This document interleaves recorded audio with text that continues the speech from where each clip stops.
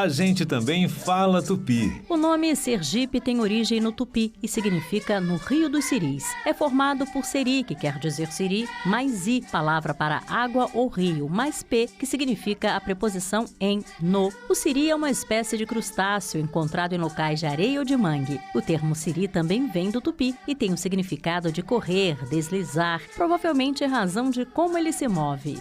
A gente também fala tupi.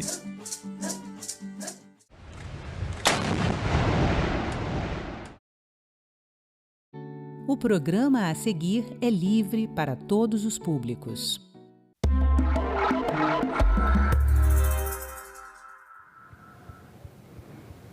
Onde você busca informações sobre os candidatos em que pretende votar. Até então, a gente buscava na internet, via postagens nas redes sociais, trocava mensagens pelo celular. Agora, o desafio é outro. A inteligência artificial está cada vez mais presente no nosso dia a dia e pode induzir as nossas escolhas.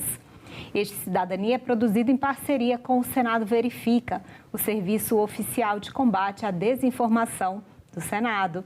E hoje a gente recebe a professora Lúcia Maria Teixeira. Ela é doutora em Direito Constitucional pelo IDP e lidera o grupo de pesquisa IA e Eleições. Professora, muito bem-vinda ao nosso programa. Obrigada, foi uma honra o convite, estou muito feliz de estar aqui com vocês. Que ótimo. Professora, bom, para começar, o TSE, o Tribunal Superior Eleitoral, já decidiu aí regras novas sobre o uso de IA nas eleições deste ano. E eu sei que lá no IDP vocês estavam estudando isso e vendo formas aí de controlar isso melhor no processo eleitoral. Qual que você acha que foi a grande novidade que a gente pode dizer aí dessa decisão recente do TSE? Bom, Sara, eu acho importante contextualizar agora o nosso ouvinte, o telespectador, sobre o papel do TSE, como essa regulação funciona e como chegamos agora à nova regulação de 2026. Primeiro, é muito importante ressaltar que o TSE tem um poder normativo amplo para regular as eleições a cada ciclo eleitoral. E, principalmente, isso foi dado pela Constituição brasileira e pela Lei Geral das Eleições, a Lei 9.504, principalmente para atualizar sua regulação em relação às inovações das ferramentas digitais, especialmente na propaganda eleitoral.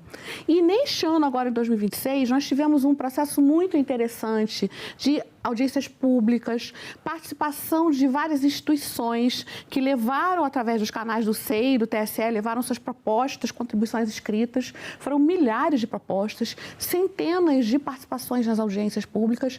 E o nosso laboratório levou um estudo muito importante, que é um estudo sobre corregulação e integridade eleitoral. Então, o Laboratório de Inteligência Artificial, Regulação, Governança de Inteligência Artificial do IDP, que faz parte do Centro Direito, Internet e Sociedade, do IDP. Então, dentro dessas propostas que nós levamos, eu acredito que uma que foi incorporada pelo TSE talvez seja o carro-chefe.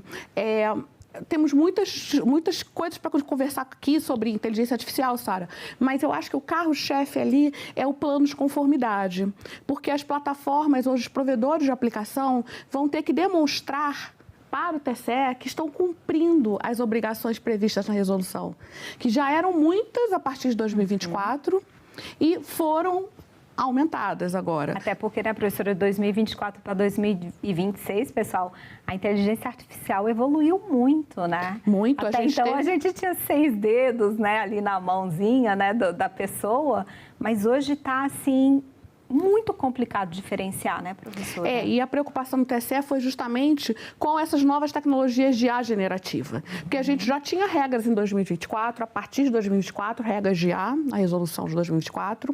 Porque, só para contextualizar, existe uma resolução de propaganda eleitoral, que é como se fosse a resolução mãe de 2019, quem quiser, 23.610.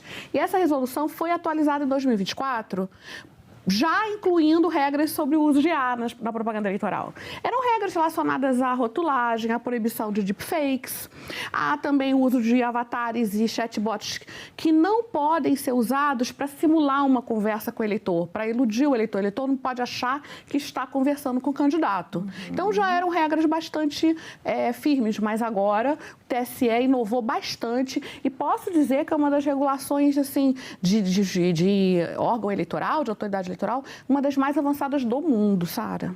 Muito elogiada em vários fóruns internacionais.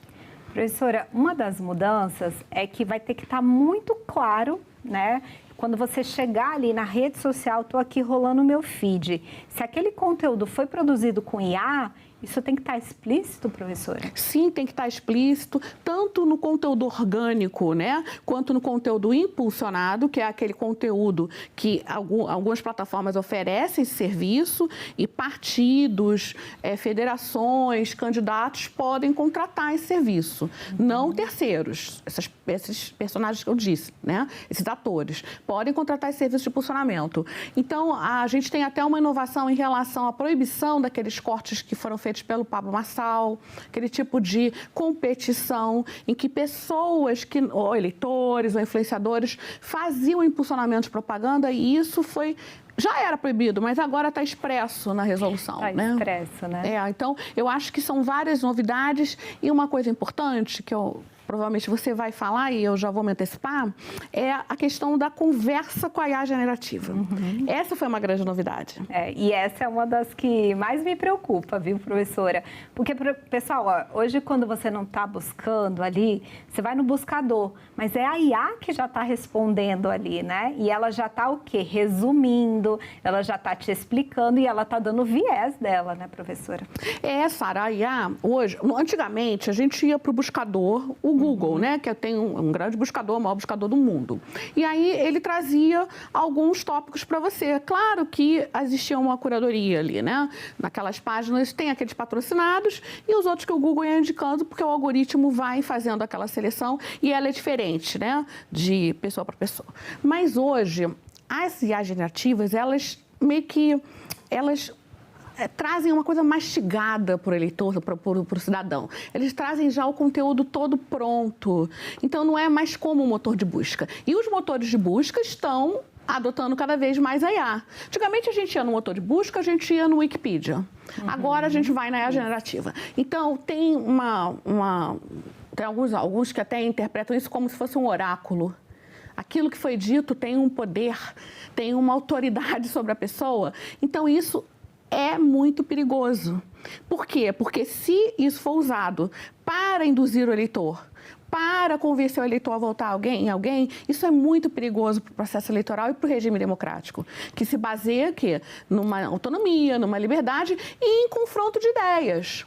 Então, por isso o TSE teve essa preocupação agora, em 2026. Agora, professora, isso é uma grande preocupação, com certeza, mas, por exemplo, se eu chegar lá e falar, olha só, qual é o melhor candidato, candidata a tal cargo? A IA não pode me dar essa resposta, não, né? Pela nova regulação, não. E já existem alguns jornalistas sim, toda a imprensa especializada em digital que já está testando esses mecanismos e está verificando uma certa dificuldade interpretativa, no mínimo, né? Um certo descumprimento dessa regra. Talvez não tenha sido bem entendida, porque uma coisa é um jornalista ir lá e procurar uma informação, ou um estudante, ou uma liberdade de informação normal. Outra coisa é ele indicar, ranquear, induzir. Né? Então, isso não pode mais ser feito. Agora, uma procura, uma pesquisa, não. Eu acredito que isso possa continuar acontecendo. Só que há uma espécie de zona de penumbra no direito eleitoral, isso é muito comum, são zonas cinzentas, em que a interpretação de alguma regra pode gerar alguma dificuldade. Mas eu acho que ficou claro que o eleitor não vai poder mais receber esse tipo de orientação. Que pode levar ao induzimento de uma vontade que não vai estar mais livre. Então, essa ideia de oráculo das LLMs, né, que são essas linguagens, né, da IA generativa, elas se aproximam muito, cada vez mais, né, do como a gente fala, como a gente pensa. Apesar de não ser um pensamento racional, são estatísticas, são probabilidades, né? é matemático. Isso. Mas ela tenta emular a forma de falar, então ela tenta nos convencer. Então isso fica muito perigoso no cenário eleitoral. Porque, outra coisa, a gente também sabe que elas têm alucinações, que elas têm vieses e que elas são controladas por empresas que são as maiores do mundo, inclusive empresas estrangeiras. Vamos imaginar que a gente tem um cenário de interferência estrangeira na eleição. Isso não é novo. No mundo já houve casos, inclusive na Romênia, Sara. Na Romênia, a eleição presidencial foi anulada. Foi anulada porque houve induzimento, exatamente, a comprometimento da vontade do eleitor lá por interferência estrangeira. Pois é, professora, eu fiquei com essa dúvida. Por exemplo, se foi identificado ali que o candidato ou a candidata usou a inteligência artificial de forma a induzir o eleitor com uma deepfake, alguma coisa assim, ele pode, no caso, ele foi eleito. Isso pode dar perda de mandato? Sim, pode haver assim como acontece com compra de votos, pode haver uma ação, como aconteceu contra o Pablo Marçal, em que ele foi declarado inelegível pela Justiça Eleitoral de São Paulo. Se ele tivesse vencido aquela eleição, ele teria tido o mandato cassado, porque ele não ganhou, né? Ele foi condenado à inelegibilidade por 8 anos, mais multa. Ainda está subjúdice, porque ele vai recorrer provavelmente para o TSE, para o Tribunal Superior Eleitoral. Então, há cenários em que a resposta é muito drástica. A resposta, às vezes, acaba sendo anular uma eleição. Se houver algo que comprometa demais a integridade da eleição, que a autonomia do eleitor foi comprometida naquele cenário, a solução é muito drástica. Então, eu acho que a gente tem que ter medidas preventivas, medidas de precaução. E, nesse universo, a corregulação e a atuação das plataformas digitais, tanto todos os tipos de provedores de aplicação, tanto esses que desenvolvem IA, esses que já integram IA na rede social, por exemplo, o Grok. O Grok está integrado na rede social X, que é o Twitter. Ele ali conversa com as pessoas. Ele tem uma conta, ele é um usuário da rede social e também ele proporciona mecanismos de inteligência artificial, imagens, sons. Imagina o que aconteceu no início do ano, que não foi cenário eleitoral, mas que pode se espelhar para o cenário eleitoral, que foram as deep nudes, que estão absolutamente proibidas, que geram uma resposta. Hoje o TSE fez uma regulação muito mais dura em relação à violência política de gênero, em relação às deep nudes. Então, hoje não é possível nem que se faça esse material, quanto mais que ele circule. E muito menos impulsionado, ou circulação orgânica ou impulsionada. É totalmente proibido fazer e circular. Então, hoje as plataformas têm mais responsabilidades em relação a isso. Agora, as ferramentas que o TSE criou são muito mais céleres e fortes para combater isso. Então, nós precisamos cobrar, denunciar. Muito importante o trabalho que vocês fazem aqui no Senado.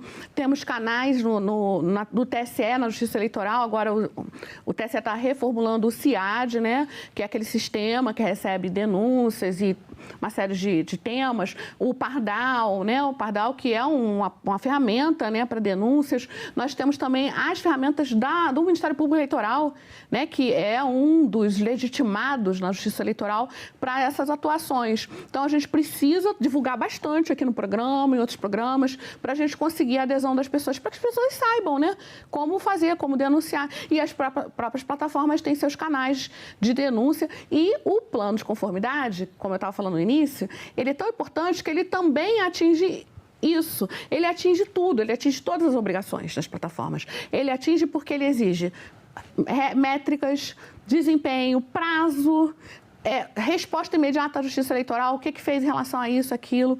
Então, isso tudo vai ser, digamos assim, vai ser fiscalizado pela Justiça Eleitoral, como até uma verdadeira autoridade digital. Isso é muito importante, essa divulgação. Pois é, professora, eu fiquei pensando aqui no caso das plataformas, né? Porque hoje, por exemplo, às vezes a gente está aqui e vê um anúncio, às vezes, né? Um móvel, algo que a gente tem vontade de comprar, só que aquele anúncio é falso. E às vezes aquele anúncio, as pessoas denunciam, mas leva muito tempo para aquele anúncio sair do ar. E a gente fica pensando, será que as plataformas terão condição de remover isso imediatamente?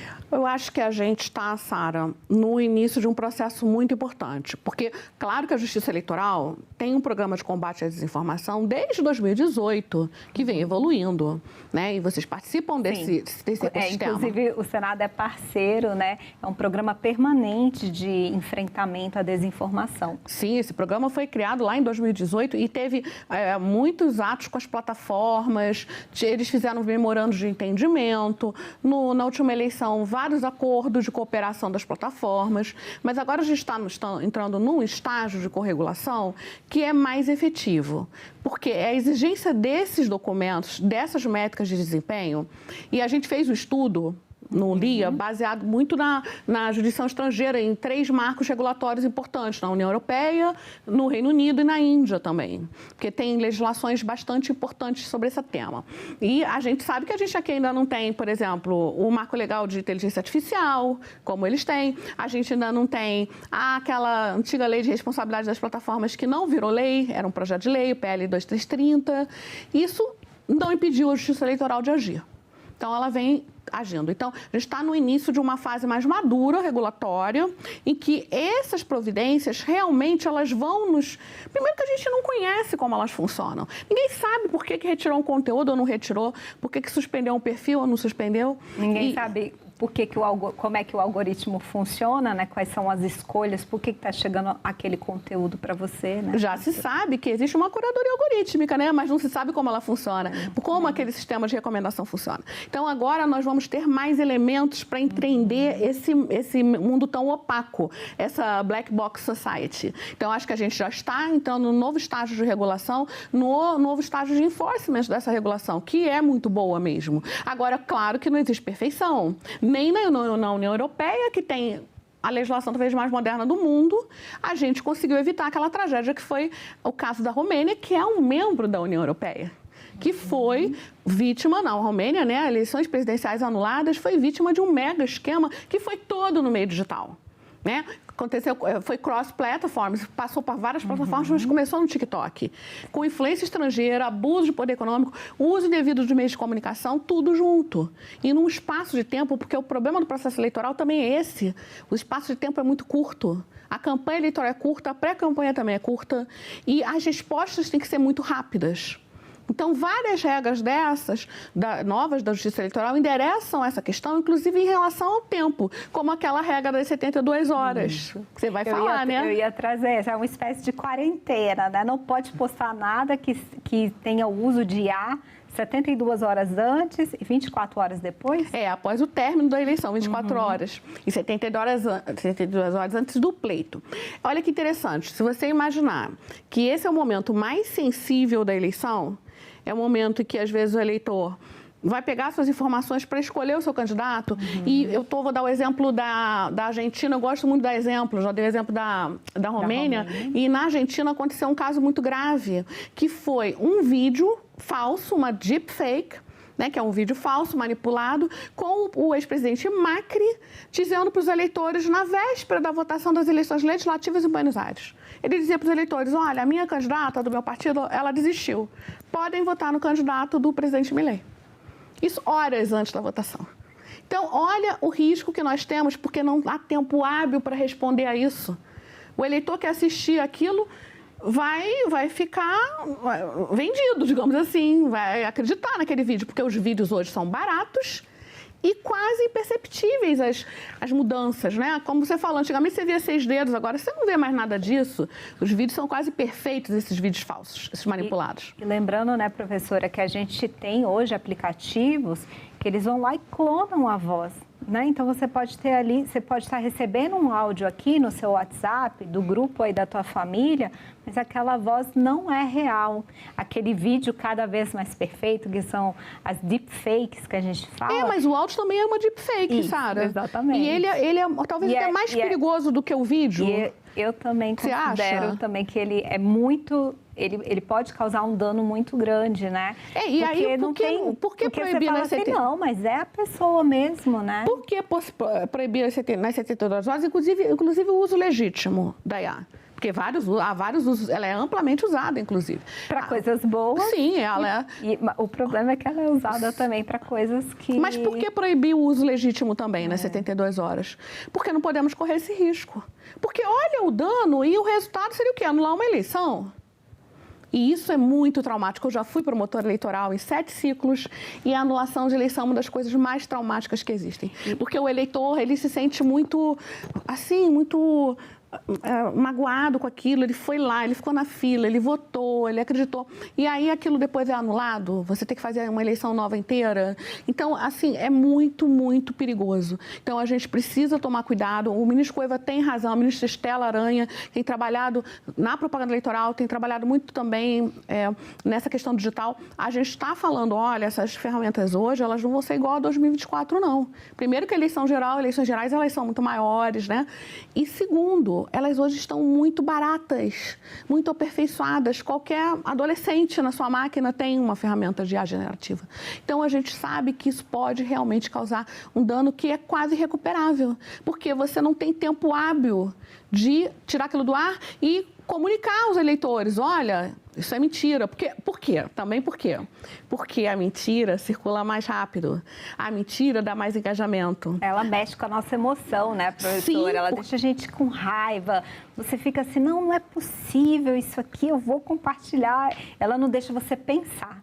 E porque também os modelos de negócios que foram criados pelas plataformas são baseados nesse engajamento. E foi muito estudo de psicologia social, tem vários estudos sobre isso, que mostram que as emoções, principalmente essas emoções de raiva, né, de revolta, elas geram muito mais engajamento. Elas geram compartilhamento. Ou seja, elas deixam você mais tempo, elas dão mais dinheiro para as plataformas, né? Sim, elas engajam e deixam você rolando lá a tela. É o que então, a gente chama, é difícil competir. A gente chama hoje de economia da atenção, né? Então, quanto mais atenção você está dando, é isso que ela quer, mais dinheiro para a plataforma. Mas esse modelo de negócio não pode destruir as democracias.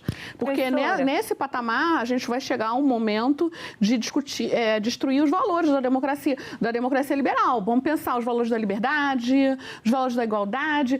Por exemplo, uma coisa importantíssima na regulação eleitoral é tentar preservar o equilíbrio do pleito, a igualdade, a paridade de armas. Então, se uma pessoa age com cortes, com financiamento ilegal, com engajamento que gera, enfim, uma série de usos indevidos dos meios de comunicação, ela está quebrando a paridade. Ela está quebrando também a possibilidade do eleitor se informar melhor, livremente. Quer dizer, hoje, como se sabe que esses mecanismos psicológicos, né, de capturar a emoção e a atenção das pessoas, eles são efetivos nesses modelos de negócios, isso está sendo transplantado também para a comunicação política eleitoral. Então, a gente precisa ter realmente anteparos. É claro que você sempre vai ter uma falha, você vai ter um problema, não existe perfeição. Mas esse é o caminho, sabe, Sara? Professora, eu também fico me questionando, porque às vezes, assim, aquele conteúdo fake, a gente brinca, o conteúdo com sabor de notícia, é mais fácil de você identificar. Mas e quando você tem vários grupos trabalhando, né, com narrativas anteriores à eleição, induzindo o pensamento para lá na frente ele ser a escolha certa, né?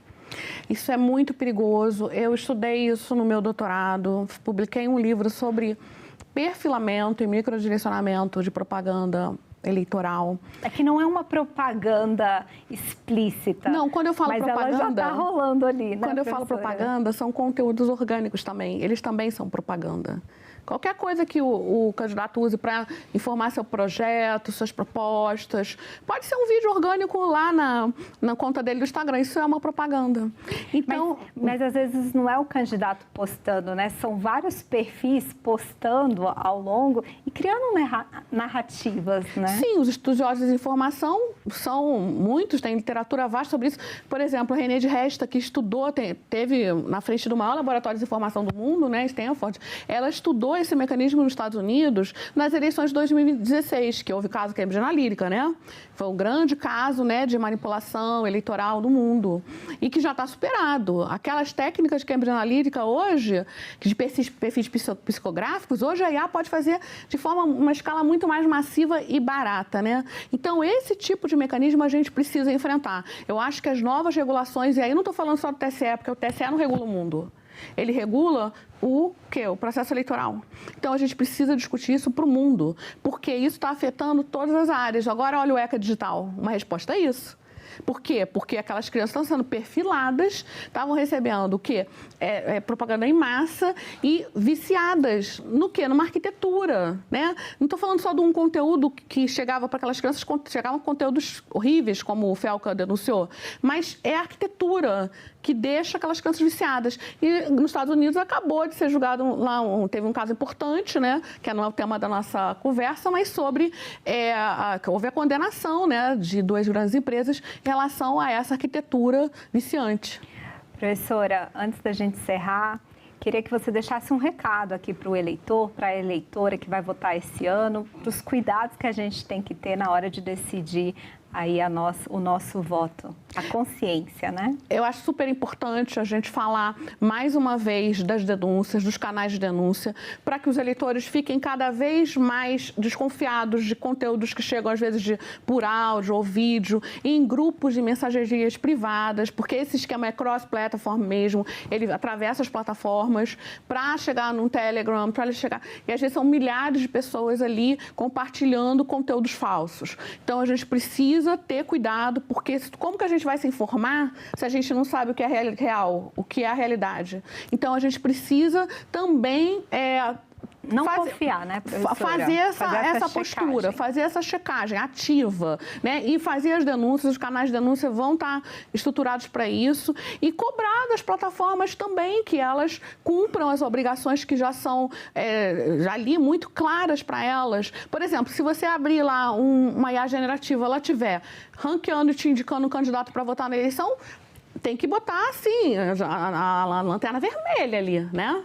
Que não uma pode. Red flag, sinal de alerta, né? Red flag, procurar onde encaminhar, porque também a Justiça Eleitoral precisa receber as denúncias. O Ministério Público Eleitoral precisa receber as denúncias, porque se elas não chegarem, como é que vai apurar? E também, né, os partidos se estruturarem mais para isso, se estruturarem os próprios candidatos e a gente conhecer as regras. Eu citei algumas aqui hoje, porque a gente podia falar aqui 3 horas, mas citei alguns casos, acho que bem importantes, segundo a minha opinião, e eu acho que tem aí um campo muito grande para a gente avançar nas próximas regulações, e eu acho que tem que ter regulações gerais no Brasil. Por exemplo, o marco legal da inteligência artificial é muito importante ser aprovado. A gente já tem essa lei, uma lei, né, geral de IA na Europa. Ela é muito importante. Ela também, ela fiscaliza esse uso das emoções para esse tipo de conteúdo, ela fiscaliza, ela bota isso como alto risco, em alguns casos é até proibido. Então, a gente precisa olhar para isso, para o risco que isso representa, porque é muito arriscado. A gente não pode deixar para o futuro que uma IA coordene a nossa vida, determine a nossa democracia, eleja até um presidente, porque daqui a pouco vai ser isso, se a gente deixar. Tá certo, professora Lúcia Maria Teixeira, quero te agradecer, muito obrigada por estar aqui hoje no Cidadania, muito obrigada por você que veio lá do Rio de Janeiro e está aqui agora em Brasília com a gente. Obrigada pelo convite e conte sempre comigo aqui. Tá certo. E obrigada a você também pela companhia. Este Cidadania é produzido em parceria com o Senado Verifica, o Serviço Oficial de Combate à Desinformação do Senado Federal. Se tiver alguma dúvida, fale com a nossa equipe pelo WhatsApp. Até a próxima.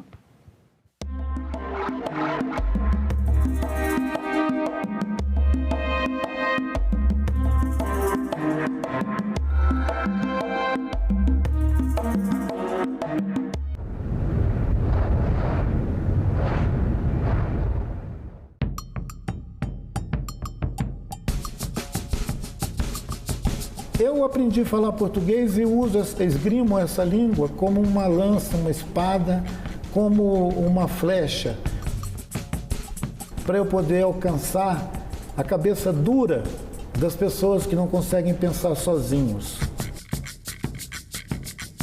Que Brasil é este? Hoje, 8 horas da noite. aqui na TV Senado. Não tem como a gente pensar Macunaíma sem os efeitos da colonização e, ao mesmo tempo que a gente pega esses efeitos da colonização e transforma isso em caminhos viáveis para uma decolonização. Então, hoje a gente pode fazer aí um caminho reverso e trazer os olhos do mundo para outras realidades, outras paisagens que são ditas como a origem de Macunaíma, que é o encontro com os seus netos, que são os remanescentes desses povos originários, e mostrar junto com isso a realidade atual, que passa também pela questão da terra demarcada, homologada, enfim, o ambiente de residência do Macunaíma, que é a Raposa Serra do Sol e o Monte Roraima. Pesquisas que estão sendo feitas com esse propósito de ir além de um olhar meramente fantástico, mas um olhar mais espiritualizado, pode revelar grandes mistérios, enfim, da nossa relação com o meio ambiente mesmo.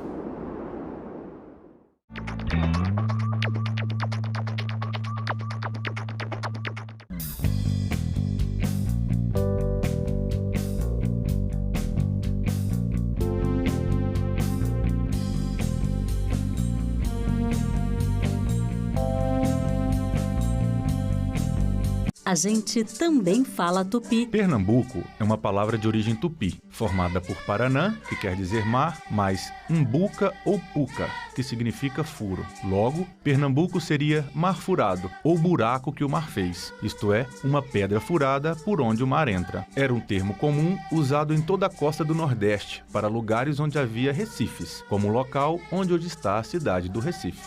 A gente também fala tupi.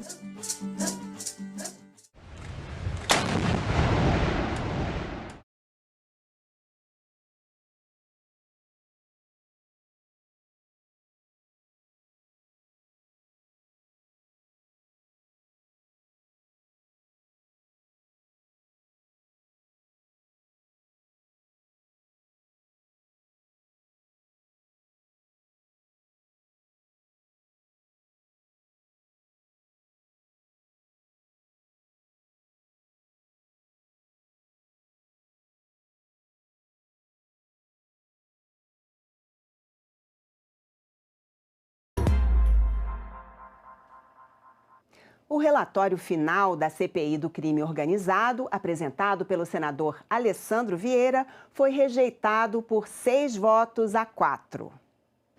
A oposição protestou contra mudanças de última hora na composição da CPI. Os senadores Sérgio Moro, do PL, e Marcos Duval, do Avante, foram substituídos por Beto Faro e Tereza Leitão, ambos do PT. Entram nomes do PT que nunca participaram dessa CPI e vêm hoje para votar. Eu fico indignado com essa coisa. Fico indignado com esse tipo de manobra. Porque é uma jogada para enterrar, fazendo de bobo o povo brasileiro. Nada vai mudar se não for nas eleições agora desse ano. Eu estou aqui, eu estou presente, se eu entrar no sistema, eu estou presente na sessão como titular. E agora apareceu no painel que eu não estou mais como titular. Então o sistema já dominou essa CPI, eu já disse desde o início. O senador Alessandro Vieira levou 2 horas para ler as partes principais do texto. Ele destacou as sugestões de propostas legislativas para melhorar o combate ao crime organizado, como um projeto para fortalecer o COAF. O Conselho do Controle de Atividades Financeiras, COAF, desempenha papel central no combate a ilícitos financeiros, especialmente lavagem de dinheiro, ao atuar como a unidade de inteligência financeira do país.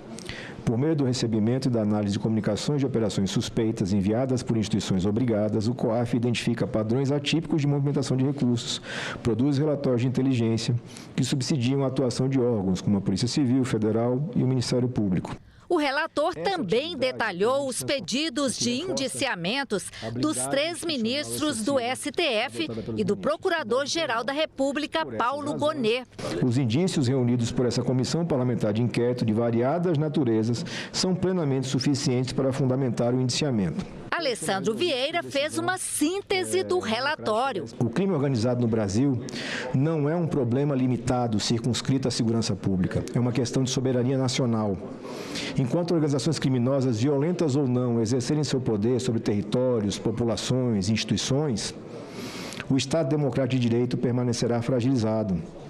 A resposta a esse estado de coisas exige vontade política, recursos compatíveis, integração institucional e, acima de tudo, o compromisso inegociável com a legalidade e com a transparência. Parlamentares governistas criticaram os pedidos de indiciamento. O nome é Comissão Parlamentar de Inquérito e não Comissão Parlamentar de Escândalo.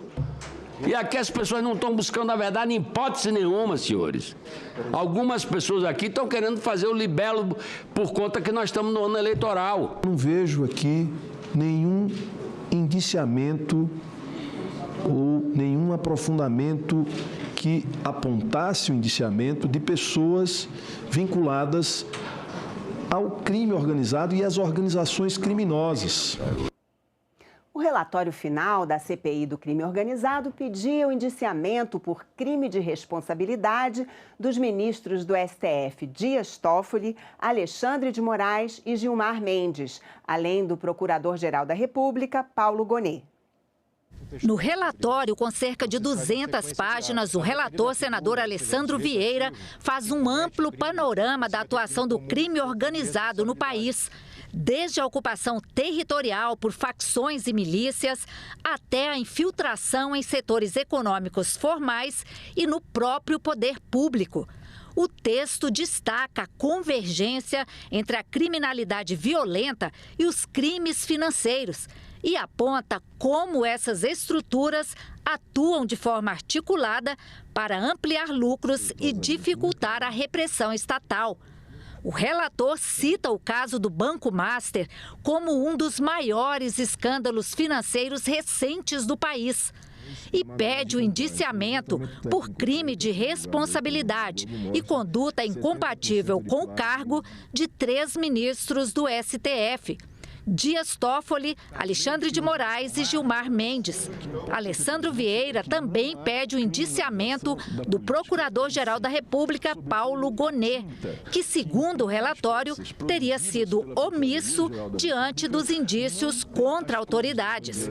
Em entrevista coletiva, o senador Alessandro Vieira justificou por que só pediu estes 4 indiciamentos. Essa é uma escolha técnica. O crime de responsabilidade só pode ser processado, investigado e julgado pelo próprio Senado. E ele exige um conjunto probatório menos robusto do que se exige para crimes comuns. Os crimes comuns podem ser investigados por qualquer outra instituição. O indiciamento por crime comum exige um conjunto probatório mais robusto. Vou dar um exemplo didático. Eu precisaria ter quebras de sigilo mais robustas para poder identificar o crime de corrupção. Nós temos notícias relevantes, as informações centrais do ponto de vista de pagamentos, a consultorias, a advocacia, são feitas no relatório, mas o ato de indiciamento exige uma prova a mais, para que a gente possa fazer isso de forma formal e responsável.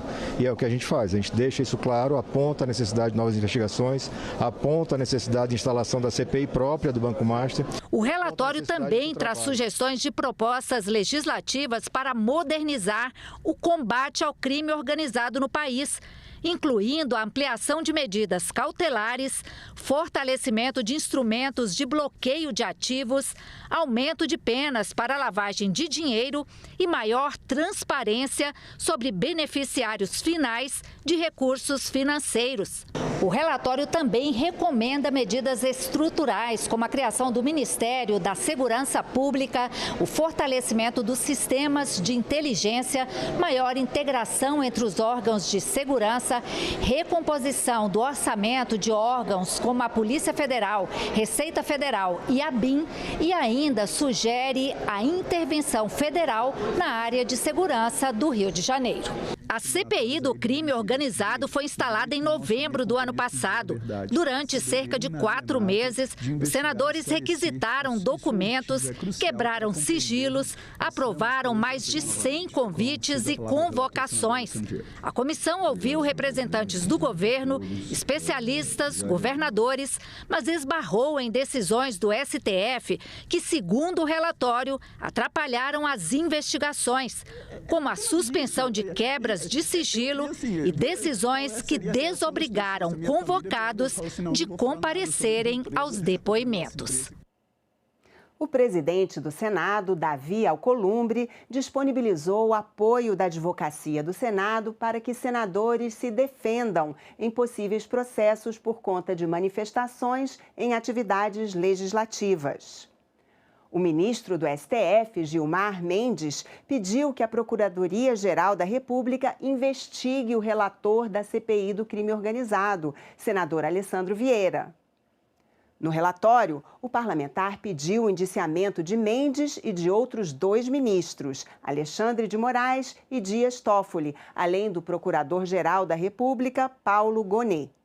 O que eu fiz foi apenas uma apreciação livre, corajosa, de fatos notórios. Ou alguém acha normal carona em jatinho para ministro supremo? Ou alguém acha normal o recebimento milionário por parentes de ministro supremo? A atuação em processos onde não existe legitimidade para tal. Não é normal. Mas, repito, respeitar a democracia é respeitar voto. No voto, o colegiado entendeu por não aprovar o indiciamento, por não aprovar o relatório. E eu respeito. Mas os fatos, esses não mudam por conta do voto, os fatos permanecem. E o fato do dia é que Vossa Excelência tem, sob seu comando no Senado da República, um senador ameaçado formalmente por 2 ministros da Suprema Corte de cassação, de processo criminal e inelegibilidade, por conta de um voto. Eu quero deixar absolutamente a Advocacia do Senado Federal à disposição de Vossas Excelências, na condição de presidente do Senado e chefe do Poder Legislativo brasileiro, para auxiliar em tudo que Vossas Excelências acharem necessário, inclusive ingressar conjuntamente com as questões jurídicas que Vossas Excelências manifestaram no plenário do Senado Federal para defender a legitimidade do voto popular e a prerrogativa do senador da República. Muito obrigado, presidente. A sabatina de Jorge Messias, indicado para o STF, foi antecipada em um dia na Comissão de Constituição e Justiça e agora está marcada para o dia 28, terça-feira. O parecer sobre a indicação foi lido na comissão.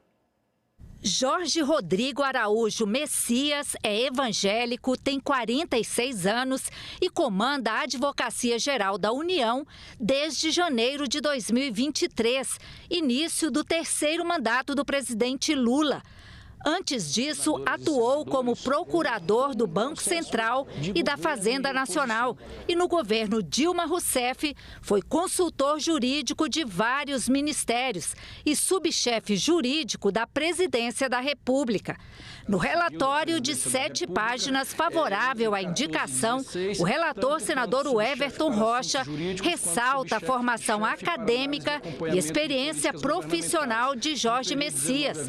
Aponta que o advogado-geral da União reúne os requisitos necessários para exercer o cargo e ressalta o perfil conciliador de Jorge Messias. Como advogado-geral da União, sua atuação se destaca pelo perfil conciliador e de diálogo com os diferentes setores.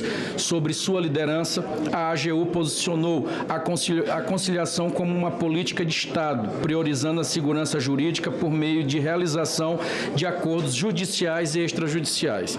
Destaques incluem o novo acordo do Rio Doce, que encerrou disputas sobre reparações de rompimento da barragem de Fundão, e o acordo de Alcântara, em 2024, resolvendo o conflito territorial de 40 anos entre quilombolas e os centros de lançamento, evitando condenação na Corte Interamericana. Jorge Messias foi indicado pelo presidente Lula para ocupar a vaga aberta no Supremo Tribunal Federal com a aposentadoria do ministro Luiz Roberto Barroso, em outubro do ano passado.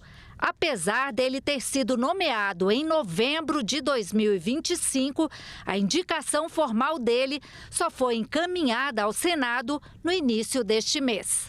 A sabatina de Jorge Messias já está marcada para o dia 28 deste mês. Após a CCJ, o nome dele seguirá para o plenário, onde será analisado no mesmo dia. Para ser aprovado, Jorge Messias precisa contar com os votos favoráveis de pelo menos 41 dos 81 senadores. O governo federal apresentou o projeto de Lei de Diretrizes Orçamentárias de 2027. A proposta de salário mínimo para o ano que vem é de R$ 1.717, com pagamento a partir de fevereiro. O projeto de lei de diretrizes orçamentárias de 2027 estima o salário mínimo em R$ 1.717 no ano que vem, um aumento de 5,9% em relação ao atual, de R$ 1.621. O texto também prevê um superávit primário de 0,5% do produto interno bruto, cerca de R$ 73 bilhões, além de medidas para conter gastos e reforçar a credibilidade fiscal. O objetivo é reequilibrar as contas públicas após sucessivos déficits no orçamento do governo. Especialmente aí para os anos de 27 em diante, estão colocados no gráfico à esquerda o centro da meta, então nós estamos trabalhando para o ano que vem com uma meta de 0,5, depois com o centro da meta de 1, depois 1,25 e depois 1,5 a partir de 2030. O reajuste do piso salarial de médicos, dentistas e outras categorias da área da saúde foi aprovado na Comissão de Assuntos Econômicos. O projeto segue agora para a votação final na Comissão de Assuntos Sociais. O projeto, de autoria da senadora Daniela Ribeiro, prevê piso equivalente a 9 salários mínimos, o que atualmente equivale a R$ 13.662 para médicos e dentistas com jornada de 20 horas semanais. Para auxiliares de laboratório de radiologia, o valor previsto é de 2 salários mínimos, R$ 3.036 para a mesma carga horária. A proposta também prevê reajuste anual pela inflação e adicional de 50% para horas extras e trabalho noturno. Segundo o relator, senador Nelsinho Trade, o objetivo da proposta é corrigir a defasagem salarial e fortalecer a rede pública de saúde. O acréscimo na despesa de pessoal dos estados, Distrito Federal e municípios, advindo do PL, será custeado por transferências do Fundo Nacional de Saúde. Assim, os entes subnacionais não serão onerados pela presente atualização do piso salarial. Daqui para frente, esse vai ser um problema, entre aspas, a ser encarado e colocado como prioridade na fatia a ser dividida do bolo orçamentário do Sistema Único de Saúde. O impacto financeiro do projeto, calculado pelo Ministério da Gestão, será de 8 bilhões e 140 milhões de reais este ano e de 7 bilhões 690 milhões de reais no ano que vem. A discussão acontece em meio à mobilização de profissionais da saúde em Brasília, que participam da 4ª caravana pelo piso salarial dos cirurgiões, dentistas e médicos do SUS em defesa da aprovação da proposta e recebeu amplo apoio dos parlamentares. Nós estamos substituindo uma lei de 1961. Há alguns anos para cá, nós estamos tendo uma inversão dos profissionais na área de saúde, no modo geral. Por quê? Porque não vale mais a pena fazer um concurso público para o Estado ou para o município. Teve um recente concurso aqui no DF, o DF é desse tamanhinho, o DF é o melhor lugar do mundo para se viver e os médicos aprovados foram chamados. De 30 aprovados, 2 aceitaram apenas. Nós temos aqui vários projetos importantes, presidente. O projeto da proficiência, que também visa avaliar com seriedade o preparo dos profissionais médicos que são formados por essa proliferação desenfreada de escolas médicas do país, deixando a nossa população, às vezes, à mercê de médicos mal formados. Nós precisamos avançar na proficiência e na prova de proficiência da saúde e dos profissionais de saúde neste país. Aprovado o relatório. Policiais e bombeiros militares podem vir a ter um piso salarial igual em todo o país. É o que determina uma sugestão legislativa aprovada na Comissão de Direitos Humanos, que agora passa a tramitar como proposta de emenda à Constituição. O relatório propõe uma alteração na Constituição para determinar a criação, por lei federal, de pisos salariais nacionais para policiais e bombeiros militares. A ideia foi enviada por Gabriel dos Santos Silva pelo portal E-Cidadania. Como recebeu as 20.000 adesões necessárias para ser aceita, foi encaminhada à Comissão de Direitos Humanos. O relator transformou a sugestão em uma proposta de emenda à Constituição, que agora passa a tramitar no Senado. A vida de um policial não tem maior ou menor valor em decorrência de um Estado a qual ele trabalha. Por isso, precisamos que seja implantado um piso salarial nacional. E é um mínimo de reconhecimento profissional necessário para um segmento que coloca a vida em risco para defender a população. O plenário do Senado aprovou regras sobre percentuais mínimos de cacau em chocolates. O texto segue para a sanção presidencial. Chocolates e derivados passam a ter percentuais mínimos de cacau. O projeto aprovado nesta quarta-feira pelo plenário do Senado também prevê novos parâmetros para a produção e regras para a rotulagem dos produtos. Os rótulos, embalagens e a publicidade deverão conter informação do percentual de cacau presente na fórmula, tanto em produtos nacionais como importados. Além de aumentar a transparência para os consumidores, outro objetivo da proposta é incentivar a melhoria da qualidade dos produtos de chocolate e ainda reduzir práticas enganosas, ao impedir que produtos com pouco cacau sejam vendidos como chocolate. Não são raros os casos de produtos com baixíssimo teor de cacau, que se apresentam como chocolates de verdade. Ou seja, de modo ainda mais grave, tentam confundir o consumidor, rotulando-se como sabor chocolate e que não é chocolate. Também foi aprovado o projeto que amplia a Justiça Federal. A proposta autoriza a criação de novas varas no Amazonas e em Mato Grosso do Sul. O texto segue para a sanção presidencial. O plenário do Senado autorizou a criação de 8 novas varas da Justiça Federal de primeiro grau no Amazonas e em Mato Grosso do Sul. O projeto aprovado nesta quarta-feira também cria cargos de juízes, servidores e funções comissionadas para essas unidades. O objetivo da proposta é ampliar o acesso à Justiça Federal no interior e em áreas estratégicas, como regiões de fronteira. A instalação das varas vai depender da disponibilidade orçamentária do Judiciário e deve respeitar a Lei de Responsabilidade Fiscal. O comediante Chico Anísio foi homenageado em sessão especial do Senado. Convidados destacaram a importância do ator para a cultura e para a televisão brasileira.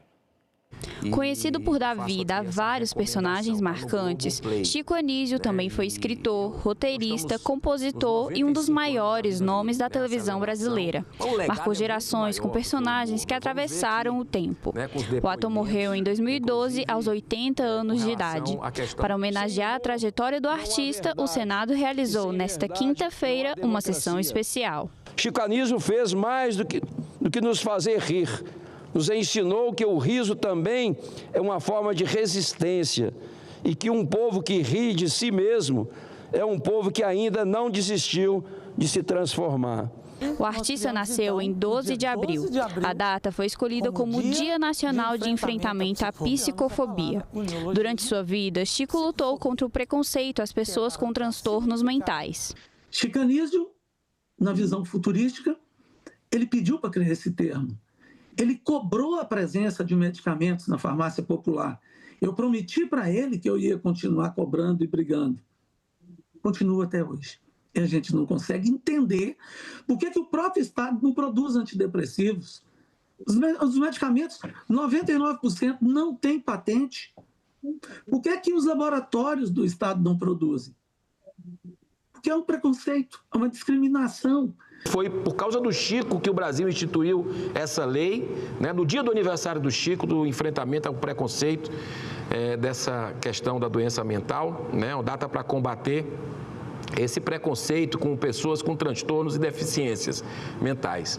Os convidados também destacaram a importância do ator para a cultura e a televisão brasileira, ajudando a contar a história do Brasil através de risadas. Para mim, o Chico era pura presença.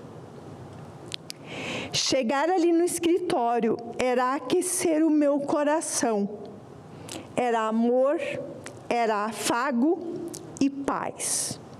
Estar junto dele era parceria, mas principalmente aprendizado. Ele nos ensinou que o riso não serve apenas para esquecer os problemas, mas para criar coragem de encará-los. Ele não foi apenas o homem das mil faces, mas foi o homem que nos ajudou a encontrar a nossa própria face. Quem somos nós, brasileiros, com todas as nossas imperfeições? A programação especial do Congresso Nacional em comemoração ao aniversário de Brasília e ao mês dos povos indígenas já começou. Estudantes do ensino fundamental assistiram ao filme Encontro com Darcy no Memorial dos Povos Indígenas, na capital federal. O filme resgata o legado do ex-senador Darcy Ribeiro em uma das suas grandes causas, a questão indígena. Na experiência em realidade virtual, o visitante encontra Darcy em conversa com o Yandara, jovem indígena contemporânea. A narrativa aborda identidade, pertencimento, resistência e engajamento político. Darcy Ribeiro foi um militante indigenista muito importante, né? E o que a gente tem a oferecer aqui de informações de Darcy Ribeiro são panfletos, são livros, mas fica uma coisa muito impessoal e não atrativa para os nossos estudantes. Infelizmente, os aparelhos culturais, eles não têm recursos tecnológicos que fazem com que as exposições se tornem mais atrativas para os estudantes. E essa oportunidade foi incrível, porque trouxe de uma forma muito sensível, muito bonita e muito interessante, atrativa para os estudantes. O filme continuará sendo exibido de 18 a 21 de abril durante a programação especial Visite o Congresso no aniversário de Brasília. As sessões serão às 9h30, 10 horas, 10h30 e 11 horas. Nesta programação especial, os visitantes terão acesso também às cúpulas do Congresso, entre 9 da manhã e 13h30 da tarde. E dentro do Congresso, os visitantes serão surpreendidos pelas vozes que constroem o Brasil. No projeto Visite em Cena, das 2 às 3h30. A visitação ao Congresso tem a intenção de mostrar o trabalho dos senadores e a história do parlamento para os estudantes e para a população em geral. O Visita 360, que é um projeto de filmes em realidade virtual, é exibido no programa Visite o Congresso, então o visitante faz o passeio, mas a gente também tem a intenção de fazer algumas parcerias com outros órgãos para poder levar a experiência para alunos da rede pública. O Senado Notícias Revista fica por aqui. Todas as reportagens desta edição já estão na nossa página na internet, senado.leg.br/TV. Obrigada pela companhia e fiquem aqui com a gente na TV Senado.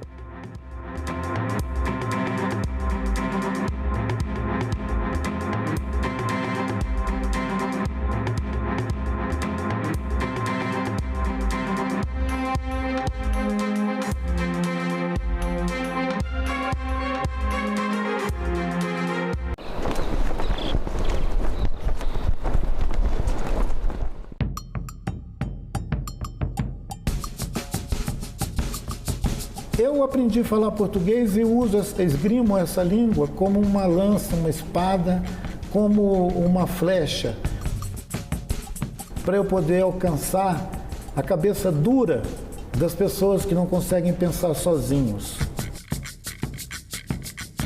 Que Brasil é este? Hoje, 8 horas da noite, aqui na TV Senado.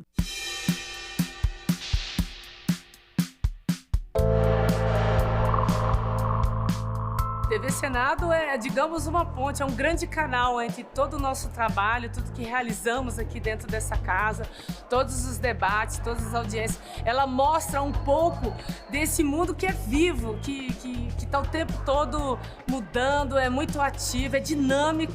E se não fosse a presença da TV Senado aqui dentro para mostrar esse dia a dia nosso, entre comissões, entre audiências públicas e as sessões do plenário, certamente nesse ambiente aqui fechado, a gente estaria muito desconectado com o Brasil de fato, com o Brasil real. Então, parabenizar a TV Senado, agradecer pela parceria, porque vocês, né, é que fazem valer o nosso mandato em termos assim de mostrar para cada cidadã e cidadão o quanto que isso aqui é dinâmico e os debates são às vezes muito acalorados, mas acima de tudo, sempre querendo, né, acertar, sempre querendo trazer a transparência devida e, acima de tudo, fazer o nosso papel ao qual toda a população deu para cada um dos mandatários que estão aqui dentro dessa casa.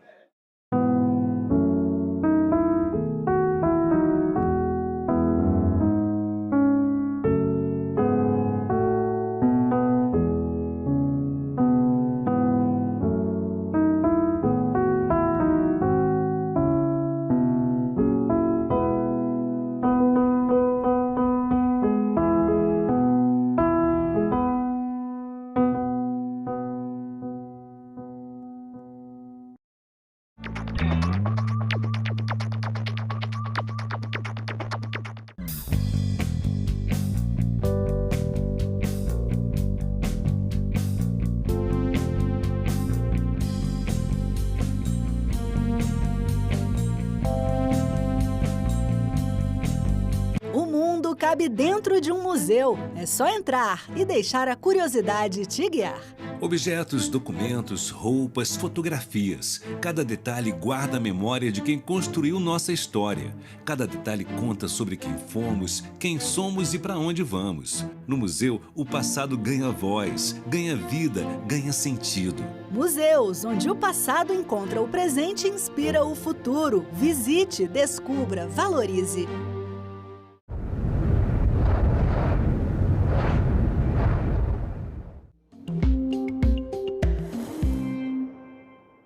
Paz e bem, todos vocês, eu declaro aberta a sessão. Sob a proteção de Deus, iniciamos os nossos trabalhos. A presente sessão especial foi convocada em atendimento ao requerimento número 224 de 2026, de autoria desta presidência e de outros senadores, aprovado por unanimidade pelo plenário do Senado Federal. Quero aqui fazer um agradecimento especial ao senador Davi Alcolumbre por ter colocado, inclusive, extra pauta esse requerimento para que a gente pudesse fazer essa justa, essa merecida homenagem, com todo respeito a alguns que são de outras cidades que estão aqui pela afetividade com Fortaleza, mas a cidade mais linda do Brasil. Eu gostaria de informar que a sessão é destinada a celebrar os 300 anos, o tricentenário da capital cearense, capital da Terra da Luz, Fortaleza. Nós vamos compreender hoje aqui, com a presença de historiadores, o porquê desse nome, né, as raízes dessa terra tão abençoada, tão querida, não apenas pelos cearenses, nossos conterrâneos, mas também pelos brasileiros e por muitas pessoas de outros países. Compõem a mesa desta sessão especial os seguintes convidados: o senhor deputado federal Domingos Neto, deputado pelo Estado do Ceará, muito obrigado pela sua presença, deputado. A senhora Gabriela Aguiar, vice-prefeita da cidade de Fortaleza, representando também o prefeito Evandro Leitão. Prefeito, a gente compreende perfeitamente, né? vice-prefeita Gabriela, que está à frente de uma série de celebrações que começaram ontem à noite, né? Aliás, começaram há mais tempo, mas ontem à noite, na virada, os primeiros momentos já teve, depois a nossa querida vice-prefeita vai falar um pouco da celebração também. O senhor Danilo Lopes, que foi vereador do município de Fortaleza no período de 2000 a 2024. Muito obrigado pela presença. É um apaixonado pela cidade, o vereador Danilo. Fez um vídeo hoje que está aí viralizado completamente nas redes sociais, trazendo um pouco da história. Ele vai daqui a pouco dar uma palhinha para a gente também. E o doutor João Flávio Nogueira, ele que é médico, historiador, muito obrigado pela sua presença, trazendo aqui a sua família, que está presente aqui, muito obrigado pela presença de vocês, doutor que tem feito um trabalho apaixonante sobre resgatando a história de Fortaleza, né? Eu acompanho, sou fã do trabalho dele, a minha família também, a gente acompanha sempre seus vídeos feitos com muito entusiasmo. O entusiasmo vem de Deus, né? É isso aí. A presidência informa que a presente sessão contará também com a participação dos seguintes convidados de forma remota. Nós temos o senhor... não são ainda os que vão participar virtualmente. A participação dos seguintes convidados que estão aqui conosco, eu agradeço a presença. O senhor José Sampaio de Lacerda Júnior, que é presidente da Casa do Ceará. Uma referência aqui em Brasília, da nossa terra, né? Muito obrigado pela sua presença. E também o senhor Fernando Torres, que é conselheiro da Associação dos Jovens Empresários de Fortaleza, foi presidente também da AGE. Muito obrigado pela presença. Está com a sua esposa aqui, a Riane, seja muito bem-vinda. E também vai dar uma palhinha para a gente da tribuna do Senado hoje, nada acontece por acaso, deputado. Quero lhe agradecer também por nos ajudar, que alunos da Universidade de Fortaleza estivessem aqui presentes hoje, né, alunos do curso de Direito, e eu fico muito feliz porque a universidade que eu vi nascer, né, ela iniciativa do grande industrial Edson Queiroz, ela tem o nome da nossa cidade, né? A Universidade de Fortaleza está aqui hoje, né? E o jovem Miqueias de Araújo Pessoa, estudante da Universidade de Fortaleza, vai fazer também depois aqui o uso da tribuna do Senado. Muito obrigado pela presença de todos vocês. De forma remota, de forma virtual, como eu falei há pouco, nós vamos ter a presença dos historiadores Juarez Fernandes Leitão, né, que já está conectado online hoje, inclusive teve uma excelente entrevista com ele nas páginas azuis do jornal O Povo, né? Ele que é o professor do sertão que conquistou Fortaleza. E o senhor Sandoval Matoso da Cruz, também historiador, e Evaldo Lima, também historiador, que vão fazer uso aqui dessa sessão histórica, emblemática, simbólica da nossa capital do Ceará. Eu convido a todos, para a imposição de respeito, a acompanharmos o hino nacional, que será interpretado, olha só aqui que presente, pela banda de música do Batalhão da Guarda Presidencial, sob a regência do Sargento Vitorino e do Coral do Senado Federal. Fortaleza agradece.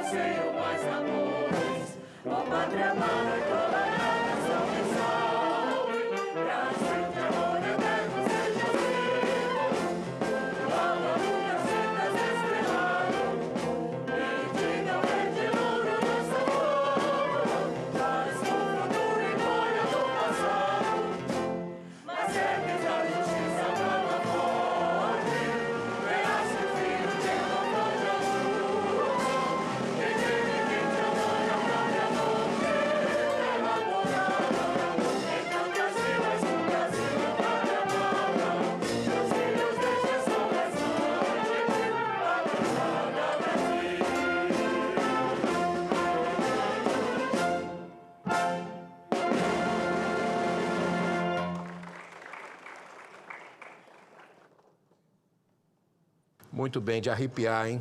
Parabéns, parabéns, muito obrigado pela presença de vocês aqui conosco.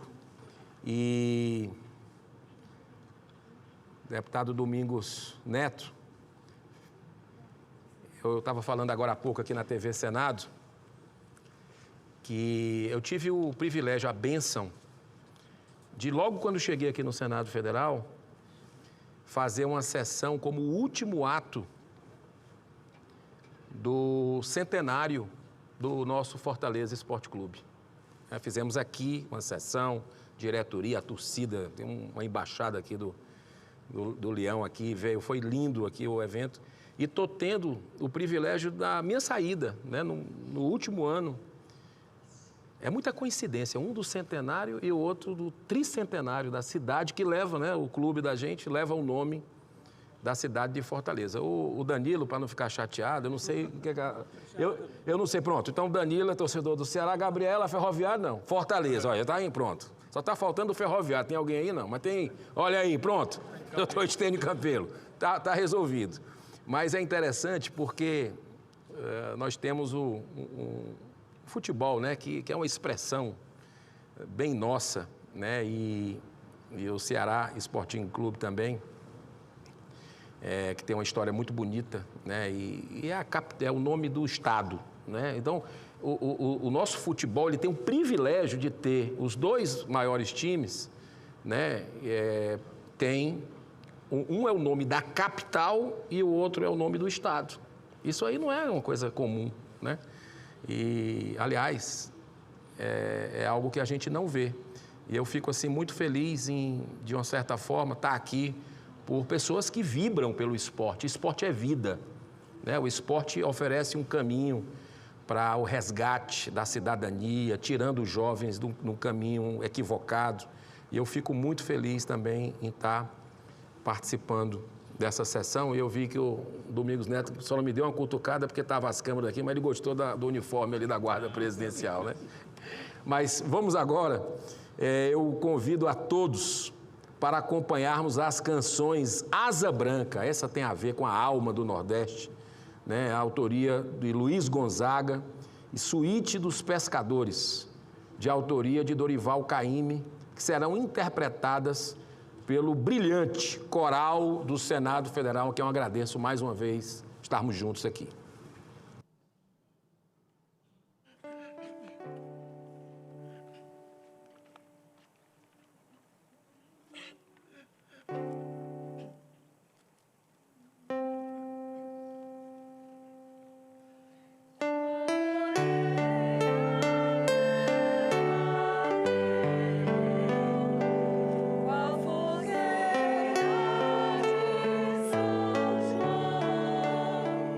Eu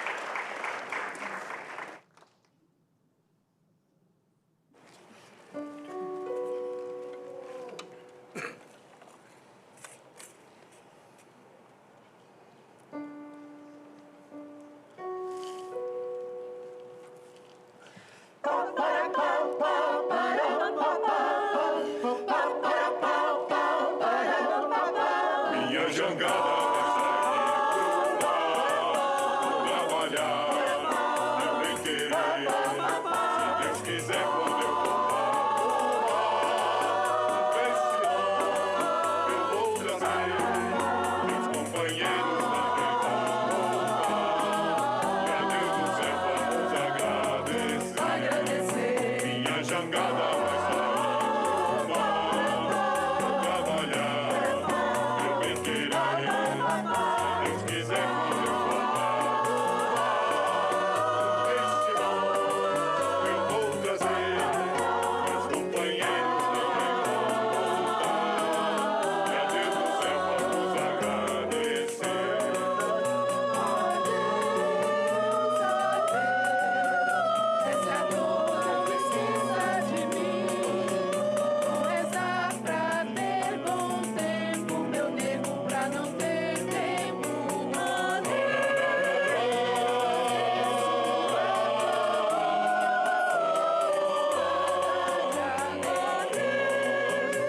jangada vai sair pro mar, trabalhar, eu bem querer, se Deus quiser quando eu voltar, esse ano eu vou trazer meus companheiros também vão voltar, e a Deus do céu vamos agradecer, minha jangada vai sair, minha jangada.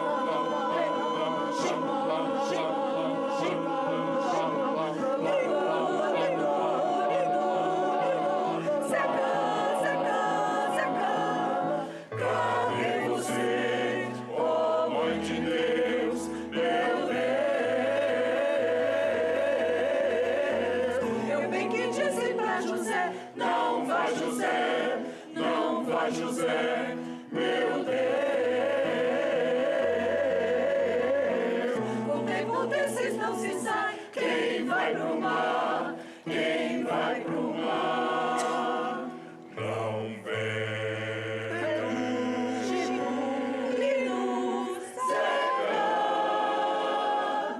Cadê você? Cadê você? Meu Deus,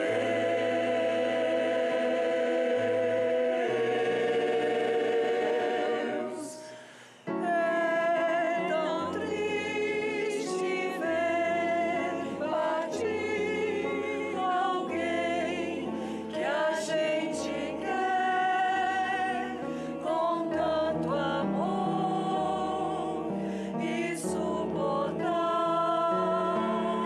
a agonia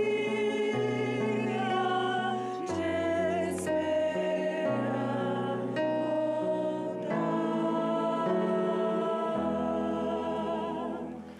Tua Excelência entrou no paraíso. Tua Excelência entrou no paraíso. Adeus, irmão, adeus, até o dia do juízo. Adeus, irmão, adeus, até o dia do juízo. Minha jangada vai sair pro mar, trabalhar, eu bem querer, se Deus quiser quando eu voltar, eu vou trazer meus companheiros também vão voltar, e a Deus do céu vamos agradecer, minha jangada vai sair, minha jangada vai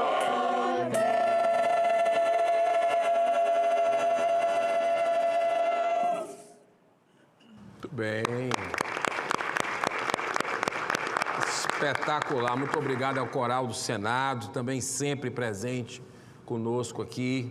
Um trabalho com muita dedicação, com muito carinho, com muito amor.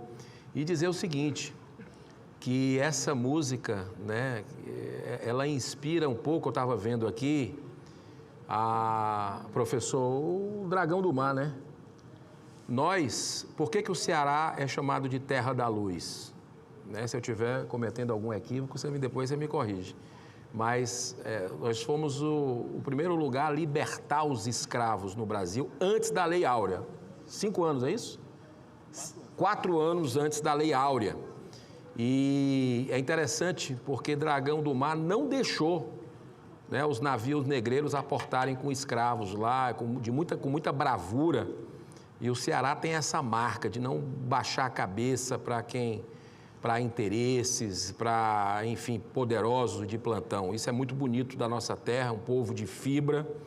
E a capital dessa terra da luz, nós estamos celebrando hoje aqui os seus 300 anos. Olha, essa data não é brincadeira, né? E eu quero agradecer de coração pela presença do meu amigo, meu irmão, que é o nosso líder do Bloco Vanguarda. Acho que foi o primeiro senador que eu conversei aqui quando eu cheguei no Senado, foi o senador Wellington, porque estávamos chegando aqui entendendo como é que funcionava essa questão de bloco, lideranças partidárias, e o senador Wellington Fagundes me acolheu. E hoje nós estamos com um bloco que são 2 partidos, é o bloco o PL e o Novo, né? E a gente constituiu a liderança do senador Wellington Fagundes, que é de Mato Grosso, e nos dá a honra aqui da sua presença. Tem muito fortalezense, muito cearense lá em Mato Grosso. O senador Wellington sempre tem muito carinho pela nossa terra e a gente conversa bastante e ele sabe que é sempre muito bem recebido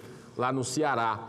Eu quero aproveitar, senador Wellington, antes de lhe chamar para a tribuna, que o senhor já vai falar em instantes, eu quero fazer aqui uma saudação a esses brasileiros, né, que quem está nos acompanhando pela TV, pela rádio, o segundo grupo que nesse instante aqui, desde que nós começamos a sessão, grupo de brasileiros que vem conhecer o Senado Federal, a Casa Revisora da República. Sejam muito bem-vindos ao plenário do nosso patrono Rui Barbosa. E vocês são de que estado? Desculpa perguntar. Paraná, Curitiba. São Paulo, ó, tem uma cearense ali, que bom, maravilha. Sejam bem-vindos. São Paulo, Rio de Janeiro, olha que bacana. Aqui do Distrito Federal, inclusive, você que está nos assistindo, se quiser fazer como esses brasileiros, cidadãos que querem conhecer a história aqui do Congresso Nacional, né, os museus que nós temos aqui, os competentes guias que estão sempre aqui trazendo, né,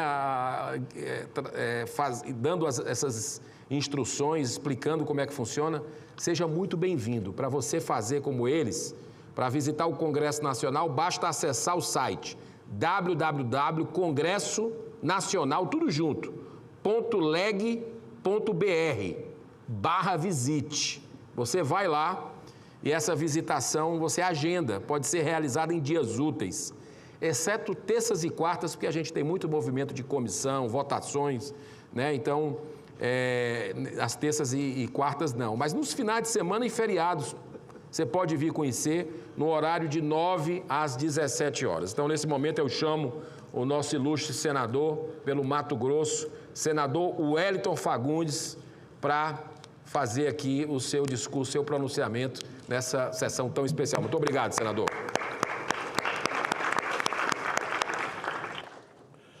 Meu querido, estimado senador Eduardo Girão, meu líder, nós, como ele já disse, formamos o bloco, eu tenho a honra de ser o líder, mas, claro, com o nosso vice-líder também, Eduardo Girão.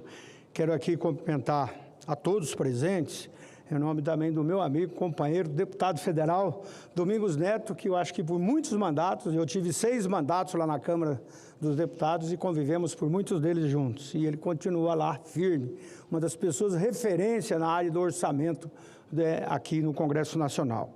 Quero também cumprimentar aqui a senhora Gabriela Aguiar, a vice-prefeita de Fortaleza, e aí me permita também cumprimentá-la em nome de todas as mulheres que aqui estão, brasileiras, do estado do Ceará. Eu já estava falando do estado do Fortaleza, mas é do Fortaleza mesmo, né? E quero cumprimentar, então, também em nome da dona Márcia Valéria Té e seus 5 filhos, senador Girão, já que a família é a base de tudo, o senhor sempre fez questão de colocar sempre aqui na sua espiritualidade, né? Sempre a família acima de tudo. Eu quero também cumprimentar aqui o vereador de Fortaleza, Danilo Lopes, e também o Flávio Nogueira, que é o médico historiador e aqui está presente conosco nessa sessão. Claro, cumprimentar aqui o coral, né, do Senado e também a banda de música Batalhão da Guarda Presidencial, e aí em nome do sargento Vitorino, que faz aqui a regência. Em seu nome, cumprimento a todos e ao Exército Brasileiro, a todas as Forças Armadas, que para nós é um orgulho muito grande.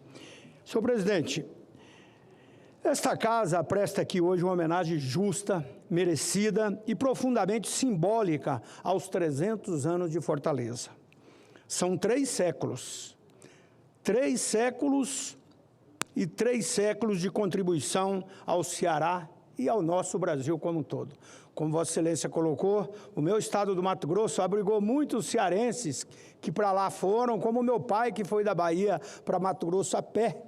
E quem foi para lá foi para trabalhar, né? Construir famílias, e por isso nós somos muito gratos também, como mato-grossense, a todo o povo do Ceará.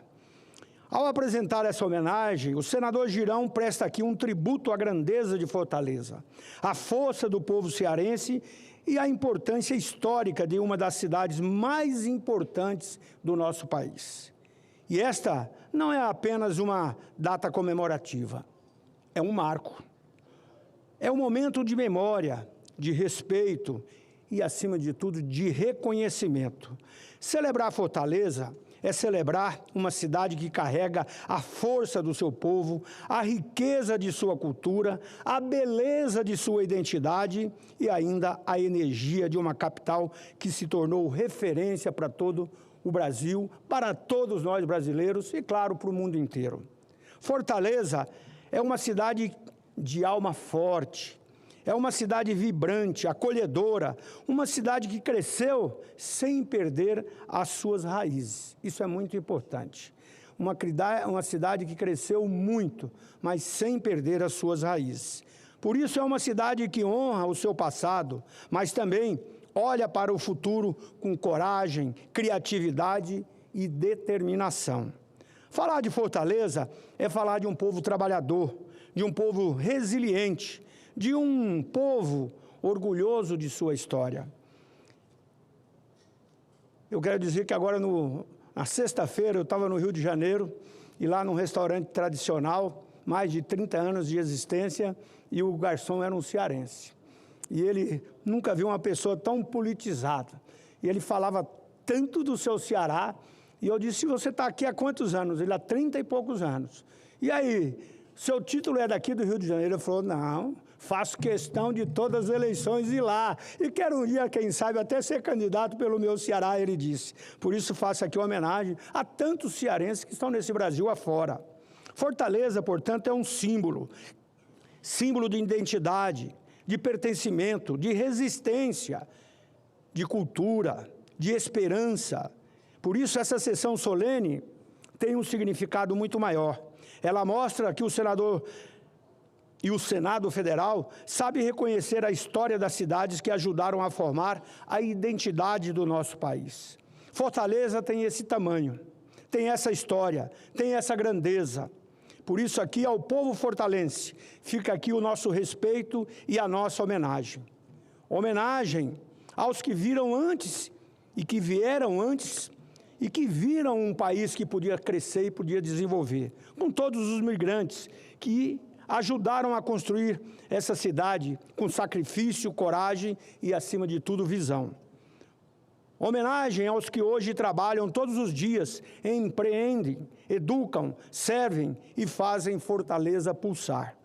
E homenagem também às novas gerações, que têm a missão de levar essa história adiante, com ainda mais desenvolvimento, justiça social e orgulho de suas raízes, que é o que o senador Girão tanto faz aqui, defendendo o seu estado e a sua cidade. Natal. Eu fiz questão de procurar saber a cidade natal do senador Girão. Por isso, que Fortaleza siga forte, siga humana, siga viva, siga orgulhando o Ceará e também todo o Brasil. E que fique registrado aqui, mais uma vez, o reconhecimento à iniciativa do senador Eduardo Girão, que propôs essa justa sessão solene em homenagem aos 300 anos da sua cidade natal, Fortaleza. Parabéns, Fortaleza. Parabéns ao povo cearense. E, mais uma vez, parabéns, senador Eduardo Girão, por essa grande iniciativa. E, com certeza, aqui fica o reconhecimento de todos nós pela história de Fortaleza e, claro, de todo o seu povo. Muito obrigado. Muitíssimo obrigado, senador Wellington Fagundes. E, quem sabe, daqui a alguns meses, está assumindo aí o governo do estado do Mato Grosso, né? Um prazer imenso e a sua presença aqui muito engrandece esse evento que a gente organizou com tanto amor. Quero agradecer a Thalita, né, ao Fábio, toda a nossa equipe, Fernando, que organizaram esse evento com tanto carinho, né? E eu aproveito para fazer aqui a saudação à senhora presidente da Associação Nacional dos Auxiliares e Técnicos em Odontologia, Filomena Barros, aqui presente. Muito obrigado pela sua presença. Senhor presidente executivo do Instituto Caju Brasil, Maurício Campos, muito obrigado também pela sua presença. Né? O Ceará tem essa marca do caju e é muito forte. Lá de Fortaleza. É a maior árvore de caju do mundo, né? Não, ali é em Natal. Existe Natal? Ali fica pertinho, né? Ali no nosso estado vizinho do Rio Grande do Norte, mas no Ceará tem muito, senador Wellington. É impressionante.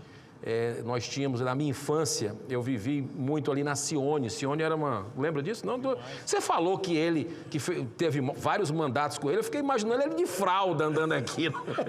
Porque é bom, jovem, muito jovem. O deputado, quarto mandato já, deputado? Você assumiu com quantos? 22. Com 22 anos, rapaz, você tem razão. E olha, eu fiquei até em dúvida quando ele me apresentou a vice-prefeita do Jovem de Fortaleza, demais. Mas com 15 anos já pode ser prefeita? E aí? É verdade. E tem muito obrigado, senador Girão. E a jovem prefeita, a Gabriela, tem duas filhas lindas, né? A Sara e a Maitê, a Maria Tereza, né? E a Sara nasceu ali na véspera dela ter sido eleita. Foi nascendo e voltando lá. É uma família bem política, lá de uma região muito importante, a Princesa dos Inhamuns. Né? Não sei se a gente tem que levar ele para comer lá a carne lá do carneiro. Rapaz, o negócio não é brincadeira, não. Né? Mas eu queria também saudar aqui. Então, a Cione, como eu estava falando, Cione ali, eu aprendi que você pode fazer carne de caju. Você pode ter o do Jaime Aquino. Nós fizemos uma homenagem aqui, né, ao Jaime Aquino. Nós temos ali uma série de produtos à base do caju, com proteína, altamente proteico, que é o cearense, não é brincadeira não, espetacular. Então, representando a Secretaria de Estado de Representação do Governo de Roraima, em Brasília, a senhora Cândida Magalhães, muito obrigado também pela sua participação. Senhora diretora do Instituto Caju Brasil, Ana Cristina, aqui presente, muito obrigado. Quero saudar também, inclusive ganhamos esse botão aqui, muito obrigado, viu? Um botãozinho aqui do Instituto do Caju. Eu quero saudar a Carolina Siebra, que é advogada das famílias, né, que é das vítimas do dia 8 de janeiro. Tem sido como cearense, você tem representado bem, são grandes advogados ali, grandes idealistas, mas você tem feito um trabalho que faz a diferença, bem a cara do cearense, aguerrido, né? Parabéns, viu, Carol? E obrigado pela sua presença aqui. Eu queria, antes de a gente ouvir a nossa vice-prefeita e depois o nosso deputado, eu queria rapidamente fazer aqui uma saudação, né? Fortaleza está completando hoje. Isso não é... Olha só a coincidência, hoje é o dia... Está completando 300 anos, no dia 13 de abril de 2026. E interessante é que ontem, dia 12, foi o dia do aniversário de Chico Anísio, deputado. de um grande conterrâneo nosso de Maranguape. Inclusive, nós vamos fazer uma sessão quinta-feira em homenagem a ele, porque mais do que o Chico, essa semana começou com o Dia do Humor, o Dia do Humorista foi ontem também, o Dia do Obstetra, que significa a vida, e a esposa, a última esposa do Chico Anísio vai vir aqui para essa sessão. Nós vamos ter a presença de humoristas também, fazer uma memória, porque o dia do enfrentamento ao preconceito da doença mental também é comemorado no dia do aniversário de Chico Anísio. Ele tinha problema de depressão muito forte. E a Associação Brasileira de Psiquiatria, que vai estar com a gente quinta-feira aqui, também resgata essa causa nossa, né? Então, nós estamos completando hoje, a cidade de Fortaleza, capital do Ceará, 300 anos de idade. Uma sessão especial como essa aqui no Senado deveria servir apenas como uma comemoração. Mas nós esperamos que, além da justa celebração, esse momento possa servir a uma reflexão sobre qual Fortaleza nós queremos para daqui a 100 anos. Essa é a cidade onde eu nasci, eu cresci, trabalhei e escolhi para constituir família. Inclusive, meu pai, Francisco Clodomiro Rocha Girão, que está assistindo essa sessão, nasceu em Fortaleza também, embora meu avô, né, nasceu em Morada Nova, que é a origem ali da nossa família. O início do povoado de Fortaleza se deu no entorno de um forte, construído pelos holandeses, mas tomado pelos portugueses e denominado Forte de Nossa Senhora da Assunção.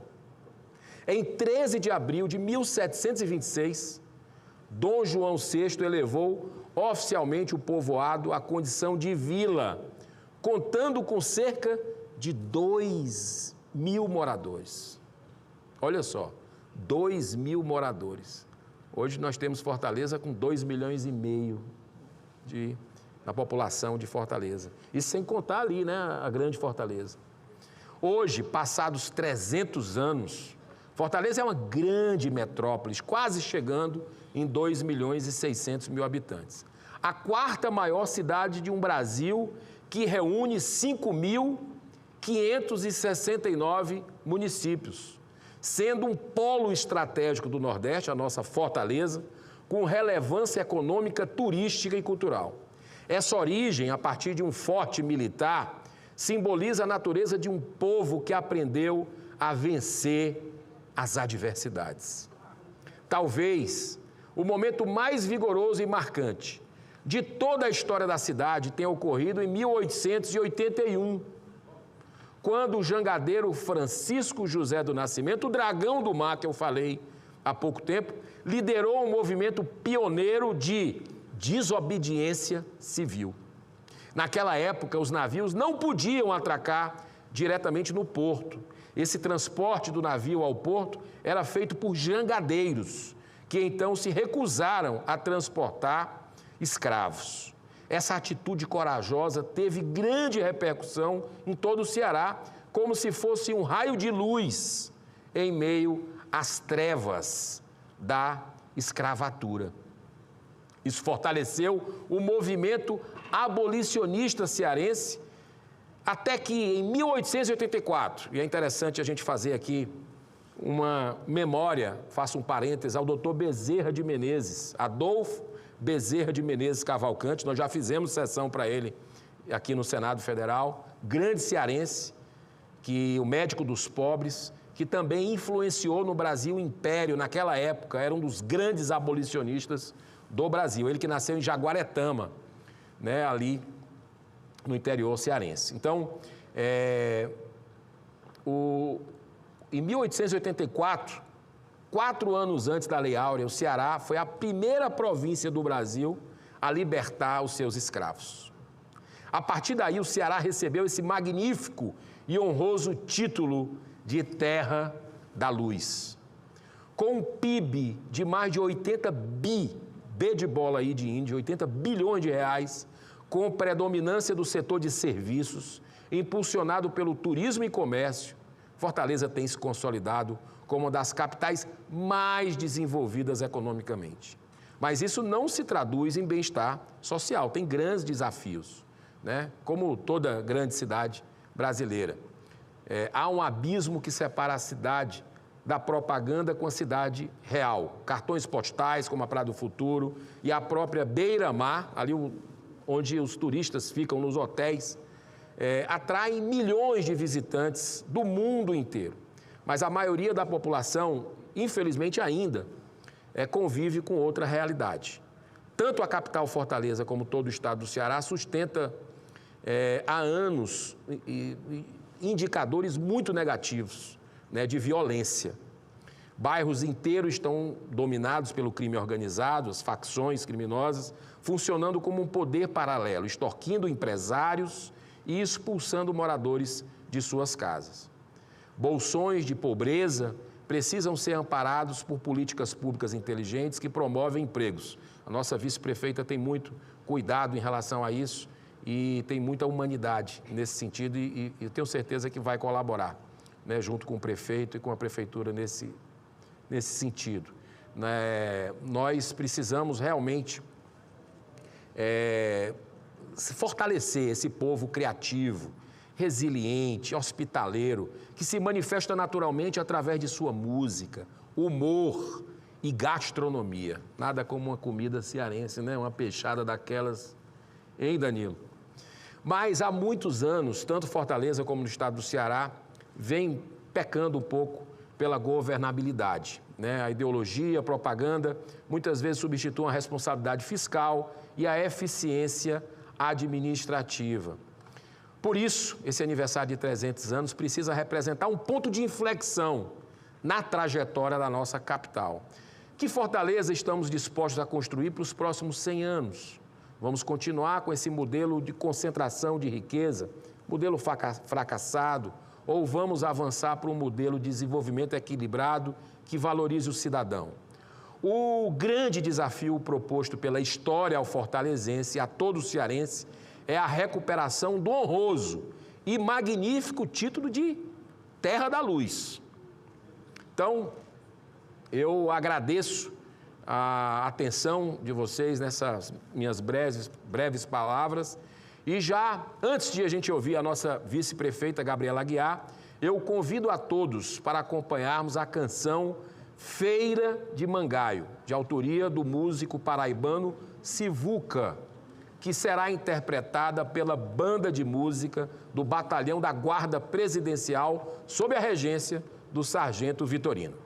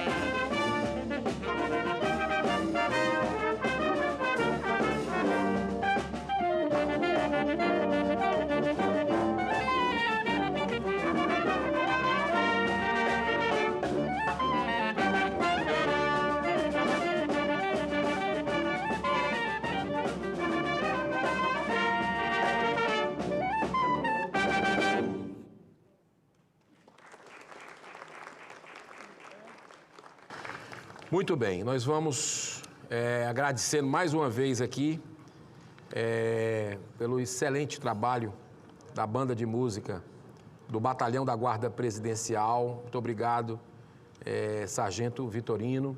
Eu quero registrar também a presença na galeria dos alunos do curso de Direito do Centro Universitário Leonardo da Vinci. né? Estão aqui conosco, muito obrigado. De Indaial, Santa Catarina. Lá em Fortaleza tem um hospital também, né? Com esse mesmo nome. E eu gostaria de fazer uma pequena inversão aqui. O nosso deputado tem um compromisso daqui a pouco e eu tenho certeza que a nossa vice-prefeita, que é sua irmã, né, permite que ele possa fazer primeiro, usar a tribuna do Senado com muita honra.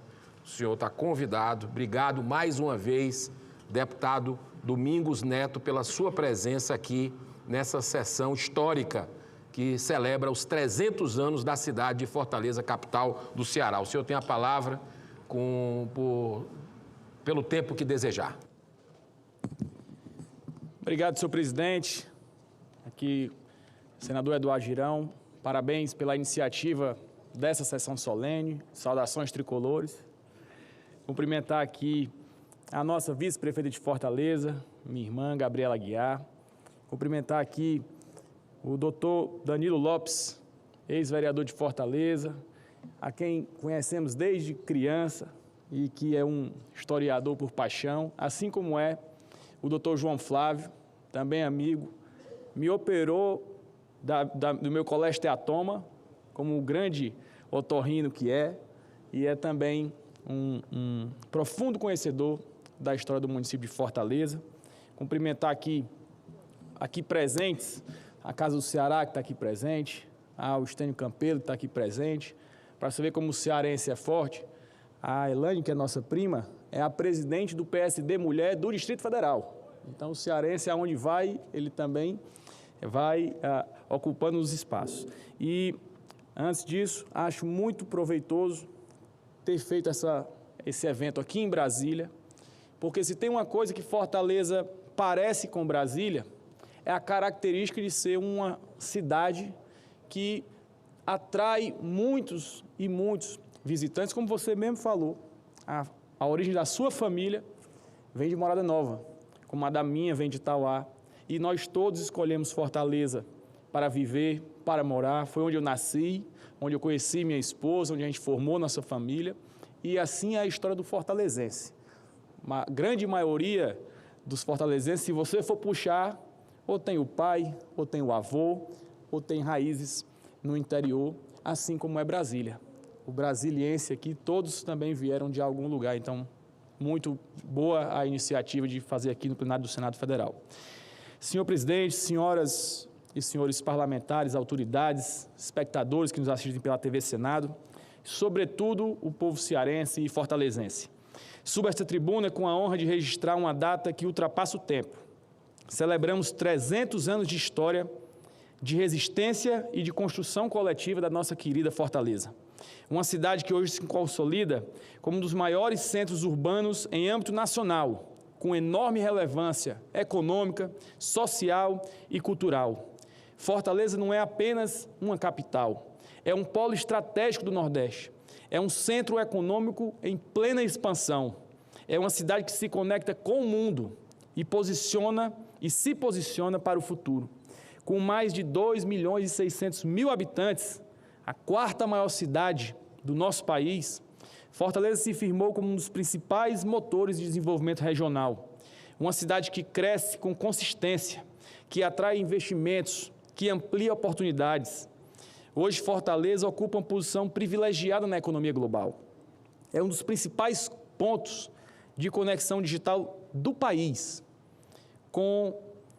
Na Praia do Futuro, por exemplo, já são 18 cabos submarinos de fibra ótica, que além de concentrar mais de 90% dos dados que circulam no Brasil, conectam o nosso país diretamente à Europa, à África, ao Caribe e aos Estados Unidos. Isso significa competitividade, significa inovação, isso significa geração de emprego e renda. Esse progresso não acontece por acaso. Ele é resultado de planejamento, de gestão e principalmente de compromisso público com o desenvolvimento. Nos últimos anos acompanhamos avanços importantes na infraestrutura, com investimentos que ampliam a mobilidade e integram a cidade. Na educação, com resultados que colocam sempre o Ceará e Fortaleza como referência nacional na educação, sobretudo na educação básica. Na segurança pública, fortalecendo os sistemas de informação, que hoje Fortaleza já tem e vem criando cada vez mais inteligência para combater o crime. E no turismo, que posiciona Fortaleza entre os destinos mais procurados do Brasil. São resultados concretos, resultados que impactam diretamente a vida da população. Como coordenador da bancada federal do Ceará, tenho plena consciência do papel que nos cabe. Cabe a nós garantir que esses avanços tenham continuidade, cabe a nós assegurar os recursos necessários para realizar os sonhos do povo de Fortaleza e cabe a nós trabalhar para que o desenvolvimento chegue cada vez mais longe. E é esse compromisso que quero reafirmar nessa tribuna. Fortaleza chega aos 300 anos como uma cidade sólida, uma cidade respeitada, uma cidade preparada para os desafios e oportunidades do nosso tempo. Celebrar Fortaleza é reconhecer a força do seu povo, a capacidade de transformar desafios em conquistas e a determinação de seguir avançando. Em nome desta casa, registro homenagem à nossa Fortaleza, à nossa história e ao seu futuro. Que os próximos anos sejam de ainda mais desenvolvimento, mais conquistas e mais protagonismo. Muito obrigado, senhor presidente. Fraterno abraço a todos. Muito bem, muito obrigado pela sua presença ilustre. Também nascida em Fortaleza, é lá da Princesa dos Inhamuns, a família, né, do nosso deputado Domingos Neto, lá de Tauá, mas nasceu em Fortaleza também. Gabriela também nasceu em Fortaleza, né? Que bacana. Leva o abraço para o seu pai, Domingos Filho. Grande abraço para ele. E eu vou, nesse momento, antes da gente ouvir a Gabriela, que vai, a vice-prefeita, veio especialmente, agradeço de coração pela sua presença aqui. Nós vamos passar um videozinho institucional que foi preparado com muito carinho aqui para essa sessão. Vamos conhecer um pouco mais de Fortaleza.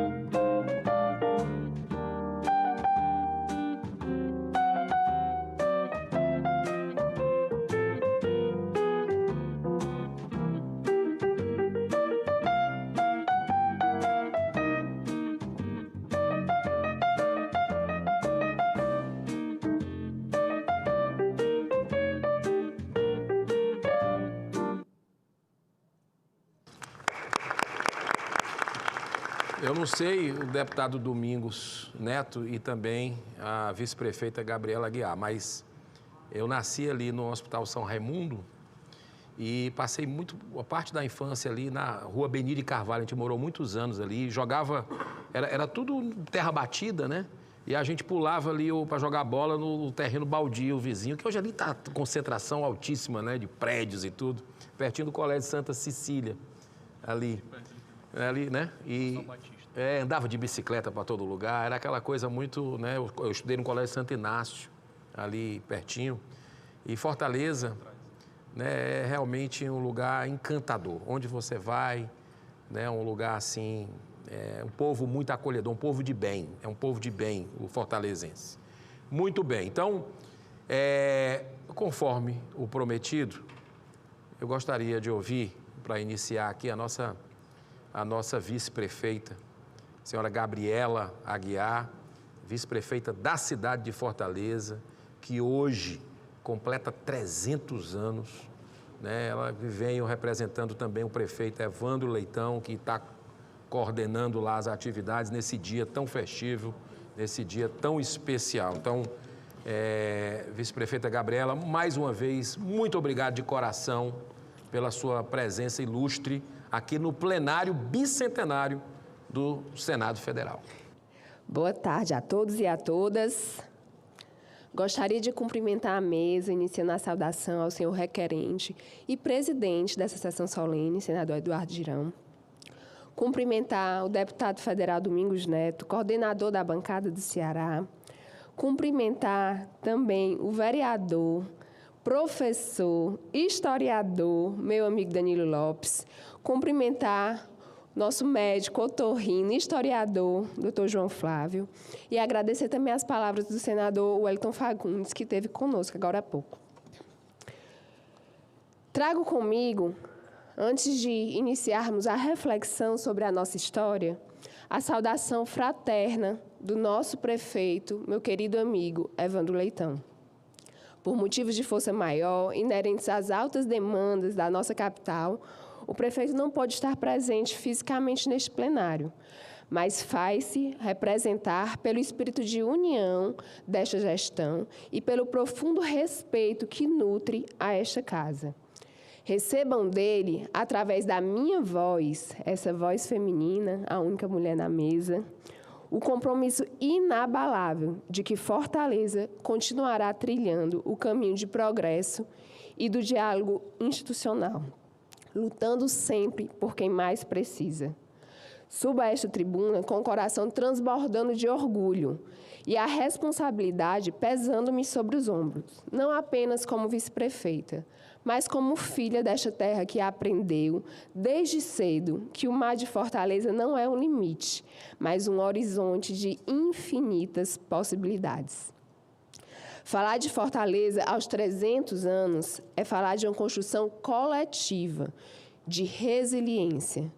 Nascemos sob a égide da resistência, do forte que nos deu o nome à cidade, que se recusou a ser pequena. Do Riacho Pajeú às dunas do Cocó, nossa história foi escrita com o suor dos jangadeiros, com o intelecto dos abolicionistas pioneiros e com a coragem de um povo que faz da escassez a sua maior criatividade. Fortaleza é uma cidade acolhedora. 70% da população de Fortaleza veio do sertão, veio de retirantes. E Fortaleza fez dessas pessoas gigantes. Hoje, Fortaleza não é apenas a capital do Ceará, é o coração econômico do Nordeste e um hub que conecta o Brasil ao mundo. Mas a nossa maior riqueza não está no PIB ou na infraestrutura de fibra ótica. Está no sorriso do fortalezense, na nossa capacidade de acolher e na vanguarda de nossas políticas públicas, que buscam incessantemente reduzir as distâncias sociais. Como mulher na política, vejo esses 300 anos sob a lente do cuidado. Celebrar este tricentenário é renovar o compromisso com a criança que nasce no hospital do bairro distante do centro, com o jovem que busca oportunidades nas nossas escolas de tempo integral e com o idoso que vê a cidade se transformar, mantendo a sua essência. Uma cidade só é verdadeiramente grande quando é generosa com os seus. Não estamos aqui apenas para olhar para o retrovisor. Esta sessão especial do Senado Federal nos convoca a projetar Fortaleza do futuro. Uma cidade sustentável, inovadora e, acima de tudo, humana, inclusiva. Agradeço ao Senado Federal por este reconhecimento. Fortaleza, aos 300 anos, é uma prova viva de que o sol brilha para todos. Mas no Ceará, ele brilha com um calor que só o amor de um povo apaixonado pela sua capital pode explicar. Muito obrigado. Viva Fortaleza, a capital de todos! Muito bem, muito bom, muito obrigado. Muito obrigado, Gabriela Aguiar, vice-prefeita de Fortaleza. O Bernardo até se emocionou ali, ficou feliz com o discurso. Muito obrigado, viu, Gabriela, pela sua presença. Um abraço ao prefeito Evandro Leitão. E também registrar aqui a presença ilustre do nosso querido Vanderlei Girão. Muito obrigado pela sua presença, médico também. Eu tive a oportunidade de morar em Brasília em 94. Foi mais ou menos, passei 1 ano e meio, 2 anos aqui, numa missão, e o Vanderlei me acolheu muito bem aqui, né? Nosso primo. Muito obrigado pela sua presença ilustre. Eu quero agora, nós vamos ouvir os outros discursos, mas antes dos historiadores, tem uma surpresa para vocês, que eu faço aqui o convite, uma contação de história, né? Fortaleza é arte, é cultura também, e eu queria convidar a senhora Niédia Genari para vir aqui fazer uma breve contação de história dessa terra tão especial, tão abençoada, chamada Fortaleza. Boa tarde. Senhoras e senhores presentes, senhoras e senhores senadores, toda a mesa e todos que nos acompanham neste momento, dentro e fora desse plenário. Antes de iniciar essa história, eu gostaria de fazer um convite. Um convite simples, mas profundo, que por alguns instantes possamos sair do tempo presente e nos permitir atravessar a história, que possamos caminhar juntos por uma cidade que não nasceu pronta, mas que foi sendo construída pouco a pouco, como uma luz que insiste em permanecer acesa ao longo dos séculos. Convido todos a viajarem comigo por esses 300 anos de Fortaleza. Ao longo do tempo, Fortaleza foi deixando de ser apenas um ponto no mapa para se tornar presença viva na história do Brasil. Cresceu devagar no começo, cresceu com casas simples, caminhos ainda sem traços definidos. Cresceu mais pela coragem do seu povo do que pelo planejamento do seu tempo. E foi assim que começou a se afirmar. Ao longo do século XX, cresceu de forma acelerada, expandiu suas fronteiras, tornou-se metrópole, consolidou-se como uma capital vibrante do Nordeste brasileiro. Reverência em cultura, turismo e desenvolvimento. Mas o que sustenta a Fortaleza de verdade não são apenas marcos históricos, são as pessoas. Sim, as pessoas. Homens e mulheres anônimos que transformam dificuldade em permanência, que fizeram nascer bairros, abriram caminhos, ergueram escolas, criaram comunidades e mantiveram acesa uma esperança que atravessou gerações. Fortaleza continua sendo uma cidade construída por pessoas que vieram antes de nós, que deixaram marcas invisíveis, mas permanentes, que mantiveram acesa a chama mesmo quando tudo parecia difícil. E entre essas luzes da nossa história, como já lembrado há pouco nessa tribuna, há gestos de coragem que ajudaram a iluminar não apenas Fortaleza, mas o Brasil inteiro. Quem nasce em Fortaleza carrega essa história na alma, carrega no sotaque, carrega na forma de olhar, carrega na coragem de servir.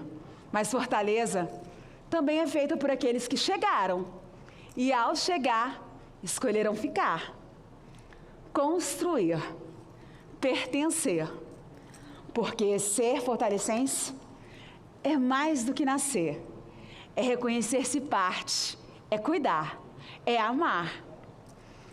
Há uma herança viva que atravessa o tempo, uma presença silenciosa, mas constante. Fortaleza não é apenas o que vemos, é também tudo aquilo que foi sonhado, construído e confiado a nós. E ao chegarmos ao presente, encontramos uma cidade viva, intensa, grande, cheia de possibilidades. Uma cidade banhada pelo vento e o mar, aquecida por um sol que nunca desiste de nascer, atravessada por histórias que caminham por jangadas, calçadas, pisos, mercados, praças e encontros. Talvez seja esse o sentido mais bonito de celebrar 300 anos. Perceber que existem cidades que não são feitas apenas de ruas e edifícios, são feitas de horizontes. Fortaleza é uma dessas cidades. Uma cidade onde o mar não termina, ele começa. Onde o calor não pesa, acolhe. Onde a luz não apenas ilumina, guia. E talvez seja por isso que depois de 3 séculos, Fortaleza continue sendo muito mais do que um lugar.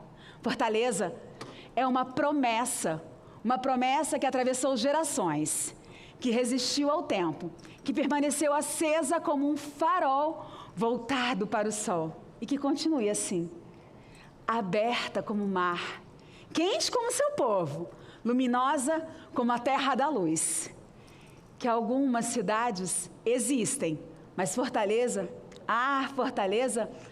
permanece, sobretudo nos nossos corações. Essa é uma homenagem do Brasil e uma referência à Terra à Luz. Eu sou Niede Jajanari, contadora de histórias.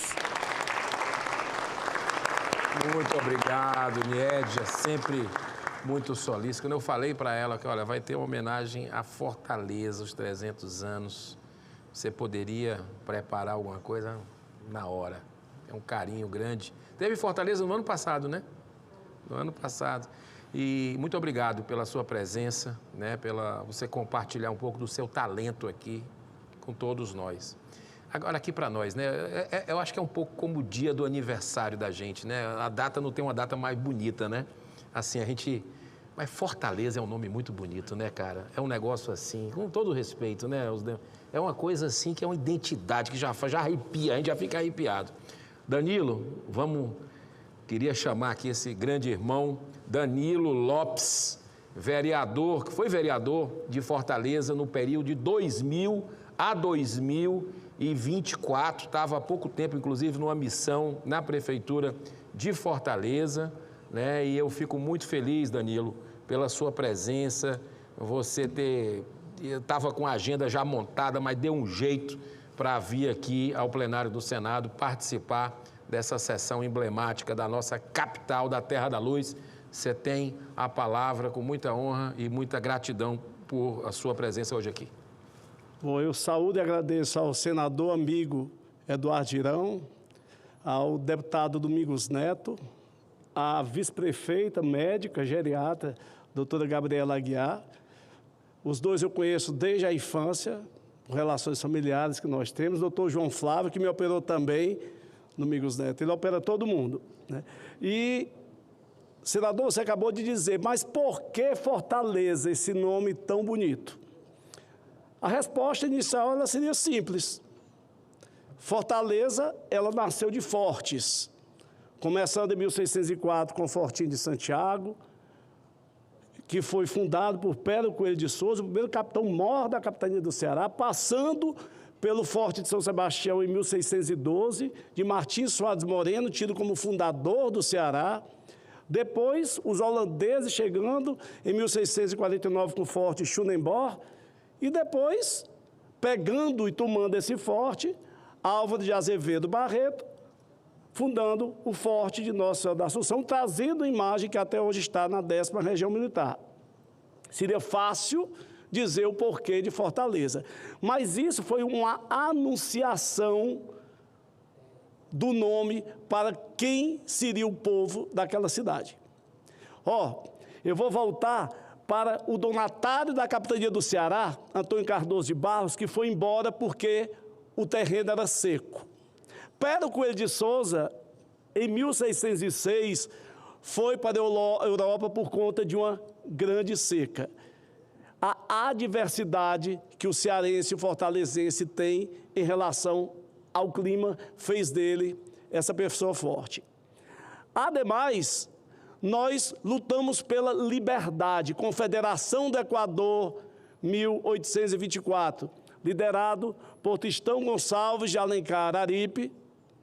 Nós fizemos mais do que Pernambuco, apesar da história mostrar mais Pernambuco do que propriamente o Ceará, querendo a independência do nosso país de Portugal.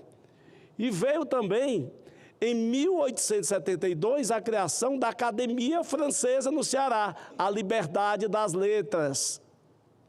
Aí a gente vai ter Rocha Lima, Capistrano de Abreu, para posteriormente surgir, em 1892, a Padaria Espiritual, um movimento literário que repercutiu na Semana de Arte Moderna. E em 1894, nasce a Academia Cearense de Letras, a primeira academia de letras da história do país, antes mesmo da fundação da Academia Brasileira. Mas Fortaleza foi libertária também na liberdade das pessoas escravizadas. Se o Ceará libertou, finalmente, em 25 de março de 1884, Fortaleza libertou em 24 de maio de 1883. Foram 5 anos antes. Não tinha pessoas escravizadas, tinha 32 mil pessoas escravizadas no estado do Ceará. Então, quando a gente começa a fazer uma avaliação, até porque em 1887, durante a Grande Seca até 1889, uma onda migratória, que foi isso que aconteceu, que foi falado inclusive pelo deputado Domingos Neto. Todos nós somos filhos do interior. Minha mãe nasceu em Jaguaretama, ela está vendo, meu pai é do Pacuti. Então, se você perguntar quem é de onde, todo mundo vai ver que tem pai ou avô do interior do estado. E nós tivemos uma grande seca mundial que fez com que 10% da população nordestina morresse. Você imagina?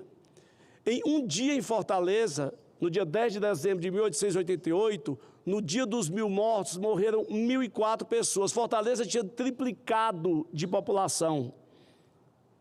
É o equivalente, eu fiz um cálculo, se hoje morresse durante uma epidemia, 22 mil pessoas em um só dia. Imagina o desespero da doutora Riane Gabriela, que seria hoje. Então, nós vivemos nessa adversidade, na adversidade do clima e na ausência do Estado. Na ausência do Estado, depois somente da grande seca, é que o imperador Dom Pedro II manda construir o primeiro açude. Ora, se desde Antônio Cardoso de Barros já se sabia da adversidade do clima e da ausência de água no local, por que é que nunca tomaram providências? Aí Dom Pedro manda construir o primeiro açude, que é o açude do Cedro, em Quixadá, que só começa a ser construído depois que ele vai embora para Portugal, porque foi em 1890, isso é finalizado em 1906. Esse é nosso primeiro açude. Senador, o senhor sabe quando foi a primeira vez que um governante do Brasil pisou no estado do Ceará? Em 1933, e foi Getúlio Vargas, justamente por conta da seca de 1932, quando a gente tinha tido já a seca de 1915, e inclusive formavam-se campos de concentração para impedir que essas pessoas chegassem na cidade de Fortaleza. Isso é que aumentou sobremaneira também a nossa população. Pasmem, nós passamos 433 anos sem um governante desse país pisar na nossa terra. E se hoje nós temos açudes, o Trici, graças a Deus, sangrou, o Oroz está sangrando agora, Juscelino Kubitschek. se nós temos o cinturão das águas, que faz com que o Ceará, mesmo na adversidade do clima, ele não sofra mais com o desabastecimento, é por conta da fortaleza que é o nosso povo. Isso aí foi uma premonição do que nós seríamos, porque nós crescemos, nós lutamos, nós somos hoje o maior PIB do Nordeste, ultrapassamos Salvador e ultrapassamos Recife. Nós hoje vivemos porque nós fizemos acontecer. Se hoje tem o Instituto Tecnológico da Aeronáutica na cidade de Fortaleza, é porque o ITA, ele é povoado por cearenses e foi fundado por um cearense. Se hoje nós temos academias de letras, é porque nós fundamos antes da brasileira e nós pusemos a primeira mulher lá, fortalezense, Raquel de Queiroz. O que tem que ter um entendimento quando politicamente se fala do Nordeste e se fala sem propriedade, é o que nós somos e o que nós fizemos sem a ajuda de ninguém. Procurando, que é uma característica nossa. Sou professor da Universidade de Fortaleza há 24 anos e me orgulho. Uma das maiores universidades particulares do país. Fruto de um homem que não precisou sair do Ceará, mas migrou de Cascavel para Fortaleza e fez o que foi industrial Edson Queiroz. Então, antes de se falar ou se discutir, ou de se colocar alguma coisa em cima e a culpa do Nordeste ou do cearense, entenda que nós somos, entenda o que nós fizemos, entenda que nós vamos fazer ainda muito mais. Era isso que eu queria deixar aqui no Senado, senador Eduardo Girão, essa palavra de dizer que a fortaleza não é só pelos fortes, não, é porque nós somos efetivamente fortes. Muito obrigado. Espetacular, viu? É aquela coisa, né? Danilo, grande irmão, nossa fortaleza é Deus, né? Isso aí foi até uma marca muito forte, num daqueles mosaicos que... Você sabe que o estado do Ceará exportou para o mundo todo os mosaicos, a torcida do Fortaleza e do Ceará, né? Fortaleza é um pouco mais, vamos dizer, é mais famoso assim, né? Porque, inclusive, isso aí é... no mosaico, E aí a gente teve... um dos mosaicos, quando eu era presidente lá, a torcida colocou, nossa fortaleza é Deus. Foi um negócio de arrepiar mesmo, né, no estádio. Foi no centenário, foi um ano depois, no centenário do Fortaleza. Vamos agora, para a gente fazer um combinado aqui de quem está presente fisicamente e de quem está virtualmente, diretamente de Fortaleza. Vai entrar lá na nossa terra querida, o senhor Sandoval Matoso da Cruz, ele que é historiador, e muito obrigado pela sua presença, Sandoval Matoso da Cruz, e o senhor tem o tempo aqui de 10 minutos com a tolerância da casa para fazer a sua exposição. Muito obrigado. Olá, que alegria estar junto a cada um de vocês. Saudar aqui o senador Eduardo Girão, nossa querida vice-prefeita Gabriela, Danilo, nosso vereador também, grande companheiro, inspiração para cada um de nós, nosso deputado Domingos, e cada um que está nos acompanhando, cada um que está aqui conosco conectado para celebrar os 300 anos da Cidade Solar. A gente só pode amar o que a gente conhece e a gente só pode cuidar daquilo que a gente ama.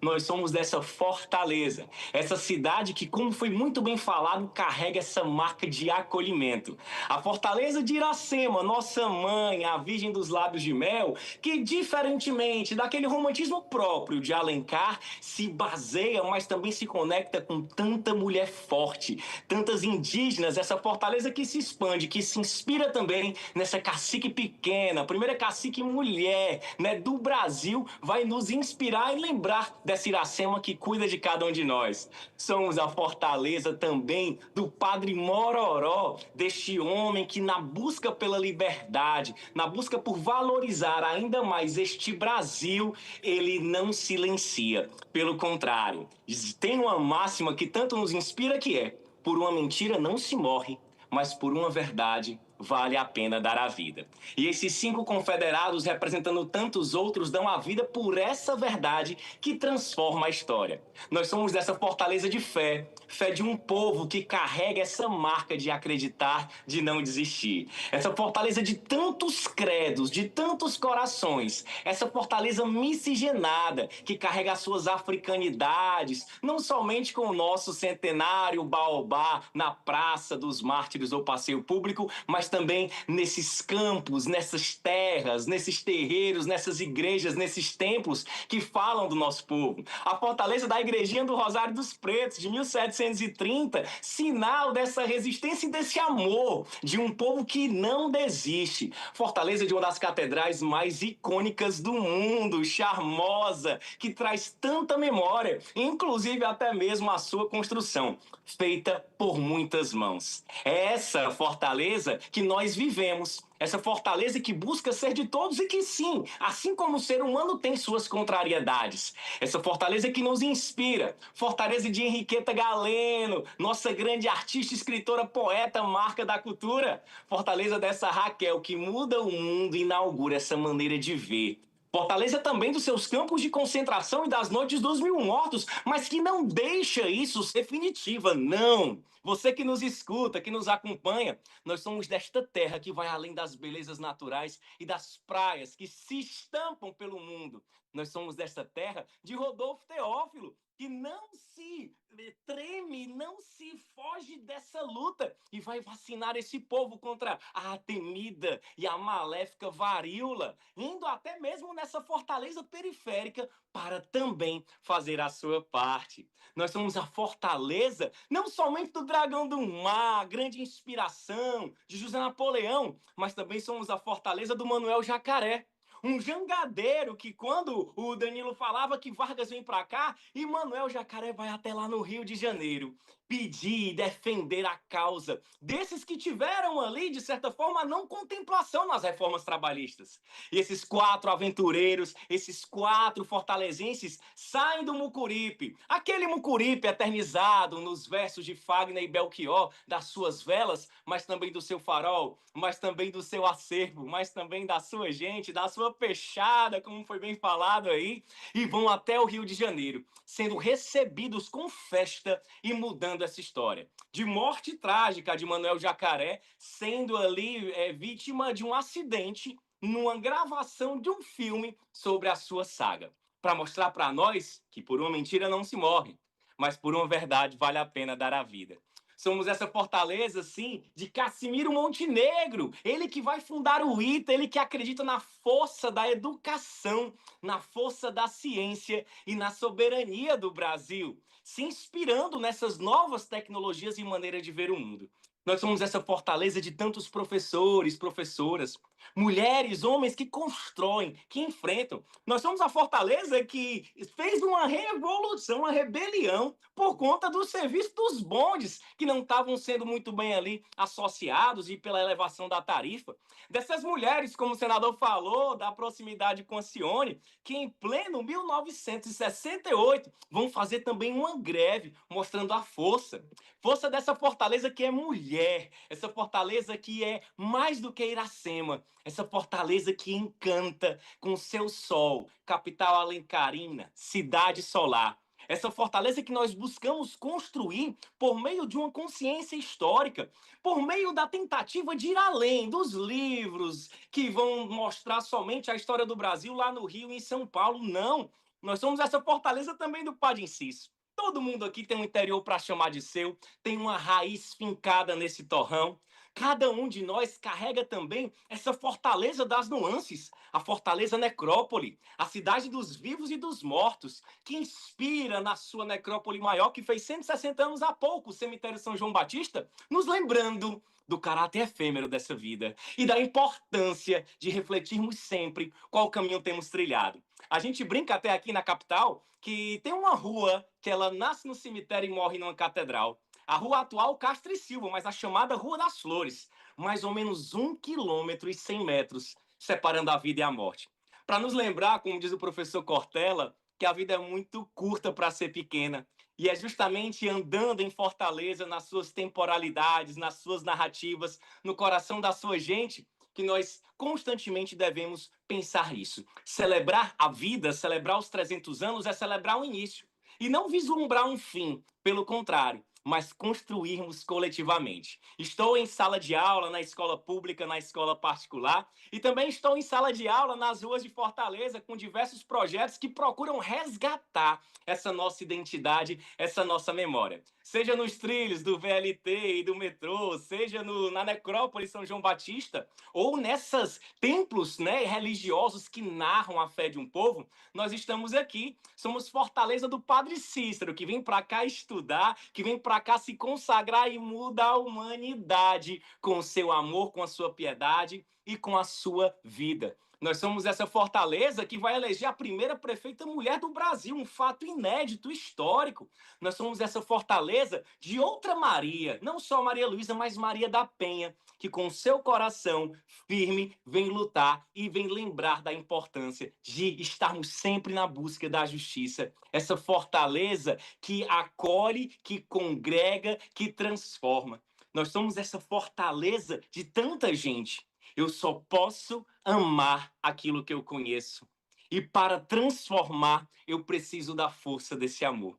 Nós somos Fortaleza de Belchior, que vem nos lembrar constantemente que nós não somos do lugar dos esquecidos, não somos das nações dos condenados, nem somos do sertão dos ofendidos.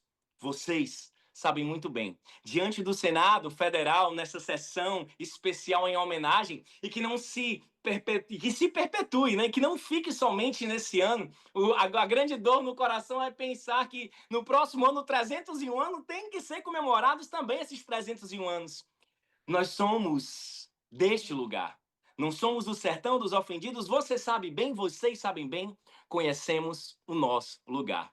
E nós não somente conhecemos, nós amamos, nós pertencemos, nós somos. Dessa vila que se transforma em uma cidade por apoiar a independência do Brasil como gratidão. Dom Pedro I olha para a vila de Fortaleza de Nossa Senhora da Assunção e em 1823 vai dizer: vocês agora são uma cidade. A Fortaleza de Nova Bragança. O nome depois vai ser alterado. Nós que há pouco tínhamos nos tornado independentes, entre aspas, de Pernambuco, que era a nossa vinculação jurisdicional, a capital era Recife, não é? Do Ceará, e depois você vai ter essa transformação. Essa Fortaleza que se expande, essa Fortaleza que traz aí a sua modernidade, essa Fortaleza de Antônio Salles, com a irreverência da padaria espiritual, a Fortaleza do bode ioiô. Se temos o Danilo Lopes, também temos o bode ioiô, com todo o seu charme, simpatia, mas também a sua marca da nossa gente, da nossa terra.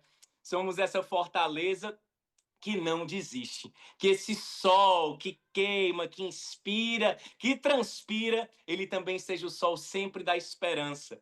Essa esperança desses lugares, essa esperança de uma valorização e de uma cultura patrimonial, essa Fortaleza de tantos templos e de tantos tempos. Começa lá no Forte São Tiago, começa lá no Forte São Sebastião, começa no Xonembô, começa na Fortaleza de Nossa Senhora da Assunção. História é construção. História é disputa, história é narrativa, história é processo. A fortaleza da gente, ela não cabe num dia. A sua gênese não cabe num segundo. Ela precisa do mundo, ela precisa da história para mostrar a sua complexidade, para mostrar a sua beleza, para mostrar a sua essência. Manifestada em cada um de nós, que com o seu jeito, com o seu estilo, conta essa trajetória. Essa Fortaleza que vai servir de palco da disputa clássica de Deodoro da Fonseca e Floriano Peixoto, quando o nosso Palácio da Luz amanhece cravado de bala porque Clarindo de Queiroz não queria sair e resiste. E esses fatos, eles também acompanham. Não é Fortaleza somente ali do que está nos jornais, do que está, né, nas grandes notícias e nos pequenos rodapés dos livros e apostilas do Brasil. Não, essa Fortaleza nossa, a Fortaleza da nossa avó, a Fortaleza daquela calçadinha onde a família se reunia para ficar na cadeira de balanço, lá no Otávio Bonfim, e a avó França vendo o povo passar para ir para a missa, atravessando ali aquela ruazinha tão marcante. A fortaleza da Vó Terezinha e das Mil Ave-Marias, lá pertinho da praça da Nova Betânia do Conjunto das Nações. É a fortaleza desses estudantes, desses jovens que lutam por um futuro melhor e que entendem que é o agora.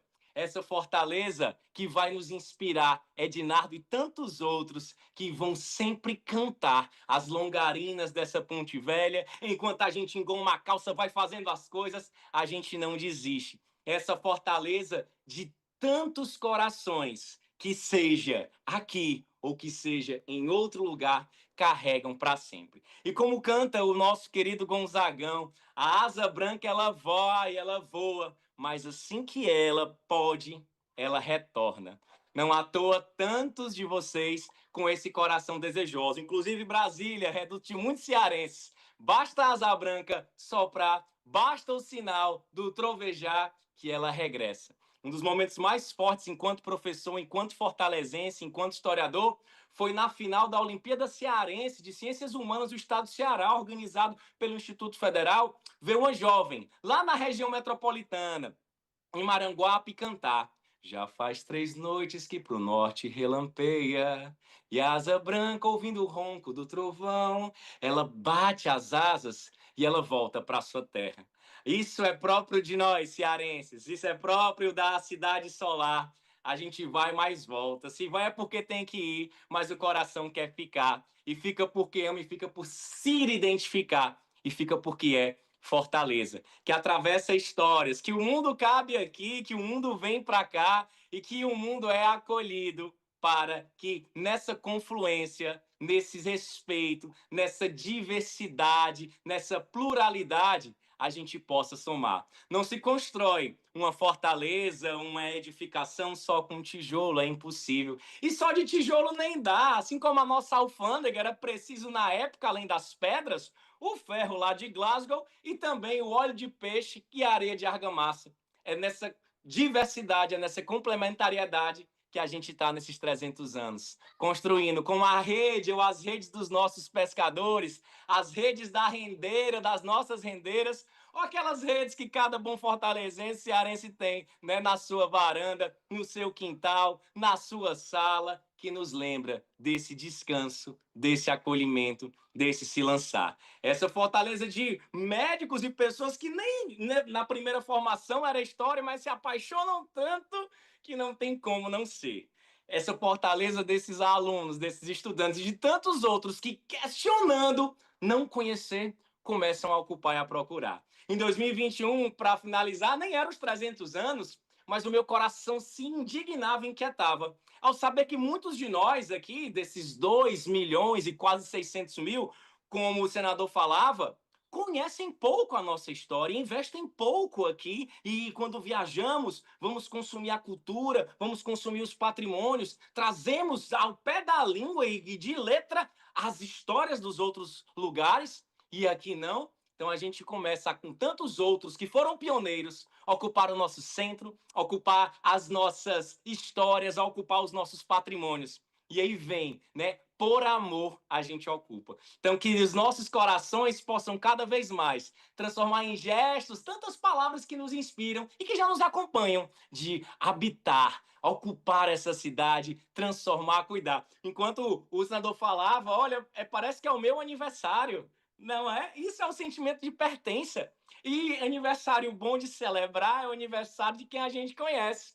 De quem a gente não conhece fica até um constrangimento. E a oportunidade que hoje o Senado Federal tem de mostrar para o país um pouco mais, né, dessa nossa história, que é encantadora, que é tão irradiante quanto o nosso sol, que é tão envolvente quanto os nossos mares, que é tão firme quanto os nossos fortes, mas mais do que isso, a nossa gente. Essa é a fortaleza que queremos cantar, mostrar, anunciar, construir e defender para o mundo. Seja em sala de aula, seja no meio da rua, seja nos templos com Fortaleza de Fé, lá nas necrópolis com Fortaleza Necrópole, seja o Vem Comigo no meio dessa confluência toda, seja o Fortaleza sobre trilho, seja em cinema, seja em confeitaria, seja em tudo. porque Fortaleza é tudo. Que viva Fortaleza! Conhecemos o nosso lugar. Não somos do sertão dos ofendidos, não. Não somos do lugar dos oprimidos, não. Isso faz parte também. Sandoval, o meu tio, que vai para São Paulo, como diz Belchior, pois o que pesa no norte pela lei da gravidade, disso Newton já sabia, cai no sul, grande cidade. Havia uma lei, não só natural, que a gravidade é uma lei física, ela puxa todos para baixo, mas havia uma lei social que carregava todos para o sul, para São Paulo, para o Rio. O senador no início falava sobre um garçom que era cearense e tantos outros, essa marca, não é? E muitos tiveram que ir por não encontrar aqui essas oportunidades. Que a gente possa, então, também carregar essa história e dizer: hoje o Ita vem para cá, hoje o mundo vem para cá. Fruto de uma construção, de um tempo, e que também inspira essa coragem. Asa branca vai, asa branca volta, asa branca fica. A nossa jandaia, ela continua a cantar. Cantar a dor, cantar a alegria, cantar a história. Afinal de contas, é isso que nós chamamos de vida. Que esses 300 anos nos inspirem, então, a por muito mais e a reconhecer que essa fortaleza, ela está aqui. A história, a vida, a memória, somos nós. Muito obrigado. Bem, olha só, professor, historiador Sandoval Matoso da Cruz, muitíssimo obrigado pela sua participação. Olha, a sua paixão aqui irradiou, porque o bem, ele contagia, né? E o que a gente viu aqui foi realmente muita paixão pela nossa cidade. Você estava falando aí, eu estava fazendo uma viagem aqui, né? Quando você, por exemplo, eu tô com um político nato, de berço nato aqui, é uma família, né? A família do Domingos Neto. E eu estava lembrando, quando ele falou da Maria Luísa Fontinelli, foi a primeira experiência que eu tive com política na minha vida, né? Foi em 85, sou de 72, eu tinha 13 anos, né? E meu primeiro voto foi em 89, na eleição presidencial. Mas ali aquilo me emocionou muito, porque eu estava indo no Paulo Sarazate acompanhar a votação, né? E meu pai, inclusive, estava torcendo pelo pai de Andrade, que era o candidato contra a Maria Luísa Fontinelli. Você lembra bem? E quando a gente chegou num dia, a apuração era com a cédula, né, papel. E quando as pesquisas diziam que o pai de Andrade estava eleito e tal, que é o Eunício era genro dele, né? E a gente chegou no primeiro dia de apuração, era 3 dias de apuração, Danilo. No primeiro dia de apuração, o pai de Andrade disparado. Quando começou a chegar os votos da periferia, né? No segundo dia já houve a virada. Quando a gente saiu de um dia, no outro, quando a gente chegou, à noite eu já estava saindo. E era um mar de gente lá fora, aquela música Maria de arrepiar. Né? Assim, uma multidão, era a vitória ali da população, do povo mesmo. E é a primeira experiência que eu tive com a política. Mas, sem mais delongas, nós gostaríamos de ouvir aqui, né, que esse nosso querido historiador que trouxe a família, muita honra receber a sua família aqui também, no plenário do Senado Federal. Gostaríamos muito de ouvir, vamos ouvir agora da tribuna da Casa Revisora da República, o senhor João Flávio Nogueira, ele que é médico, historiador, tem um canal, depois você passa aqui pra gente, passa aqui na tribuna o seu canal para as pessoas conhecerem um pouco mais do trabalho tão dedicado que você faz pela cultura de Fortaleza. Muito obrigado como cidadão, gratidão pelo seu trabalho e também pela sua presença ilustre aqui no plenário do Senado. Muito obrigado. Boa tarde a todos e a todas. Parabenizo o senador Eduardo Girão por essa sessão histórica, comemorando os 300 anos da nossa cidade. Eu gostaria de pedir para colocar a apresentação que eu fiz aí, só para a gente ter esses slides, né? Meu nome é João Flávio Nogueira, eu sou médico, mas um apaixonado pela história da nossa cidade. E assim como todos hoje aqui, estamos comemorando esses 300 anos, esse aniversário da nossa cidade, Mas por que não a gente compreender de como uma cidade pequena, com um mapa que a gente vê, uma cidade muito pequena que estava agora, conseguiu se transformar nessa grande metrópole, a maior cidade do norte e nordeste do Brasil que a gente tem hoje, que é a Fortaleza, Fortaleza da Nossa Senhora da Assunção, Fortaleza da Nova Lisboa. Então, Fortaleza, antes de tudo, se a gente for ver, o povo gosta de morar, as pessoas gostam de morar onde tem água. E Fortaleza, eu costumo sempre dizer, é como uma Mesopotâmia. A gente está situado muito próximo de serras. Essas serras são a Serra de Maranguape, a Serra da Taquara, a Serra de Pacatuba, Aratanha, né, que tem esses nomes. Serra da Aratanha, o pessoal lembra do acidente aéreo, um dos maiores acidentes aéreos que houve no Brasil. Então, essas serras que estão muito próximas à Fortaleza, menos de 30 quilômetros, e isso é uma característica única da nossa cidade, essas serras. É tanto que os navegadores, antes, sabiam que estavam chegando em Fortaleza porque viam as serras, né? A cidade que está próxima às serras. Então, essas serras são nascentes de vários rios, o rio Ceará, o rio Pacoti, que nasce na Serra de Baturité, mas chega próximo à Fortaleza, o rio Cocó, ou seja, Rio Maranguapinho, rios que transformaram aquela região, quase como eu costumo dizer, como uma Mesopotâmia, uma terra entre rios muito fértil, muito cheia de lagoas e muito povoada pelos povos originários. Então, se a gente for ver realmente a idade de Fortaleza, é muito mais que 300 anos, porque já havia povos originários antes dos europeus chegarem. Falando nos europeus, o primeiro europeu, Fortaleza é uma cidade de primazias. A gente gosta de ser primeiro em tudo, primeiro lugar no ITA, primeiro lugar no IME, primeiro lugar na USP, primeiro lugar em Harvard. A gente teve o primeiro médico brasileiro formado em Harvard, Dr. Joaquim Antônio Alves Ribeiro, que voltou para o Ceará em 1861 e foi o primeiro médico da nossa Santa Casa. Mas, como primazia, o Brasil não foi descoberto na Bahia. O Brasil foi descoberto em Fortaleza, por um navegador espanhol chamado Vicente Yanes Pinzón, que estava junto com o Colombo na primeira viagem que os europeus fizeram à América em 1492. Ele era o comandante do navio Nina, era Santa Maria Pinta e Nina, ele era o comandante do Nina. Então, Vicente Pinzón chegou na região do Mucuripe em janeiro de 1500, antes de Pedro Álvares Cabral chegar em Ilhéus. A primazia da descoberta do Brasil pode ter sido em Fortaleza, e há vários documentos, inclusive o diário do Vicente Yanes Pinzón, que mostram isso.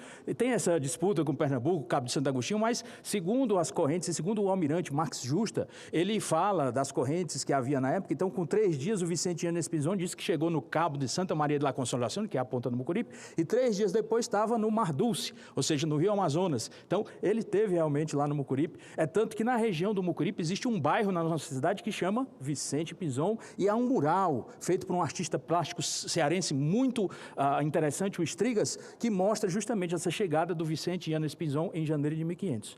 Mas, né, o Brasil ficou abandonado até 1530, mais ou menos. Portugal estava muito mais interessada com esse comércio das especiarias com as Índias, era muito mais lucrativo. O Brasil não tinha tantas especiarias assim. Então, em 1530, 1531, foi criado o sistema das capitanias hereditárias. E o Ceará foi uma dessas primeiras capitanias, um dos primeiros pontos importantes. É tanto que tem a origem do nome, né? O pessoal fala que é o Canto da Jandaia, mas também os navegadores que viam as dunas e achavam que se assemelhava com o deserto do Saara. E do Saara veio o Ceará, né? Pode ter vindo esse epônimo.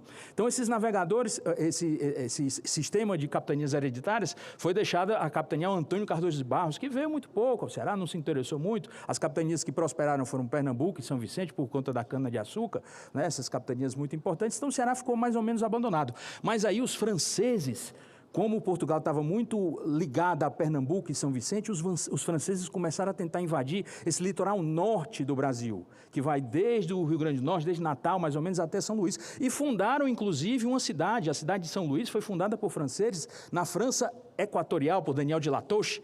Então, para tentar defender esse litoral norte do nordeste do Brasil, os portugueses começaram a enviar missões. E Fortaleza está numa localização estratégica entre justamente esse caminho entre Pernambuco, entre Recife e São Luís. Então, era um ponto de parada desses navegadores, e por isso, Pero Coelho de Souza, uma pessoa que era, inclusive, da Galícia, um gallego, né, como chamam, foi para o Ceará com a missão de fundar um forte naquela região, achou o rio Ceará uma região muito interessante, como um porto natural muito importante, e fundou lá o Fortim de Santiago. É tanto que o Marco Zero de Fortaleza tem esse obelisco presenteado pelo governo da Galícia, com a imagem de Nossa Nossa Senhora da Assunção, mas como sendo a origem do Ceará, a origem da colonização europeia no Ceará. Pero Coelho de Souza, como o Danilo falou muito brilhantemente aqui, ele não aguentou as secas que havia no Ceará e foi, mas com o Pero Coelho de Souza havia vindo também um português nascido em Santiago do Cacém que chamava Martim Soares Moreno.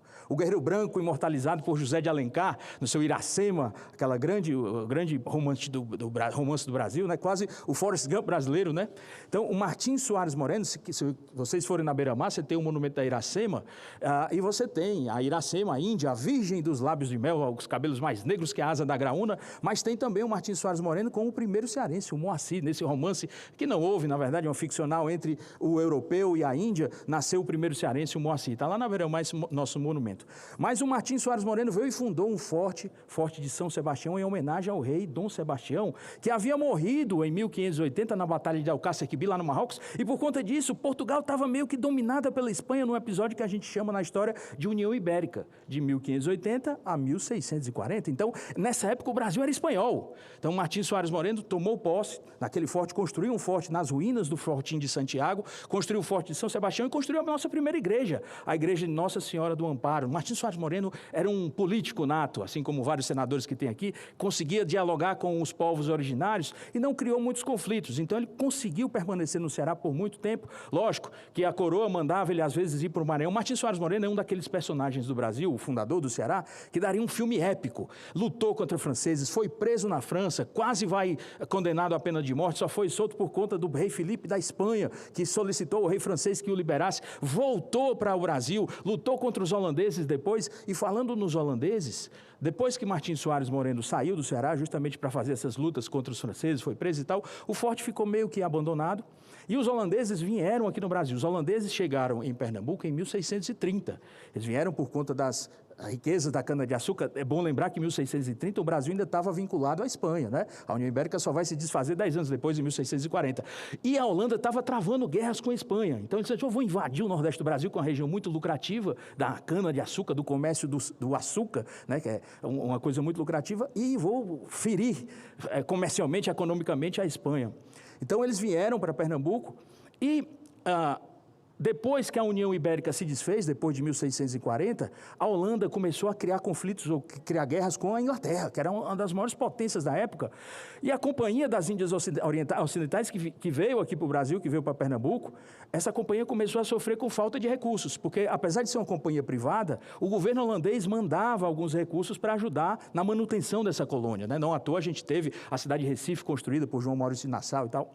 Então, os recursos começaram a se falhar, os impostos começaram a subir, então você vê como o povo reclama quando os impostos sobem, os impostos de Pernambuco, do senhor de engenho, começaram a subir, e os conflitos, as confusões desses senhores de engenho com os holandeses começaram a piorar. A gente tem a Batalha dos Guararapes, a gente tem várias batalhas importantes, e esses holandeses, desesperados porque não tinham mais dinheiro, vieram para o Ceará. Por que vieram para o Ceará? Primeiro em 1637, logo depois da Batalha dos Guararapes, em busca de sal. Sal e açúcar eram mercadorias extremamente valiosas, é tanto que a palavra salário vem de sal, era muito caro. Então eles vieram aqui para Pernambuco em 1637, General Morris, para procurar esse sal, um sal que é muito importante.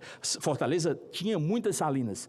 Não deu muito certo, né? Os índios, os povos originários conseguiram expulsar esses holandeses, mas em 1649 veio o holandês Matthias Beck, que fundou um forte aqui distantemente entre o Mucuripe e a Barra do Ceará, chamado Forte Schonenbock, em homenagem ao governador holandês de Pernambuco, que chamava Walter van Schonenbock. Então E foi sobre a sombra dos muros desse forte que a pequena semente nasceu. Isso faz parte do hino de Fortaleza. Então, a nossa cidade pequena, que nasceu na sombra dos muros desse forte, foi se expandindo. Então, se a gente for ver datas de nascimento, a gente tem 1603, 1612, 1637, 1649 com esse forte.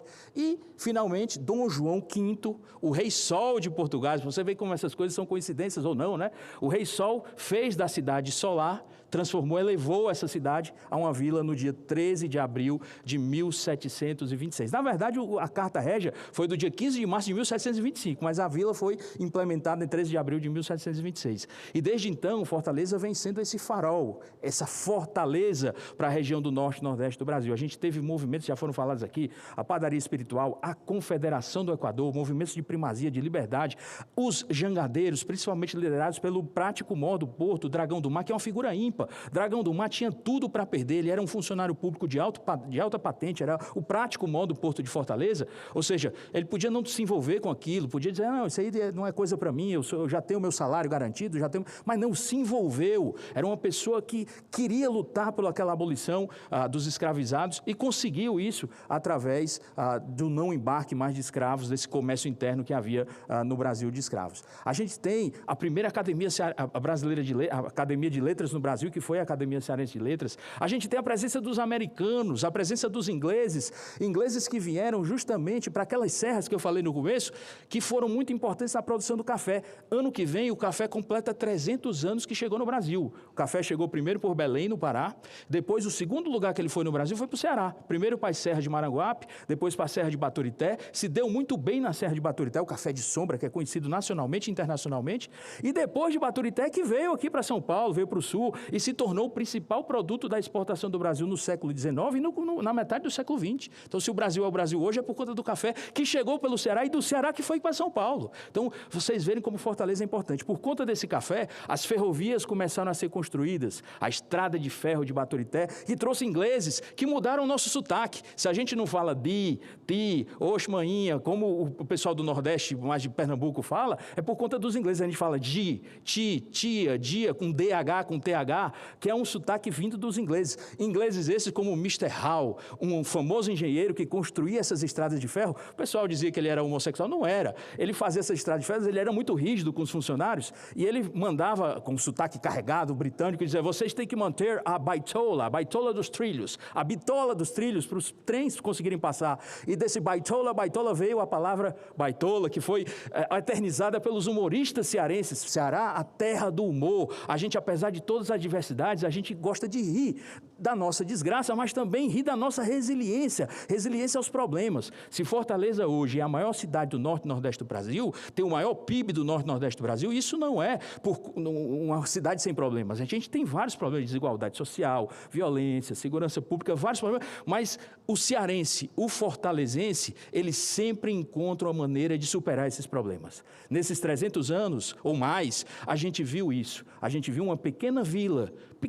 que nasceu sob a sombra dos fortes, se tornar hoje na maior cidade do norte e nordeste do Brasil. Fortaleza, a quarta maior cidade do Brasil, para mim, a cidade mais importante, porque apesar de ser cearense, apesar de ser fortalezense, eu escolhi morar em Fortaleza. Podia estar morando nos Estados Unidos, podia estar morando em São Paulo, mas escolhi estar morando em Fortaleza, na minha cidade natal, e escolhi essa cidade para criar a minha família, a base de tudo, e família que a gente ama, que a gente conhece, e que tem que passar esse conhecimento para eles serem tão apaixonados pela história da nossa cidade quanto a gente é. Foi por conta dos meus filhos que eu comecei esse legado. A gente tem que deixar um legado nessa vida, escrever um livro, plantar uma árvore, ter filhos, mas também amar aquela cidade que nos acolhe ou aquela cidade que a gente é originário. Então, parabéns, Fortaleza, nesses 300 anos, que venham muito mais, que venham mais 1000 anos e que a gente possa se tornar cada vez mais uma cidade mais justa, uma cidade mais inclusiva e uma cidade melhor para todos. Muito obrigado.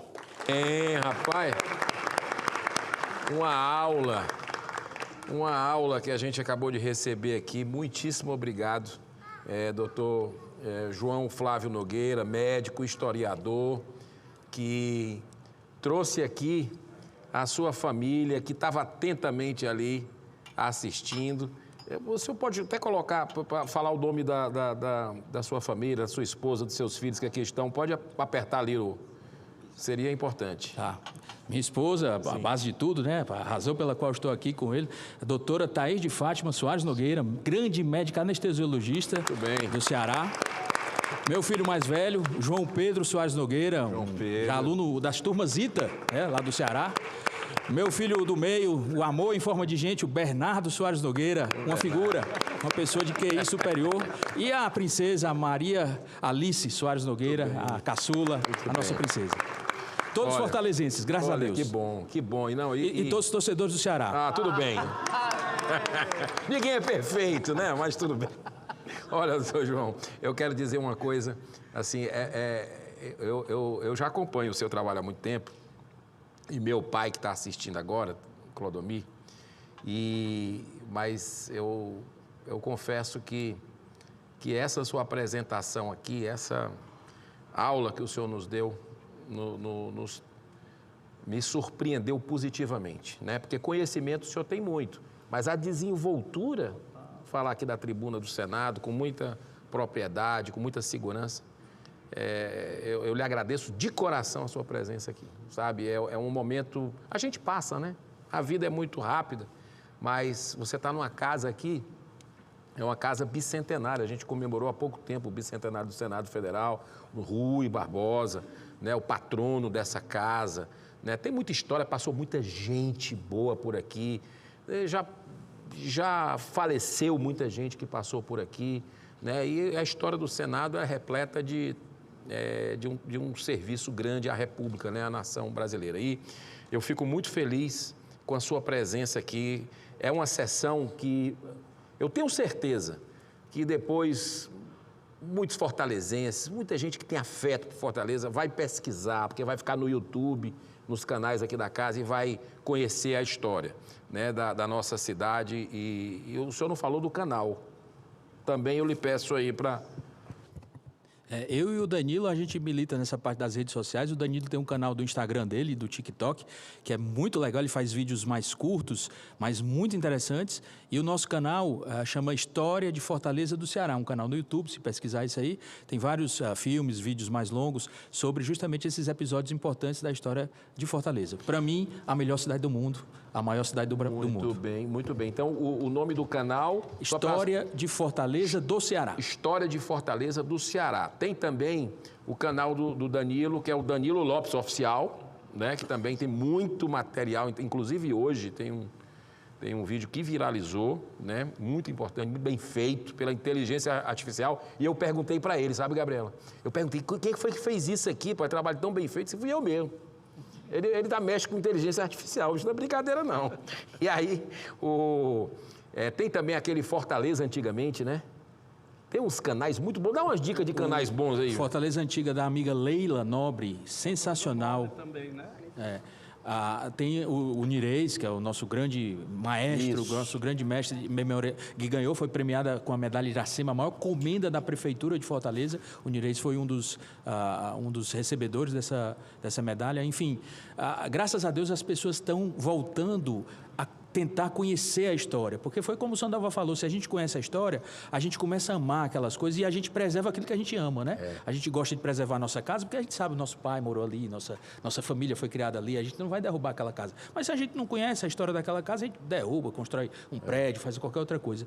Então, graças a Deus, muitas pessoas hoje estão se voltando para esse conhecimento da história, que para mim, eu sempre falo isso, apesar de ser médico, apesar de ser uma pessoa das áreas da medicina, né, eu gosto muito dessa parte de humanas. E eu acho que para mim, sério mesmo, a história seria uma das matérias mais importantes para todo mundo. A gente conhecer de onde a gente vem, para entender o presente e saber para onde é que a gente vai. Muito bem. Muito bom mesmo. Inclusive, o senhor falou da Serra de Aratanha, né? Fortaleza cercada ali, a vila cercada por serras, por riachos e tudo. E a Serra de Aratanha, nós falamos o nome aqui 2 vezes. Eu e outro, o palestrante, não sei se foi Danilo, falou sobre, acho que foi o deputado Domingos Neto, falou sobre o Edson Queiroz, né?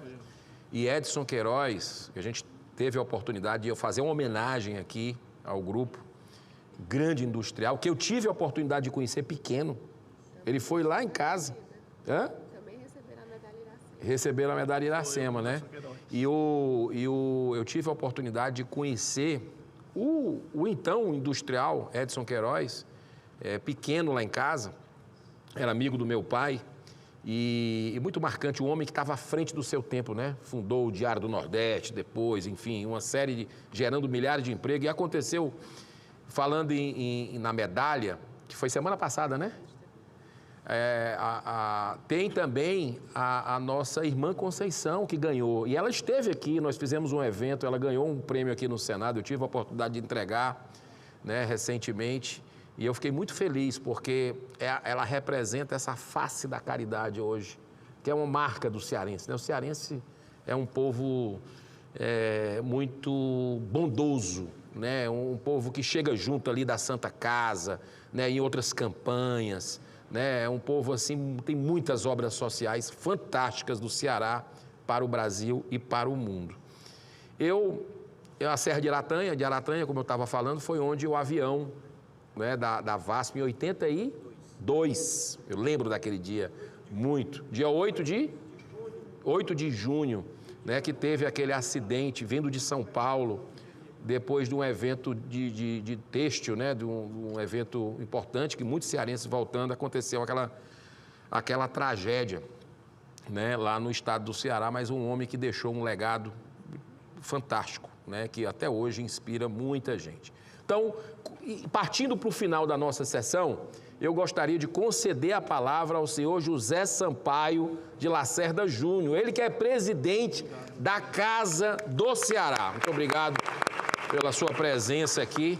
E eu quero pedir para o senhor também fazer um convite para as pessoas que não conhecem a Casa do Ceará, conhecerem aqui quem é de Brasília, quem é do estado de Goiás. É uma oportunidade ímpar. Muito obrigado pela sua presença. Muito obrigado.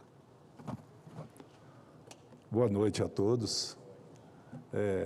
Queremos, inicialmente, agradecer o convite, excelentíssimo senhor senador Eduardo Girão, autor da proposição desta sessão especial, e, em seu nome, cumprimentar todos os membros da mesa. Excelentíssimos senadores e senadores, demais autoridades presentes, senhoras e senhores. Falar de Fortaleza para nós da Casa do Ceará, em Brasília, não se limita a reverenciar uma cidade. É evocar nossas origens, nossa identidade e o profundo sentimento de pertencimento que nos une. A existência da Casa do Ceará, nesta capital, se justifica, em grande medida, pela força irradiadora de Fortaleza, esse centro dinâmico que congrega, representa e projeta o espírito do povo cearense. Cada conterrâneo que aqui chega traz consigo traços marcantes desta terra, no sotaque, no bom humor, na coragem e, sobretudo, na forma singular de enxergar a vida. Por essa razão, a celebração dos 300 anos de Fortaleza não nos é distante, ao contrário. Ela envolve e nos representa. Celebrar Fortaleza é reverenciar o ponto de partida de inúmeras histórias que continuam sendo escritas Brasil afora, inclusive aqui, onde a Casa do Ceará preserva e fortalece os laços afetivos, culturais e institucionais com nossa terra. Fortaleza não se define apenas por sua trajetória histórica, mas, sobretudo, por sua extraordinária capacidade de reinvenção ao longo dos séculos. Consolidou-se como um espaço de encontros, de culturas, de ideias e de oportunidades. É também uma cidade que se destaca pela força de seu turismo, reconhecido nacional e internacionalmente, suas belezas naturais, sua orla vibrante, sua gastronomia rica e sua hospitalidade. Fazem de Fortaleza um dos principais destinos turísticos do Brasil, contribuindo significativamente para o desenvolvimento econômico e a projeção do Ceará no cenário nacional e internacional. Fortaleza acolhe, ensina, inspira, enfrenta desafios sem perder a leveza, cresce sem abrir mão de sua identidade e talvez resida aí sua maior singularidade, a harmonia entre força e sensibilidade, entre luta e alegria, entre resistência e criatividade. Fortaleza é, acima de tudo, feita de gente, gente que transforma dificuldades em oportunidades, que faz da diversidade impulso e que constrói não apenas com o trabalho, mas também com imaginação e esperança. Essa energia atravessa gerações, fazendo com que Fortaleza não seja apenas lembrada, mas profundamente sentida. Sua cultura é viva, dinâmica e presente no cotidiano, na música, no artesanato, na literatura e na maneira única de se expressar e se relacionar. Está, sobretudo, na capacidade de sorrir, mesmo diante das adversidades, característica marcante do povo cearense. Contudo, celebrar 300 anos não é apenas revisitar o passado, mas também projetar o futuro e reconhecer conquistas sem perder de vista os desafios que ainda se impõem. Fortaleza nos convida a refletir sobre um desenvolvimento pautado na inclusão, no equilíbrio e na justiça social. Nesse contexto, o papel das instituições torna-se essencial. A Casa do Ceará, em Brasília, é mais do que um espaço físico, é um símbolo de continuidade da resistência cultural e de solidariedade. Além de preservar nossas tradições, desenvolve um trabalho social de grande relevância por meio do Lar dos Velhinhos, que atualmente acolhe 21 idosos, oferecendo assistência integral com atendimento médico, enfermagem e todo o suporte necessário para garantir dignidade e qualidade de vida. Trata-se de um sonho idealizado ainda na década de 1960 pelo então deputado federal Crisanto Moreira da Rocha, que ao longo de anos transformou-se em uma obra sólida de amor ao próximo e de compromisso social. Somos, assim, uma extensão viva de Fortaleza, fora de seu território. Um espaço onde a memória dialoga com o presente e onde a identidade cearense permanece firme mesmo à distância. Senhoras e senhores, Fortaleza chega aos seus 300 anos, com história, com vigor e, sobretudo, com um futuro promissor. Uma cidade que transcende seus limites geográficos, pois vive em cada cearense, onde quer que ele esteja. Hoje celebramos mais uma data, mais do que uma data, celebramos uma identidade, celebramos um povo, celebramos Fortaleza. Muito obrigado. Muito bom, muitíssimo obrigado, senhor José Sampaio Lacerda Júnior, presidente da Casa do Ceará. O senhor, na região aqui vamos dizer, Brasília, né? Brasília são quantos cearenses, tem ideia? Mas a gente... Mais ou menos. Eu falo francamente, com precisão não teria esse dado, viu? Não, mas, né? Tem muitos cearenses aqui, porque muitos cearenses vieram construir Brasília, né? Inclusive, recentemente, um dos nossos diretores nos provocou para que a gente procurasse saber quantos cearenses ainda... Porque nós já estamos 60 anos a cidade já tem mais de 60 anos, né? Então, a gente já tem novas gerações aqui, de filhos, que eu mesmo, meus 4 filhos nasceram aqui em Brasília, né? Sim. Então, e muitos cearenses também já partiram para lá de cima, né? Isso. Mas é um desafio para a gente ver até com o IBGE, até quantos cearenses... se é que eles têm esse dado assim. Eu tive a oportunidade de conhecer um grande cearense que ajudou muito a construir aqui, que é o Venâncio, que tem aqueles prédios Venâncio 2000. Venâncio da Silva. E a família dele até hoje. Pioneiros que construíram Brasília. Pioneiros. Que bom, rapaz, muito bacana isso. E temos aqui também o nosso primeiro vice-presidente, Estênio Campeiro, que também é... Primeiro vice-presidente Estênio. Nosso, um grande beneficente, ajuda muito a nossa casa, viu? A Casa do Ceará está ali, localizada na Asa Norte, na quadra 910. Queremos fazer de público o convite ao senador e a todos os membros da mesa, a bancada cearense e todos os cearenses que queiram visitar e conhecer o nosso trabalho. Vamos sim, viu? Vamos sim, já ouvi falar muito bem dos eventos. Estênio, muito obrigado pela sua presença aqui. Aperta no... Queria só acrescentar que nós somos de Crateús, chegamos aqui em 62, meu primeiro irmão, acompanhado de minha irmã, que foi a primeira funcionária concursada da Câmara dos Deputados, Maria Valdira, jornalista, e Valmir Campelo, foi administrador de 3 cidades satélites, Braslândia, Gama e Taguatinga, e depois, nas primeiras eleições, foi o deputado federal mais votado e constituinte que assinou a Constituição de 88. E em 90 foi eleito senador por esse Distrito Federal, esteve aqui nessa casa durante 7 anos e meio e depois foi para o Tribunal de Contas da União, indicado por essa egrégia casa.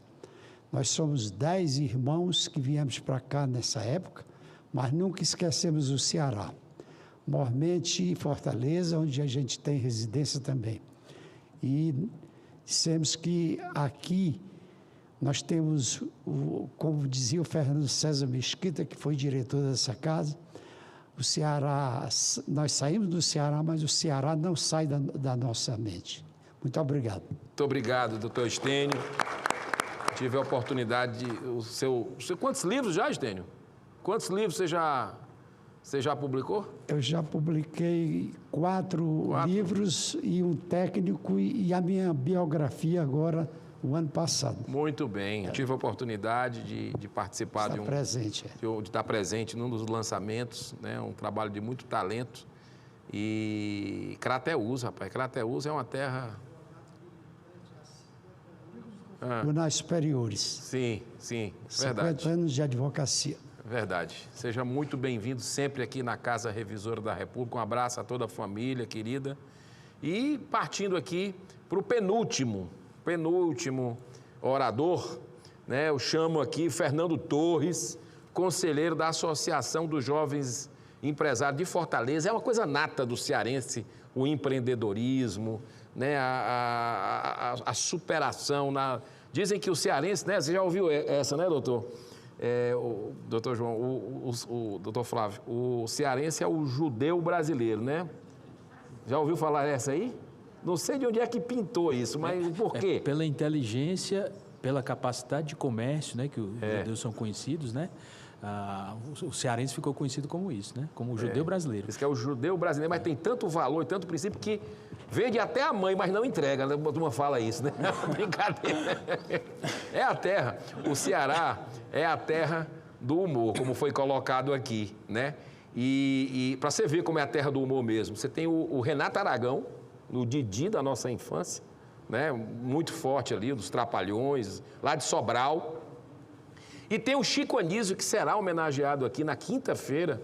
Está vindo a Malga, a última esposa do Chico Anísio, Malga de Paula, né? E outras pessoas próximas da família, para fazer a homenagem, porque a causa do Chico também tem a questão que ele teve problema com depressão, e essa é a semana, né, do enfrentamento ao preconceito em relação à saúde mental. É o dia do humorista, foi ontem. Então, é uma semana que nós vamos ter de celebrações aqui, bem cearense, né? E tem até o dicionário cearenseis, você já viu, né? Que vendia no aeroporto, né? Não sei se vende, é interessante ali, você vê, pode falar. Teve um filme feito pelo grande tricolor, o Halder Gomes, né? O Halder, torcedor de Fortaleza fanático, que o filme tinha legenda de cearenseis para português, porque senão as pessoas não entenderam. Qual é o nome do filme? O Halder tem vários filmes, Tem vários filmes. Cine Hollywood. Esse foi o Cine Hollywood. Foi o Cine Hollywood. Ele fez um também, esse você não assistiu e não vai gostar, foi o primeiro filme dele, que é o Loucos de Futebol. Sobre o Fortaleza, Foi um né? documentário que ele fez. Nós fizemos um filme junto, o filme do Chico Xavier, eu fiz com ele. A gente produziu o filme o Dr. Bezerra, ele ajudou também. Grande Halder, de Quixeramobim. Quem é de Quixeramobim também? Sabe quem é? O senhor também é de Quixeramobim? Pronto. Quem é de Quixeramobim também é o Fausto Nilo. Fausto Nilo, que a questão da música, a arquitetura, muito forte. Ali de Fortaleza, tem em Fortaleza o Fausto Nilo de Quixeramobim. Para você ver como as pessoas vieram, né? O Danilo quer complementar alguma coisa, fica à vontade. Aqui é informalidade mesmo. Antônio Conselheiro. Antônio Conselheiro era de Quixeramobim, de Canudos. Também, que bom. Como é seu nome? Ivo.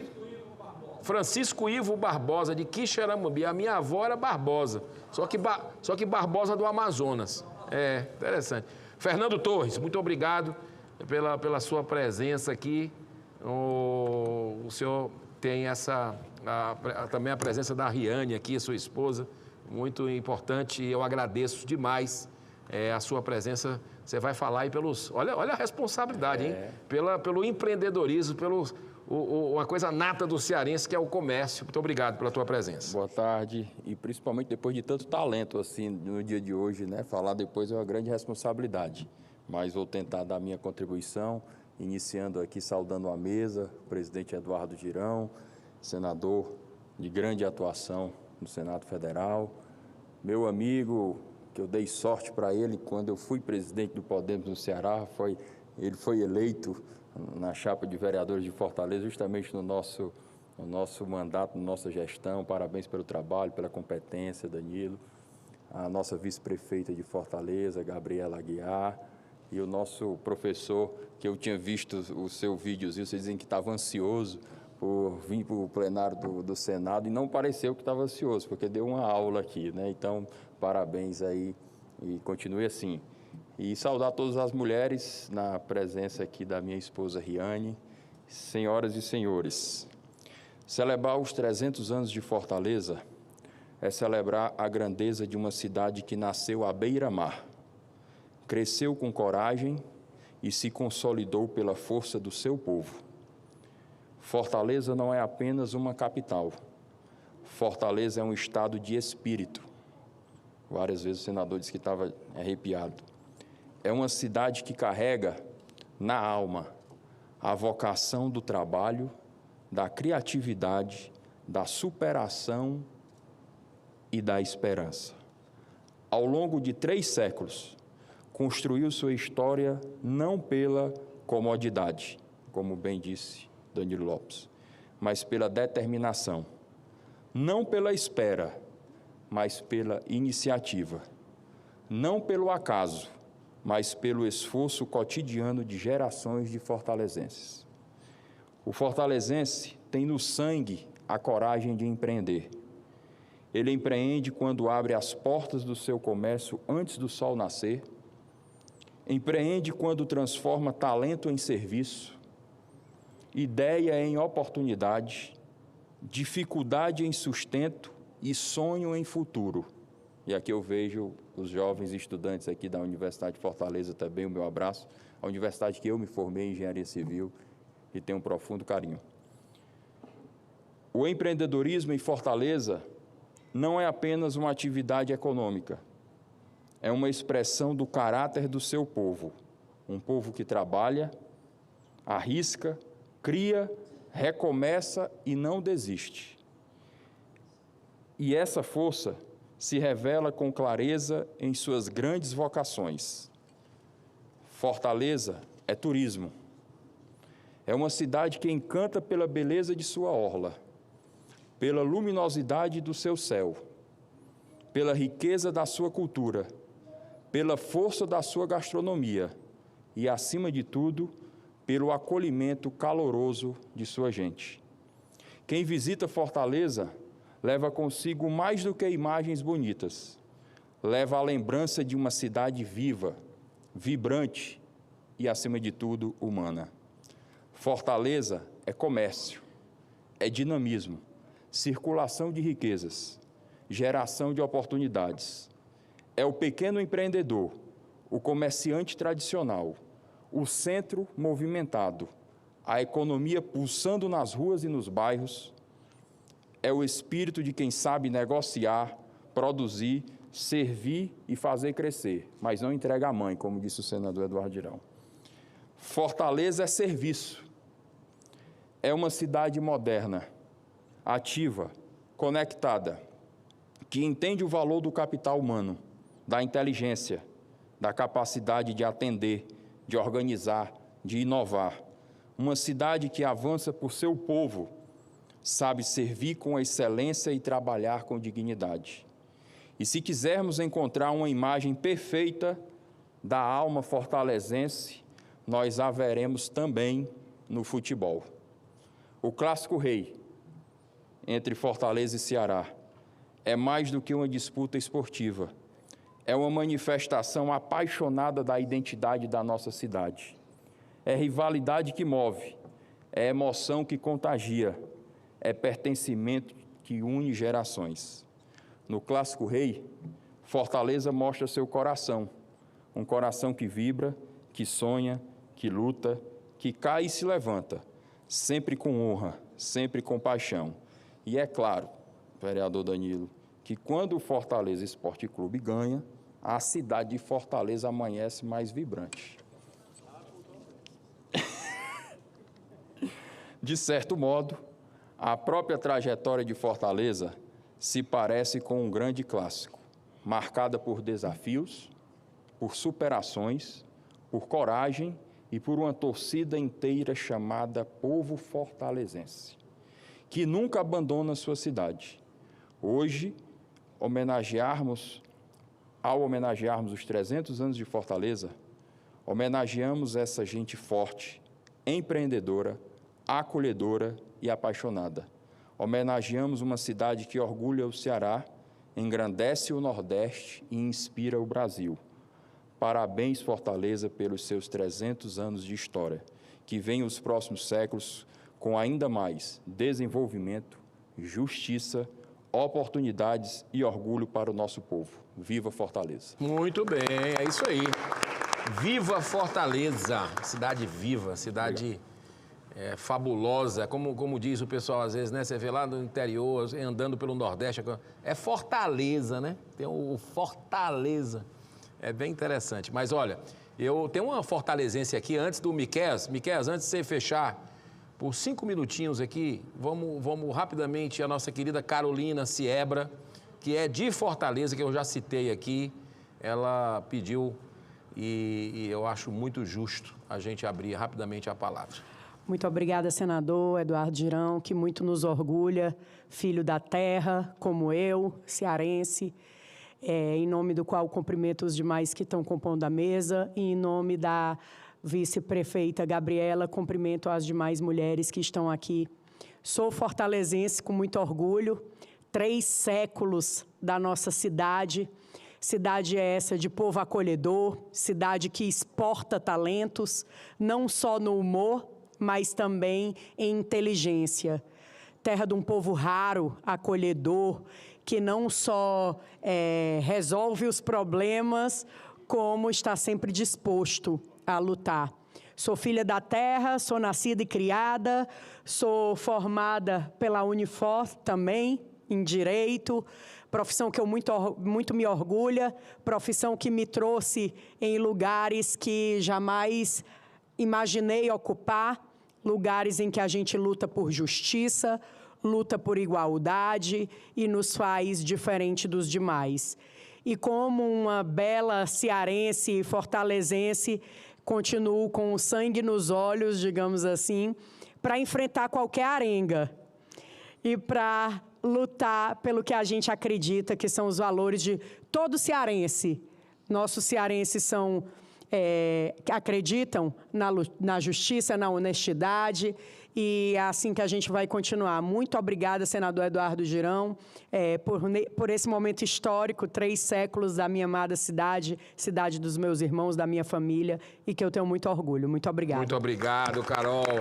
Carol Siebra, que está sendo fotografada agora pelas lentes mágicas da Jaciara Aires, que está com a sua irmã aqui, visitando. Essa fotógrafa, até a alma, ela consegue captar. Muito querida, muito obrigado pela sua presença. Fernando, espetacular também a sua, trazendo aqui a... Pô, tá bem completa, né? Essa audiência tá bem com a cara do espírito cearense. E para fechar, a juventude, né? Fortaleza fazendo 300 anos, é bem jovem, né? Capital bem jovem, né? Temos uma vice-prefeita super jovem também. E vamos ouvir o Miqueias de Araújo Pessoa, estudante de Direito da Universidade de Fortaleza, ele que está com um grupo aqui. Depois eu queria até que você falasse o nome, pelo menos das pessoas que aqui estão ainda, os seus colegas da Unifor. Quando eu fiz vestibular, em 1990, 91 foi, por aí, só tinham 3 universidades em Fortaleza. Era a UFC, era a UES... e era a Unifor. Interessante, né? Era aquela coisa, aquela expectativa e tudo. E eu também tive a oportunidade de passar. Consegui passar nas 3 na época.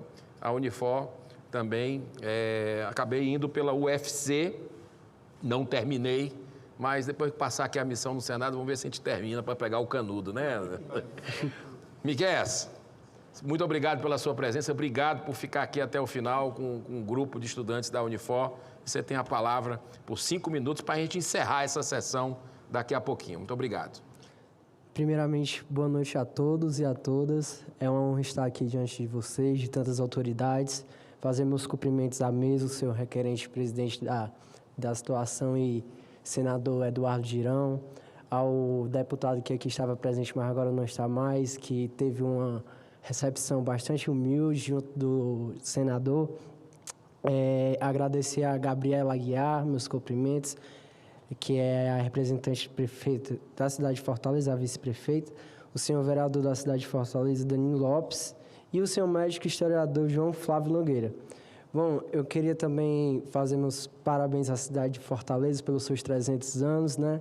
Que é uma cidade, além de bastante rica e forte em cultura, é referência na educação, que a gente sabe que ocupa muitos lugares de poder, que está ali dentro do âmbito educacional, nossos estudantes, tanto em concursos como as universidades. Existe até uma referência humorística, né, que enquanto você está dormindo ou fazendo qualquer outra coisa, tem um cearense estudando, e a gente sabe que é bastante especial, tanto no âmbito educacional como no âmbito cultural. Fortaleza é uma cidade maravilhosa, a gente sabe que tem ali o Dragão do Mar, tem o Teatro Museu da Arte do Som, tem a Beira-Mar, vários turistas vão lá visitar todo ano. Fortaleza, que é a 4ª capital mais populosa do Brasil, né? Que a gente pode ver que é bastante abrangente, tanto em povo e diversidade. Bom, eu sou cearense, sou natural de Fortaleza, tenho muito orgulho de ser nordestino, meus pais também são Rio Grande do Norte e minha mãe é de Ceará. O Ceará, que primeiro é absolutista, né, uma terra muito abrangente, que foi pioneira nessa situação. Estou aqui também representando como discente os estudantes do curso da Universidade de Fortaleza, em Direito, com a nossa orientadora professora Fabiola, a Valéria, os queridos alunos Guilherme, Fernanda, o Xavier, que estava aqui presente. Quero dizer que é uma oportunidade muito boa de poder conhecer os poderes, tanto o legislativo, o judiciário e o executivo, podendo fazer visita aos Planaltos, ao Palácio da Alvorada, Embaixada do México, Itamaraty, que é uma abrangência muito grande de conhecimentos, né, que todos deveriam ter essa oportunidade, que eu acredito que faz parte do ser brasileiro, que é ter essa diversidade, essa cultura, e toda a abrangência na qual a gente pode ter e possuir. Quero também agradecer a todos que estão aqui presentes, que foi essa sessão maravilhosa, com tantas falas importantes, com tanta cultura, tanta história, né, que a gente precisa, nossa memória, nossa diversidade como um todo. Quero agradecer a todos pela presença e é isso. Muito obrigado. Muito bom, olha só. Fortaleza jovem aí, com uma perspectiva muito grande com esses jovens que aqui estão, né? Inclusive, o vice-prefeita, uma coisa importante que a gente tem, uma coisa que é muito peculiar do Ceará no turismo brasileiro. Nós somos um dos principais destinos aqui do Brasil, e uma coisa que me deixa muito orgulhoso são aquelas barracas da Praia do Futuro, né? Ali você tem uma infraestrutura que você não vê em outros estados que têm praias bonitas. As nossas são... A minha adolescência ali foi na Praia do Futuro. Morei na Praia do Futuro, né? Na rua Gerôncio Brígido. Ali quase em frente o Cuca Legal, ali tem ali agora o Crocobit.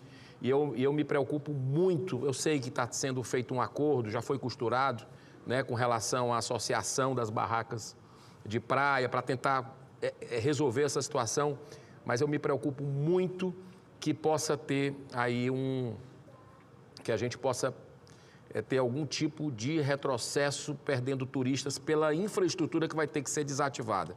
Mas eu vejo muita preocupação da prefeitura, né, do Alexander Salles lá também, que é o nosso procurador da República lá no Ceará, né?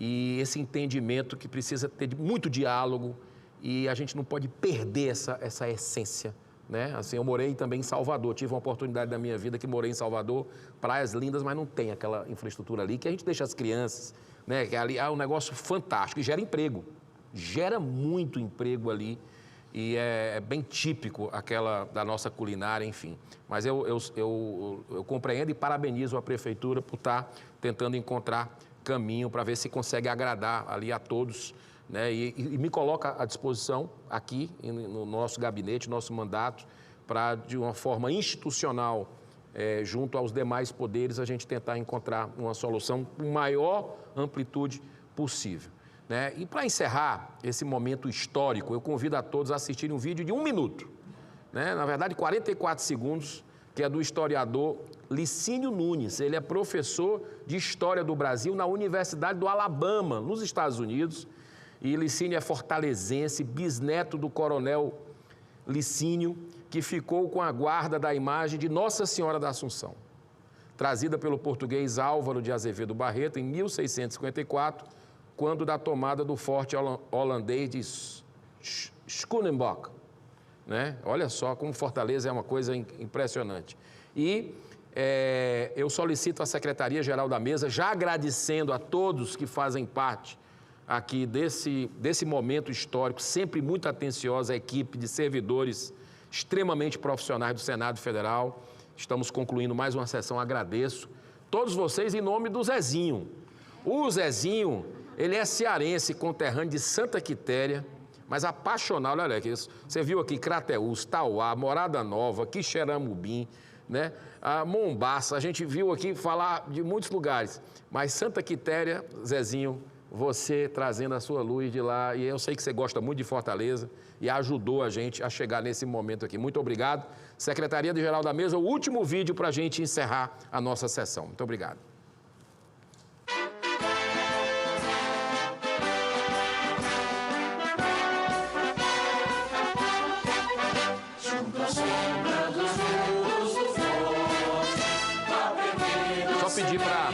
Só pedir para interromper, a gente bota o hino já de Fortaleza. Esse é o hino da cidade de Fortaleza. O hino já vai agora. Mas esse hino aí estava faltando mesmo. A gente vai fechar com ele. Vai fechar com ele. Mas eu só peço o videozinho que foi feito com muito carinho pelo nosso querido Licínio Nunes. Enquanto acho o vídeo, o Licínio é meu amigo particular, ele é professor de História do Brasil, especialmente de História do Ceará, na Universidade do Alabama, lá nos Estados Unidos, e ele foi uma das pessoas responsáveis por encontrar, vou dizer assim, o túmulo que estava perdido do Dragão do Mar, do Francisco José do Nascimento, esse nosso prático do Porto de Fortaleza. Ele encontrou esse túmulo no cemitério São João Batista, o cemitério mais antigo lá de Fortaleza. Então, é uma pessoa que pesquisa muito sobre essa parte da abolição. E ele tem isso. O objeto europeu mais antigo que tem hoje em Fortaleza é justamente a estátua, a imagem de Nossa Senhora da Assunção, que foi trazida por esse português em 1654. Então, você vê, né? Está lá na 10ª Região Militar, no museu, e o bisavô dele foi o guardião dessa estátua por muitos anos. Aliás, a Prefeitura de Fortaleza ou a Câmara de Vereadores, eu vi um vídeo institucional que foi feito, muito bem feito, ouvindo historiadores, assisti ontem, inclusive, faz 2 dias, e mostrou exatamente, né? O senhor colocou aí, né? E o cemitério São João Batista, muitos familiares nossos lá, né, os restos mortais, e fez 160 anos, foi isso? Não. 168, se eu não me engano. 168 anos, né, e o professor Sandoval falou, inclusive o professor Sandoval faz incursões, né? Ele tem umas... Fortaleza Necrópole faz, é bem interessante. Ele e o professor Tiago Roque, que a gente também tem que citar aqui. Professor Tiago Roque também tem um estudo e vai no campo, né? Faz guias e tudo. Então, vamos agora assistir o vídeo. Fortaleza tem uma longa tradição, que vai muito além de 300 anos. Mas o nome Fortaleza tem sua origem no pequeno forte holandês, que quando capturado pelos portugueses, foi rebatizado de Fortaleza de Nossa Senhora da Assunção. Foi ali que nasceu o vilarejo que um dia se tornaria Fortaleza, na capital do Ceará. E até hoje, a pequena imagem de Nossa Senhora da Assunção trazida pelos portugueses naquele momento, é mantida no mesmo local que hoje é a sede da 10ª Região Militar. Essa é Fortaleza, a Fortaleza que influenciou José de Alencar a escrever Iracema, que influenciou Raquel de Queiroz a escrever o 15. É a Fortaleza do Dragão do Mar e os seus jangadeiros que lutaram contra a escravidão. Essa é Fortaleza há 300 anos. Muito bom. Diretamente dos Estados Unidos, né, nós tivemos aí o professor Licínio Nunes, professor de História do Brasil na Universidade do Alabama. Muito obrigado pela sua participação. Vamos agora ouvir o hino de Fortaleza. Eu prometo encerrar a sessão, né, que o hino de Fortaleza, que é 3 minutos, e é interessante o convite que ele nos faz, a reflexão, a história desse hino é muito bonita.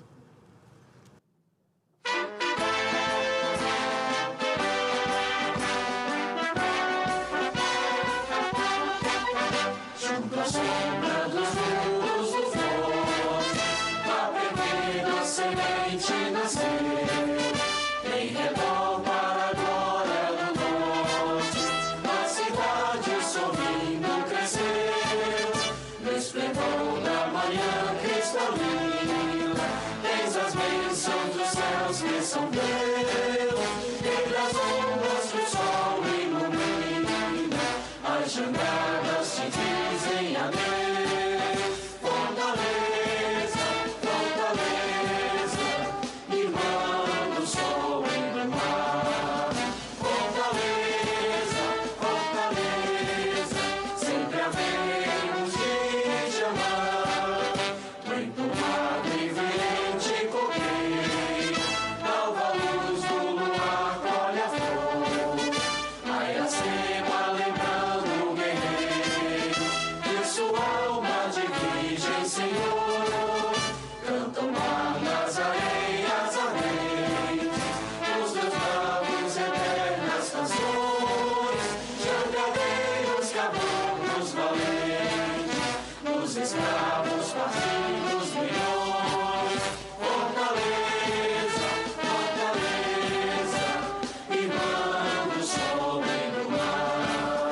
Fortaleza, Fortaleza, sempre havemos de te amar. Ao calor do teu sol ofuscante, os meninos se tornam viris, a velhice se mostra pujante, as mulheres formosas gentis, nesta terra de luz e divina, estiagem por vezes hostil, pela mãe de Jesus protegida. Fortaleza, essa flor do Brasil. Fortaleza, Fortaleza, irmã do sol e do mar. Fortaleza, Fortaleza, sempre havemos de te amar.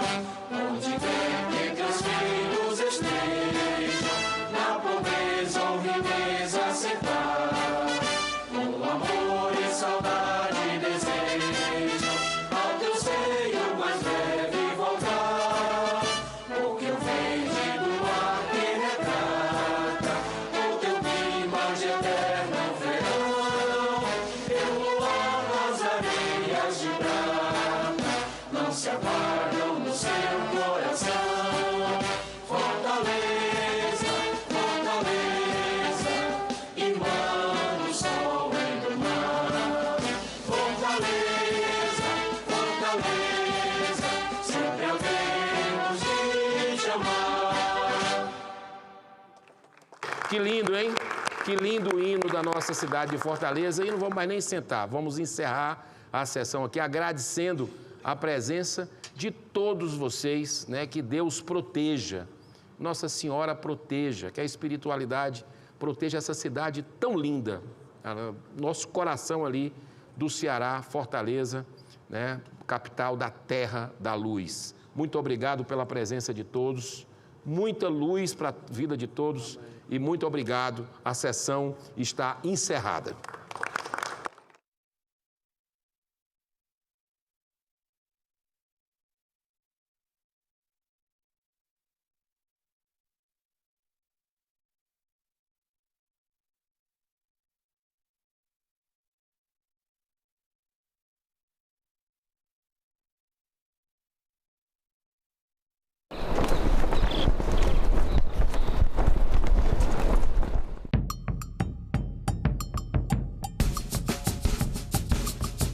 Eu aprendi a falar português e esgrimo essa língua como uma lança, uma espada, como uma flecha, para eu poder alcançar a cabeça dura das pessoas que não conseguem pensar sozinhos.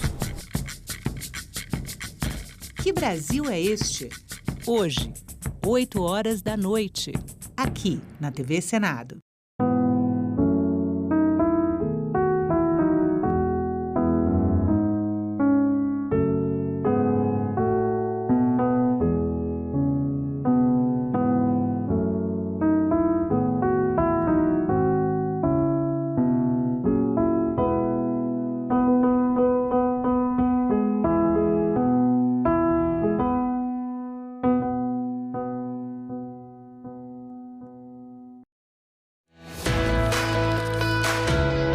As leis fazem parte da nossa vida de todo dia. Elas podem começar de diversas formas, mas todas elas passam pelo Congresso Nacional. As leis nascem por um projeto de lei. É um longo caminho que pode demorar alguns anos até a aprovação. Mas quem pode, afinal, apresentar uma ideia, um projeto de lei? Muita gente. Os senadores, os deputados, o presidente do Supremo Tribunal Federal, procurador-geral da República, o presidente da República, claro, e você também. Qualquer cidadão pode apresentar um projeto de iniciativa popular. Ele precisa ter assinaturas de 1% do eleitorado brasileiro em pelo menos 5 estados.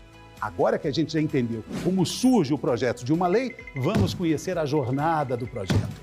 Vamos supor, o projeto é de um senador. O ponto de partida é quando a proposta é lida em uma reunião do plenário. Na sequência, ela vai passar por uma ou mais comissões especializadas que vão avaliar também se a proposta está de acordo com a Constituição. Essas comissões colocam em votação o relatório e ele volta para o plenário. Se for aprovado do Senado, esse projeto vai para a Câmara dos Deputados, onde é feita uma revisão do projeto. Se os deputados fizerem alguma mudança no texto, aí o projeto volta para mais uma votação no Senado. Quando a proposta de lei é feita pelos deputados ou tem uma votação iniciada na Câmara, como, por exemplo, os projetos de lei de iniciativa popular, aí o caminho se inverte. Primeiro os deputados votam e a revisão fica com os senadores. É só depois que o projeto segue para a etapa final. O presidente da República decide se aprova ou veta a lei. E olha só, mesmo que o presidente vete uma lei, o Congresso Nacional pode derrubar o veto do presidente. É o nosso poder legislativo que dá a palavra final sobre um projeto de lei. Mas antes de tudo isso, estamos nós, eleitores, e as nossas escolhas. Bom, nós vamos oportunizar a nossa juventude a incorporar uma nova linguagem, que é a linguagem de empreender.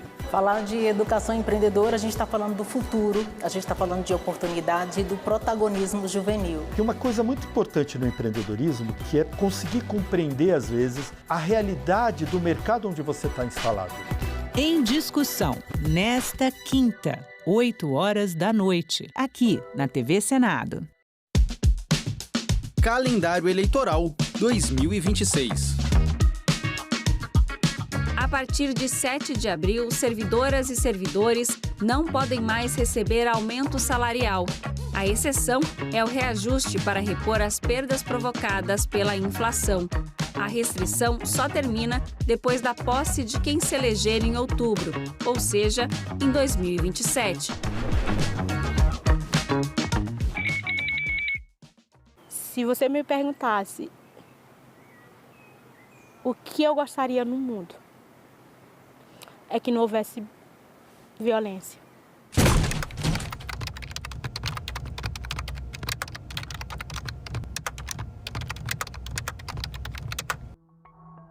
Eu fui educada assim, que a mulher tinha que sempre obedecer ao marido. Ela tinha que ser submissa ao marido. As primeiras agressões começou com insultos.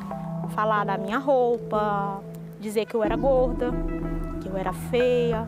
Eu tinha o meu dinheiro, eu tinha minha conta, eu trabalhava, mas o meu salário quem gastava era ele.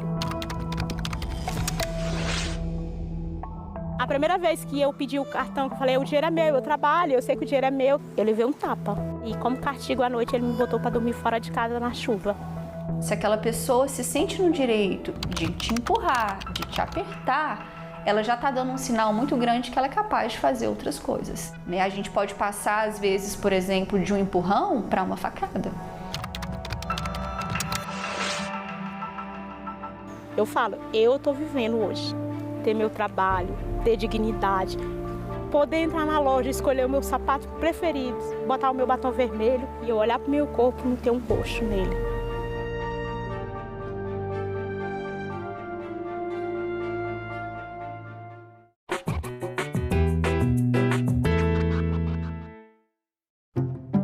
Em 1824, um movimento denominado Confederação do Equador marcou profundamente a história do nosso país.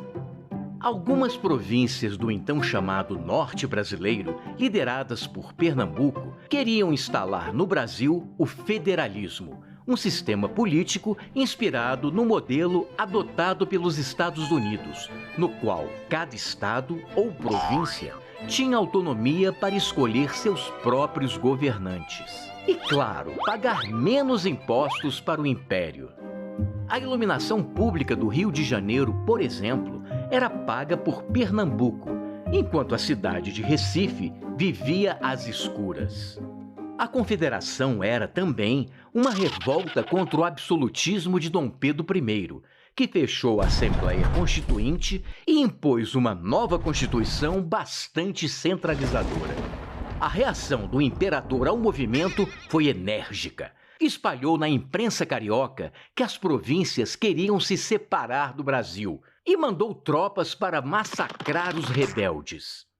No Ceará, os principais líderes foram o Padre Mororó e Tristão Gonçalves de Alencar, que acabaram mortos. Já a resistência em Pernambuco foi liderada por Frei Caneca, o grande pensador do movimento, que publicava suas ideias em defesa da democracia em seu próprio jornal, o Tifes Pernambucano. Cercado pelos soldados imperiais, fugiu para o interior do Ceará ao lado de rebeldes paraibanos, mas acabou preso e fuzilado em praça pública. 65 anos depois, a história lhe faria justiça e o Brasil adotaria o sistema defendido pelo Frei, a República.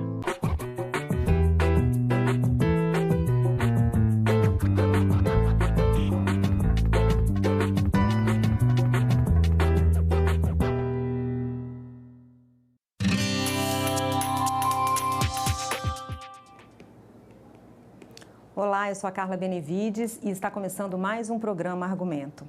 A proposta de emenda à Constituição que prevê a aposentadoria especial para agentes de saúde de combate a endemias será analisada pela Comissão de Constituição e Justiça aqui do Senado. O relator, senador Irajá, do PSD do Tocantins, está trabalhando no texto que veio da Câmara dos Deputados e é com ele que a gente conversa a partir de agora. Senador, obrigada pela sua presença e por ter aceitado o nosso convite. Obrigada a você, Carla, o convite. Senador, como é que está aí a construção desse relatório? A gente tem visto aqui regularmente a presença dos agentes aqui nos corredores do Senado. Como é que está essa negociação? Bom, eu tenho uma posição clara e muito conhecida por todos no país, e em especial lá no Tocantins, de uma defesa incessante do trabalhador. Tanto que em matérias relevantes que já tivemos votado aqui no Senado e na Câmara, eu sempre me posicionei favorável ao direito dos nossos trabalhadores, quem quer que seja a categoria. Assim foi na reforma trabalhista, que eu me posicionei e votei contra a reforma trabalhista, como aconteceu também na reforma da Previdência, que eu me posicionei do lado dos nossos trabalhadores. E claro que, por coerência, agora na PEC 14 não seria diferente, né? Eu tenho uma posição também de defesa da valorização da categoria dos nossos agentes de saúde, que fazem um trabalho notável e reconhecido por todos nós no Brasil inteiro e em especial no meu estado, no Tocantins. E por isso eu tenho um grande respeito, uma grande admiração por essa categoria e por essas e outras razões nós estamos, na verdade, com a PEC 14 corrigindo uma injustiça histórica, né, de valorizar uma categoria, reconhecer um trabalho da categoria dos agentes de saúde, que são mais de 370 mil mulheres, homens, pais e mães de família. Só no Tocantins nós temos 7 mil profissionais e que prestam um grande serviço ao país. E, portanto, nós estamos, através da PEC 14, fazendo o reconhecimento desse trabalho, através de uma aposentadoria especial, uma luta histórica, né, de um setor que durante quase 3 meses trabalhou e aprovou na Câmara dos Deputados sobre a relatoria do deputado Antônio Brito, que fez um grande trabalho na relatoria, e que esperava também por 3 meses a distribuição dessa PEC da mesa diretora pelo presidente Davi e agora a CCJ. Nós assumimos essa relatoria tem algo em torno de 2 semanas e estamos fazendo todo um trabalho, um diálogo, né, com o governo federal, defendendo sempre, né, a pauta e a agenda dos nossos agentes de saúde, dialogando também com os prefeitos, né, que tinham uma posição na Câmara contrária, né, a essa matéria e, portanto, nós estamos dentro de um diálogo, dentro do entendimento, estabelecendo um cronograma de trabalho para aprovarmos na CCJ, na Comissão de Constituição e Justiça, e depois essa matéria seguir ao plenário para ser apreciada e votada. O governo argumenta um grande impacto fiscal, né, se essa PEC for aprovada. Governo, estados, municípios, eles têm receio do impacto fiscal. É possível, senador, garantir direitos e manter as contas em dia? Olha, a gente tem que ter responsabilidade, né? Os estudos apontam que esse impacto seria algo em torno de 29 bilhões num prazo de 10 anos, né? Algo em torno de 2 bilhões e 900 bilhões ao ano. E isso é algo defensável, né? É algo responsável, né? Que cabe dentro do orçamento do governo federal e, portanto, nós precisamos, evidentemente, compatibilizar esse número dentro da LDO e depois da LOA para que isso seja absorvido dentro do orçamento da União. É exatamente esse o trabalho que nós estamos fazendo, junto com os técnicos do governo, junto com o Ministério da Economia, para que a gente possa aprovar essa matéria, mas com toda a responsabilidade que requer e exige um tema como esse. Como é que está o texto que veio da Câmara e o que o senhor pode aí mexer, o que o senhor pretende mexer ou se vai mexer?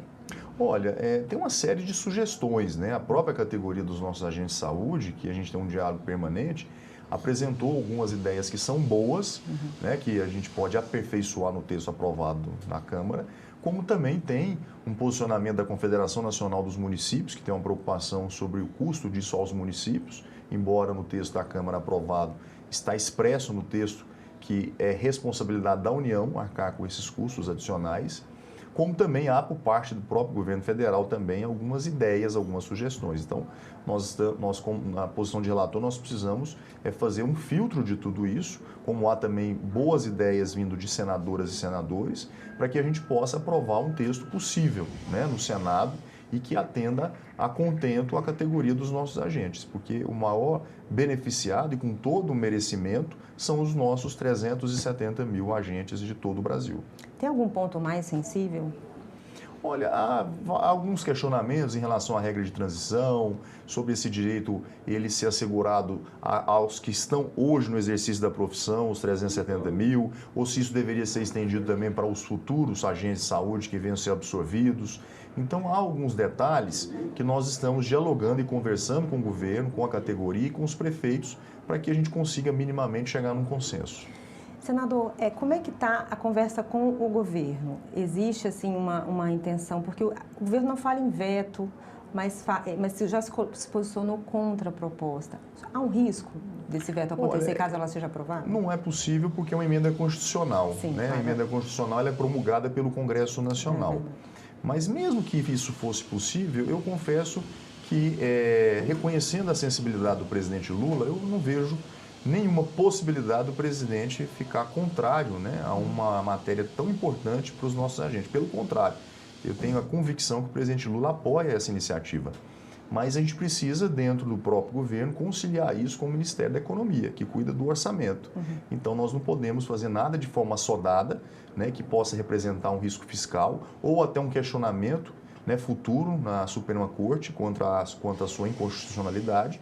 Então, nós precisamos ter muito cuidado para fazer realmente algo que seja defensável, seja justo com os nossos agentes de saúde e que o governo assuma essa responsabilidade também de arcar com esse custo adicional que haverá ao longo desses anos. O senhor falou no início que essa é uma reivindicação histórica da categoria, né? Eu queria que o senhor falasse um pouquinho do trabalho desses agentes, tanto de saúde também como de combate a endemias, que eles são a linha de frente do SUS, de certa forma.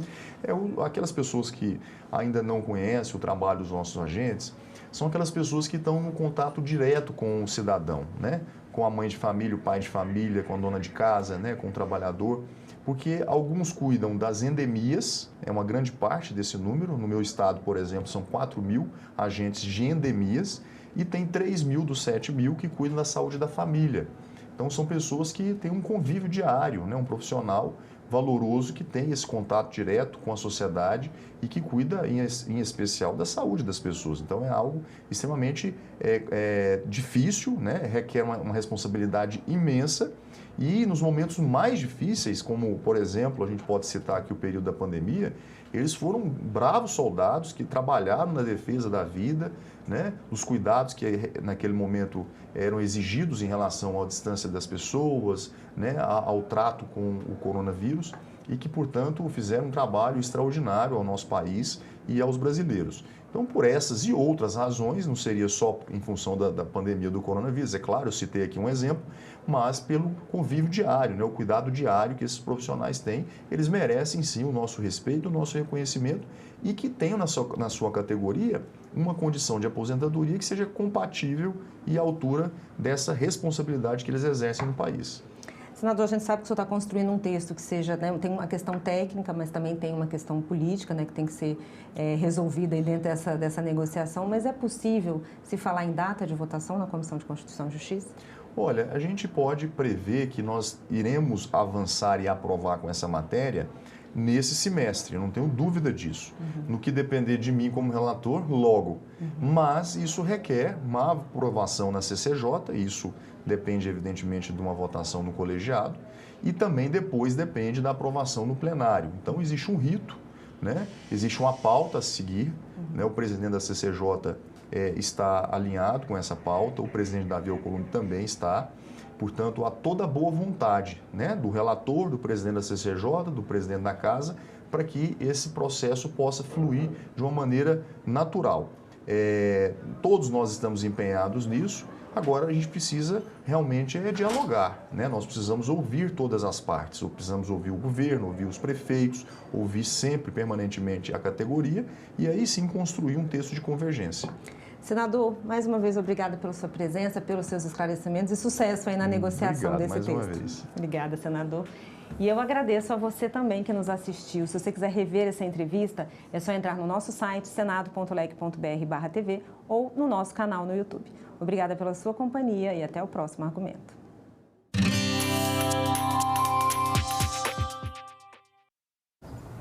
Eu acho que aí tem uma coisa meio misteriosa, que eu acho que a pessoa tem uma predestinação.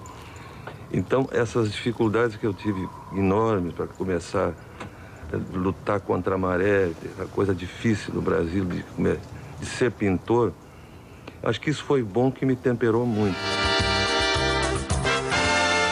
Senadoc, neste sábado, 21h, aqui na TV Senado. A gente também fala tupi. O nome do estado do Maranhão vem do tupi e é formado por dois termos, mar mais nhan. Mar é uma variação de embará, bará, que vem de Pará e significa mar ou Rio Grande. A outra parte da palavra é nhan, que quer dizer correnteza. Então Maranhão virou Maranhão, que tem na origem o significado de mar grande ou mar que corre. A gente também fala tupi.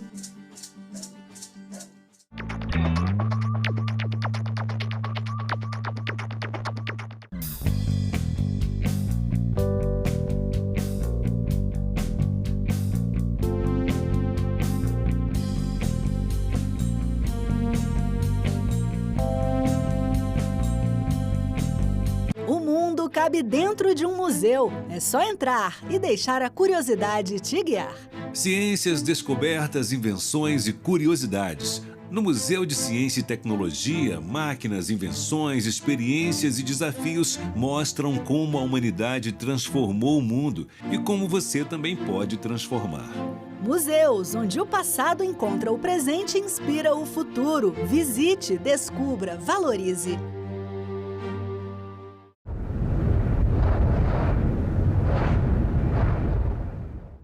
O programa a seguir é livre para todos os públicos.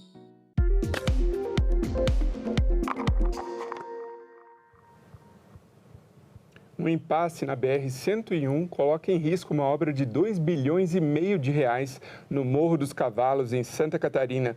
A comissão formada para mediar o acordo entre o governo federal e a concessionária responsável pela rodovia foi encerrada sem solução. Começa agora mais um assunto de Estado e hoje a gente vai falar aqui no programa sobre essa situação, além de empreendedorismo, segurança pública, entre outros temas. E para conversar comigo, nosso convidado de hoje é o senador Esperidion Amin, do PP de Santa Catarina. Bem-vindo, senador. Com muito prazer, quero participar de um programa que trata de questões tão relevantes. Para o Estado que o senhor representa. É verdade. Senador, como eu falei na abertura do programa, o Ministério dos Transportes, em janeiro, anunciou uma possível solução para o trecho do Morro dos Cavalos na BR-101. Porém, as negociações com a concessionária falharam. Qual, na visão do senhor, é o principal entrave? Bom, em primeiro lugar, a opção por este modelo de solução, que é o contrato da otimização, foi inventada pelo atual governo federal. Foi um conjunto de normas editadas pelo Ministério dos Transportes e acolhidas pelo Tribunal de Contas da União no segundo semestre de 2023, que propiciou os chamados contratos de otimização, ou seja, prorrogação de atuais contratos por até 15 anos, acrescentando aos contratos existentes e já quase no seu término, quando é muito difícil fazer obra grande com pouco prazo para amortizar na vigência do contrato atual, essa prorrogação dá um fôlego para você aumentar os investimentos e ter esses investimentos amortizados num prazo maior, em vez de 7 anos, que é o que falta para terminar o contrato atual, mais 15 são 22. Então, amortizar uma grande obra, um conjunto de obras, num prazo maior, é mais viável do ponto de vista tarifário. Então, este modelo nos deu grande esperança. Trabalhamos 2024, 2025, a bancada de Santa Catarina, no chamado Fórum Parlamentar, promoveu várias reuniões com a participação de representantes do Ministério dos Transportes, da NTT, da concessionária, e listamos as obras essenciais para resolver 2 grupos de problemas. Primeiro, o atravancamento, o congestionamento brutal que acontece na BR-101 Norte, ou seja, entre Florianópolis e a divisa com o Paraná. Vamos arredondar para 300 quilômetros de rodovia, onde se concentram hoje 40% dos piores acidentes rodoviários do Brasil. 4 em cada 10 acidentes brutais em matéria de rodovia acontecem nesse trecho, em que a qualidade do serviço é precaríssima em função do congestionamento. Então, aliviar o trecho norte, vamos chamar assim, em termos de fluidez, de um tráfego mais razoável, em termos de previsibilidade, de duração de uma jornada. E no caso do Morro dos Cavalos, que fica ainda no âmbito desta concessão, uma solução racional, necessária há mais de 10 anos, já estudada pelo Ministério dos Transportes, mas nunca equacionada. Olha, vai ser isso. Então, a solução do Morro dos Cavalos, assim decidida pelo Ministério dos Transportes, é a construção de 2 túneis sob essa elevação, dando com isso uma solução definitiva e, naturalmente, muito cara. Não temos um orçamento definitivo para a obra, mas fala-se entre 2,5 bilhões e até 4 bilhões de reais de investimento. Então, o Ministério dos Transportes e a NTT conceberam a ideia de deslocar esta obrigação para o contrato da BR-101 Sul. Ou seja, para o contrato não com a Artéries, que é o atual, e sim com a Motiva. De Florianópolis para cima, até o norte, então o contrato seria otimizado com uma relação de obras que nós elaboramos, mas que não foi precificada pela NTT. E esta não precificação nos impediu de fazer uma avaliação do impacto tarifário.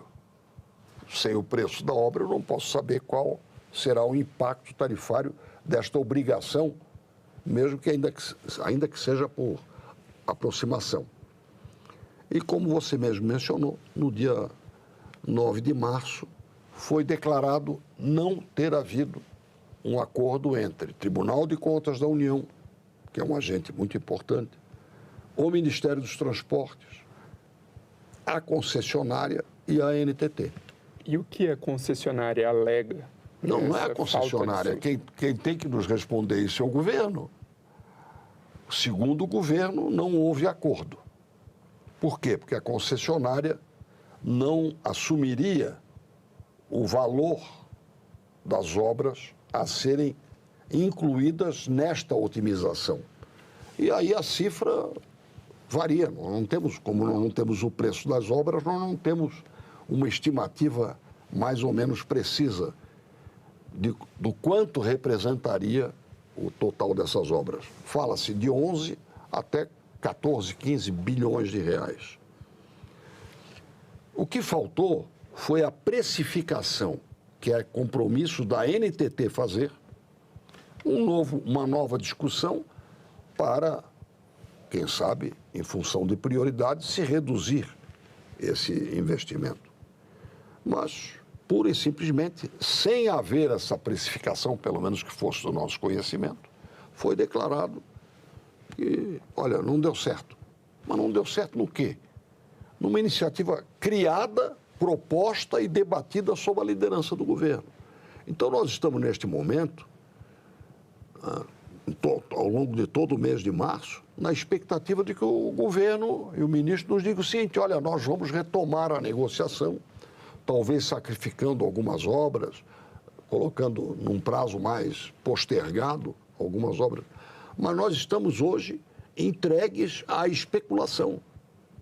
Neste momento em que nós estamos conversando, Santa Catarina simplesmente recebeu um não deu certo. E, por mais esforço que se faça, não conseguimos obter do governo federal. A responsabilidade de homologação é do TCU, mas a responsabilidade pela BR-101 e pelo trânsito razoável, com razoável qualidade, na BR-101 é o governo federal, que não nos responde qual é a alternativa, se há alternativa e o que é que nós devemos fazer para conseguir estimular um acordo minimamente razoável para um Estado que produz, que atuou, eu repito, 2024, 2025, com a maior disciplina, discutindo, debatendo obras com municípios, com federações que representam empresários e com representação dos trabalhadores, as autoridades locais. Priorizamos as obras, não recebemos contrapartida e não deu certo. Então, é uma frustração que beira ao desrespeito a uma unidade federada. Talvez nos próximos dias a gente tenha uma solução, e a solução eu só vejo uma, é a renegociação. E estamos aguardando a oportunidade de ajudar a que essa renegociação seja razoável e nos ajude a resolver. A prioridade, a solução do Morro dos Cavalos, aceitamos a decisão do ministro e a decisão do dono da estrada. Agora, o usuário somos nós.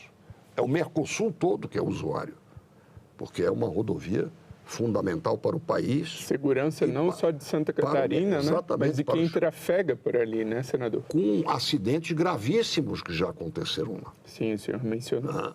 Com acidentes gravíssimos. Lá já houve caso de incêndio em 25 automóveis e 5 caminhões no Morro dos Cavalos. Enquanto que na BR-101 Norte temos tido acidentes com mortes, infelizmente, se repetindo e um trânsito absolutamente estrangulado. Portanto, nesse momento, eu tenho a responsabilidade de clamar por uma resposta, por uma posição do governo federal.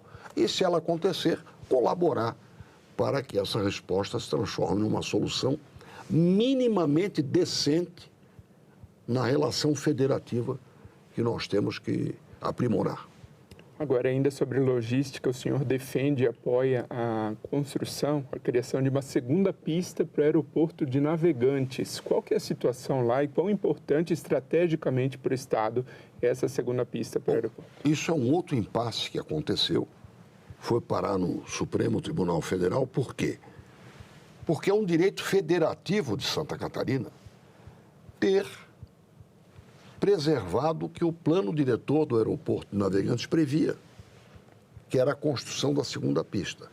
E nós concordamos em subordinar a execução desta segunda pista a uma pesquisa de mercado. O aeroporto de Navegantes já pratica hoje um tráfego aéreo superior ao de antes da Covid, ou do Covid, como se disser. Ou seja, ele está sendo, o movimento está sendo expandido, o aeroporto precisa de melhorias e nós estamos, então, neste momento, negociando sob a supervisão do Supremo Tribunal Federal, porque se trata de uma ação civil originária do Estado, em nome do direito federativo de Santa Catarina, estamos aguardando que se designe uma empresa com competência para fazer uma pesquisa de mercado que consolide também do ponto de vista mercadológico a necessidade da previsão e futura construção da segunda pista. Por que é importante que isso seja reabilitado? Porque a área destinada a essa ampliação não está totalmente desapropriada. E se não mantiver a segunda pista como projeto, a desapropriação vai ser anulada por perda de objeto. Então, é uma questão crucial em que, se a segunda pista não for reintroduzida no plano diretor, esta área de possível ampliação vai ser perdida. E já se passam, dos primeiros momentos desta licitação até hoje, quase 5 anos. Então, é um prazo bastante dilatado. E, apesar disso, pacientemente, a gente tem participado, o governo do Estado, o governador do Estado, o prefeito, forças vivas da comunidade, empresários, trabalhadores, estamos todos motivados para defender o que era nosso direito.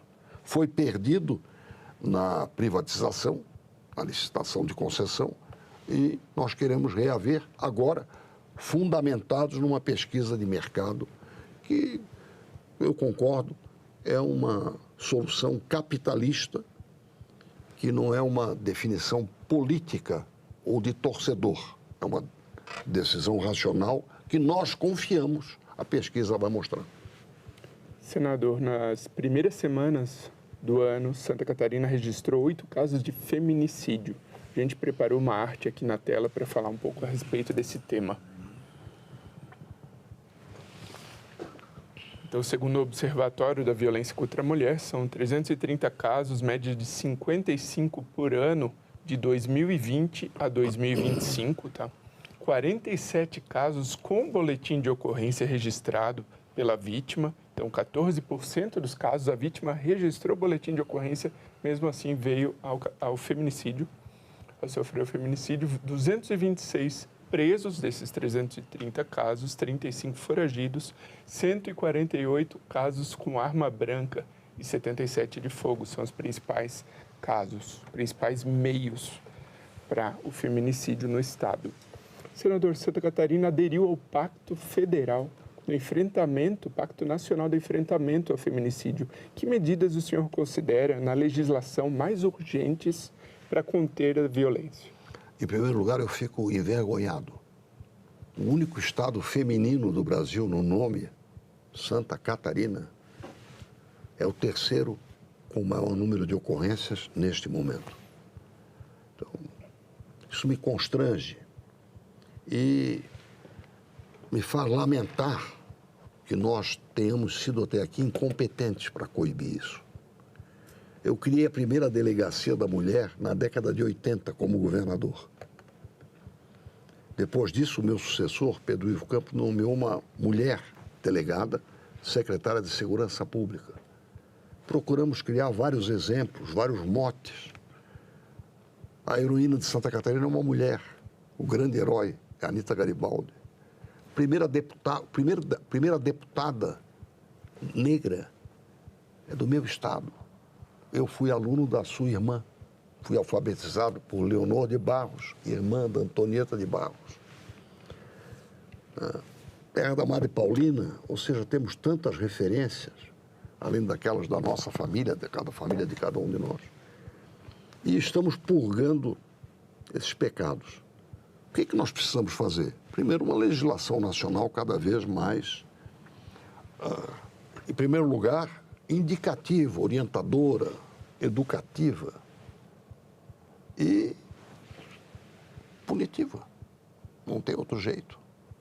Mas só a punição não vai resolver. Nós temos que conscientizar a criança. É a educação que vai permitir essa redução de agressividade. Então é um esforço da sociedade que eu acho que se mobilizou agora. Eu percebo que há uma sensação de constrangimento para todos nós, que somos tão bom exemplo em tantas coisas, nós catarinenses, e nesse ponto estamos falhando. Então, conscientizar, regular, estimular a boa convivência, o respeito e, quando necessário, punir exemplarmente. Eu acho que nós estamos nessa trajetória, percebo assim um amadurecimento dessa convicção e acho que nós vamos melhorar. A gente está falando aqui de segurança pública, o senhor transitou pela educação, a importância de, desde a base, orientar as crianças, né? E da educação a gente já parte para o empreendedorismo. O SEBRAE, no estado, em conjunto com o Instituto Federal de Santa Catarina, firmaram uma parceria para ações educativas e empreendedoras. Previsão de 15 mil alunos beneficiados. Quais ações o senhor tem apoiado para impulsionar o empreendedorismo, principalmente o micro e pequeno empresário? Bom, o meu estado é o pioneiro no Estatuto da Microempresa e foi no meu governo na década de 80. Criamos linhas de crédito para microempresário. Enfim, nós temos em Santa Catarina o maior número de empreendedores por habitantes. Ou seja, nós não podemos nos queixar. E essa iniciativa que você mencionou vem ao encontro disso, que faz parte, muito mais do que do governo, faz parte da índole do catarinense. O catarinense sempre foi empreendedor. As correntes migratórias que enriqueceram Santa Catarina não vieram para depender do governo, vieram para dar um jeito na sua vida. E fizeram isso de uma maneira muito autonomista, ou seja, criando empreendimentos. Era difícil exportar milho, mas se eu colocar o milho dentro de uma galinha, dentro de um peru, eu vou vender a ave já beneficiada. Então, foi por falta de infraestrutura de transporte do granel, do grão, que surgiram os frigoríficos, as empresas de processamento de aves, de suínos, que marcam a nossa história e que hoje são grandes multinacionais e cooperativas também. E a cooperativa é forte em Santa Catarina exatamente pelo espírito associativo.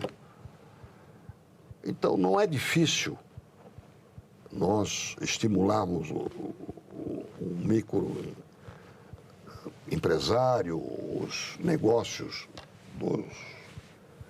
dos pequenos empresários. Eu mesmo fui professor de empreendimentos e modelos de negociação na Universidade Federal de Santa Catarina e mais aprendi do que ensinei, porque foram as experiências que os alunos de vários cursos, inclusive, era comum, nós temos grupos de 4 alunos, um de engenharia, outro de administração, outro do direito, alguém da nutrição, se juntando para conceber um negócio. Então, nós temos uma máquina aqui dentro disposta a empreender. No ano passado, quando eu fui ao Mobile World Congress, havia 8 empresas, startups, neste ramo da economia moderna. 4 eram de Santa Catarina, lá em Barcelona, selecionadas aqui no Brasil. Neste ano tinha uma. Quer dizer, da natureza do catarinense, do povo que está lá, porque muitos migram. Temos uma corrente migratória muito forte. Eu sou filho de imigrantes, por parte de pai e por parte de mãe. E eles se conheceram em Santa Catarina. Então, é da índole empreender, iniciar um negócio, inovar. As inovações são bem-vindas, porque elas é que garantem a sua competitividade. Ter o apoio do SEBRAE valoriza isso. Ter linhas de crédito, e nós temos criado isso. O PRONAMP foi uma proposição liderada pelo atual governador de Santa Catarina, quando ele era senador, o atual governador Jorginho Melo. Mas antes disso, já no século passado, carteira de microcrédito, 18 OCIPs, organizações civis de interesse público, patrocinadas ou impulsionadas pelo governo do Estado, isso foi na minha gestão, se organizaram regionalmente para operar o microcrédito. Sem falar nas cooperativas que eu já mencionei, são também da nossa índole. Portanto, nós temos um ambiente propício. E é claro que temos que agora, com inteligência artificial, com a tecnologia que se abre como desafio e como solução, temos que estimular a que isso vá adiante. Se valer disso para seguir desenvolvendo, claro, né? Claro. Senador, o senhor mencionou ao longo do programa muitos trechos e passagens da sua trajetória enquanto governador do Estado e outros cargos importantes. A gente tem uma pergunta nessa linha que vem lá da ALESC, da Assembleia Legislativa. Vamos à tela. Senador Espiridião Amin, o senhor teve a oportunidade de representar Santa Catarina durante 2 mandatos. O primeiro de 1991 a 99 e o segundo agora de 2019 a 2027. O que o senhor considera que mudou ao longo desses 2 mandatos? Olha, mudou o Brasil, em primeiro lugar, né? Mas o que eu considero mais importante é nos atualizarmos em matéria de tecnologia e de inovação.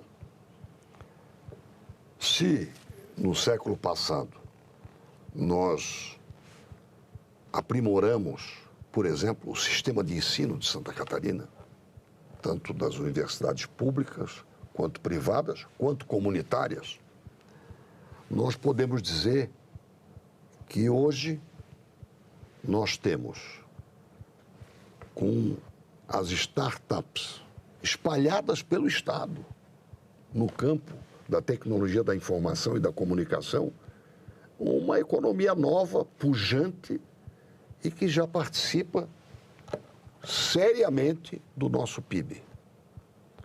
Para muitos, isso não podia ter acontecido lá, pois aconteceu, graças a esse espírito empreendedor. Então, a Associação Catarinense de Tecnologia nasceu há 40 anos. Você é anterior ao meu primeiro mandato. E ela hoje congrega milhares de empresas. Quando ela nasceu, chamava-se Associação Catarinense de Telemática. Essa expressão não se usa mais. Então, isso mostra o quanto se exige de um mandato parlamentar de resposta e de providências para esse concurso, para essa competição de, vamos dizer, de conhecimento e de conhecimento traduzido em novas formas de empreender. E o que eu estabeleço como diferença entre o primeiro e o segundo é que a minha celebração neste segundo não são apenas as leis, não são apenas as lutas por infraestrutura, por recursos para a saúde, que o nosso Estado tem descentralizado os serviços de maneira muito importante, mas também de reconhecimento aqui, junto à União. E é do mês passado o coroamento de um esforço, que não foi só meu, foi da bancada federal, mas ao qual eu me dediquei muito. Há 5 anos, o governo, dificultado, vamos dizer assim, pelo teto de gastos, não podia conduzir num ritmo minimamente razoável obras cruciais da nossa infraestrutura, como a BR-470, a 280, a 163, a 285. O governo do Estado transferiu para a União o equivalente a 385 milhões. Depois de uma saga de 7 projetos de lei, uma emenda ao PROPAG, ao Programa de Pagamento das Dívidas, de refinanciamento da dívida dos Estados, depois de aprovar a emenda, depois de ter o veto do presidente no final do ano passado, aliás, no começo do ano passado, no final do ano passado derrubamos o veto e agora Santa Catarina vai poder abater da sua dívida com a União o valor corrigido desses 385 milhões, perfazendo quase R$500 bilhão. Ou seja, um parlamentar que participa dessa luta acha que houve uma grande mudança. Nós aprendemos a lutar pelos nossos direitos e temos que prosseguir nesse aperfeiçoamento. Muito obrigado, senador Esperidião Amin, pela participação aqui no Assunto de Estado. É assunto de Estado. Muito obrigado. E obrigado a você que nos prestigia com a sua audiência. Essa entrevista já está disponível para você rever ou compartilhar no nosso site senado.leg.br/TV, também no nosso canal no YouTube. Aproveita e se inscreve lá. Até o próximo.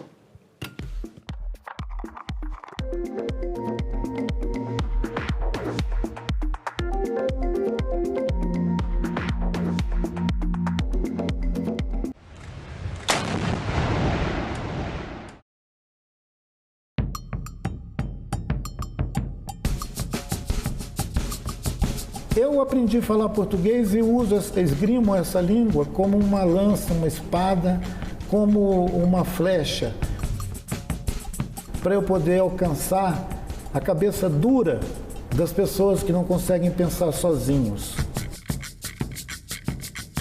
Que Brasil é este? Hoje, 20h, aqui na TV Senado.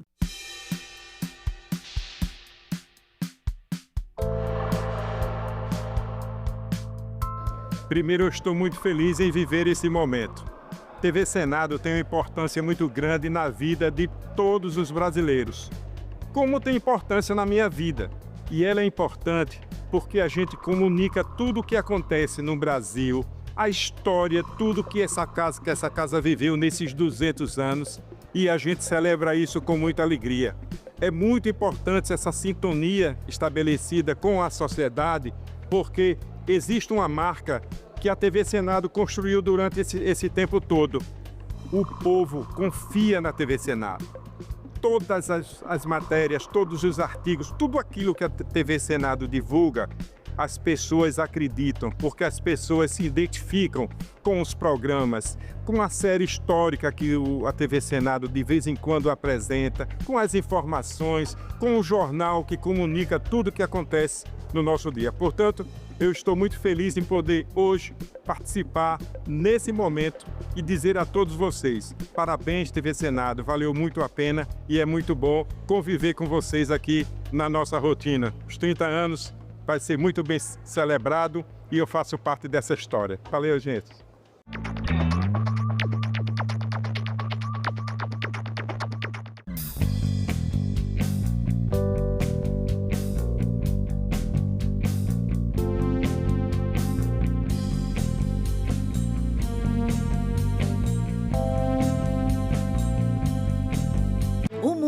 cabe dentro de um museu. É só entrar e deixar a curiosidade te guiar.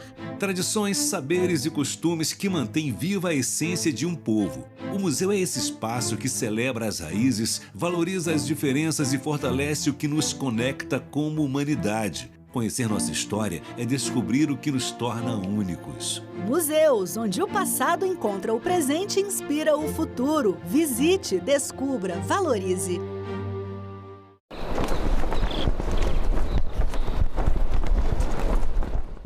O programa a seguir é livre para todos os públicos. Tem um irmão mais novo. Assim, no colégio dele que eu estudei, no mesmo colégio que ele, né? É mais salgado mesmo, salgado frito, salgado de forno. Acho que tem assim um sanduíche natural, mas é mais salgado mesmo. A gente até tenta se alimentar com o que serve na nossa empresa, só que ainda preferimos pelos ultraprocessados. Comer saudável dá trabalho, né? Além de ser caro, dá trabalho.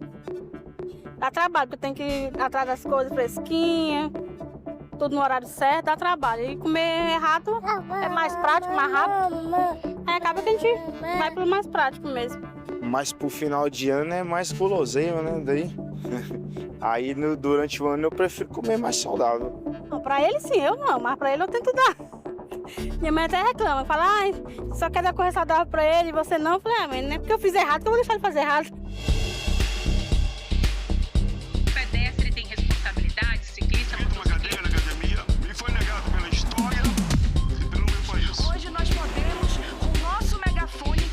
Diploma na mão, nós não podemos recuar nesse debate. Declaro aberta a 7ª reunião da Comissão do Senado.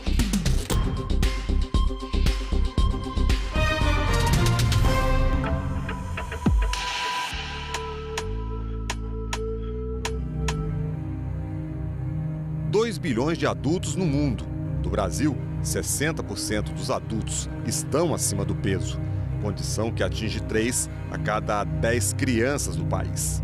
Falar de alimentação saudável é cultivar hábitos que privilegiam os alimentos in natura, ao contrário dos chamados alimentos processados ou ultraprocessados. Qual é a grande preocupação hoje do Unicef em relação à alimentação das nossas crianças? O Unicef tem um relatório global recente que mostra que, pela primeira vez no mundo, a obesidade superou a desnutrição entre crianças de idade escolar.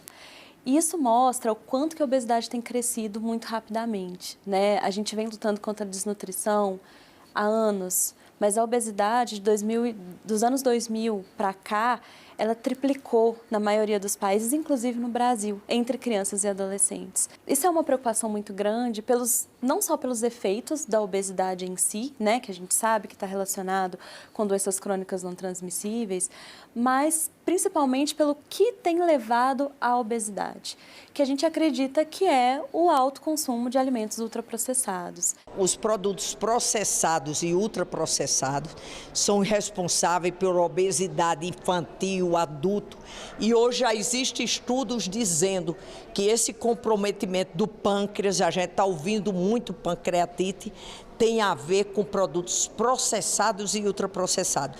E que muitas vezes não são alimentos, como, por exemplo, os refrigerantes não são alimentos. O brasileiro, ele tinha tudo para se alimentar bem. Nós somos referência e temos o Guia Alimentar para a população brasileira, que é referência no mundo todo.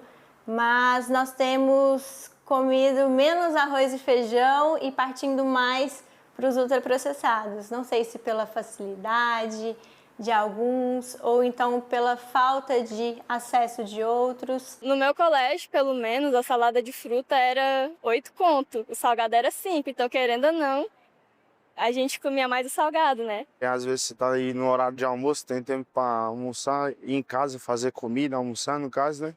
Aí aproveita o shopping e vai pro fast food mesmo. Uma situação em que o preço dos alimentos ultraprocessados ele é cada vez mais barato e os alimentos saudáveis são cada vez mais caros, além de que alimentos saudáveis a gente tem que preparar, então exige tempo. A praticidade dos ultraprocessados pesa muito nessa escolha. Então a gente vê que é um ambiente e aí a gente aponta para o Estado, né? Realmente o Estado precisa fazer algo para mudar essa situação. Quais são as políticas públicas que que o governo tem para tratar da alimentação saudável?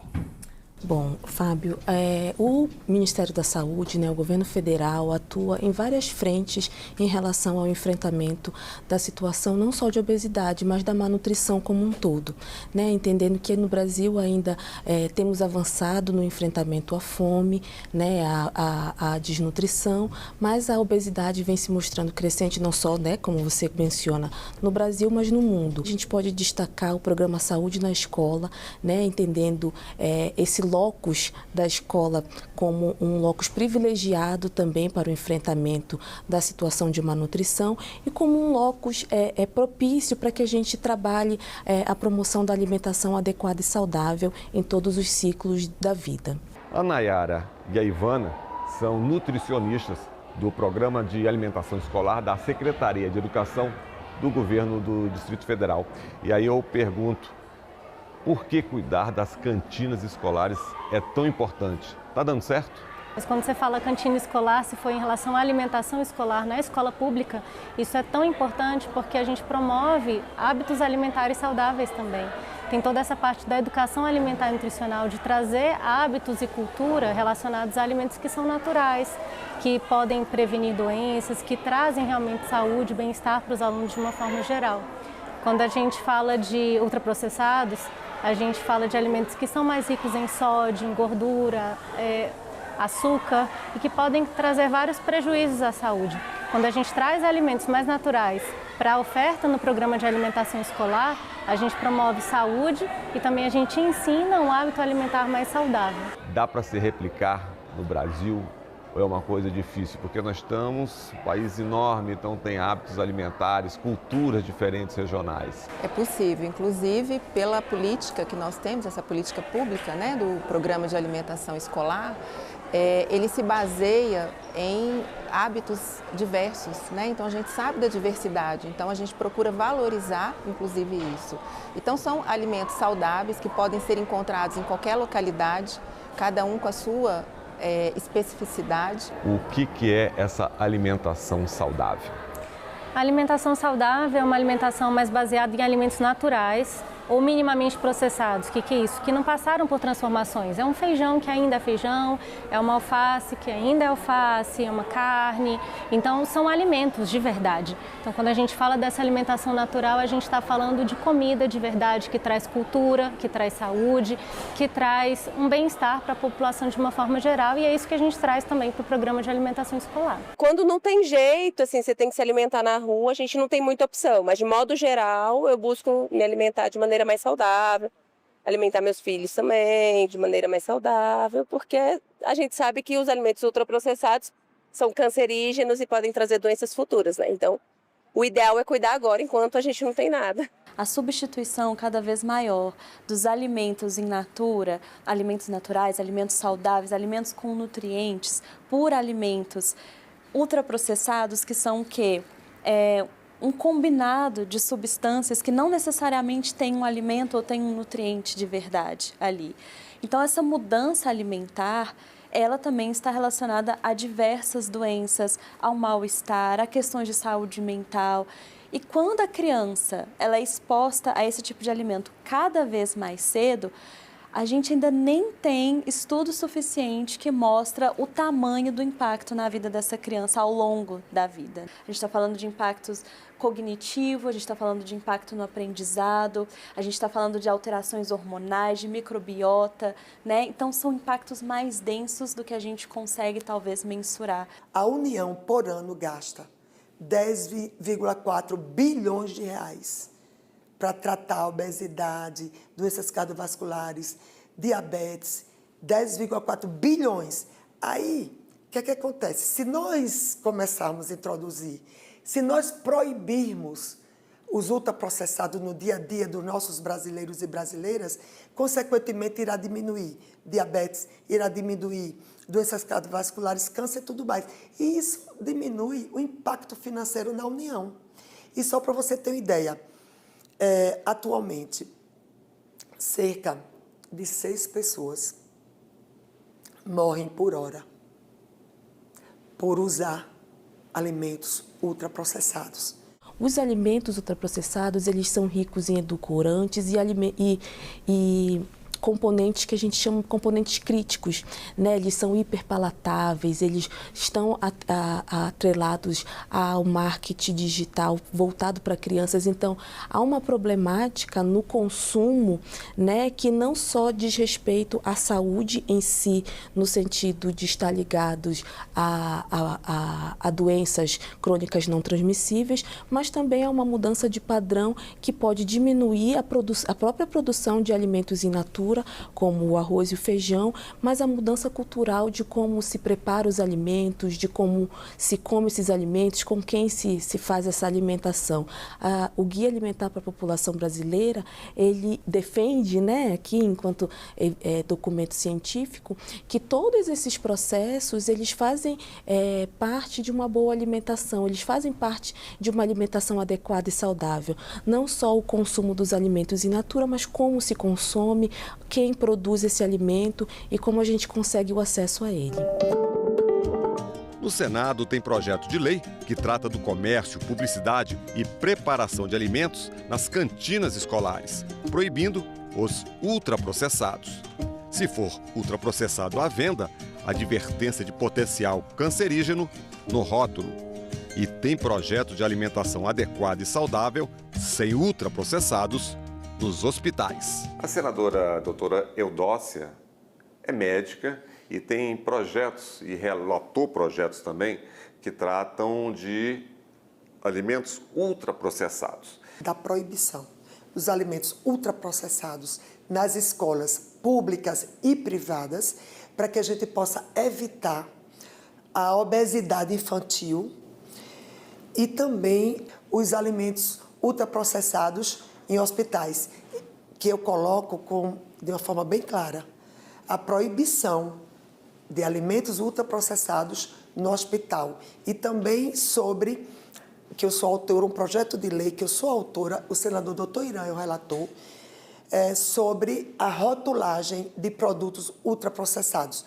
Todos esses 3 projetos visando uma só coisa: proibir alimentos ultraprocessados na nossa sociedade, especialmente nos nossos jovens, que são os que mais usam esse alimento, por eles causarem doenças crônicas como diabetes, hipertensão, doenças cardiovasculares, obesidade, tumores. Sim, alimentos ultraprocessados estão associados ao risco de câncer, principalmente câncer intestinal. Então, a resposta desses alimentos no nosso organismo é diferente de um alimento in natura ou minimamente processado. E isso pode acarretar em alteração ali na sua microbiota ou então a uma inflamação decorrente do excesso de calorias também. Então, ao todo, morrem 57 mil pessoas por ano, como consequência da alimentação por ultraprocessado de uma forma excessiva. E a gente quer mudar.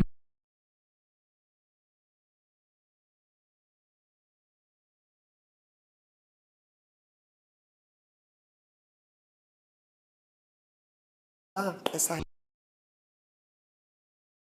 realidade. Vários estudos têm sido apresentados sobre o custo da má alimentação e das doenças crônicas não transmissíveis para o SUS, né? Então, a gente entende que o enfrentamento a essa problemática da alimentação e a promoção da alimentação adequada e saudável por meio da educação alimentar e de outras ações, ela vem tentando mitigar esse custo, porque elas estão ligadas às doenças crônicas não transmissíveis, como diabetes, a hipertensão, a própria obesidade.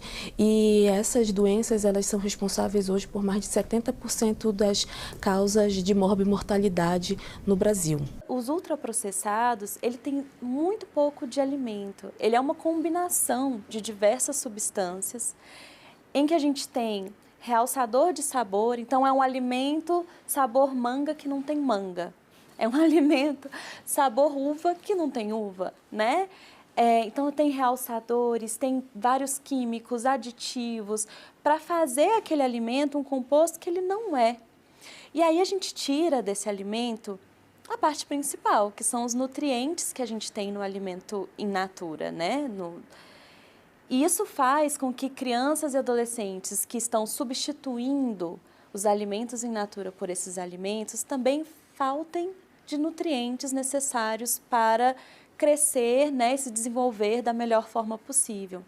Então a gente tem também não só um sobrepeso e obesidade, como também anemia, né? E com impactos da anemia no aprendizado, a gente tem deficiência do crescimento. Então, crianças que não estão crescendo como deveriam, devido à sua dieta, à sua alimentação. Então, a obesidade, o sobrepeso se torna o principal problema de saúde pública, mas que ainda está aliado a exemplos de desnutrição. Todos sabem que para você viver mais, além de se vacinar, tomar água tratada, você precisa ter uma boa alimentação e praticar atividade física. Então, essa luta, vamos tributar fortemente os produtos processados e ultraprocessados, para pelo menos ficar com recursos para a saúde e tratar dessas pessoas futuramente. Essa questão dos alimentos ultraprocessados já devia há muito tempo ter sido combatida, principalmente na merenda escolar, onde a criança, inocentemente, consome de forma tranquila. E todos nós sabemos do mal que isso causa à saúde de qualquer pessoa, e principalmente de uma criança, que os seus anticorpos, com certeza, não foram desenvolvidos ainda o suficiente para fazer um enfrentamento orgânico disso tudo. A proibição é fundamental para que se possa evitar. A gente já tem problema demais, problema de saúde demais, né? E isso tudo precisa ser contido. É melhor prevenir do que depois ter que remediar, como é a situação do momento atual. Por último, é fundamental que a informação seja completa e verdadeira. O rótulo precisa demonstrar isso. E a Anvisa precisa fiscalizar sempre esse tipo de procedimento, porque, de repente, um produto aparentemente bonito, aparentemente saudável, né, apresenta um rótulo tranquilo, mas o conteúdo pode estar dizendo outra coisa. Nós acabamos de fazer um debate nesse sentido da Comissão de Fiscalização, Controle, Transparência e Defesa do Consumidor, quando foi apresentado lá um projeto de autoria do senador Jacques Wagner e relatoria da nossa senadora Mara Gabrilli, nesse sentido, de proibir ultraprocessados nas escolas brasileiras.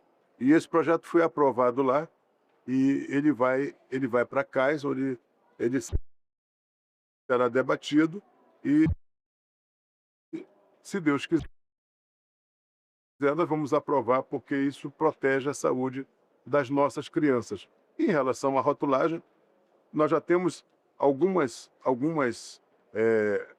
avisos e advertências em rotulagens, como presença de algumas substâncias que fazem mal à saúde, como os edulcorantes, como algumas pessoas que têm algumas doenças, algumas faltas de algumas enzimas, que elas não podem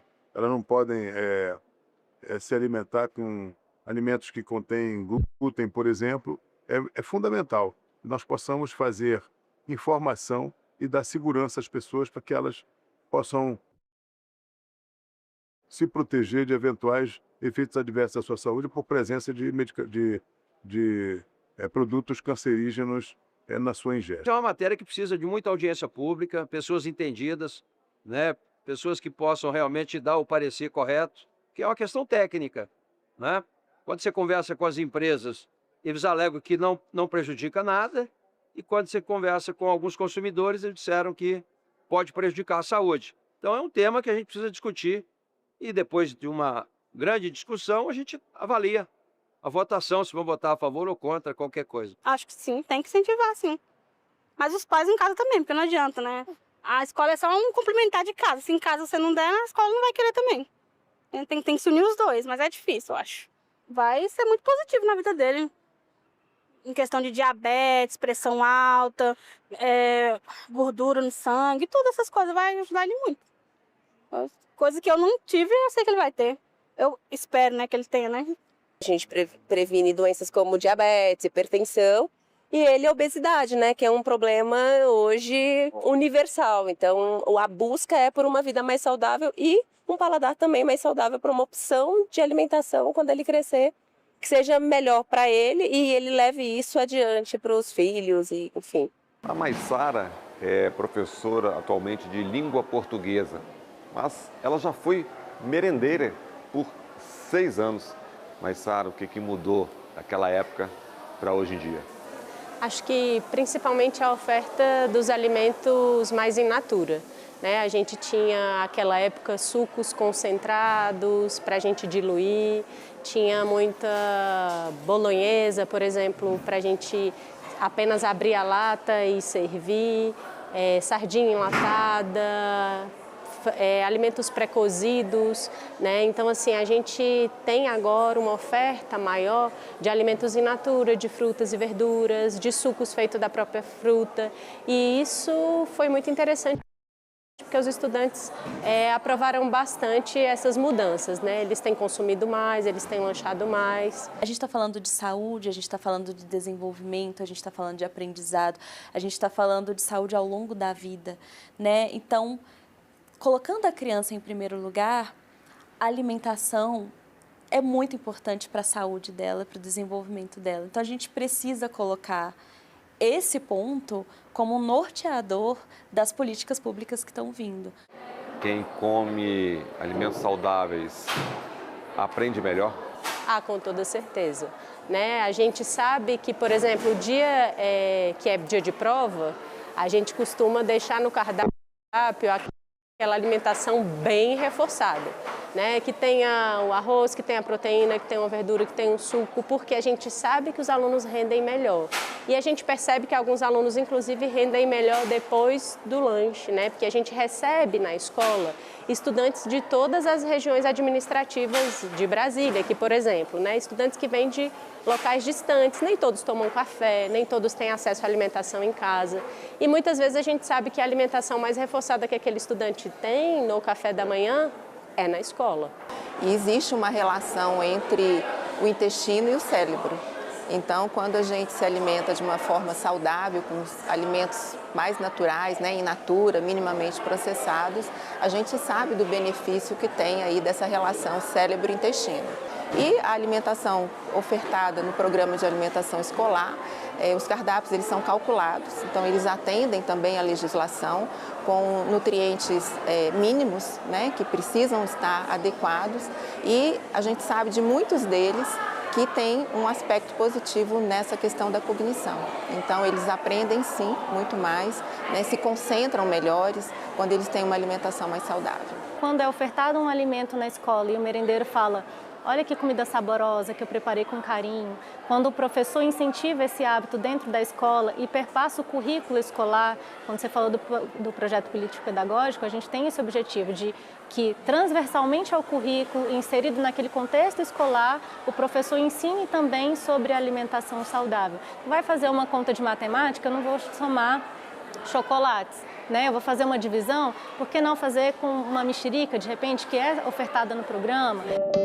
Exemplos de produtos que devem fazer parte do dia a dia da pessoa. Pães, tubérculos, batatas, né? Arroz, feijão, que tem muito no prato do brasileiro e é uma excelente combinação. Frutas e vegetais, essa deve ser a base da nossa alimentação. Conseguir identificar esses alimentos, né? O que é um minimamente processado, um alimento in natura e um ultraprocessado. E aí, como exemplo de alimento in natura, a gente tem o milho, por exemplo, certo? E o milho é um alimento in natura. Agora, o minimamente processado vai ser o cuscuz. Ele está em outra forma, mas só tem milho ali, né? É o floco de milho. Então, é um alimento minimamente processado que entra aí também na nossa base alimentar. Agora, quando a gente fala de ultraprocessado, a gente tem um alimento que está adicionado gordura, está adicionado muito sal, e é um alimento com pouca fibra, que é o caso desses salgadinhos. Em casa a gente só dá alimentos naturais, ainda não dá açúcar. Pelo menos até os 2 anos a gente tenta segurar as pessoas, mas mexe e vira, alguém vem, um chocolate é Páscoa, um pirulito, não, açúcar não.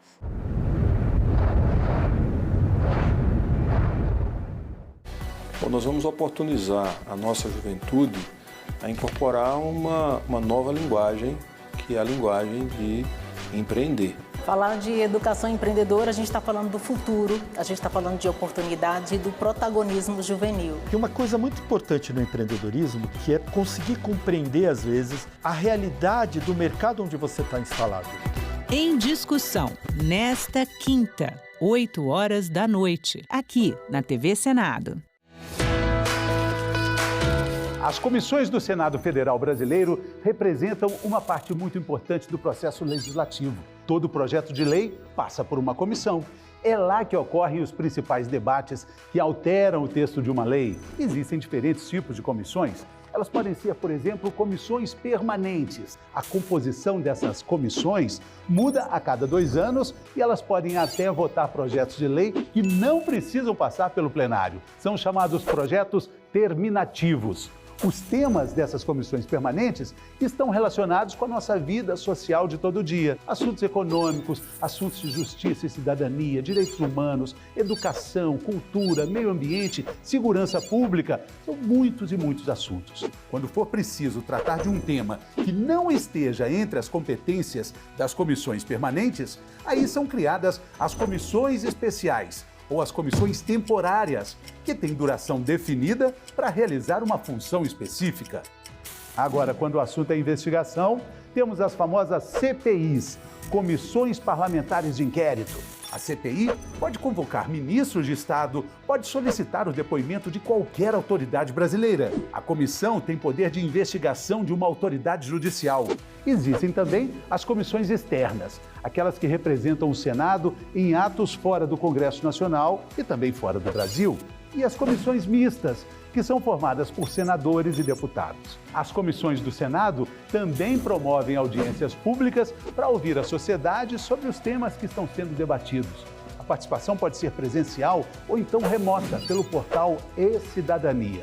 Entender o importante papel das comissões é também entender como o Senado funciona, como uma lei é criada.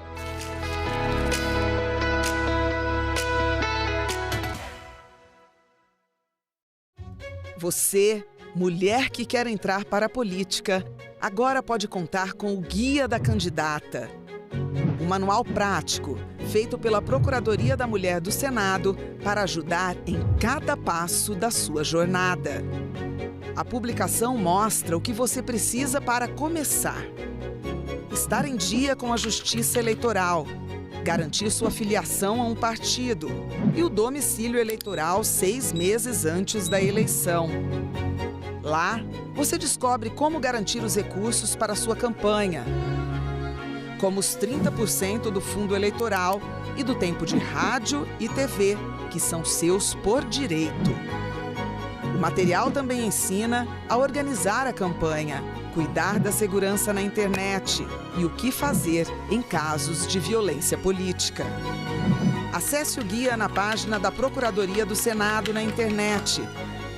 Basta clicar em Publicações no alto da página e selecionar o Guia da Candidata. É informação rápida e segura para você ocupar o seu lugar na política. Porque não existe democracia sem a sua participação.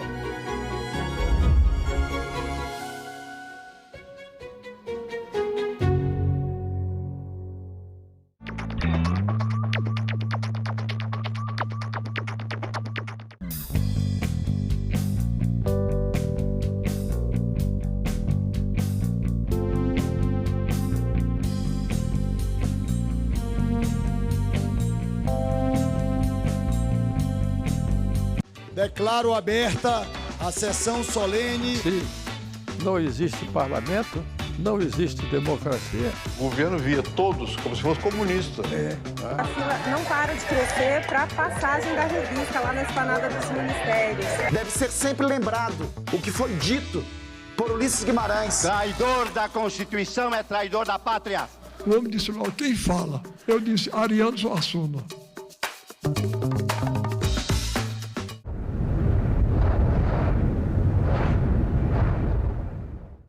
O programa a seguir é livre para todos os públicos.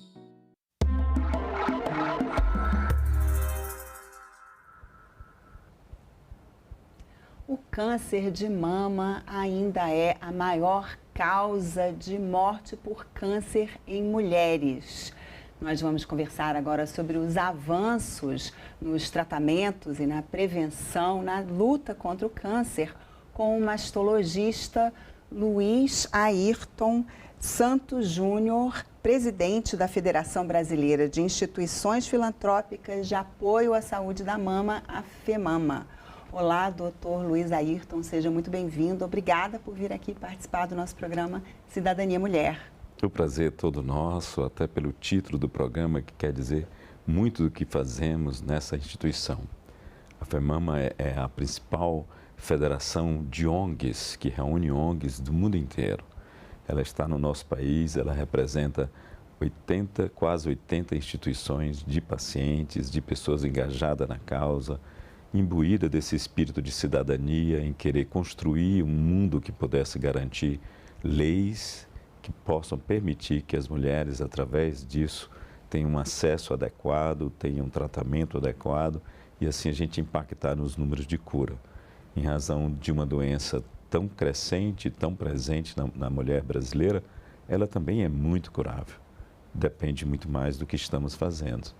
Então, a FEMAMA tem esse papel de através dessa cidadania, promover a sensibilização de gestores, sensibilização na construção de leis, né, que possam dar exatamente um retorno em cima de números, em cima do maior número de mulheres curadas.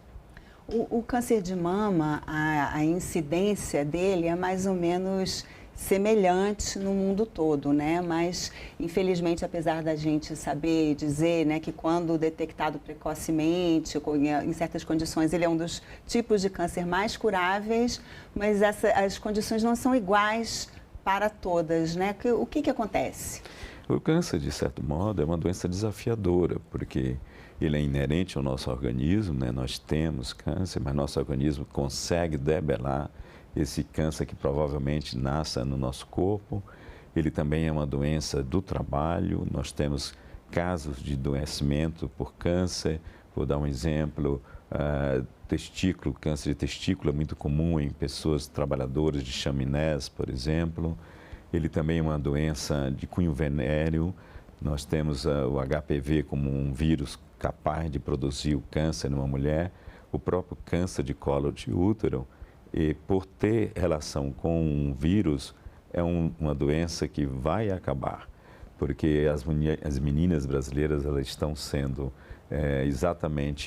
utilizando as vacinas contra o câncer de colo de útero, e essa é uma doença que nós não vamos ter notícia desse tipo de câncer no futuro. E o câncer de próstata, por exemplo, é um câncer que a gente diz inexorável. É tipo, não tem como não ter. Então, a gente tem que aprender a lidar de como amenizar o câncer de próstata, como produzir elementos na vida de um indivíduo que possa garantir que esse câncer seja mais insidioso, mais lento e que não leve à morte em pacientes tão jovens. Mas quando o senhor fala não tem como não ter, quer dizer que é esperado, todo mundo vai ter? Praticamente todo homem tem câncer de próstata desde os 40 anos. Ele não é identificado, ele só vai se manifestar por volta dos 70. Então, eu estou falando isso como uma forma da gente procurar entender o que é o câncer. Então, o câncer tem essas características, daí ele ser desafiador no tratamento. Já o câncer de mama, nós não sabemos a causa, o que releva um câncer de mama. Mas ele é crescente no mundo todo, cada vez mais e mais mulheres. Se a gente acompanha os números que o INCA nos fornece a cada ano o número de câncer de mama aumenta no Brasil e no mundo todo. Nós temos uma pequena diferença na mortalidade. Então, os países desenvolvidos, eles têm uma queda no número de pessoas que morrem. No nosso país, não. A quantidade de mulheres que morrem de câncer de mama continua crescendo também, que era onde está a nossa maior dificuldade. Talvez seja o acesso que não está perfeito, ou aquela mulher não conseguiu o tratamento correto como a gente deseja, drogas novas são introduzidas. Então, tudo isso é uma dinâmica da evolução da doença que é colocada como uma barreira para todos nós. Então, a gente tem que entender esses fenômenos e procurar amenizá-los. Uma das causas, precisamos ter o diagnóstico precoce. Se a mulher, e ela hoje está muito mais sensível a isso, né? Os gestores também estão muito mais sensíveis, né? O próprio movimento Outubro Rosa, que sensibiliza a sociedade como um todo, é um movimento vitorioso. Veja que o ano todo está pintado. Nós temos agora o janeiro branco, setembro amarelo, né? Novembro azul, exatamente porque o movimento Outubro Rosa ele chegou a nossas casas, né? E isso impactou. No mês de outubro nós temos o maior número de mamografia no país e isso começamos a entender que mesmo a doença crescente, nós temos muito mais mulheres curadas hoje do que no passado. Que bom, né? Agora, quando a gente vê esses números que estão aumentando, que não param de aumentar, isso é realmente assim, é um maior número de casos ou é justamente o diagnóstico que está melhorando e está pegando mais casos precocemente? Estão sendo identificados? Acho que as duas coisas se impactam, né?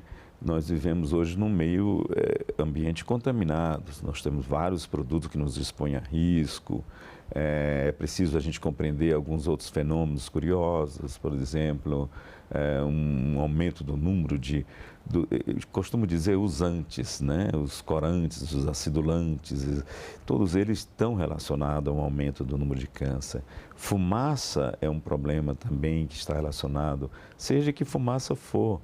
É triste imaginar que o cigarro já era bem reconhecido como um grande causador de câncer e nos é apresentado um cigarro eletrônico, que depois a gente percebe que ele desenvolve um tipo de doença muito mais grave do que um câncer. Então, o que se tem em mente é fugir da fumaça, seja da poluição, seja da queimada, de tudo que se produz fumaça, estabelece um risco também. O plástico ainda é um vilão. Nós precisamos ter uma reflexão melhor sobre o uso do plástico. Eu desafio a qualquer brasileiro que esteja numa estrada, aquela estrada limpa, andando, pare seu carro. Quando você parar o carro, você vai ficar diante, na periferia daquela estrada, de uma série de produtos que não estão bem acondicionados. É garrafa plástico, é tampa de garrafa, é canudo. Para que canudo? Nós não deveríamos estar usando canudo de plástico nunca. Nós temos a opção de um canudo de papelão que pode ser bem adequado. E então a gente usa alguns produtos que não são bons. Eu teria que incluir aí também alguns agrotóxicos. Nós conhecemos agrotóxicos que causam leucemias em crianças. Então, esses produtos do meio ambiente impactam numa prevenção primária, né? É preciso educar, é preciso manter uma vigilância sobre o uso desses produtos. Não vejo necessariamente a necessidade de abolir o plástico. O plástico ele é útil à nossa vida, mas nós podemos usá-lo de modo adequado, né? De modo racional, evitando uma exposição desnecessária. Conduzir ele bem também. Se você joga um plástico na rua, um animal come esse plástico e depois você come esse animal. Então, nós não sabemos até que ponto isso está impactando na nossa saúde e adoecimento, não sabemos. Mas, por outro lado, as medidas de controle, o aumento de uma medicina mais individualizada, né? Você dá àquela mulher entender o tipo de tumor que ela tem por uma série de exames que são possíveis hoje e identificar o tipo de câncer e tratar usando exatamente as drogas que vão impactar naquele caso. Então, isso é real no nosso tempo. Então, nós temos que apresentar isso e sentir exatamente que esse caminho permitiu um maior número de curas. Temos muito mais gente curada hoje do que no passado. E aí, mas sempre começa essa detecção, como o senhor até citou, né, em Outubro Rosa, o número de mamografias que aumenta, começa com a mamografia. Esse é o principal exame de detecção. Todos os mastologistas brasileiros, todas as pessoas que têm o engajamento na causa do câncer de mama sabem que a mamografia é essencial para um bom diagnóstico. Mas é preciso entender uma diferença entre o rastreamento e aquele exame que a mulher faz todo ano, que ela vai por si só procurar um médico. No rastreamento propriamente dito, há uma necessidade de um cadastro. Então, essa mulher é submetida àquele exame anualmente e ali vai se acompanhando a evolução da sua estrutura mamária para ver se há um risco maior e assim detectar um tumor no começo. Como uma mulher que se submete a um controle anual, que já é um bem seguro, ela vai ser submetida à avaliação do seu profissional, que vai julgar se essa é uma mama de mais risco, baseado na qualidade da mama, baseado na história familiar, em algumas histórias de câncer na própria família. Então, vai juntando esses fatores para classificar essa mulher de maior risco ou não. Então, essa é a otimização do que a gente pode aplicar hoje. A mamografia, existe a lei que necessariamente exige que os gestores tenham uma cobertura mamográfica de 60% nas mulheres acima de 50 anos. Essa lei nem sempre é cumprida, mas nós melhoramos na cobertura nos últimos anos. A gente vê claramente que a cobertura mamográfica no país melhorou. Mas aí está um outro problema. Muitos estados ou muitos municípios começaram a jogar as mulheres em caminhões de mamografia que fazem o exame, muitas vezes não entregam o exame para a paciente, dão apenas o laudo, e às vezes entregam o laudo, o exame, e ela fica com aquele exame sem saber o que fazer. Não há também uma vigilância de qualidade no exame. Isso também nos preocupa, porque você tem a sensação de que a cobertura mamográfica está adequada, mas o resultado final não está correspondendo. Então, cada situação a gente tem que analisar cada caso. O ideal era realmente fazer um exame de boa qualidade e permitir avançar no segmento de controle com essas pacientes. E como seria então esse segmento, assim, depois da mamografia, né, assim, e numa circunstância ideal, depois vem o quê? De fato, o ideal não é começar por uma mamografia. Você tem mulheres que têm uma baixa possibilidade de ter um câncer de mama e elas podem também ser não necessariamente submetidas à mamografia todos os anos. Podem ser dispensadas dessa... Quem fará isso? O especialista, um mastologista. Ele reconhece na mama o nível de risco que aquela mama tem, ele pode definir esse segmento individualmente. Isso mesmo dentro daquela faixa etária ali em que é recomendável fazer regularmente. Veja que as sociedades médicas, que a FEMAMA tem comemorado esse ano, o governo se tornou sensível quando ele baixa para 40 anos o período da mulher fazer mamografia. Quando não havia isso, nós estávamos excluindo 25% dos casos de câncer de mama, porque as mulheres elas entendem, não estou na idade, eu só vou fazer com 50, e ali a gente perdeu com certeza algum diagnóstico precoce. E nós avançamos nos últimos meses com a possibilidade de fazer a partir dos 40 anos. Então, essa talvez uma faixa de segurança a partir dos 40 anos, fazer exatamente esse diagnóstico utilizando os recursos de mamografia, ultrassom e o olhar do médico, né? O médico vai olhar a qualidade da pele, as drenagens linfáticas, a consistência de abaulamentos, vários sinais indiretos que são importantes para definir um controle. Então, quando você tem isso numa situação ótima, você está adequadamente envolvida na possibilidade de um diagnóstico precoce, portanto, escapar de uma doença como essa. Agora, e essas novas descobertas, novas técnicas que são faladas, né? O mapeamento genético para identificar uma chance de aparecer um câncer, né? Muito antes de aparecerem esses sintomas. O exame de genética ele era muito bem focado naquelas mulheres que tinham risco familiar. Então, era um exame caro, estava restrito a um grupo muito pequeno. A grande cirurgia da Angelina Jolie impactou, hoje a gente chama até cirurgia da Angelina Jolie, tal qual a mídia abordou essa situação. Então, essas mulheres, elas se beneficiam realmente quando elas têm um exame de genética positivo que é preciso entender que o gene é um gene supressor.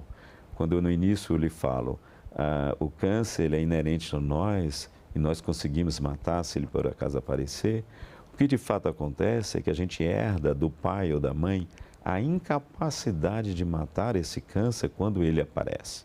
E daí o exame de genética identifica que se nós temos essa incapacidade, a partir daí medidas têm que ser tomadas.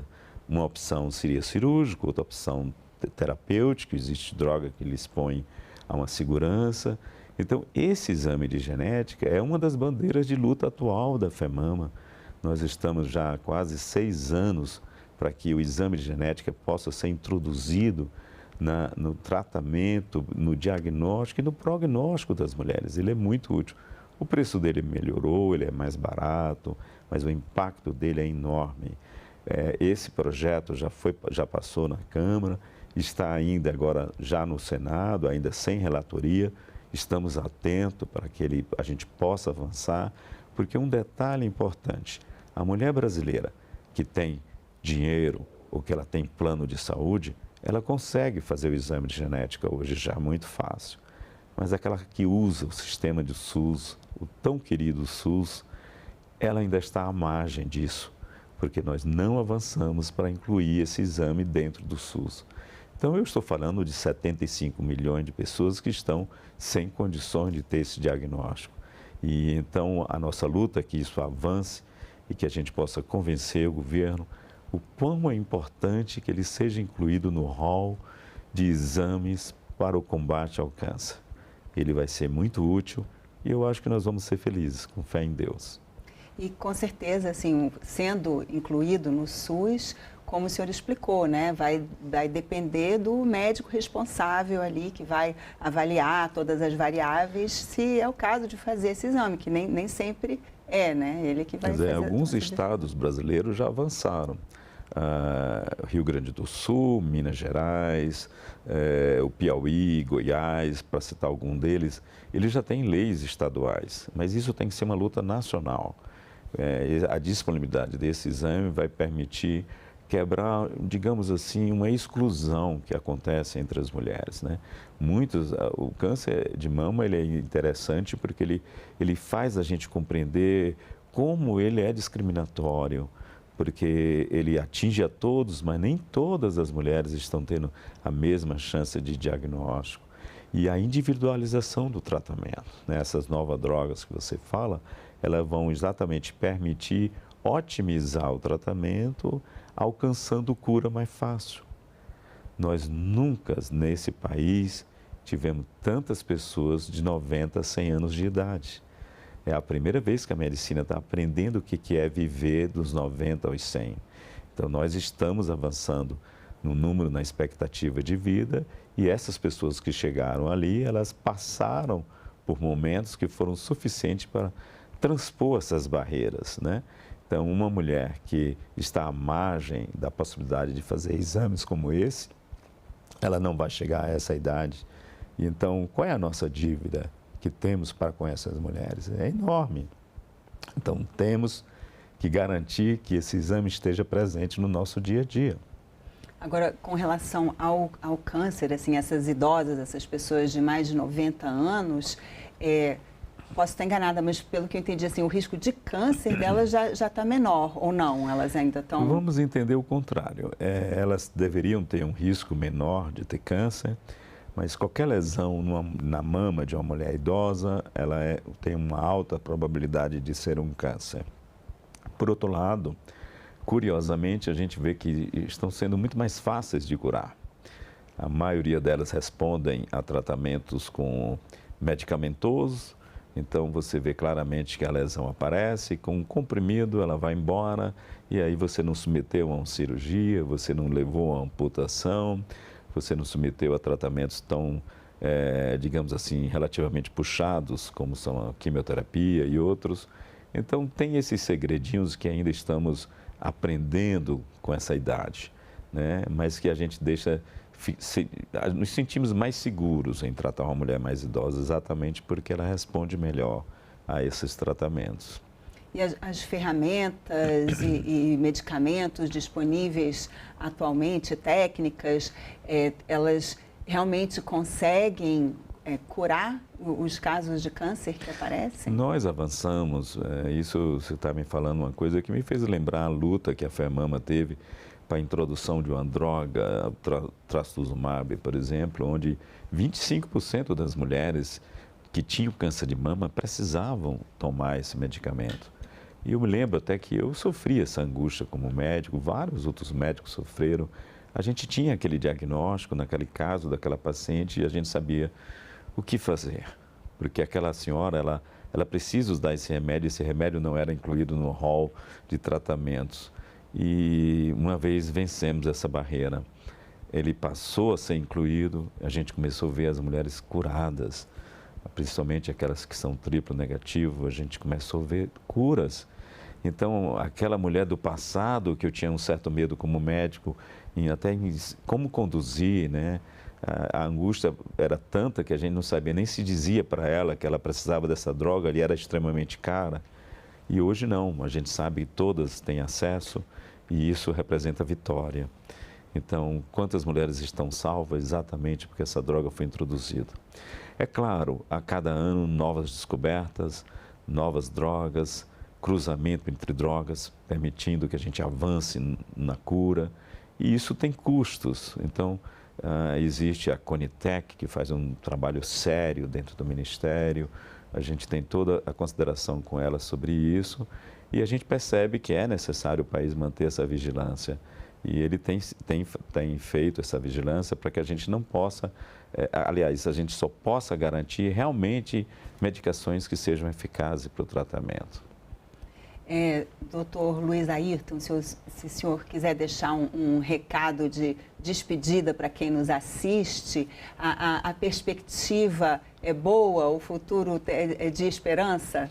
Eu acho que sim. A gente tem encontrado, digamos assim, com muita alegria, mulheres que estão no poder hoje, talvez elas sintam mais essa causa de perto, parlamentares, sejam deputadas, sejam senadoras, mais sensíveis ao que nós estamos falando. E a gente acredita que por elas vai passar a possibilidade da gente avançar em todas essas últimas lutas que a FEMAMA vem instituindo no nosso país, com certeza sabendo que estamos ganhando com isso.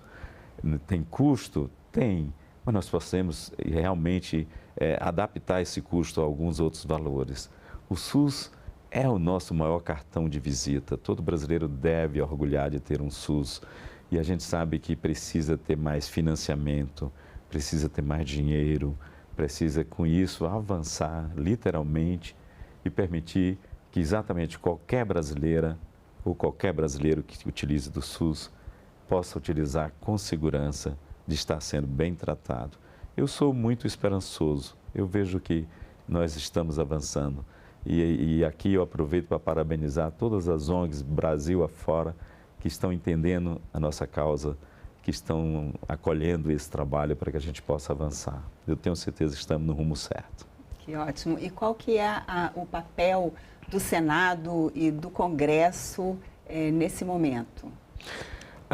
Eu acho que a questão que mais tem impactado é exatamente esse projeto de leis que envolve o teste genético. Se a gente conseguir ainda esse ano, a gente se sente muito satisfeito, porque assim a gente vai poder participar e vai garantir isso tudo que eu estou falando. Mas é claro, a cada ano novas ideias são colocadas na pauta, novos desafios são colocados. Estamos atentos exatamente para isso, porque como a gente faz um olhar nos 20 anos da nossa instituição, como mudou tudo, né? Há 20 anos atrás a gente tinha menos câncer, mas a gente tinha muito mais morte. E o olhar também ele tem que ser regionalizado.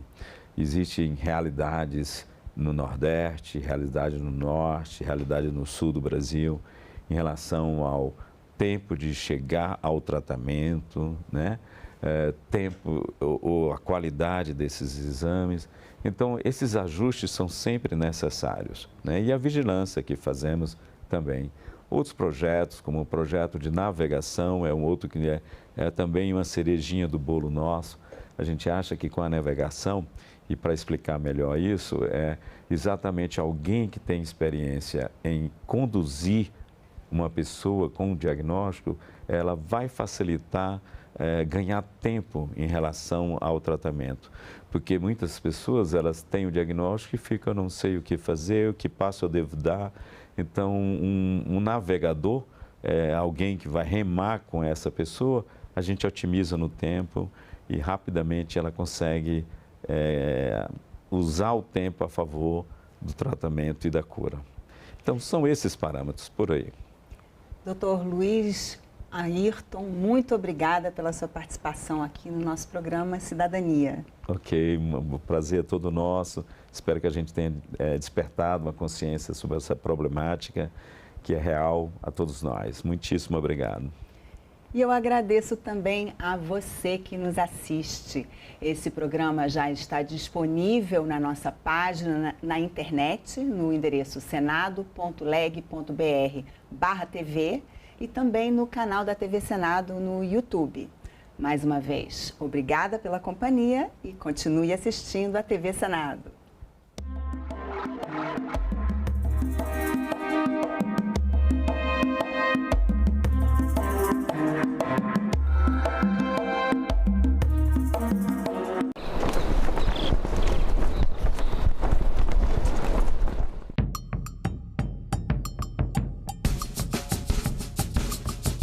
Eu aprendi a falar português e esgrimo essa língua como uma lança, uma espada, como uma flecha, para eu poder alcançar a cabeça dura das pessoas que não conseguem pensar sozinhos.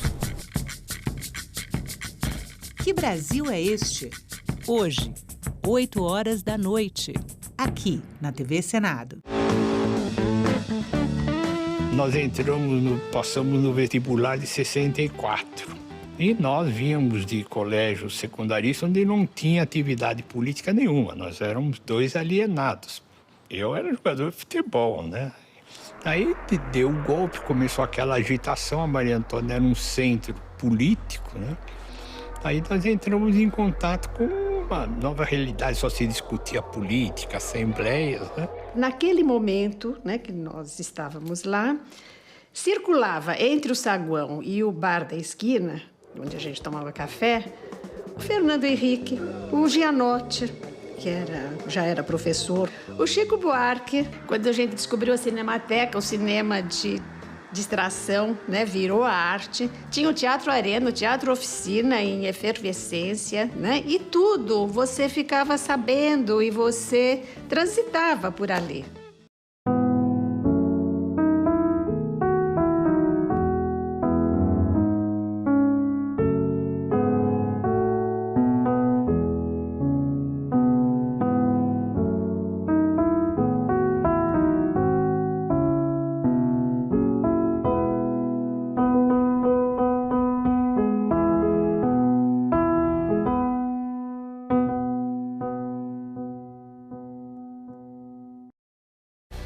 Nós vamos oportunizar a nossa juventude a incorporar uma nova linguagem, que é a linguagem de empreender. Falar de educação empreendedora, a gente está falando do futuro, a gente está falando de oportunidade e do protagonismo juvenil. E uma coisa muito importante no empreendedorismo, que é conseguir compreender, às vezes, a realidade do mercado onde você está instalado. Em discussão, nesta quinta, 20h, aqui na TV Senado. Eu comecei como mesária em 1974. Em 2026, eu quero ser mesária pela primeira vez. É importante contribuir para todo mundo ter eleições justas. A gente se sente útil e valorizado. É muito gratificante. Seja mesária ou mesário voluntário. A democracia nós fazemos juntos. Justiça Eleitoral, a justiça da democracia.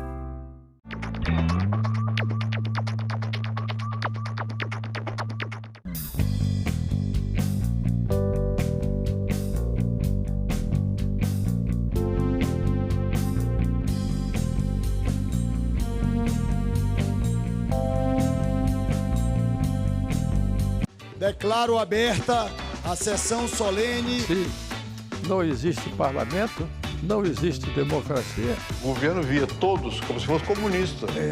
A fila não para de crescer para a passagem da revista lá na esplanada dos ministérios. Deve ser sempre lembrado o que foi dito por Ulisses Guimarães. Traidor da Constituição é traidor da pátria. O homem disse, não, quem fala? Eu disse, Ariano Suassuna.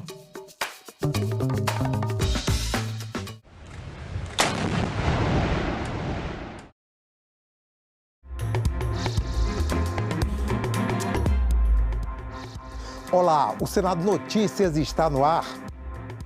A sabatina de Jorge Messias, indicado a uma vaga para o Supremo Tribunal Federal, está marcada para o dia 29 de abril na Comissão de Constituição e Justiça.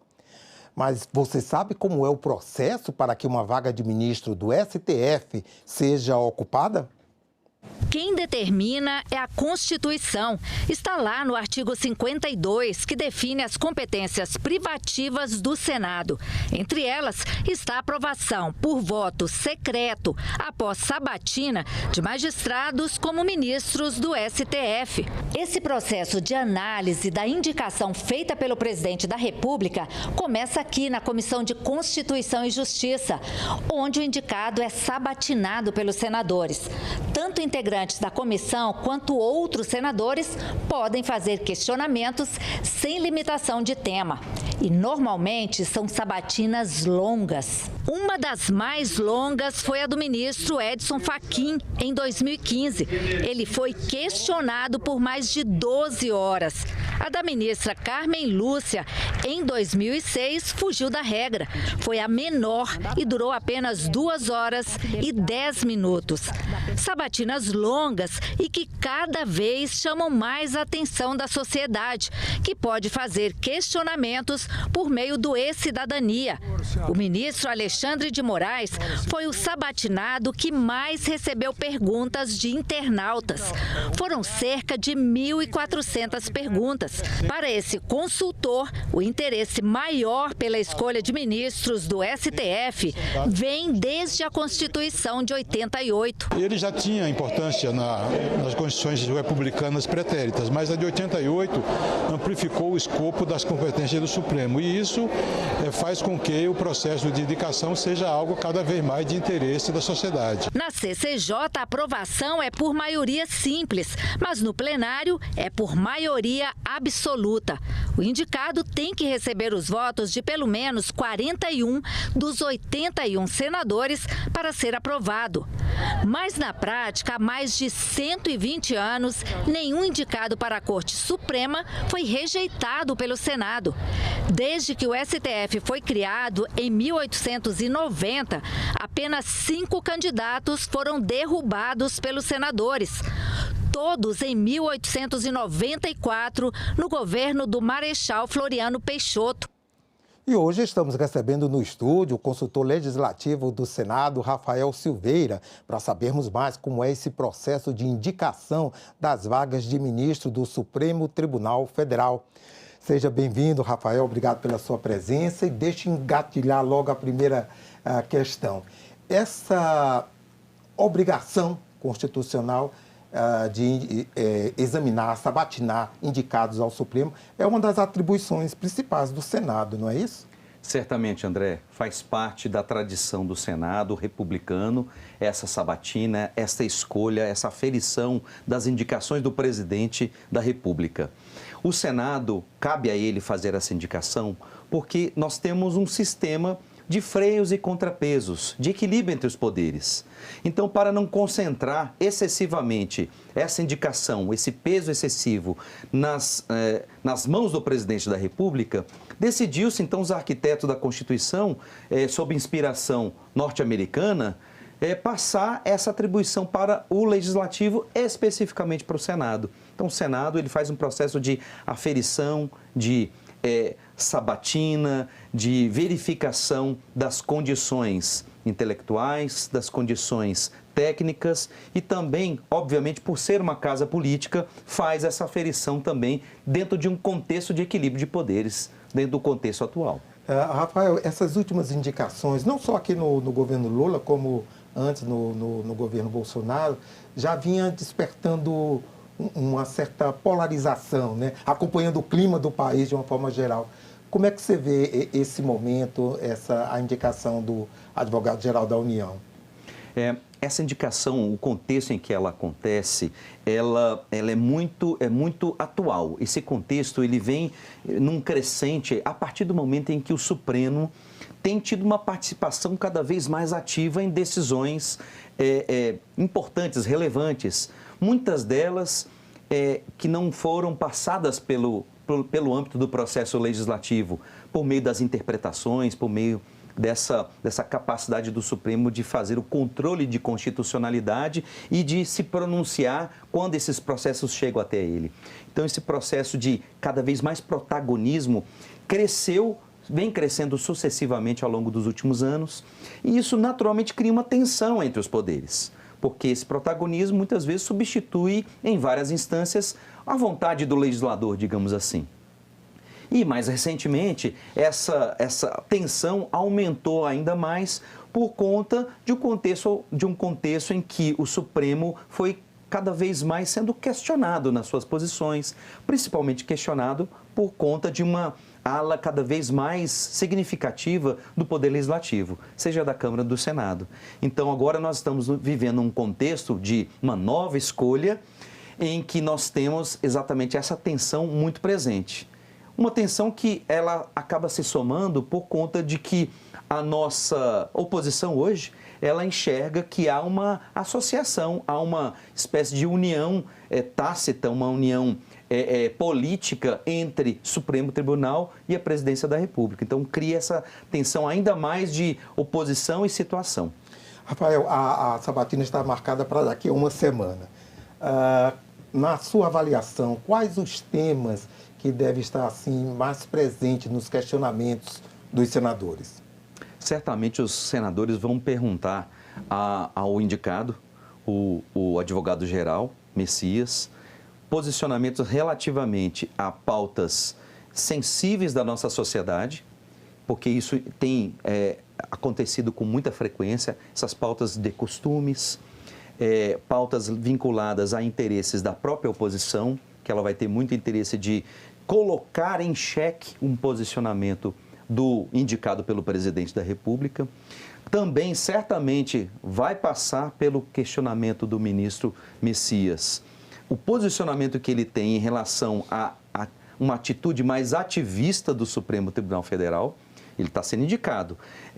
Esse ativismo tem sido alvo de muitas e muitas críticas, não apenas aqui do Senado, do Congresso Nacional, Câmara dos Deputados, mas em vários momentos o Supremo ele desafia a própria opinião pública em relação a essas posições. Então ele também vai ser chamado a se pronunciar o que ele acha dessa postura, principalmente levando isso em consideração que ele vai ser questionado a se manifestar se o Supremo ele precisa ser mais contido, mais minimalista nas suas posições do que proativo, ativista, digamos assim. Então, acho que são dois grandes eixos que vão nortear essa sabatina. Eu estou pensando aqui no caso que está no momento, na opinião pública, que é o caso do Banco Master. Sendo questionado sobre isso, ele não precisa ser muito direto, né? Até porque é um assunto que vai depois repercutir no Supremo e ele pode ter que tomar uma decisão a respeito. Ele tem como se resguardar de uma opinião mais direta, não é? Certamente, porque ele não tem essa obrigação de já manifestar, por exemplo, possíveis votos ou possíveis manifestações objetivas em relação ao caso concreto. Mas, certamente, o caso Master vai levar a ele ser questionado sobre postura ética dos ministros. Então, esse assunto também é um assunto que se tornou bastante delicado, bastante estratégico para ele que será ali sabatinado. Então, postura ética dos ministros vai ser também um assunto cujo pano de fundo será o caso Master. Muito bem. Rafael, pensando um pouco sobre os indicados, né, para o Supremo, hoje nós já temos dois ministros que tiveram origem na AGU, né, na Advocacia Geral da União, que é o ministro Gilmar Mendes e o ministro André Mendonça, né? E agora mais um da AGU, o Jorge Messias. É uma das instituições prestigiadas pelos presidentes na hora de indicar. E tem o ministro Toffoli também, que ele foi advogado-geral da União também. É verdade, no governo Lula. Isso mesmo, é. Então, realmente, como você bem falou aqui para nós, André, o cargo é um cargo muito estratégico para o presidente da República. O advogado-geral da União defende o governo, ele é a linha de frente da defesa.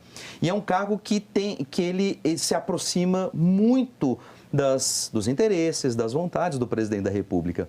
E aí esse processo de aproximação e de relevância do cargo para a operação da presidência da República tem colocado constantemente, com muita frequência, esses nomes como também nomes de confiança desse presidente no Supremo. E aí nós não podemos nos afastar dessa questão política, que é preferível ao presidente da República ter um colegiado que, digamos assim, tem um certo alinhamento, ainda que mínimo, com o presidente da República, do que um Supremo refratário, um Supremo em que tem uma predisposição, poderia ter uma predisposição de maior enfrentamento caso os processos de interesse da presidência da República chegasse até ele. Então, desde a concepção do modelo, sempre os presidentes da República têm um olhar muito atento, muito estratégico para fazer as suas indicações. A base do presidente Lula gostaria que ele tivesse indicado, né, uma mulher ou um negro, ou até uma mulher negra para o Supremo, e não foi o que aconteceu. Por outro lado, ele também marca pontos ao ter indicado, da última vez, um maranhense, o ministro Flávio Dino, e agora um pernambucano, né? Você acha que isso também tem uma boa repercussão? Você colocou algumas variáveis bem interessantes, André, porque essa escolha não é uma escolha trivial. Não é assim, aquele que eu gosto eu vou colocar, aquele que eu vou indicar. Não. O cálculo político precisa ser muito bem desenhado e testado. Então, essas variáveis regionais são muito importantes e, no caso, a região Nordeste continua sendo uma região muito relevante para o presidente. A questão do cargo estratégico, o Jorge Messias ocupa esse cargo, é um quadro histórico do Partido dos Trabalhadores, e essa questão da religiosidade também é uma outra variável que entra também nessa conta, digamos assim. A indicação do Jorge Messias pode ser também um gesto de aproximação com o grupo social evangélico nacional. Então, mostrando também essa predisposição do presidente de que ele também dá atenção a essas pautas de interesse, a esse grupo relevante da nossa sociedade. Então, são várias variáveis simultâneas que implicam essa indicação. Essa indicação não foi fácil para o presidente. E também a questão dele ser um dos indicados mais jovens, né? 46 anos, bem ele lembrado. Tem aí pela frente 29 anos no Supremo.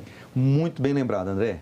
E essa variável ela acaba sendo uma das mais estratégicas para consolidar um tipo de pensamento ao longo de muitos anos no Supremo. As últimas indicações, todas as últimas indicações, elas apontaram para pessoas que vão ter uma longevidade significativa na corte.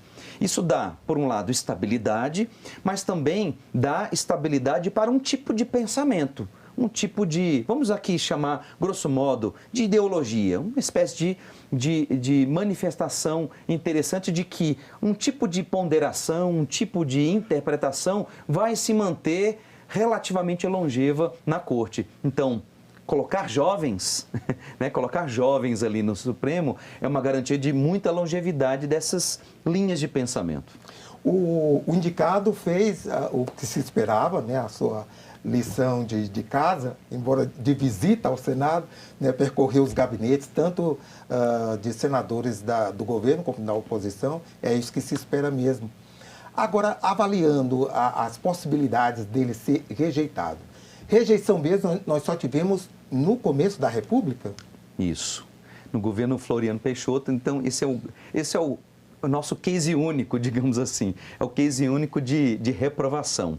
Agora, não é só porque foi aquele único caso que ele não vai voltar a existir. Sempre existe esse risco. Nenhum presidente da República quer ter o risco do seu indicado, do seu nome ser rejeitado pelo Senado, ainda mais nessa modernidade que nós encontramos. Pensa bem como que isso pode repercutir negativamente para o presidente da República. Por isso que essa escolha ela foi muito estratégica, muito bem pensada e também até o timing, André, dessa indicação está demorando um pouco mais. Por quê? Por causa desse contexto mais complexo que nós estamos vivendo, um contexto de muito questionamento do Supremo e dessa associação que a oposição costuma fazer entre Supremo e o Poder Executivo. Digamos assim, eles são colaboradores. Então, passar essa impressão de que são colaboradores cria um clima mais difícil de aprovação. Mas esses cálculos estão sendo levados em consideração e isso também mostra o porquê que o presidente Lula demorou bastante de formalizar, junto ao Congresso Nacional, a indicação do ministro. Com certeza ele fez o dever de casa e vamos esperar agora, né? Nós comentamos sobre as perguntas, né, os questionamentos que podem advir aí da sabatina, mas com relação à expectativa constitucional, né? O indicado, ele preenche claramente, sem sombra de dúvida, o que está lá na Constituição sobre os critérios para uma pessoa ser indicada ao Supremo. Sim, isso aí não tem a menor chance de nenhum requisito formal ser levantado para questionar essa indicação. Normalmente, esse erro não é cometido. Há sempre alguém que possa levantar a questão do conhecimento jurídico, do profundo conhecimento jurídico, por exemplo, por falta de algum tipo de título acadêmico, mas a prática mostra que todos os indicados têm repertório mais do que suficiente para assumir a função. É o caso também do ministro Jorge Messias. Ele está ali, ocupa uma função altamente estratégica, então esse requisito formal está plenamente atingido. A questão toda agora ele vai ser testado politicamente, ele vai ser testado na sabatina para se pronunciar sobre problemas complexos da nossa sociedade brasileira, problemas que dividem a nossa sociedade. E isso que vai dar a temperatura da aprovação ou não da sua indicação. Muito bem. Vamos aqui relembrar um pouco, já foi muito falado isso nesses últimos dias, mas vamos lá. Qual é o rito, né, dessa indicação, né? Depois da indicação chegar ao Senado, a partir da sabatina, como é que funciona? Isso, então a indicação formal ocorreu, a mensagem presidencial chegou ao Senado, ela foi distribuída para a Comissão de Constituição, Justiça e Cidadania do Senado, que é a comissão responsável por fazer essa sabatina. Então, foi designado o relator já fez o seu relatório e este relatório é que vai ser apresentado no dia da reunião, já foi apresentado e nesta reunião vai ter um tempo de apresentação para o próprio indicado se manifestar livremente e, logo em seguida, abrem-se as perguntas para os senadores. Normalmente, não só os senadores da CCJ fazem pergunta. Há uma prioridade para os integrantes da CCJ, mas costuma-se, recentemente, principalmente, abrir também possibilidades para senadores de fora da CCJ também poderem fazer a sua manifestação. Por isso que também esse interesse todo, protagonismo do judiciário e esse contexto mais complexo fazem com que provavelmente essa sabatina seja bastante longa. Muito bem. Rafael, nós temos até uma reportagem sobre o parecer do senador Everton, mas para fechar, eu queria que você dissesse a sua expectativa com relação à duração da sabatina. Você aposta em 10, 12 horas, como é que é? Eu entendo que, por se tratar de um ano especial, estamos num ano eleitoral de grande embate entre situação e oposição. O presidente Lula vai concorrer à reeleição. Então, esta sabatina, ela acaba incorporando esse ambiente. Eu estou deduzindo que vai ser uma sabatina muito longa. Com mais de 6 horas, certamente. Mais de 6 horas, antes de 6 horas eu não acredito que ela vá terminar. Agora, eu posso me equivocar. Pode ser que, por exemplo, o ministro seja muito bem sucedido nas respostas, enfim. Sempre há uma margem aí, mas por conta desse contexto especial que nós estamos nos encontrando, acho que dificilmente vai ser uma sabatina com menos de 6 horas. Ok. Rafael, muito obrigado pela sua presença aqui com a gente. Eu que agradeço a oportunidade de estar conversando com os nossos telespectadores e também os nossos, aqueles que nos assistem pela internet. E como eu estava falando, o parecer do senador Everton sobre a indicação de Jorge Messias foi lido na Comissão de Constituição e Justiça no dia 15 deste mês. Vamos ver como foi. Jorge Rodrigo Araújo Messias é evangélico, tem 46 anos e comanda a Advocacia Geral da União desde janeiro de 2023, início do 3º mandato do presidente Lula. Antes disso, atuou como procurador do Banco Central e da Fazenda Nacional. E no governo Dilma Rousseff, foi consultor jurídico de vários ministérios e subchefe jurídico da Presidência da República.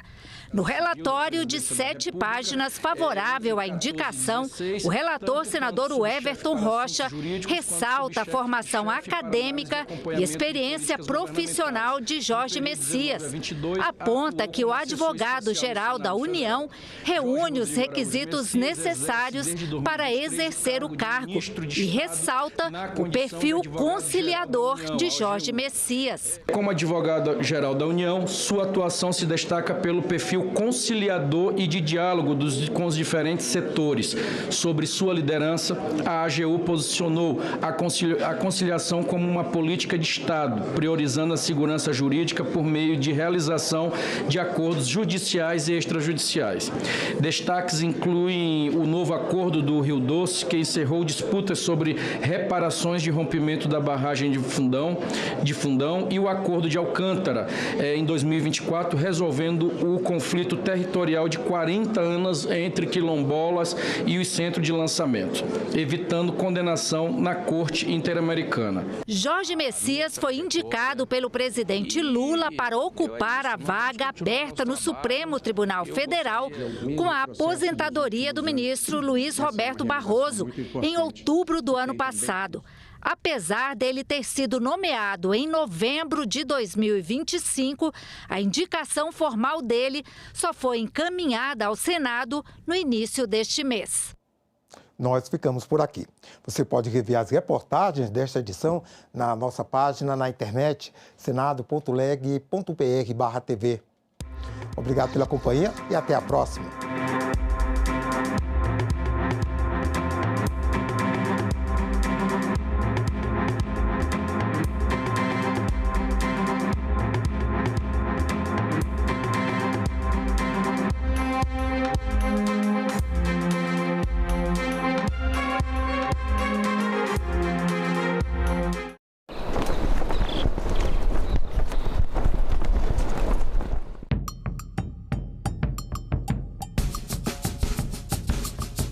Eu aprendi a falar português e esgrimo essa língua como uma lança, uma espada, como uma flecha, para eu poder alcançar a cabeça dura das pessoas que não conseguem pensar sozinhos. Que Brasil é este? Hoje, 20h, aqui na TV Senado.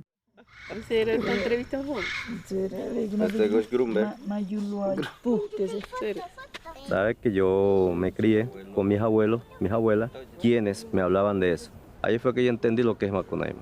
Por eso es que siento que yo creo que soy nieto de Macunaíma.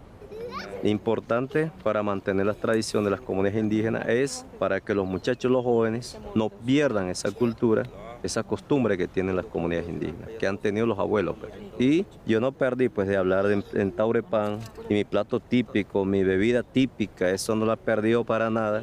Ahí estoy dando clases a ellos, los muchachos. Yo les cuento, yo los enseño a ellos todas las informaciones sobre la historia de Macunaíma, donde podamos mantenernos nuestra cultura viva. No solamente Macunaíma, hay muchas historias más que tenemos que contarle bastante.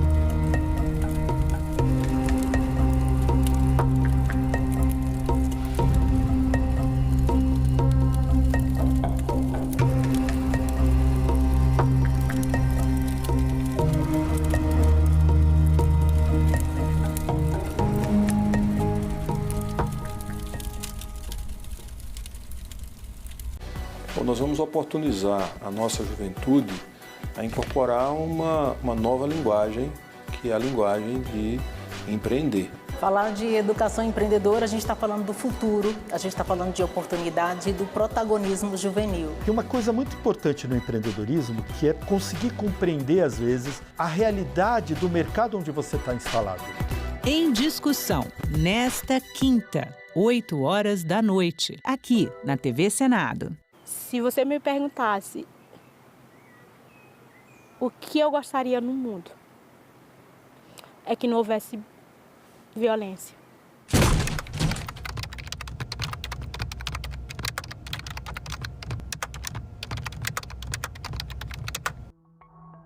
Eu fui educada assim, que a mulher tinha que sempre obedecer ao marido. Ela tinha que ser submissa ao marido. As primeiras agressões começou com insultos. Falar da minha roupa, dizer que eu era gorda, que eu era feia. Eu tinha o meu dinheiro, eu tinha a minha conta, eu trabalhava, mas o meu salário quem gastava era ele. A primeira vez que eu pedi o cartão, que eu falei, o dinheiro é meu, eu trabalho, eu sei que o dinheiro é meu, eu levei um tapa. E como castigo à noite, ele me botou para dormir fora de casa na chuva. Se aquela pessoa se sente no direito de te empurrar, de te apertar, ela já está dando um sinal muito grande que ela é capaz de fazer outras coisas. A gente pode passar, às vezes, por exemplo, de um empurrão para uma facada. Eu falo, eu estou vivendo hoje. Ter meu trabalho, ter dignidade, poder entrar na loja, escolher o meu sapato preferido, botar o meu batom vermelho e eu olhar para o meu corpo e não ter um roxo nele.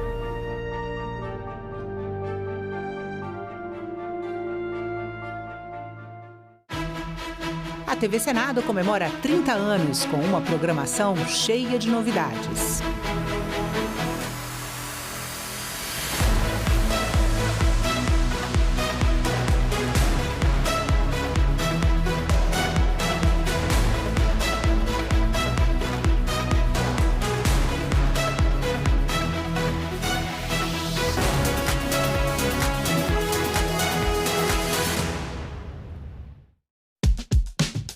Calendário Eleitoral 2026. A partir de 7 de abril, servidoras e servidores não podem mais receber aumento salarial. A exceção é o reajuste para repor as perdas provocadas pela inflação. A restrição só termina depois da posse de quem se eleger em outubro, ou seja, em 2027.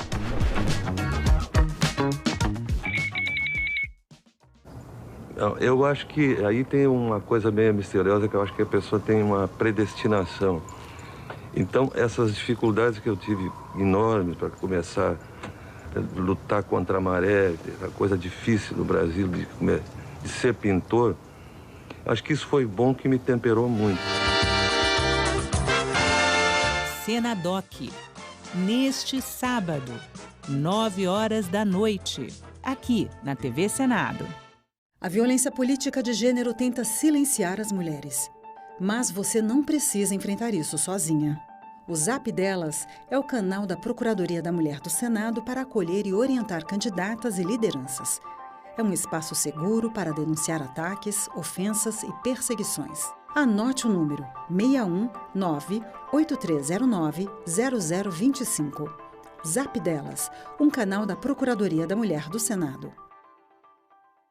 A gente também fala tupi. O nome do estado do Maranhão vem do tupi e é formado por dois termos, mar mais inhã. Mar é uma variação de embará, bará, que vem de Pará e significa mar ou Rio Grande. A outra parte da palavra é inhã, que quer dizer correnteza. Então Maranhã virou Maranhão, que tem na origem o significado de mar grande ou mar que corre. A gente também fala tupi.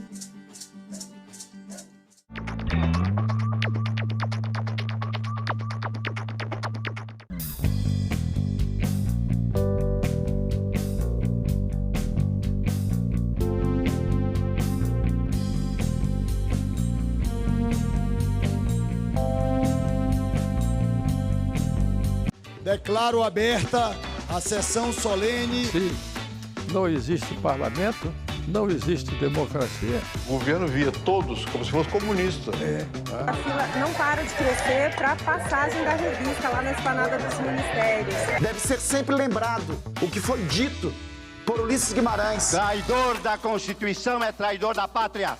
O homem disse, quem fala? Eu disse, Ariano Suassuna.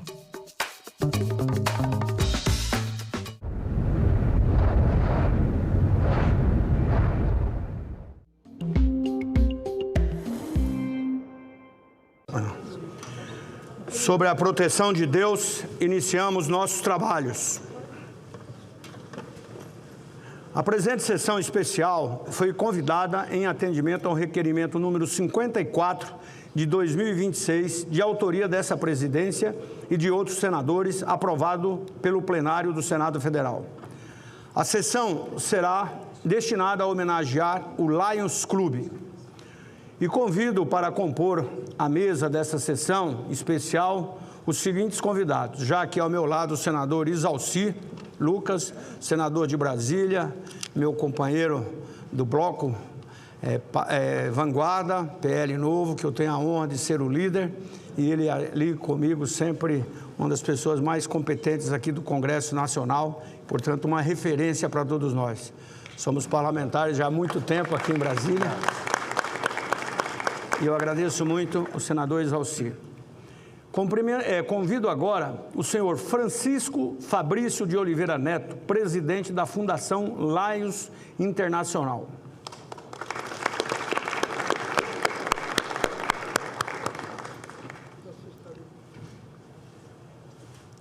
Francisco Fabrício.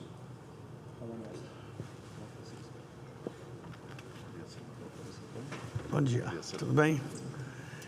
Convido agora o senhor Manuel Messias Melo, diretor do Lions Clube Internacional no período de 2022 a 2024.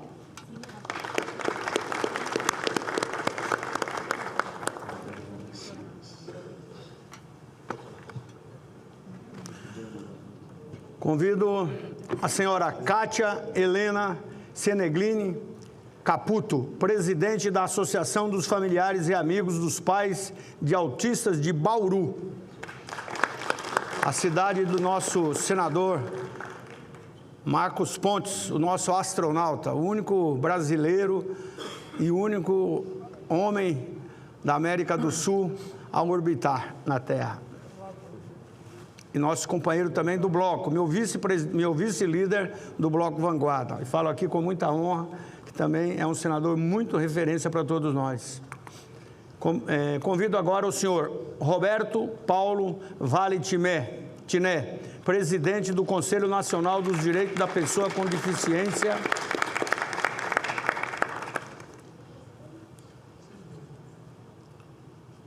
E o senhor Luiz Geraldo Matheus Figueira Passado, diretor do Lions Clube Internacional no período 2016 a 2018.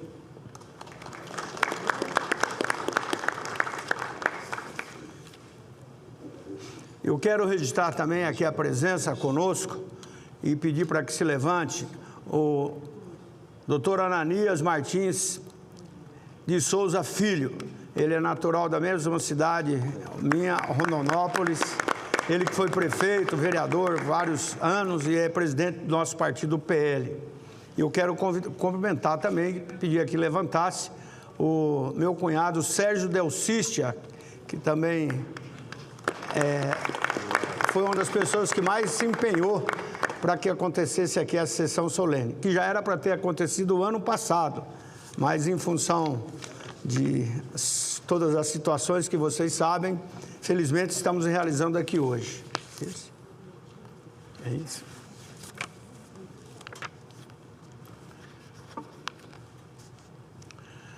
Senhoras e senhores, que dia especial e memorável. É uma honra presidir essa sessão especial em homenagem aos 109 anos do Lions Clube Internacional e ao Dia do Leonismo Nacional, celebrado em 16 de abril. Falar do Lions é falar das maiores e mais respeitadas redes humanitárias do mundo. Uma instituição que nasceu em 1917, lá em Chicago, a partir da visão de Melvin Jones, que entendeu já naquele tempo que a verdadeira liderança é aquela que convoca sua capacidade, sua energia e sua vocação a serviço das pessoas. E é isso que faz o Lions tão grandioso. Hoje, mais de um século depois, o Lions está presente em mais de 200 países, com mais de 1,3 milhão de associados, reunidos em aproximadamente 50 mil clubes por todo o mundo. Mas o que faz o Lions ser verdadeiramente grandioso? Não são apenas os números, é o impacto, é o trabalho silencioso, é a presença constante ao lado de quem mais precisa. É a capacidade de transformar solidariedade em ação concreta. O Lions é um movimento construído sobre valores muito claros: serviço ao próximo, respeito à diversidade, união de esforços, integridade, compromisso com a dignidade humana. Isso faz com que o Lions seja uma organização que acolhe, que inclui, que soma e que faz do bem uma missão permanente. Ao longo de sua história, o Lions se consolidou como um grande parceiro da sociedade, em áreas essenciais como saúde, educação, assistência social e proteção ao meio ambiente, com uma atuação muito especial na saúde ocular. E aqui já deixo um pedido nesta linha ao Lions Clube Internacional. O Mato Grosso é o estado dos 3 biomas. Temos o Pantanal, a maior área alagada do mundo, o Cerrado, no coração do Brasil, com essa capacidade de produzir alimentos para ajudar com que a cesta básica brasileira seja mais farta, mais acessível e de qualidade. E ainda exportar para ajudar o Brasil, que tem uma balança comercial positiva. E agora nós aprovamos aqui o Estatuto do Pantanal. O Pantanal, portanto, agora tem lei. E dentro do Estatuto do Pantanal, nós criamos também o Selo Pantanal Sustentável. E eu gostaria que o Lions assumisse essa causa, já que o Pantanal mato-grossense, quando eu falo mato-grossense é Mato Grosso e Mato Grosso do Sul, ele é um patrimônio brasileiro e um patrimônio da humanidade. Portanto, esse desafio é o Lions Internacional. E quem conhece o Brasil real sabe muito bem disso.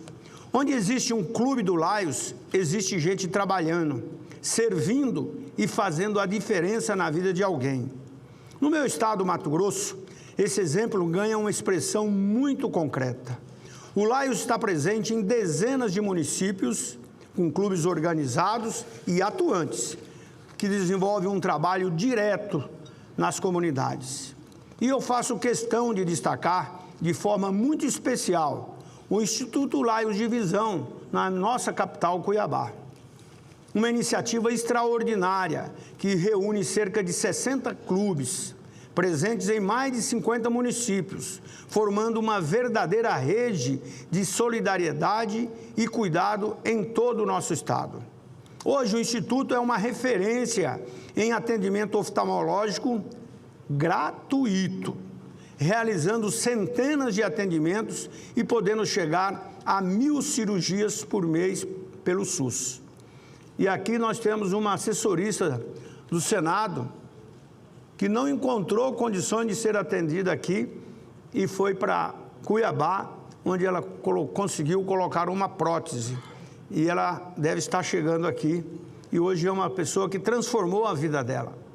Ela que vivia triste, hoje é uma pessoa feliz que todo dia atende a todos nós, a todas as pessoas que aqui chegam. E isso significa devolver, acima de tudo, a visão, a dignidade, mas significa também devolver a autonomia, esperança a milhares de pessoas, não só no Mato Grosso, na Amazônia como um todo e do Brasil, como foi o exemplo que acabei de dizer. E mais do que isso, significa acolher quem vem do interior, garantir apoio, distribuir óculos, medicamentos e levar cuidado a quem mais precisa. Isso é o Lions na prática. Isso é o serviço transformando em resultado humano. E nesta solenidade, eu não poderia deixar de fazer uma referência muito especial a um dos maiores nomes do leonismo de Mato Grosso e do Brasil, o senhor Valdir Lacerda, que eu e o senador Jaime já tivemos oportunidade de homenagear também esta semana aqui. Falar do Lions em nosso estado é necessariamente falar do legado de Valdir Lacerda, do doutor Valdir Lacerda. Em Cuiabá, Dr. Valdir Lacerda foi fundador do Lions Clube Visão Solidária e um dos grandes protagonistas na consolidação do Instituto Lions de Visão. Sua trajetória se confunde com a própria história do Lions em Mato Grosso. Com mais de 5 décadas de dedicação ao serviço, exerceu funções de liderança no Brasil e também no mundo, inclusive como diretor internacional. Recebeu a mais alta honraria do Lions, como embaixador da boa vontade. Mas, acima de tudo, Valdir Lacerda foi um construtor de causas. O seu legado não apenas na memória, e ele não está apenas na memória, está presente em cada atendimento realizado, em cada cirurgia, em cada vida transformada. Sua partida, no início desse mês, nos entristece, mas sua obra permanece viva, especialmente em Mato Grosso. E eu quero dizer aqui da minha felicidade de ter sido também homenageado nessa instituição, nesse hospital, onde uma ala leva o meu nome. Claro que procurei fazer a minha parte, colocando recursos e emendas no orçamento para que a gente pudesse edificar essa obra tão importante. Senhoras e senhores, como senador da República, tenho a convicção de que o exemplo do Lions reafirma uma verdade simples e profunda. O desenvolvimento de uma nação passa necessariamente pelo cuidado com as pessoas. Por isso, essa homenagem é justa, merecida e necessária. Ela reconhece uma instituição que há mais de um século faz do bem uma prática diária. Registro aqui também o meu respeito, a minha admiração a todos os leões e leoas presentes aqui no Brasil e no mundo. Homens e mulheres que dedicam suas vidas a servir. Que esses 109 anos de Lions Clube Internacional continuem inspirando gerações e fortalecendo cada vez mais os laços de solidariedade em nossa sociedade. Porque quem escolhe servir ao próximo não apenas ajuda pessoas, ajuda a construir uma sociedade melhor, muito melhor. Por isso eu deixo aqui os meus parabéns a todos os leões e leonas presentes aqui e tenho certeza que essa sessão será uma oportunidade para o Senado reconhecer o trabalho de todos vocês. E eu faço aqui, em nome de toda a mesa diretora, nosso presidente Davi Alcolumbre, que, claro, essa sessão foi aprovada pelo plenário, mas a marcação da data é uma decisão do presidente Davi. Por isso eu agradeço aqui, inclusive a todos os assessores que aqui estão, na pessoa do seu Antônio aqui, esse cabelo branco, que é um dos homens mais humildes e educados que eu conheço. E eu quero aqui então passar a palavra agora ao nosso senador Isalci, que pode usar a tribuna.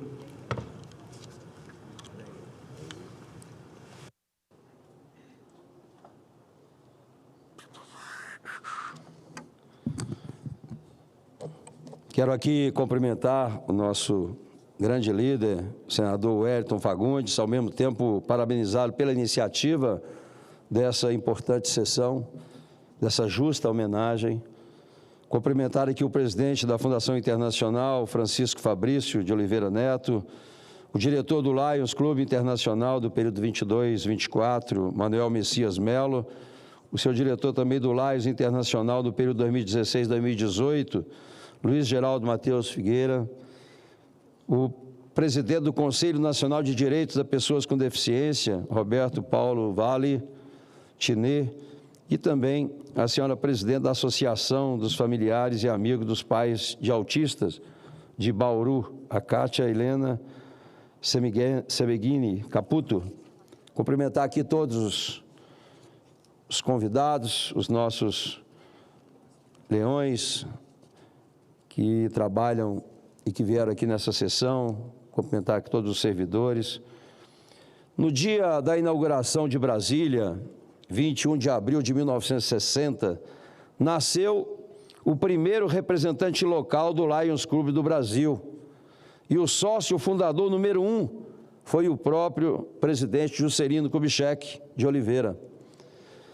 Daquele dia em diante, o Lions e a capital se tornaram irmãos que passaram a crescer juntos. Esse dado tem enorme força simbólica. Eles nos dizem que a relação entre Brasília e o Lions não é lateral, nem tardia, nem circunstancial, é de nascença. Ela remete ao momento em que o país decidiu interiorizar sua capital, abrir uma nova frente de desenvolvimento e afirmar no coração do território nacional um ideal de modernidade com sentido público.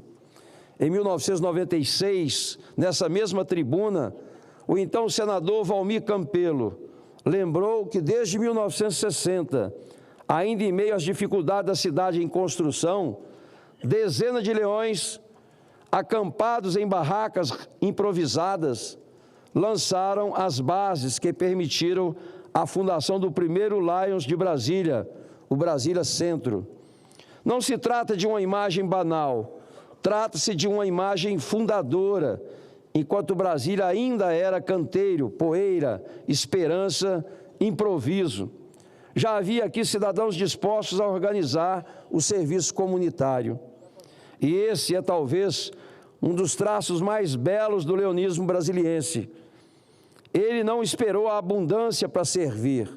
Ele começou a servir quando quase tudo ainda estava por fazer.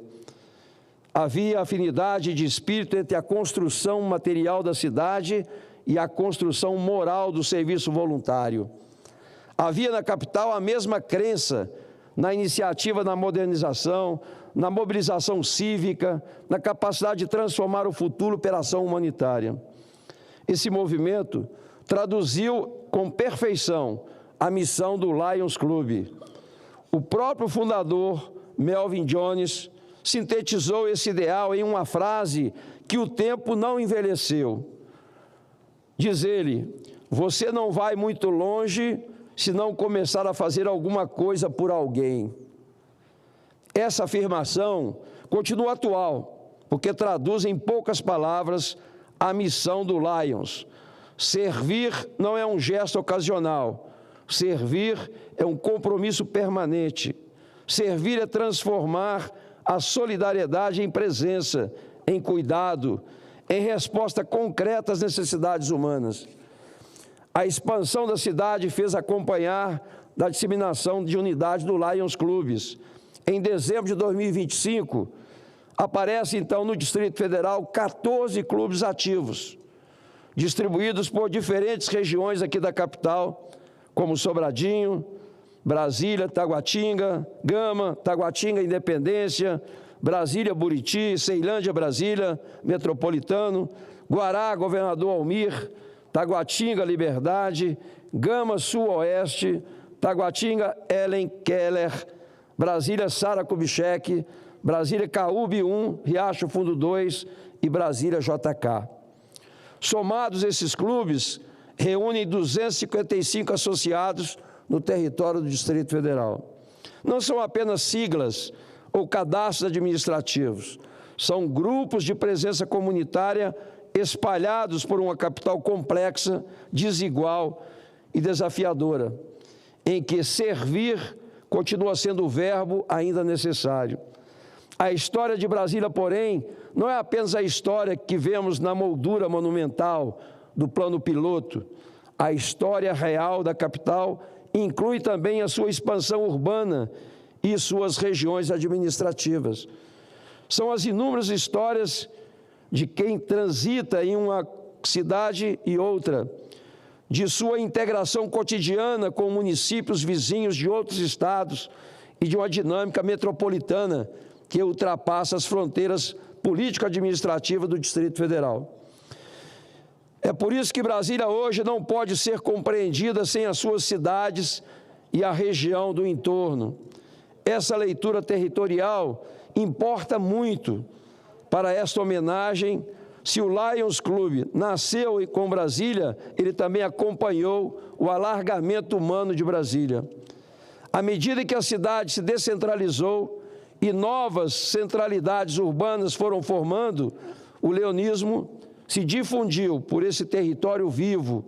Agora, vemos sedes do Lions Clube até em Unai, Formosa, Valparaíso. É nesse ponto que homenageamos ao Lions em Brasília, ganha uma densidade especial. O Lions ajudou a dar o espírito comunitário a uma cidade planejada, ajudou a levar solidariedade organizada para as regiões administrativas e cidades vizinhas e ajudou, inclusive, a construir marcos importantes para a própria cultura cívica do movimento. Por tudo isso, essa sessão especial não homenageia apenas uma organização que já merece reconhecimento por seus méritos. Essa sessão homenageia uma experiência de serviço que se confundiu, em muitos momentos, com a própria formação social de Brasília. Homenageia pessoas que serviram quando a cidade ainda era promessa. Homenageia dirigentes e associados que levaram o ideal leonístico para Taguatinga, Gama, Ceilândia, Guará, Sobradinho, Riacho Fundo 2 e tantas outras cidades. Homenageia também aqueles que fizeram o movimento avançar para o entorno, compreendendo na prática aquilo que a lei e a experiência urbana hoje confirmam. Brasília não se explica sozinha. Brasília se realiza em rede com suas cidades e o seu entorno. E talvez seja exatamente essa lição mais atual do Lions para a capital da República. Em tempos de fragmentação, o Lions nos lembra que pertencimento é construção diária. Em tempos de tanta distância entre as instituições e a vida concreta das pessoas, o Lions reafirma o valor da presença local. Em tempos em que a vida metropolitana exige coordenação, cooperação e senso de comunidade, o leonismo mostra que servir continua sendo uma das formas mais altas da cidadania. Senhor presidente, senhoras e senhores, ao homenagear o Lions Clube do Brasil, com um olhar atento para Brasília e para o entorno da capital, essa casa reconhece uma história de continuidade, de presença social e de fidelidade ao bem comum. Que os dirigentes, os associados e associadas do Lions Clube do Brasil e de todo modo muito especial, os clubes de Brasília e do entorno, recebam essa homenagem respeitosa desta casa, o reconhecimento do parlamento e o agradecimento sincero de todos os que sabem que nenhuma cidade se torna verdadeiramente grande sem solidariedade organizada. Parabéns ao Lions Clube do Brasil.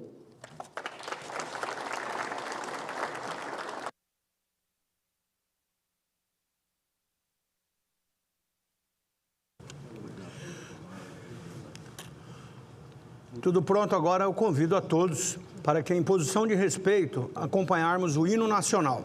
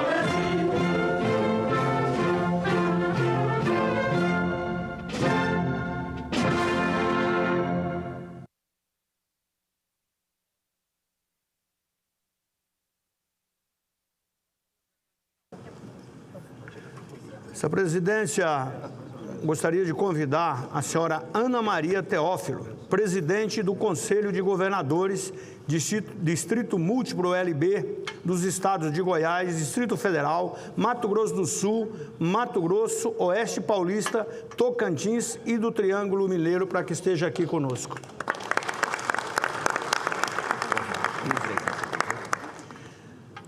E a presidência informa que a presente sessão contará também com a participação dos seguintes convidados: senhor Roque Santana Souto Cardoso, presidente do Conselho de Governadores, Distrito Múltiplo LA das regiões Norte e Nordeste.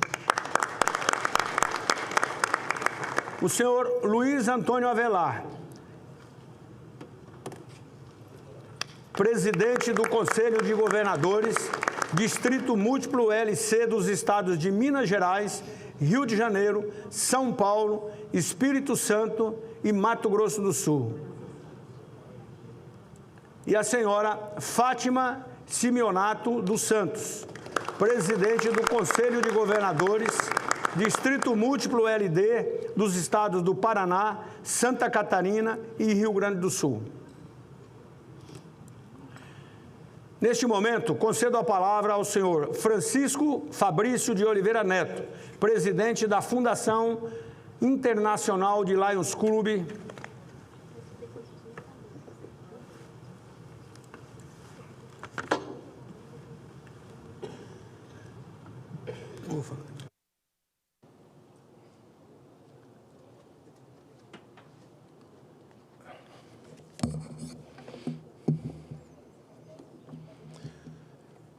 Meu cordial bom dia a todos. Uma saudação toda especial ao senhor presidente desta sessão, senador Wellington Fagundes. E quero deixar registrado também a minha saudação ao senador Exalci Lucas, que esteve aqui conosco, mas precisou sair para relatar um projeto. Senhoras e senhores senadores, ex-diretores internacionais, Manuel Messias Melo, coordenador do Lions Advocacy Day, e Luiz Geraldo Mateus Figueira, que está conosco na mesa principal. Eu também saúdo o senhor Roberto Paulo Tiné, presidente do CONAD. A minha saudação à doutora Cátia Helena Seneglini, presidente da FAPAB, bem como a minha saudação à companheira Leão Ana Teófilo, presidente do Distrito Mútuo LB, na pessoa de quem saudamos todos os presidentes de conselho que nos acompanham. Governadores de Distrito do Lions, estimadas companheiras e companheiros leões, companheiros léus, senhoras e senhores. Começo agradecendo a esta casa pela honra de promover esta sessão especial em homenagem à Lions Clubs Internacional, pelos 109 anos de existência. E aproveitamos o momento para apresentar um tema de grande importância, o autismo. E registro o agradecimento ao proponente desta sessão, senador Wellington Fagundes, pela iniciativa, bem como aos seus pares que subscreveram. Caros senhores, leões, léus e convidados, antes de iniciar o meu pronunciamento, eu gostaria de deixar registrado a nossa solidariedade, agradecimento ao senador pelas palavras que ele proferiu sobre o nosso saudoso ex-diretor internacional, Valdir Lacerda. Eu também quero deixar registrado que no mesmo dia, coincidentemente, senhor senador Wellington Fagundes, nós perdemos um outro grande líder desta mesma área, que foi o ex-diretor internacional Zander Campos da Silva. Para nós, foi uma tristeza enorme e continua sendo, mas, claro, todo o legado que eles deixaram, nós, leões, estamos dando continuidade e vamos preservar as iniciativas, trabalho e toda a dedicação que eles empreenderam ao longo da vida em prol do leonismo, em prol do serviço voluntário. Fica registrado a nossa solidariedade aos familiares, aos companheiros leões, aos amigos que os conheciam. No início do século XIX, um bem-sucedido corretor de seguros, integrante do Círculo de Negócios de Chicago, idealizou uma forma distinta de prestar serviços à comunidade. Partiu do seguinte princípio: você não pode ir muito longe se não fizer alguma coisa por seu semelhante, afirmou Melvin Jones, que mais tarde seria homenageado como fundador do Lions. Em seguida, Melvin Jones procurou diversos líderes do comércio, profissionais e de associações de ajuda mútua com a intenção de criar uma organização nacional que ampliasse sua atuação e, em vez de dedicar apenas a fins sociais e comerciais, concentrasse esforços na melhoria das comunidades. Após o êxito da primeira reunião organizacional, realizada em 7 de junho de 1917 em Chicago, nos Estados Unidos, nasceu a Associação de Lions Clubs. Ainda naquele ano, de 8 a 10 de outubro, realizou-se a primeira convenção na cidade de Dallas, no Texas, Estados Unidos. E em 1920, tornou-se internacional com a criação do primeiro Lions Club no Canadá. Atualmente, essa associação, conhecida como Lions Clubs Internacional, da qual nos orgulhamos de fazer parte, está presente em mais de 200 países e regiões, com mais de 50 mil clubes afiliados e aproximadamente 1,4 milhão de associados, servindo pessoas, configurando-se a maior organização mundial de clubes de serviço, impactando comunidades e transformando vidas. Esse desempenho resulta do esforço dos nossos antecessores e dos leões atuais, que sempre se dedicaram ao crescimento contínuo de Lions International, sobretudo para reunir mais voluntários capazes de atender às necessidades das pessoas que dia a dia passam por rápidas transformações no cenário global, inclusive em países desenvolvidos, razão pela qual a presença dos leões nessas localidades é tão importante. No Brasil, o Lions chegou em 1952, especificamente em 16 de abril, foi fundado o Lions Clube do Rio de Janeiro. E, em seguida, todos os estados passaram a contar com a representação leonística. Amanhã estaremos celebrando 74 anos. Atualmente existem 1.426 clubes, somando 39 mil associados, distribuídos por mais de 1.200 municípios brasileiros. Senhoras e senhores senadores, caros companheiros leões, léus, convidados e telespectadores. A ação dos leões é ampla e produz resultados positivos em todas as frentes de serviço.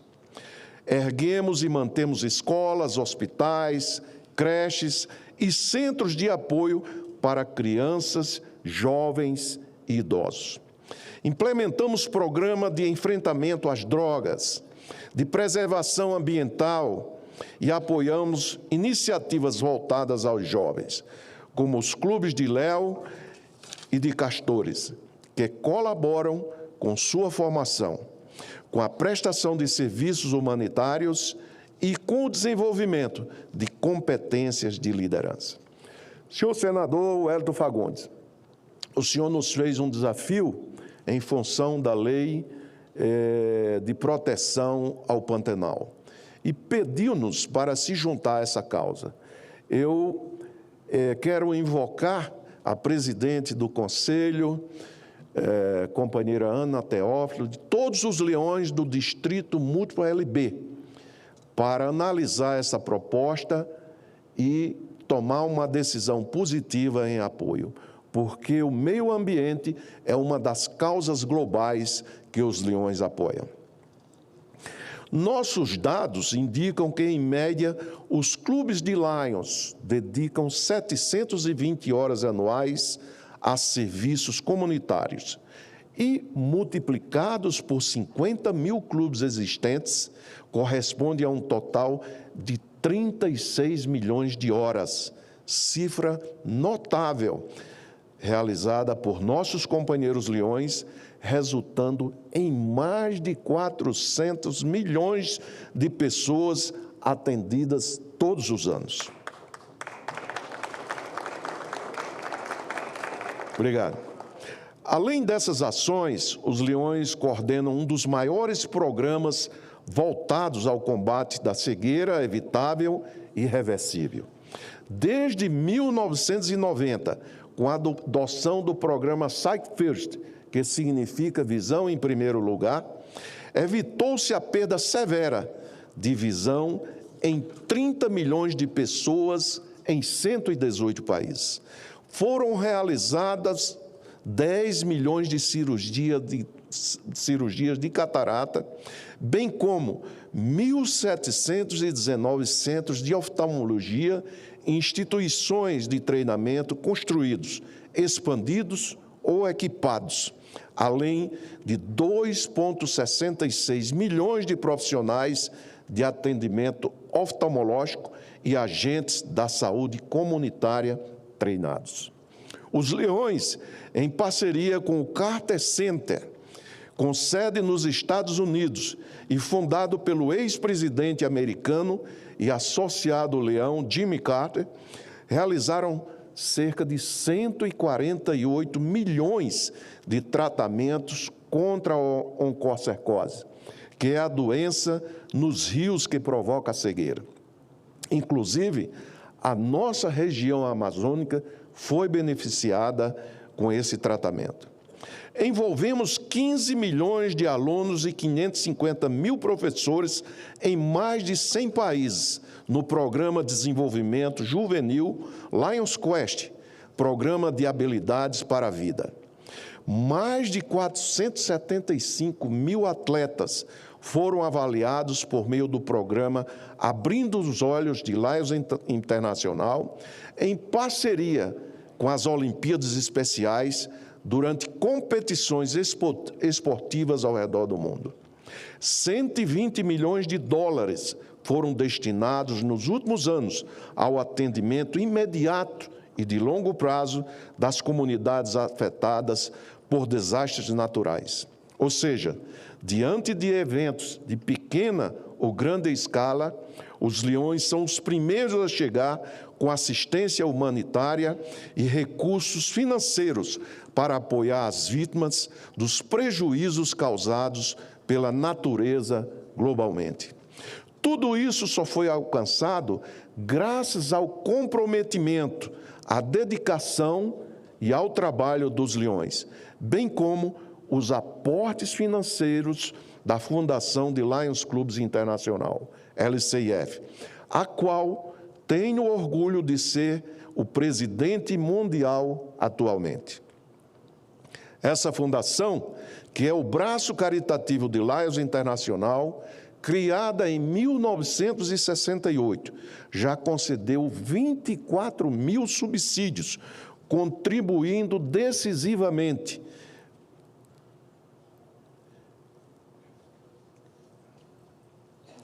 para que os Leões realizem projetos leonísticos de grande catástrofe, destinados a avaliar a dor, o sofrimento e levar cura e esperança a pessoas que precisam de ajuda imediata.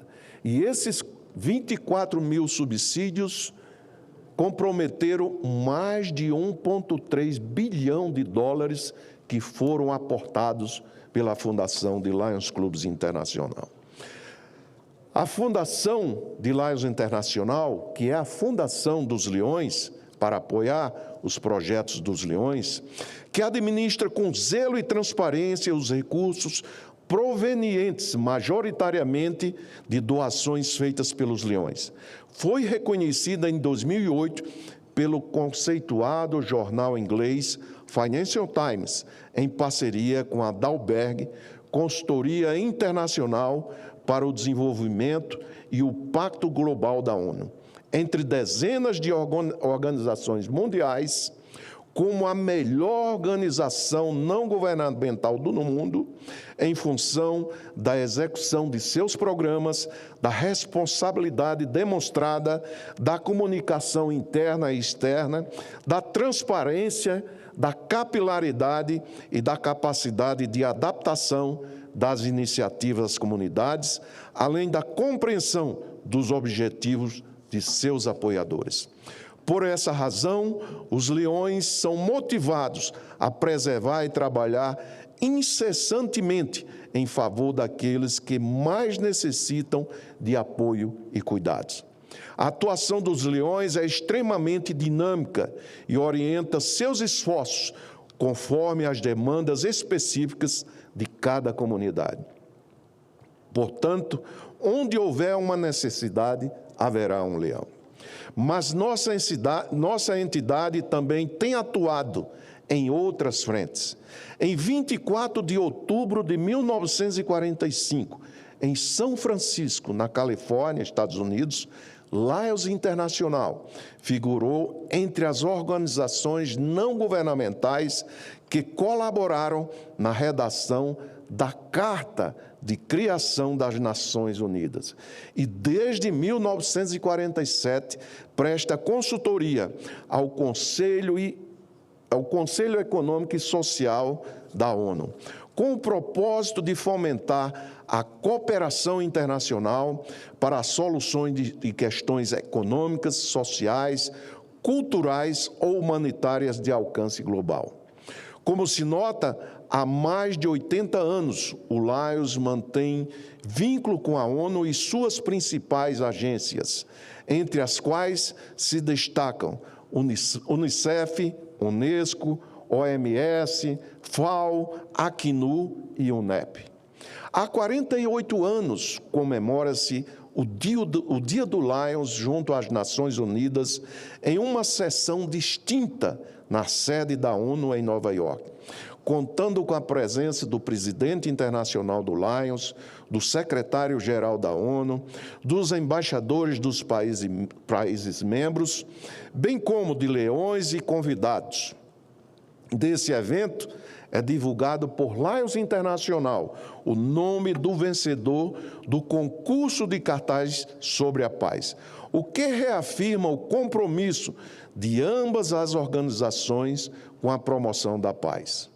Senhoras e senhores, orgulhamo-nos de integrar o Lions porque, desde cedo, foi instituído um código de ética para seus associados, cujo objetivo é esclarecer uma questão: mostrar que a amizade é um fim e não um meio, que nenhum associado deve aceitar coisa alguma que traga vantagem duvidosa. Sentimos-nos honrados por pertencer ao Lions em razão de seus propósitos claramente definidos. Nos orgulha também pertencer ao Lions porque, conforme afirmou o saudoso companheiro leão Luiz Dutra Pizão, o leonismo é um movimento formado por homens e mulheres de elevada reputação, que, sem fins políticos ou religiosos, se propõem a promover princípios éticos, o bem-estar coletivo e o congraçamento universal. Ser leão possibilita ainda incentivar a comunidade a se engajar na defesa da ética, da moralidade, da impessoalidade, da justiça e do cumprimento das leis, no momento adequado. Senhoras e senhores, esta sessão extraordinária reveste de significado singular, porque, além da homenagem à Lions Internacional, reunimos-nos para apresentar a Vossas Excelências Lions Advocacy Day, defesa de causa dos leões, e os parceiros que nos acompanham na luta em prol do autismo. Ontem realizamos um workshop aqui em Brasília com especialistas no tema, vindos de diversas regiões do Brasil, ocasião em que pudemos aprender parte da realidade sobre o tratamento desse tema em nosso país. Registrei alguns dados apresentados. Segundo a Organização Mundial de Saúde, OMS, há mais de uma década, estimava-se que 1 em cada 100 crianças no mundo estava dentro do espectro autista. Contudo, levantamentos recentes apontam que essa prevalência aumentou, chegando a 1 em cada 31 crianças, índice alarmante. No Brasil, estima-se que mais de 4 milhões de pessoas convivam com o transtorno do espectro autista, o TEA.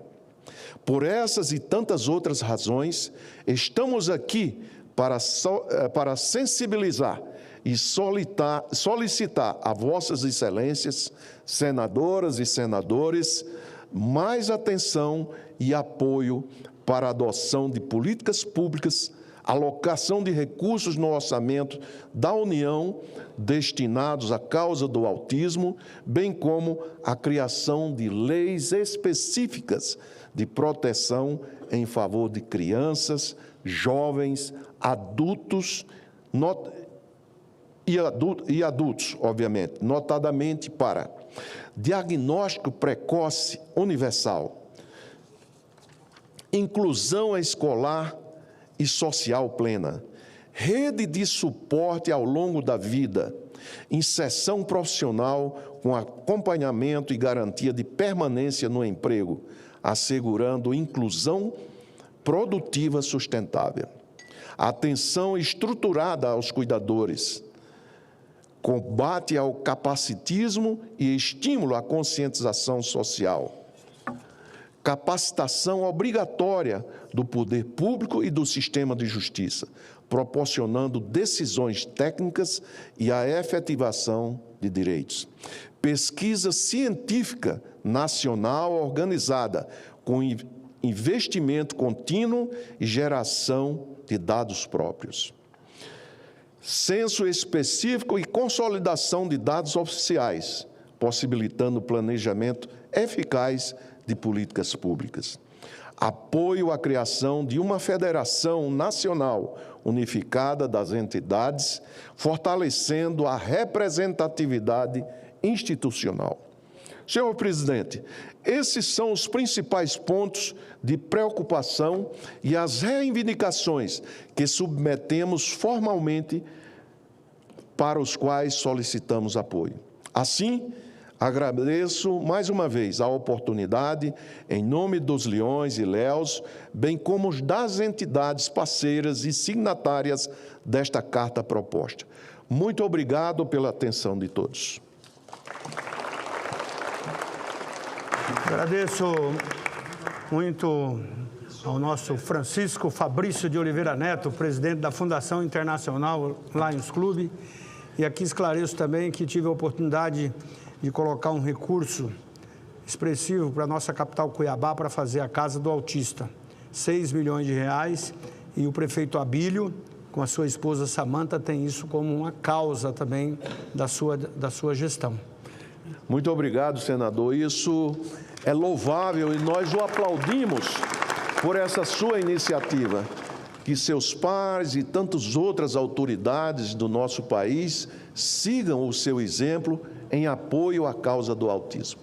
Eu só gostaria de meio minuto apenas para dizer que eu vou entregar em nome dos Leões do Brasil e do mundo uma placa de agradecimento em meu nome, dos Leões, obviamente, por tudo que o senhor tem feito em nome de Lions Internacional. Vou aí para a mesa para fazer a entrega desta placa neste momento.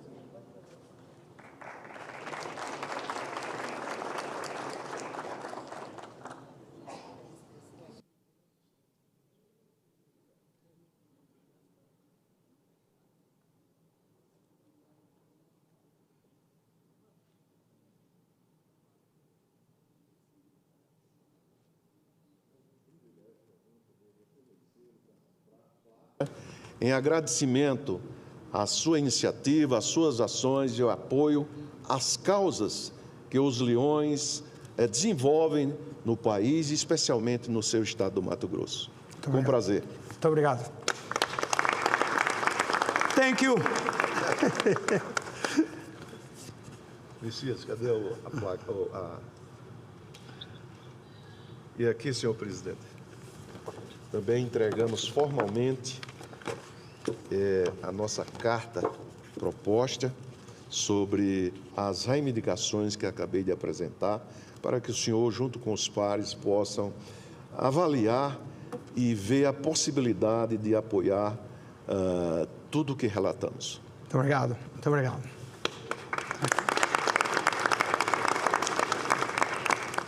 Isso aqui o senhor pode pôr aqui dentro, só a placa põe aqui. Está aqui.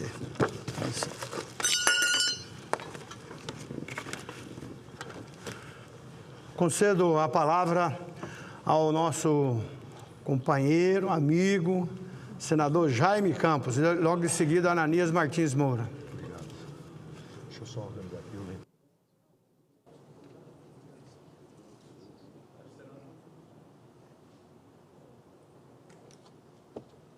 Tudo bem?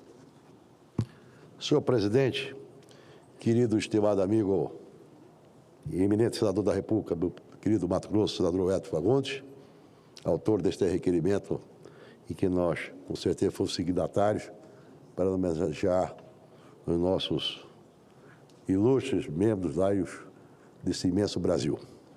Mas, se me permite, senhor presidente, quero saudar também aqui o senhor presidente da Fundação Internacional dos Laios Clubes, o senhor Francisco Fabrício de Oliveira Neto, saudar da mesma maneira o ilustre diretor dos Laios Clube Internacional de 2022 a 2024, o senhor Manuel Messias de Mello, cumprimentar também o diretor do Laios Clube Internacional, período 2016-2018, Luiz Geraldo Mateus Figueira, o senhor presidente do Conselho Nacional dos Direitos das Pessoas com Deficiência, Roberto Vale Tiné, a senhora presidente do Conselho de Governadores de Distrito Múltiplo LB do Estado de Goiás, Distrito Federal, de Mato Grosso do Sul, do Mato Grosso, do Oeste Paulista e Tocantins, a senhora Ana Maria Oliveira Teófilo, a senhora presidente da Associação de Familiares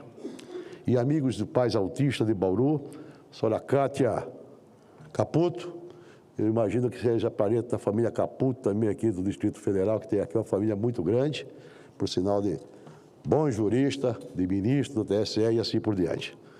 E bom dia a todos e a todas. Serei rápido, senhor presidente, mas eu não poderia deixar desta oportunidade também estar presente aqui para cumprimentar todos os senhores e as senhoras que representam os Laios Clube desse imenso Brasil. Ocupo esta tribuna nesta sessão especial para prestar minha homenagem ao Laios Clube, em reconhecimento à grandeza de sua missão humanitária e à dimensão do serviço que essa instituição presta ao Brasil e ao mundo. A sessão foi convocada em razão de requerimento aprovado no Senado a esta associação, ou seja, a esta associada à celebração do Dia de Ulunismo, que é um dia nacional. Falar do Laios, ou seja, é falar de solidariedade, muito bem organizada. É falar de pessoas que compreenderam há muito tempo que servir ao próximo é uma das formas mais elevadas, ou seja, de dignificar a vida pública comunitária. Eu tive a primazia de meu pai também ser do Laios Clube, um dos fundadores, lá na minha querida Cuiabá, lá na década de 1950. Então, também fui criado numa família de pessoas que certamente também ajudaram muito a construir a grandeza do Mato Grosso, sobretudo a questão humanitária. Ao longo de décadas, o movimento leonístico construiu uma trajetória admirável, marcada pelas ações concretas na área da saúde, da educação, da assistência social e da proteção aos mais vulneráveis. No Brasil, essa história ganhou raízes profundas desde a fundação do primeiro clube, no Rio de Janeiro, em 16 de abril de 1952, tornando-se exemplo de cidadania ativa e compromisso social. Mas, senhor presidente, esta homenagem ao Laios Clube, permita-me fazer um registro muito especial. Faço referência à memória de um homem que, para Mato Grosso, para o leonismo, é para todos o que conviveram com ele e deixou um legado extraordinário. Valdir Viciara Lacerda, falecido no último dia 2 de abril, aos seus 86 anos. Que eu tive a primazia de ter uma convivência muito grande com ele, e na minha gestão como governador do meu estado de Mato Grosso, ele foi o procurador-geral do nosso estado. Um homem de uma retidão de caráter invejável, homem sério, exemplo de pai de família, de avô e, sobretudo, de servidor público, que ajudou muito o Mato Grosso a ser hoje o que ele é.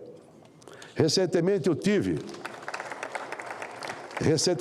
a oportunidade de registrar meu pesar à sua partida.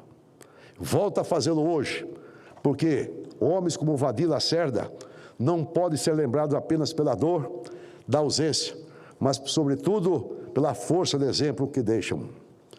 Foi um homem público respeitado, como bem disse, jurista reconhecido, valor, um ex-procurador do Estado de Mato Grosso, servidor exemplar, pai, avô admirável e alguém que soube unir competência profissional, sensibilidade humana e compromisso com as causas coletivas. No Laios, Valdir Lacerda foi mais do que participante, foi protagonista, ocupou funções de liderança, foi diretor internacional da associação e presidiu o Instituto do Laios de Visão por muitos anos e era associado, fundador e presidente do Laios Clube Cuiabá, Visão Solidariedade. Sua trajetória foi tamanha que o Distrito LB 4 decretou luto oficial por 3 dias da sua morte. É talvez uma das marcas mais belas que tenha sido justamente essa ligação profunda com Laios Visão. Valdir cumprimentou, ou seja, compreendeu que o dever ou a preservar a visão de uma pessoa é mais do que um gesto médico ou assistencial, é devolver autonomia, dignidade e esperança ao futuro. Sob essa inspiração, o Instituto Laios da Visão consolidou-se como referência ao atendimento ufomatológico em Mato Grosso. A instituição alcançou estrutura de grande porte, voltada ao procedimento ufomatológicos, atendimento à população, especialmente por meio do SUS. Por isso, as homenagens ao Laios Clube nesta casa, é justo dizer que a memória de Valdir Lacerda se confunde com a sua própria história de ulunismo matogrossense. Em sua caminhada, o voluntariado não foi ornamento, foi missão. A solidariedade não foi discurso, foi prática. E o serviço ao próximo não foi ocasião, foi a vocação permanente. Já concluindo, senhor presidente, quero, portanto, associar a esta homenagem institucional do Senado, uma homenagem humana e fraterna à família de Valdir Lacerda, reitero meus sentimentos, minha solidariedade e meu respeito. Que Deus conforte os corações de todos os seus familiares e amigos, que permaneça viva a certeza de que ele deixou marcas indeléveis no serviço público, na advocacia e no Laios, e principalmente na vida de pessoas que alcançou com o seu trabalho a sua generosidade. Ao Laios, minha referência, aos seus membros, meu reconhecimento e à memória de Valdir Lacerda, minha homenagem mais sincera e respeitosa. Muito obrigado, senhor presidente. Agradeço muito ao senador Jaime Campos pelo reconhecimento, inclusive que fizemos aqui essa semana a história de Valdir Lacerda. O senador Jaime Campos foi prefeito de Várzea Grande, governador do estado e hoje aqui no Senado, onde procuramos trabalhar sempre junto pela melhoria do Mato Grosso. E reconhecer o trabalho do Laios também é um reconhecimento ao desenvolvimento do estado de Mato Grosso. Quero aqui registrar também a presença conosco do senhor conselheiro da Embaixada do Guiné, Alfa Mohamed Baker Barri. Também o representando o presidente do Conselho Federal de Educação Física, o senhor conselheiro federal Patrick Novaes Aguiar. Também o senhor presidente da Câmara Municipal de Vereadores de Iraceminha, do estado de Santa Catarina, vereador Valdecir Piton.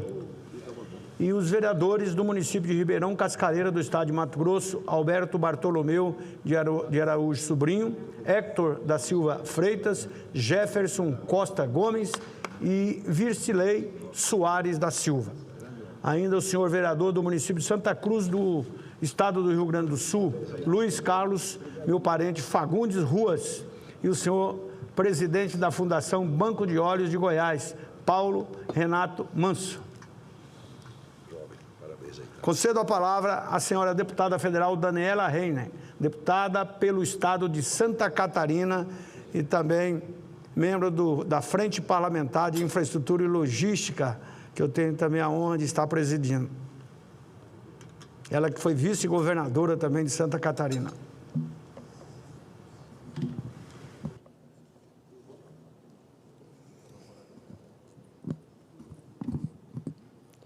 Ele está ligado automaticamente, né?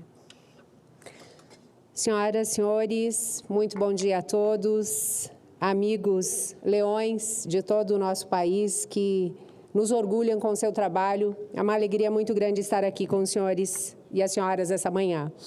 Quero cumprimentar o meu querido amigo, senador Wellington Fagundes, requerente dessa sessão solene, que nos preside lá na Frente Parlamentar de Logística e Infraestrutura, que às vezes parece distante, mas a gente conecta com absolutamente todos os temas do nosso Brasil, porque a acessibilidade, a boa logística, a boa infraestrutura faz parte da vida de todos nós.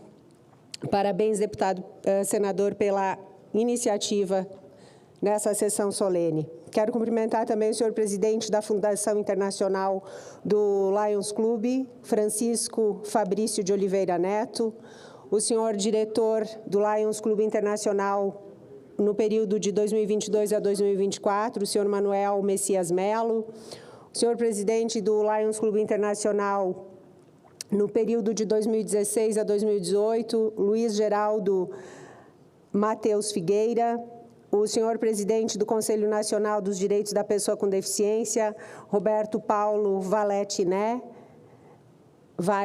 né? Acho que é Vale. Senhora presidente do Conselho de Governadores do Distrito Múltiplo LB dos estados de Goiás, Distrito Federal, Mato Grosso do Sul, Mato Grosso, Oeste Paulista e Tocantins, Ana Maria Oliveira Teófilo, a senhora presidente da Associação dos Familiares e Amigos dos Pais de Autistas de Bauru, Kátia Helena Semeghini Caputo. Quero cumprimentar também de uma maneira muito especial o meu vereador lá de Iraceminha, vereador Valdecir Piton, presidente da Câmara de Municípios, que é a Câmara Municipal de Vereadores do município, que é um leão também, e também a nossa querida amiga Fátima Santos, presidente do Distrito Múltiplo Lions, que me convidaram para fazer parte dessa sessão solene. Que bom tê-los aqui e poder testemunhar o trabalho maravilhoso que fazem junto ao Lions do Brasil.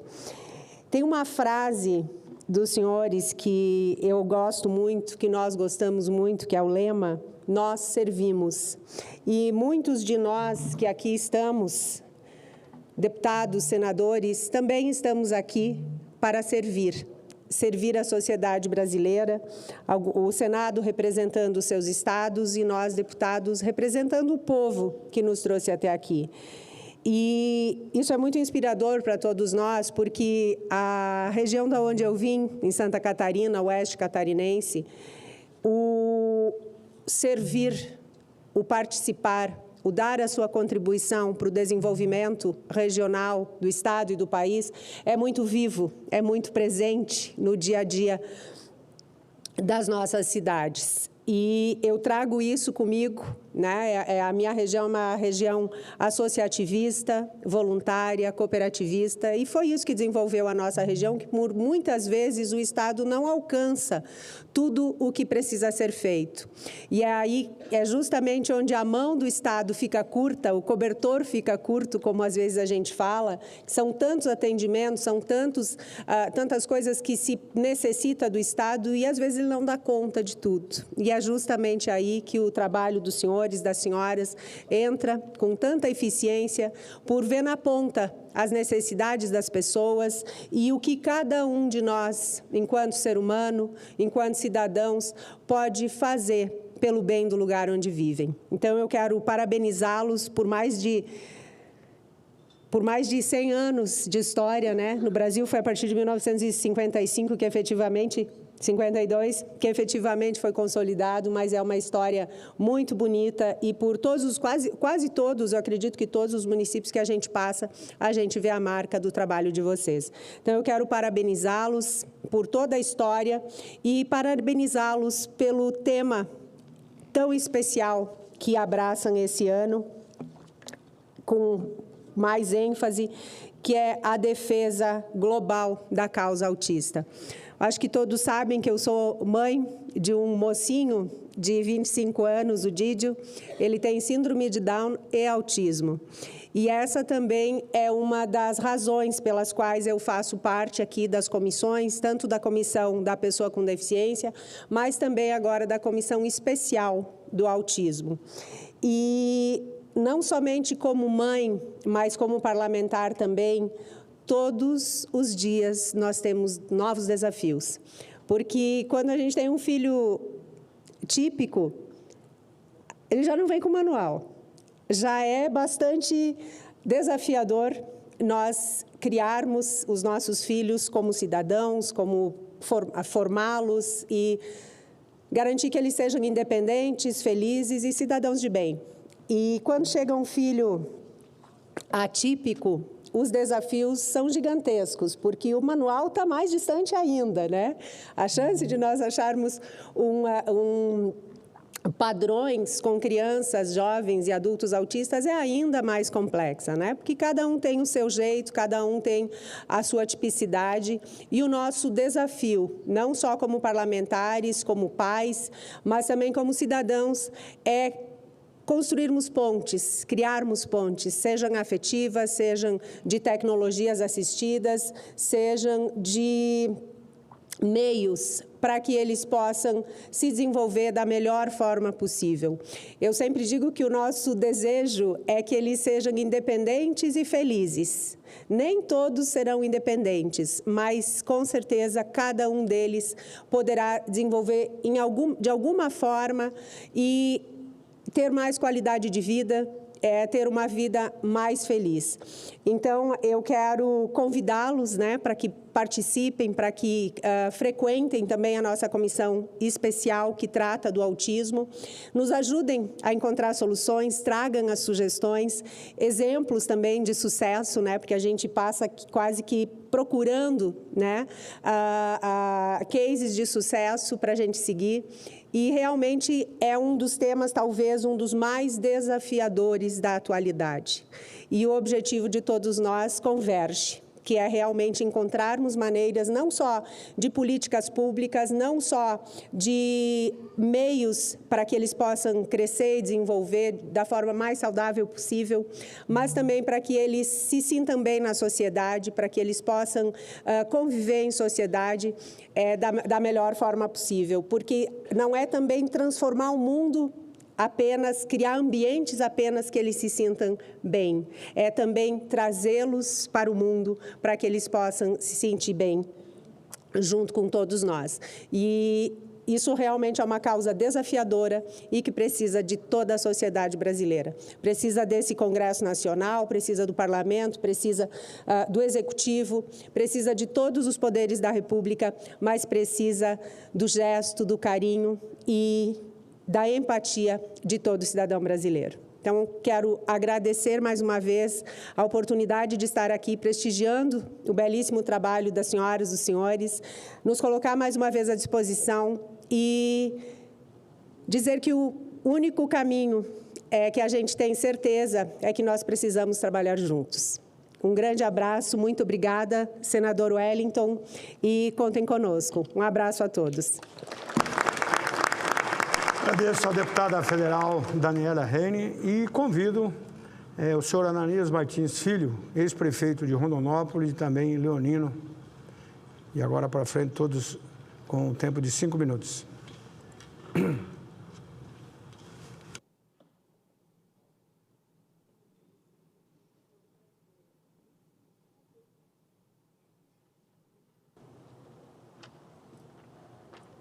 Pode estar aqui.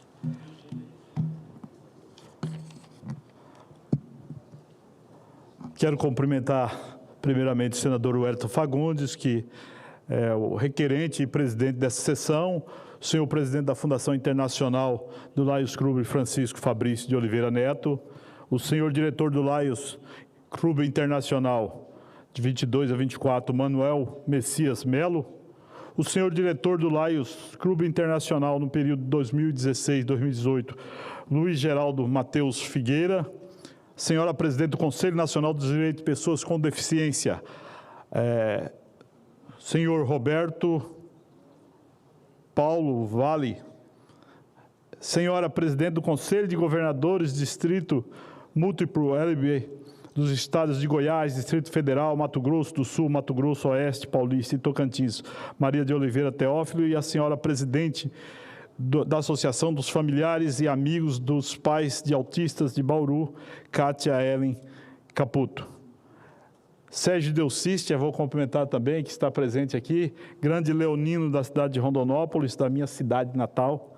E quero cumprimentar também o Luiz Carlos e a Elizabeth Martins, que estão, minha irmã e meu cunhado, que estão lá assistindo, leonistas também, muito atuantes no estado de Mato Grosso, em Rondonópolis.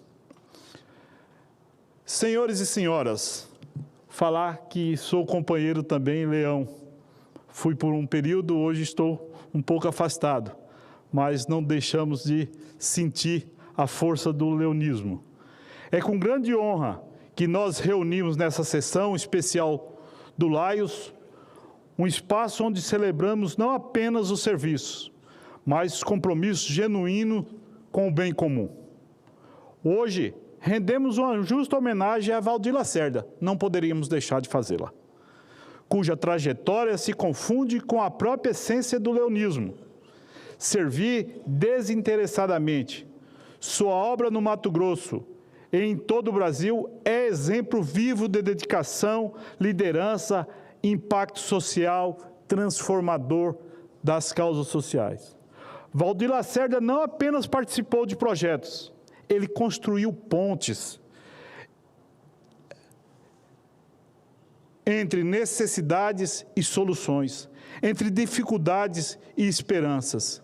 Seu trabalho marcou comunidades, fortaleceu ações sociais e inspirou gerações de voluntários e acreditarem que pequenas atitudes, quando feitas com grandes propósitos, podem mudar realidades. No Mato Grosso, sua atuação deixou raízes profundas. No Brasil, sua visão ajudou a ampliar os horizontes, mostrando que o verdadeiro líder é aquele que serve, que escuta, que age, que transforma e que faz luz aos olhos de muito. Nesse momento, também não poderia deixar de registrar um agradecimento especial ao senador Wellington Fagundes, meu amigo, político, que tem uma grande sensibilidade, cuja essa sensibilidade e grandeza pública se expressam ao reconhecer e valorizar e prestigiar o trabalho do Laios. Sua presença e seu apoio reforçam algo especial e essencial quando o poder público caminha ao lado de instituições comprometidas com o servir, toda a sociedade avança. Reconhecer o Laios é reconhecer milhares de mãos voluntárias que atuam silenciosamente em favor dos que precisam. É compreender que servir não é apenas um gesto, é uma missão contínua, é um destacar da sua importância. E o senhor, senador Wellington Fagundes, demonstra não apenas respeito institucional, mas também compromisso com a sociedade mais justa, humana e solidária. Tanto é que o senhor faz por onde que seus recursos possam chegar lá no Laios e fazer a diferença. E hoje também fazendo lá na Prefeitura de Cuiabá, no município de Cuiabá, quando o senhor empreende uma emenda significativa para a causa autista. Que esse gesto inspire outros líderes, fortaleça as parcerias e amplie ainda mais o alcance das ações que transformam a vida. Que esta sessão especial não seja apenas um momento de lembrança, mas também de renovação dos nossos compromissos, que possamos seguir pessoas como Valdir Lacerda, levando adiante um legado com coragem, ética e espírito solitário, porque ser Laios é isso, é transformar vida, é construir futuro, é servir com amor. Muito obrigado a todos vocês. Essa presidência agradece ao ex-prefeito de Rondonópolis, Ananias Martins Filho, e agora solicitamos à Secretaria-Geral da Mesa a exibição de um vídeo institucional. Nos 1950, o movimento leonístico chegava à América do Sul. Em dezembro de 1951, Nivaldo Navarro, delegado de Lions Internacional, nomeado por Melvin Jones, o fundador do leonismo, estava em Montevidéu, Uruguai, difundindo o movimento. quando conheceu o brasileiro Armando Fajardo, através de Pedro Berro, presidente do Lions Clube da capital uruguaia. Meses mais tarde, em 16 de abril de 1952, nos salões do Jockey Club da então capital da República, era fundado o Lions Clube Mater do Brasil, o Lions Clube do Rio de Janeiro. Daí em diante, foram fundados vários Lions Clubes em curto espaço de tempo, tanto nas capitais estaduais como em outras cidades importantes. 1960, ano da inauguração de Brasília. O presidente Juscelino Kubitschek recebia o título de Leão número 1 da nova capital. A transferência da capital estimulava o crescimento econômico e um novo eixo de desenvolvimento surgia nas regiões Centro-Oeste e Norte. E o leonismo acompanhava.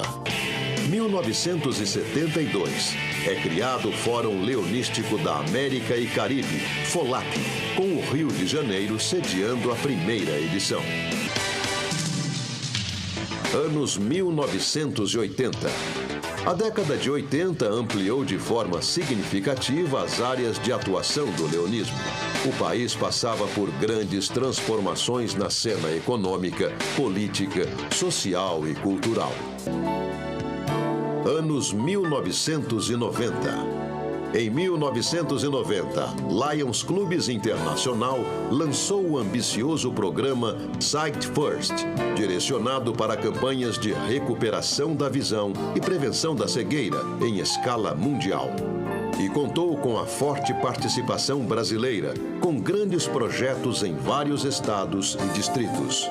A partir do ano 1999 e 2000, os distritos múltiplos LA, B, C e D iniciam suas gestões sob o novo formato regionalizado. Com o advento da internet comercial, a Associação Internacional promove grandes avanços na seara administrativa e de serviços para os associados, a partir da integração de sistemas, tecnologias e as plataformas digitais. Anos 2010. A década marca o jubileu de ouro pelos 50 anos de fundação dos primeiros Lions Clubes, Léo Clubes e Clubes de Castores. Em 2011, foi organizado o Instituto Lions Brasil.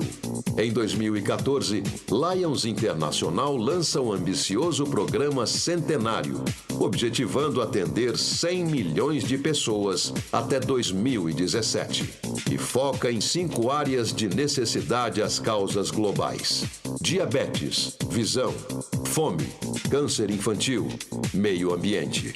Em 2022, no ano do aniversário de 70 anos, os distritos múltiplos se reuniram para promover uma inédita campanha unificada, multiplataforma e nacional em todos os meios de mídia, visando mostrar exemplos de realizações e ações leonísticas e sensibilizar a adesão de novos associados. Nestas 7 décadas, temos muitas obras para mostrar. Temos muitas parcerias a concretizar. Temos muitas histórias para contar. E temos muito trabalho a fazer em cada canto deste país. Afinal, onde há necessidade, existe um leão para ajudar a transformar a vida de pessoas e comunidades.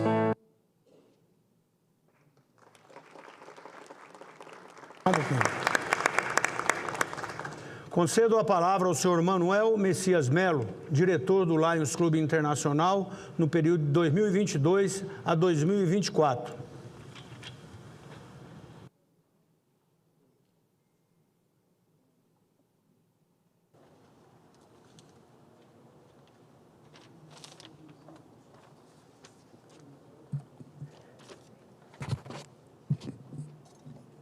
Bom dia a todos.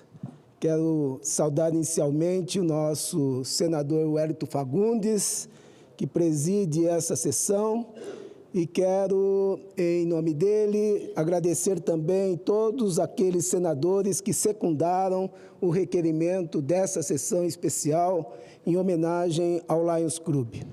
Quero saudar o nosso presidente de nossa fundação, LCAF, Lions Club International Foundation, Francisco Fabrício de Oliveira Neto, nosso eterno presidente internacional. Saudar o nosso diretor de Lions Clube Internacional 2016-2018, Luiz Geraldo Matheus Figueira, de meu colegiado. Saudar o senhor presidente do Conselho Nacional dos Direitos da Pessoa com Deficiência, agora meu amigo Roberto Paulo Vale Tiné, lá de Pernambuco. Quero saudar a senhora presidente do Conselho de Governadores do Distrito Múltiplo LB, dos estados de Goiás, Distrito Federal, Mato Grosso do Sul, Mato Grosso, Oeste Paulista e Tocantins, a companheira Ana Maria Oliveira Teófilo, e me permite estender os cumprimentos a todos os presidentes de conselhos do Brasil. Quero saudar a senhora conterrânea de minha cidade, a senhora presidente da Associação dos Familiares Amigos dos Pais de Autista de Bauru, a senhora doutora Kátia Helena Semeghini Caputo, e quero saudar de forma muito especial todos os leões aqui presentes. Senador Wellington Fagundes, provavelmente, o senhor convocou essa reunião pelo carinho, a amizade, a dedicação que tem para com o Lions, lá em nossa grande Cuiabá, no nosso grande Mato Grosso. Com certeza o senhor convocou essa sessão pela sua sensibilidade de conhecer o trabalho do Lions. Mas creio eu que eu tenho que dizer ao senhor do impacto que o senhor está causando com essa sessão e que o Senado Federal está causando com essa sessão. Nós estamos aqui comemorando, sim, esse 109 anos de Lions Internacional. Mas o Lions não para. O Lions atua a todo tempo, porque as necessidades são muitas. O Lions Internacional sempre visa aonde há um mundo em necessidade. E nós estamos aqui em Brasília, além da sessão especial do Senado, numa ação e num trabalho importante, que nós denominamos Advocacy Day. O Advocacy Day era realizado única e exclusivamente no Capitólio americano, há anos. Porém, graças ao nosso presidente Fabrício Oliveira, que colocou isso em plenária do BERT e decidiu se fazer no país do presidente, aonde ele quer que esteja. E Fabrício, com a sua sensibilidade, trouxe o Advocacy Day para o Brasil. Fizemos o ano passado com um tema importante, mas eu quero focar no tema deste ano. Este ano, nós estamos trabalhando um tema fundamental, que é o TEA, o transtorno do espectro autista, que muitos ouvem falar, mas que muitos não sabem o que significa. Então, esse Advocacy Day, ele tem um caráter muito especial e que o senhor senador, com essa sessão e o Senado Federal transmitindo essa sessão, está levando isso para todo o Brasil e, quiçá, para a parte do mundo. Por meio de Fabrício Oliveira e nossa fundação, tudo que nós estamos trabalhando aqui irá para o mundo. Então, nós teremos uma capilaridade no Brasil de quase 40 mil leões e teremos uma capilaridade de 1.500 clubes tratando do tema. Temos uma capilaridade no mundo de 46 mil clubes e quase 1,4 milhões de leões tratando isso ao redor do mundo. Esse é o trabalho que nós estamos fazendo aqui no Advocacy Day. Aprendemos com os especialistas e ficamos entristecidos, senador, porque a questão do TEA está no universo de um mundo que a gente pensa que é visível, mas é um mundo invisível. A parte visível do TEA ao redor do mundo está nas pessoas que mais podem, que têm posses e que podem dar um suporte e um tratamento adequado para as pessoas com esse distúrbio comportamental, neuropsicológico, psiquiátrico também. Mas Por que falar do TEA? Nosso presidente já deu a carta com todo o conteúdo, mas é importante dizer para todos por que o Laios está preocupado com o TEA. Na verdade, senador, nós temos aqui, provavelmente, 2 milhões de brasileiros que estão dentro do espectro autista. Nós temos uma questão relevante para o TEA, o autismo, porque a taxa de suicídio dos autistas é de 3 a 4 vezes mais do que as pessoas que não estão no espectro. Esse é um problema sério. Mas tem uma questão de direitos humanos que nós tanto falamos, que é fundamental, porque o nível de vulnerabilidade das mulheres e adolescentes com TEA, a violência e a violência sexual, ela é marcante, ela é contundente, e nós não podemos deixar, enquanto leões, que isso venha à margem, venha ao conhecimento da sociedade civil e dos nossos homens públicos. É fundamental pensar, porque hoje 80% das pessoas com o nível de TEA ou de autismo não têm empregos, porque não estamos preparados para criar ambientes com suporte dentro das empresas. Então, veja que a defesa que hoje o Laios faz, dentro do seu conceito de um mundo em necessidade, é exatamente para chamar a atenção, para dar voz ao mundo que nós chamamos de invisível, cuja invisibilidade do TEA ainda não é conhecida. É impossível falar do autismo se nós não falarmos de uma necessidade urgente, premente, de termos um censo nacional estruturado. Nós não sabemos quantos somos, não sabemos a estratificação do que somos enquanto autistas. Como editar políticas públicas se nós não sabemos ainda qual é o tamanho do problema? Então, é necessário insistir num censo nacional estruturado para que se volte sobre esses números estratificados, quais seriam as melhores ações para isso. Nós não temos pesquisa científica, os investimentos em pesquisas científicas ao redor da questão do TEA é quase inexistente. Como vamos saber se estamos fazendo os diagnósticos adequados, se estamos atuando nas possíveis causas? Um professor doutor ontem nos deu alguns caminhos sobre as causas do TEA. Então, eu quero, nessa homenagem que se faz ao Laios, agradecer imensamente essa homenagem, porque são histórias, 100 anos de serviços prestados à comunidade, à sociedade, e sempre a sociedade que mais precisa, a sociedade, a comunidade que está no mundo invisível, porque é papel do Laios dar visibilidade àqueles que estão no mundo invisível. É papel do Laios chamar a sociedade para entender aqueles que estão na invisibilidade do mundo invisível, que é muito maior daquilo que enxergamos.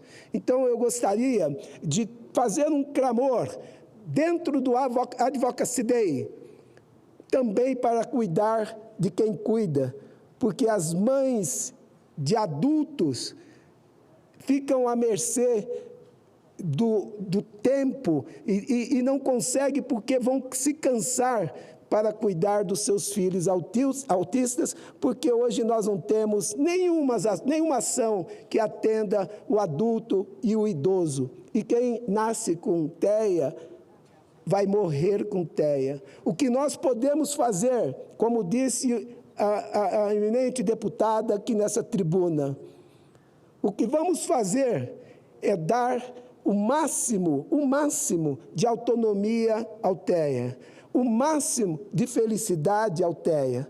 É isso que nós precisamos fazer. e cuidar das pessoas que cuidam deles, para que elas possam ter alguns momentos de repouso, alguns momentos de descarregar todo o encargo de cuidar de uma pessoa com TEA. Então, dessa forma, fazendo esse clamor, para unir forças no sentido de trazer uma política pública consistente, estruturada para as pessoas com espectro autista. E por isso, senador, eu agradeço imensamente a sua sensibilidade de homenagear o Lions Club, a sua sensibilidade de sempre estar conosco, mas principalmente agradeço, senhor, Vossa Excelência, por possibilitar, amplificar essa fala, amplificar esse pedido, amplificar esse clamor a favor da causa dos autistas. Muito obrigado.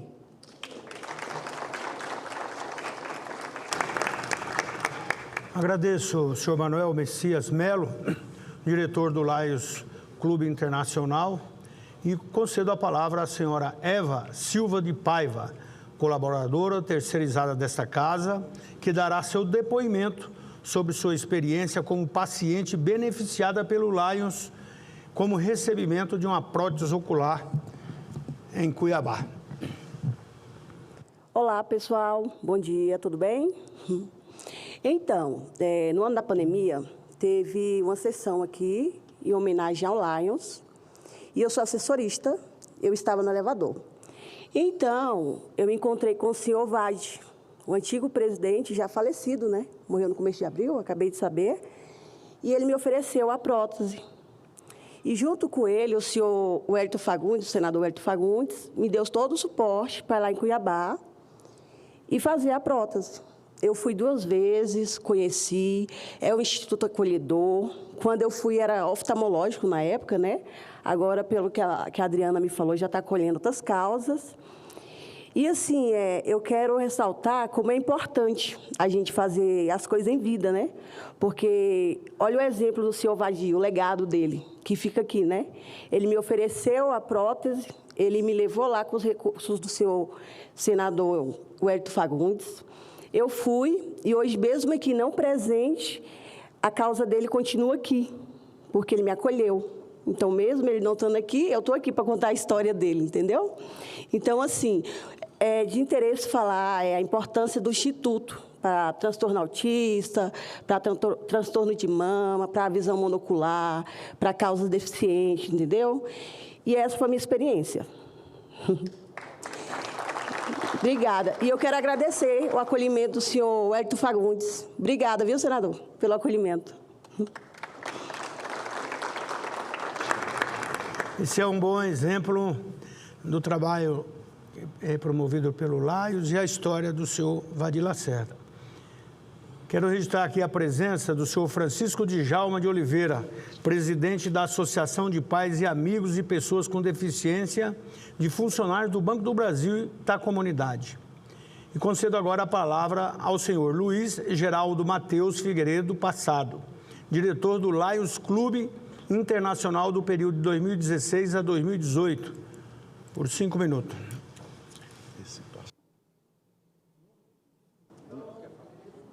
Estão aqui pedindo para corrigir que esse passado não existe, só existe presente e futuro. Então, senhor Luiz Geraldo Mateus Figueira.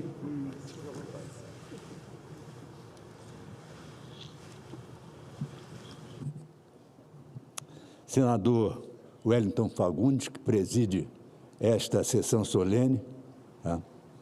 Certamente o seu sucesso é o nosso sucesso, é o sucesso do Lions, que é maior do que qualquer um de nós. Nosso presidente internacional, hoje presidente da nossa fundação, Francisco Fabrício de Oliveira Neto, é um prazer muito grande poder nomeá-lo presidente internacional brasileiro da Paraíba, lá de cima. Tá? Nossa satisfação em tê-lo aqui conosco. Tá? Nosso Manuel Messias de Melo, que é o coordenador, tá, desse Advocacy Day aqui em Brasília, tratando, e ele foi muito feliz quando tratou do autismo aqui nessa tribuna. Membros nominados da mesa, parceiros que trouxeram para nós presença e conhecimento, minha família leonística, família que Deus permitiu que eu escolhesse como minha, família que é como uma árvore. Os galhos são diferentes, mas a raiz é uma só, Lions Internacional. Eu me sinto muito bem aqui nessa tribuna. Nós fazemos exatamente o que aqueles que aqui trabalham fazem. Nós trabalhamos pelo bem comum. Nós trabalhamos para melhorar a qualidade de vida da comunidade onde nós atuamos, aproximando as soluções daqueles que têm maiores dificuldades em alcançá-las. Esse nosso serviço, nós servimos, é importantíssimo. Mas eu vou, como aquele que se apresenta, eu nem sabia que eu iria falar, mas eu fiquei prestando atenção aqui naquilo que foi dito. Eu vou contar uma história que vocês vão ver, passado também tem muito com essa casa, que passa com político, mas passa com o mundo, para vocês sentirem a força do servir. A gente às vezes pensa, estamos fazendo pouco, mas na segunda metade do século XIX, na Inglaterra, numa fazenda, um caseiro, o garoto estava na piscina, lá no lago, e o garoto estava desajeitado, e ele foi lá e tirou. O garoto deu a mão, tirou o garoto, e o pai, o dono, o proprietário da fazenda, soube da história, né? E chamou, tá, o serviçal e disse a ele: olha, eu quero te premiar, muito obrigado, você tirou meu filho lá na piscina, tá? Ele falou: não, mas não precisa nada disso, para quê? Não há necessidade, tá? Mas ele disse: não, eu quero, tá, lhe prestigiar, eu quero lhe recompensar. Aí esse senhor, esse serviçal, disse para ele assim: então, por favor, eduque meu filho.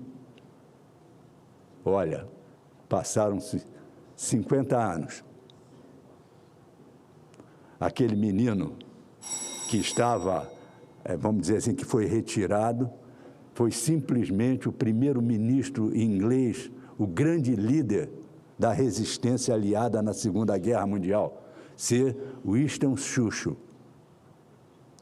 E quem foi o filho educado daquele serviçal? Nada menos que o inventor da penicilina, ser Alexander Fleming. Vocês imaginam, num simples retirada de um menino da piscina, o que isso representou para o mundo todo? Quantas vidas, quanta satisfação, quanta alegria. Isso daí é o Lions. Nós servimos. E deixar uma mensagem. Eu vou deixar uma mensagem para o Lions de Martin Luther King, um ativista americano. O que é necessário fazer para que tenhamos sucesso no nosso serviço leonístico? Ele dizia o seguinte: se você não puder voar, corra. Se você não puder correr, ande. Se você não puder andar, rasteje, mas prossiga e faça aquilo que você tem que fazer. Muito obrigado. Agradeço, então, as palavras do senhor Luiz Geraldo Matheus Figueira, diretor do Lions Clube Internacional, e a experiência mostra tudo aqui também nas suas palavras. Eu quero registrar aqui a presença em nosso plenário do deputado Rodrigo Lug, mais conhecido como deputado Rodrigo da Zael, ele que também é do meu estado, Mato Grosso, da minha cidade, Rondonópolis, e também deputado do meu partido, o PL. E eu quero agora conceder a palavra ao senhor Roberto Paulo Vale Tiné, presidente do Conselho Nacional de Direitos da Pessoa com Deficiência.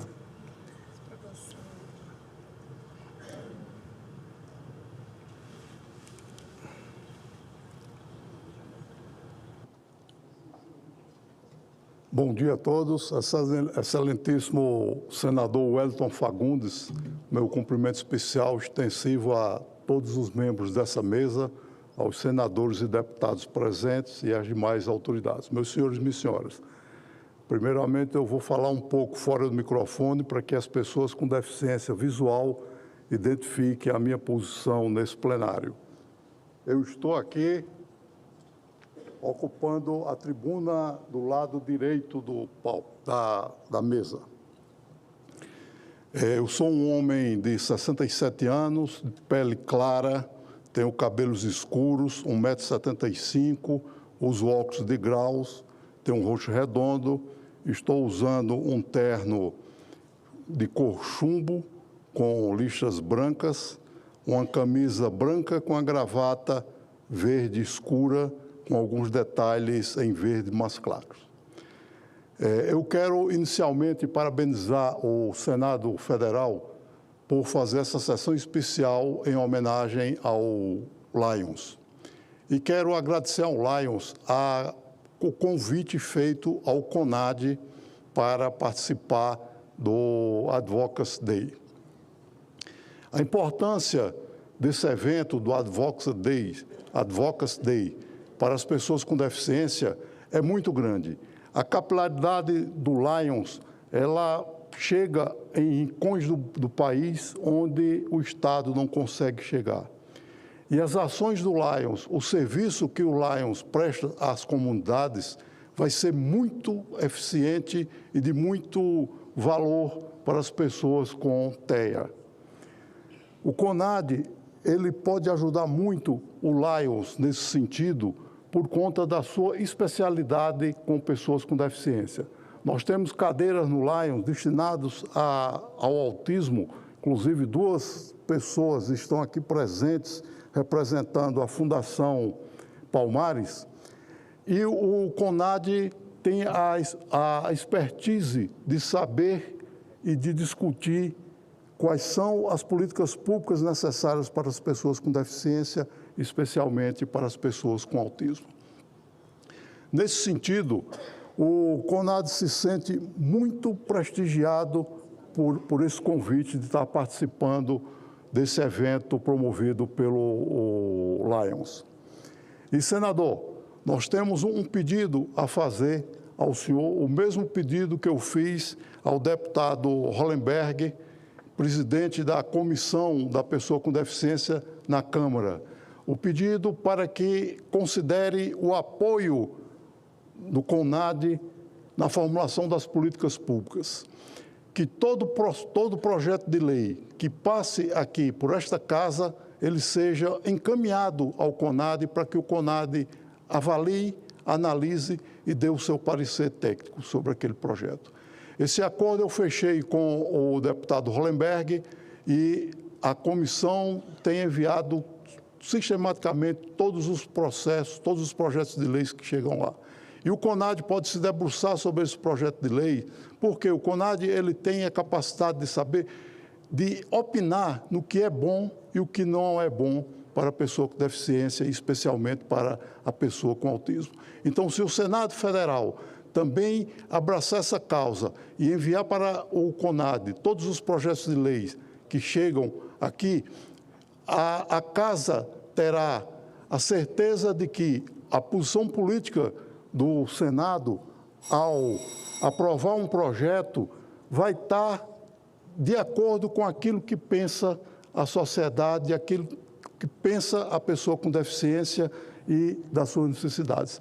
Então, eu queria, para finalizar, agradecer mais uma vez ao Lions o convite feito ao CONAD para participar desse evento e agradecer ao Senado Federal por ter permitido ao Lions trazer essa sessão especial para comemorar o aniversário da instituição.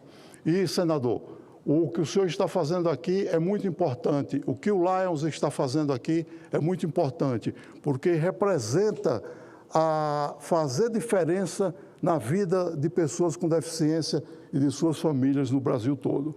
A gente não sabe o quanto um gesto nosso representa na vida de uma pessoa com deficiência, na vida de uma mãe e de um pai atípico, que muitas vezes deixa sua vida para trás para cuidar da vida de seu filho, que muitas vezes abandona os seus sonhos para fazer com que seu filho sonhe e fazer com que seu filho realize aquilo que ele deseja. Então, parabéns por esse dia, parabéns ao Lions e parabéns ao Congresso. Muito obrigado.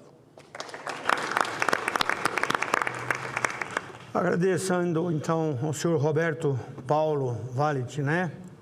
Eu concedo a palavra agora ao senhor deputado federal Rodrigo Dazaeli, deputado pelo Estado do Mato Grosso.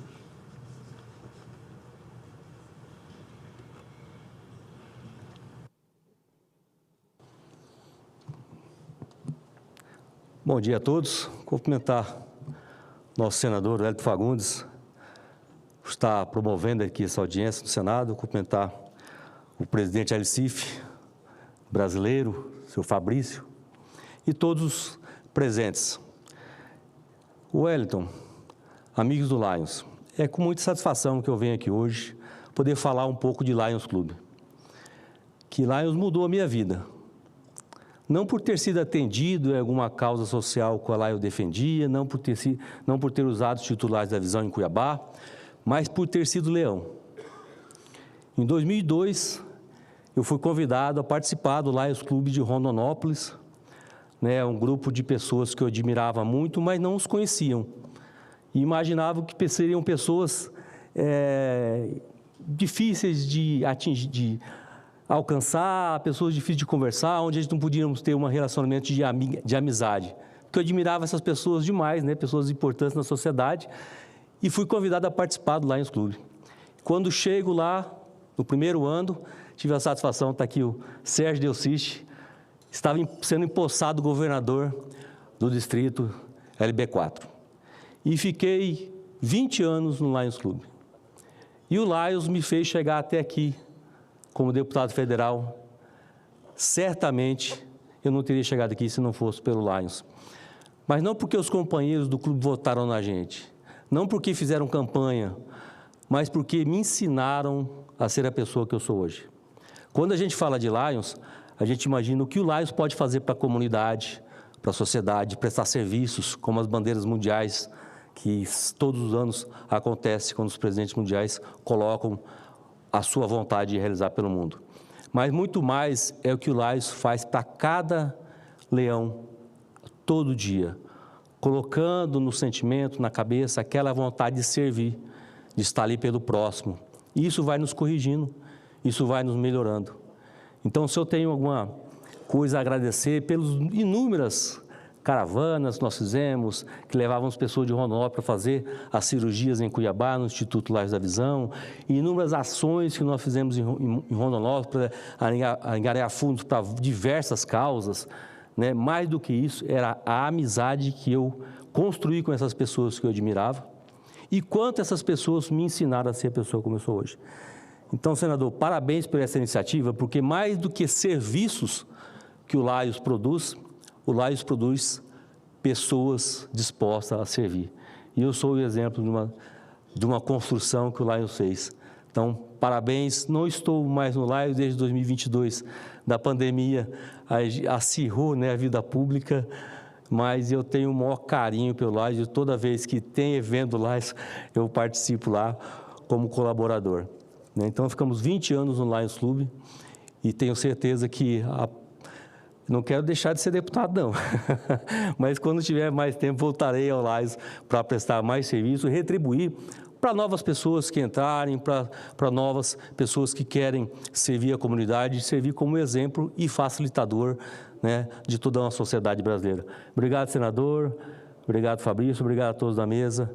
E uma boa sessão a todos nós. Obrigado. Agradeço o deputado Rodrigo Dazaeli, ele que é pré-candidato à reeleição como deputado federal e desejo a Vossa Excelência uma excelente campanha pela sua competência, pela história de vida e de trabalho. Com certeza merece estar aqui para os próximos 4 anos. Felicidades.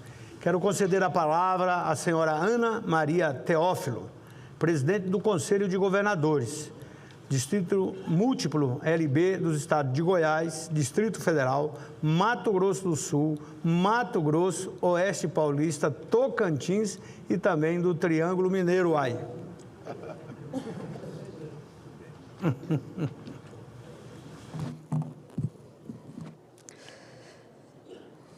Olá, boa tarde já a todos, presentes.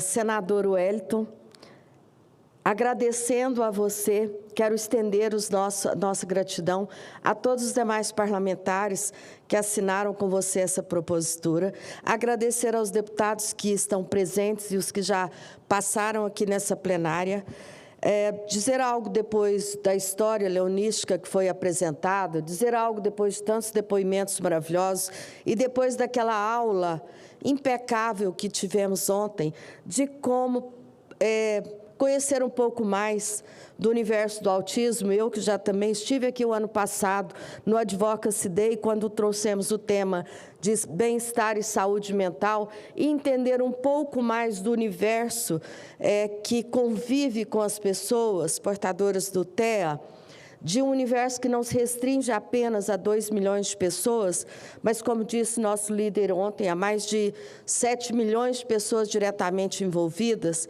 e conhecer uma realidade que, por mais que a gente tenha noção, a gente não sabe o que vive uma família, por mais que acompanhemos isso. Então, nosso presidente da Fundação Internacional de Lions, Fabrício Oliveira, como disse Pide Figueira, nosso eterno presidente internacional, parabéns por sua sensibilidade enquanto presidente, e aí estendo também ao nosso Pide Messias, de trazer o Advocacy Day, de trazer essa fala aqui numa tribuna com um alcance muito maior do que teríamos somente em nossa rotina, em nossos clubes. Nossa gratidão, a sensibilidade talvez seja um dos maiores sentimentos que um líder pode ter, porque ele consegue extrair da base as necessidades que nós temos para trazer para o nosso dia a dia. Senador, eu faço questão de trazer para você o nosso reconhecimento, nosso companheiro Sérgio, que veio, você tem pessoas do Brasil todo aqui, diante da importância desse tema.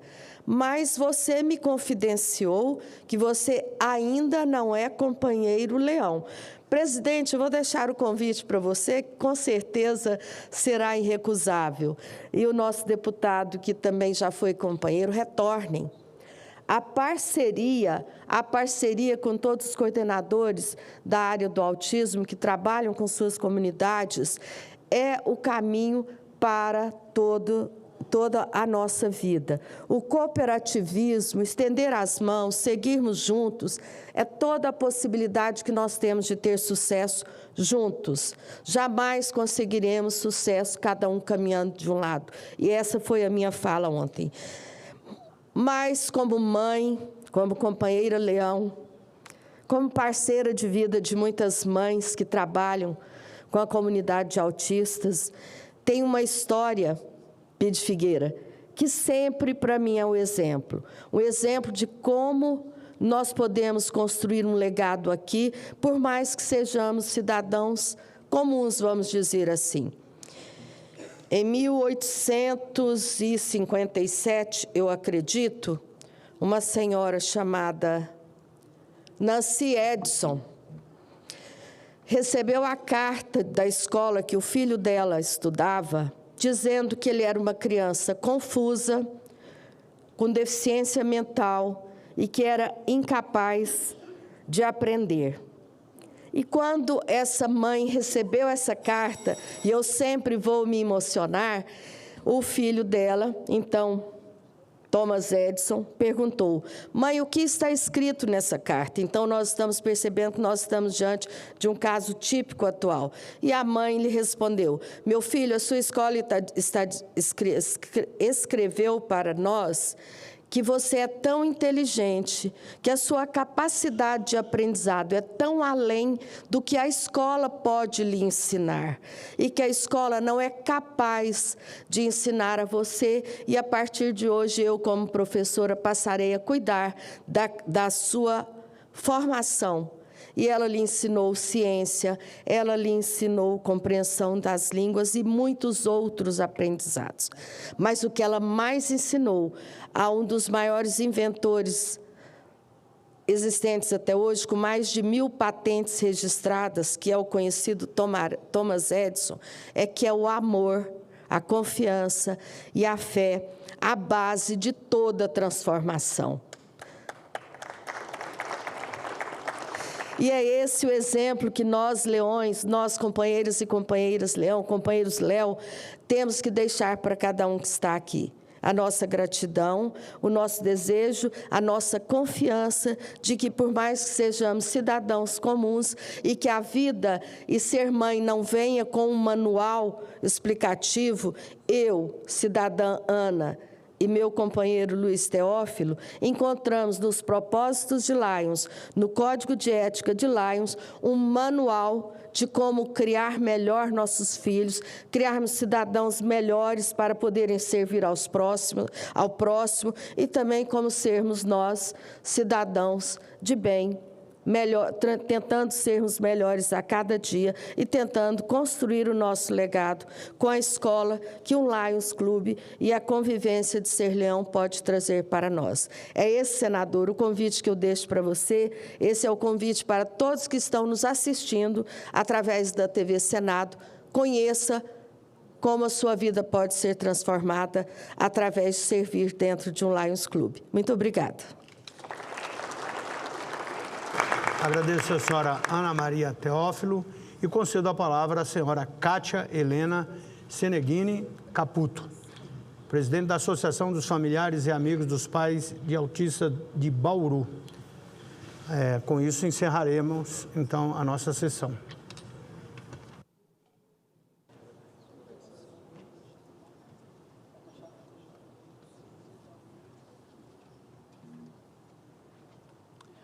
Boa tarde a todos.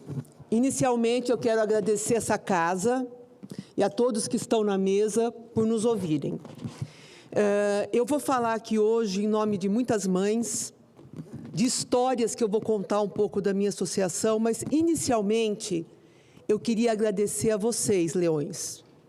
Vocês que muitos de vocês não vão ter alguém com dificuldade visual em casa, alguém com TEA em casa, e se propõe a fazer o bem ao próximo.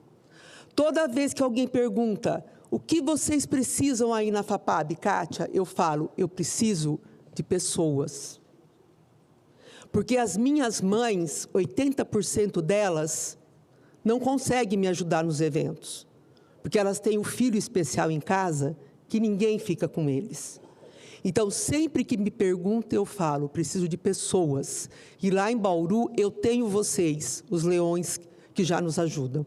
Parabéns por essa sessão especial, parabéns por vocês, parabéns por esse propósito. E muito obrigada a todos vocês. Aplausos a vocês, leões. Eu sou Kátia, eu sou uma médica pediatra de 38 anos de formação. Especialista em autismo, e a minha principal formação é ser mãe da Laura, uma menina TEA, nível de suporte 3, ou chamado autismo severo. Hoje já foi citado aqui nessa mesa por muitos quantos somos, e somos muito mais do que se fala, muito mais de 2 milhões, porque o Brasil não tem um censo. No mundo, se fala para cada 31 indivíduos um TEA.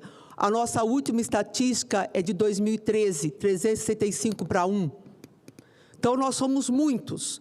E hoje, para se montar uma associação, seja para ajudar mães, para ajudar autistas, não é fácil. Eu queria que os senhores soubessem que essa caminhada, senador, ela é muito longa. Essa caminhada, mesa e senadores e deputados que nos ouvem, é muito longa. Porque hoje, quando você vai montar uma associação, você tem que virar entidade pública, Depois você tem que virar entidade estadual e, para isso, lá se vai 8 a 10 anos de trabalho para que se conseguir alguma coisa do Estado ou do governo. Muitos eventos, muito sacrifício, muitas horas de trabalho, além de você ser mãe e você ter o seu trabalho. Então, não é fácil hoje aqui no nosso país poder formar uma associação como nós formamos hoje, que nós prestamos atendimento a mais de 300 crianças. E é o que eu estava falando na reunião com o Lions.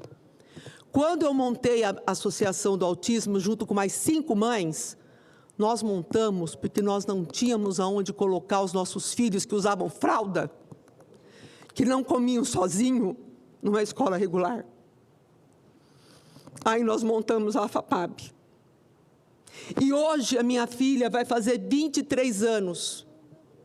E daqui 3 anos ela não vai poder mais ficar na associação que eu montei. Porque ela é adolescente, ela é adulto. E hoje eu estou trazendo aqui um projeto do Centro Dia para poder acolher essas famílias, para cuidar de quem cuida e, principalmente, para ajudar esses adolescentes e adultos também. Nós estamos anos-luz, anos, de falar que as medidas públicas hoje para os pequenos, para o diagnóstico precoce, está dentro do esperado. Anos-luz. Hoje, muitas crianças chegam para mim com 5, 6 anos que elas perderam o tempo ótimo delas, do desenvolvimento, para começar a terapia. E nós estamos anos-luz, mas muitas medidas estão sendo feitas para os pequenos, mas ainda longe de ser o ideal. Mas nós não temos nada para os adolescentes e adultos. E agora eu estou numa luta, junto com a minha associação, para montar um centro-dia. Mas espera aí, para ter um centro-dia, eu preciso ter tipificação social. Para ter uma tipificação social hoje, eu preciso montar um serviço. Para montar um serviço, eu preciso montar por meios próprios, como a colega aqui que montou o Centro de Mães. Meios próprios. Para depois você pleitear ter alguma acessibilidade a algum fundo do governo. Então, essa é a luta que nós levamos. Hoje, nós não temos como, nós, a FAPAB, arcarmos com mais 40, 50 mil reais por mês para montar um serviço social, para montar o Centro-Dia. Então, assim, gente, é uma luta solitária. Tá? Os autistas graves ainda existem. E hoje, a nossa escola, nós temos 62 vagas preenchidas e não conseguimos mais colocar crianças na escola especial. Porque na nossa escola não fica mais que 4 ou 5 crianças por sala. E nós não temos mais vagas. Então, assim, todas as frentes no TEA precisam de ajuda. Todas as frentes.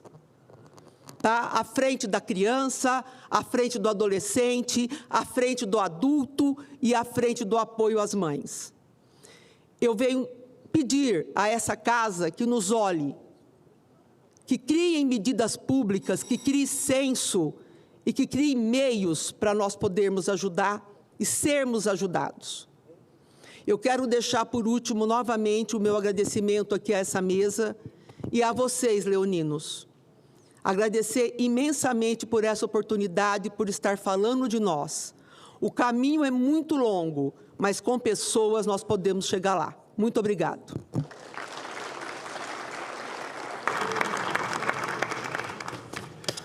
Encerrando esta sessão especial em homenagem ao Lions Clube Internacional, eu quero ir além dessa justa referência a esta grande instituição.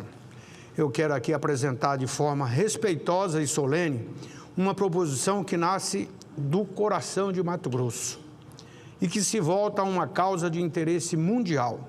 Proponho, então, aqui que o Lions Clube Internacional possa acolher o Pantanal mato-grossense como uma causa internacional permanente de conscientização, mobilização e defesa.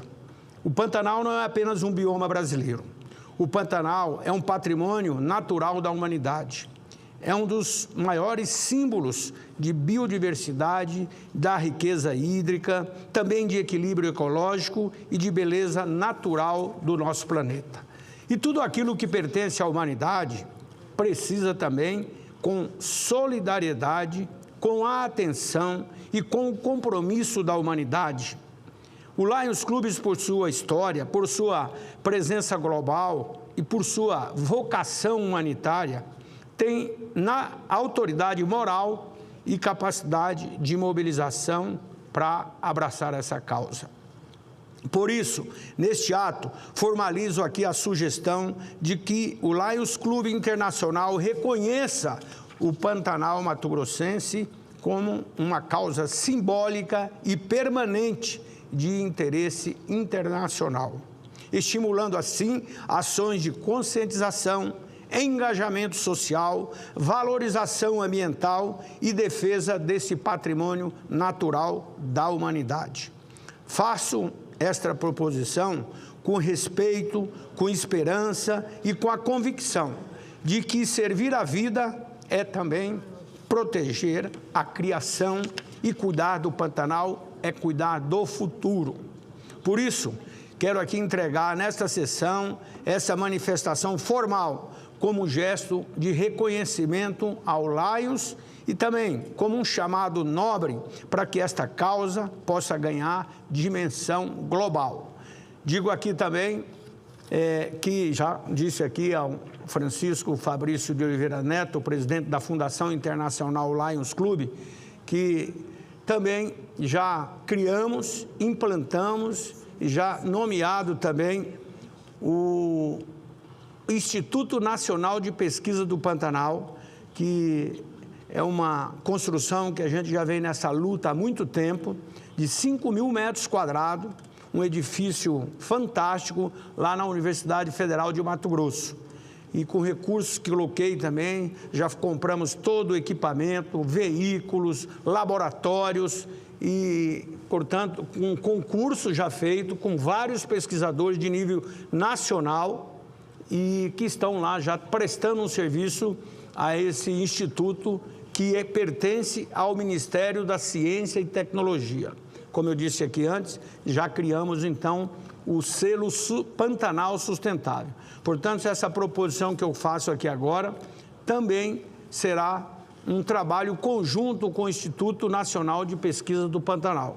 Fica aqui, então, ao Francisco Fabrício de Oliveira Neto essa missão de fazer com que o nosso patrimônio, que é reconhecido pela Unesco como um patrimônio da humanidade, ele possa, com ações efetivas, em conjunto, o Instituto Nacional de Pesquisa do Pantanal, o Lions Clube Internacional, também, claro, como senador da República, vamos estar trabalhando aqui para que ações de reconhecimento aqui, tanto por parte do Congresso Nacional, isso aqui eu entregarei também ao presidente Davi, também ao Ministério da Ciência e Tecnologia. Quando eu digo em Ministério da Ciência e Tecnologia, é a união do nosso Congresso Nacional com o Poder Executivo e com todos os outros poderes do nosso país, para que a gente possa, como disse aqui a nossa oradora, a Kátia, né?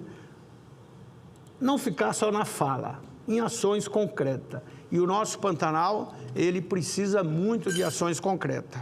O Pantanal, ele é hoje uma das áreas mais desvalorizadas do Mato Grosso e Mato Grosso do Sul, exatamente porque não tinha lei, estava entregue à própria sorte. Então, o Pantanal exige ciência, exige tecnologia, porque ele tem uma função extremamente grande. Além da sua biodiversidade, da fauna e da flora, do equilíbrio também, e principalmente de reserva de água doce, que é um dos problemas hoje do mundo a ser enfrentado. Então, fica aqui entregue oficialmente ao Francisco, em nome da Fundação Lions Internacional, esse documento, registrando, então, como um ato oficial dessa sessão solene. Muito obrigado. Obrigado. Fique certo, senador, que eu vou fazer o meu melhor para dar andamento e ter esse reconhecimento por parte de Lions Internacional. Mais uma vez. Obrigado. Cumprida, então, a finalidade dessa sessão especial do Senado Federal, eu quero agradecer aqui as personalidades que nos honraram com a sua participação, mais uma vez citando aqui o Sérgio Delcístia, que foi uma pessoa que sempre presente, cobrando, para que a gente conseguisse, então, realizar essa sessão, que eu julgo ser uma das sessões mais importantes que aqui realizamos. E eu agradeço aqui, mais uma vez, a toda a mesa diretora, em nome do presidente Davi Alcolumbre, a todos os assessores aqui, porque ninguém faz nada sozinho. Se essa sessão teve sucesso, é exatamente porque tivemos aqui pessoas competentíssimas trabalhando, e eu quero dizer que aqui no Senado nós temos, com certeza, um dos melhores quadros dessa nação. Pessoas concursadas, tem também os terceirizados, que é importante. Essa moça que aqui falou, ela é uma terceirizada, mas olha só, a simplicidade, mas a objetividade da fala dela. Então, encerro essa sessão agradecendo a Deus. Encerrada a sessão.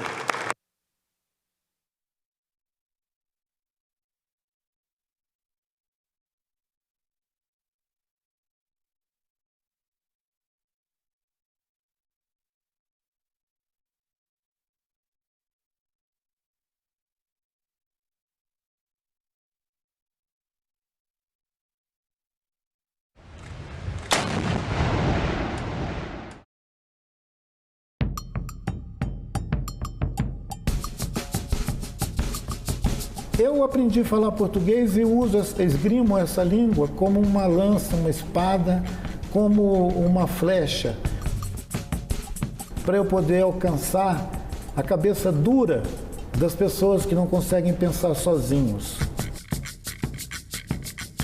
Que Brasil é este? Hoje, 20h, aqui na TV Senado.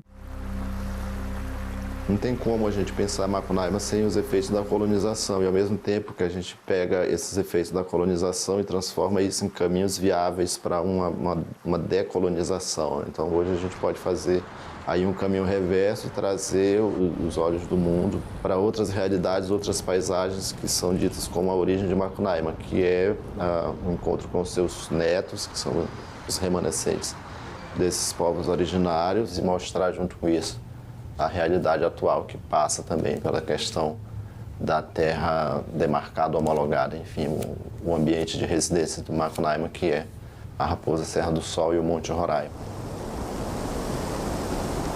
Pesquisas que estão sendo feitas com esse propósito de ir além de um olhar meramente fantástico, mas um olhar mais espiritualizado, pode revelar grandes mistérios, enfim, da nossa relação com o meio ambiente mesmo.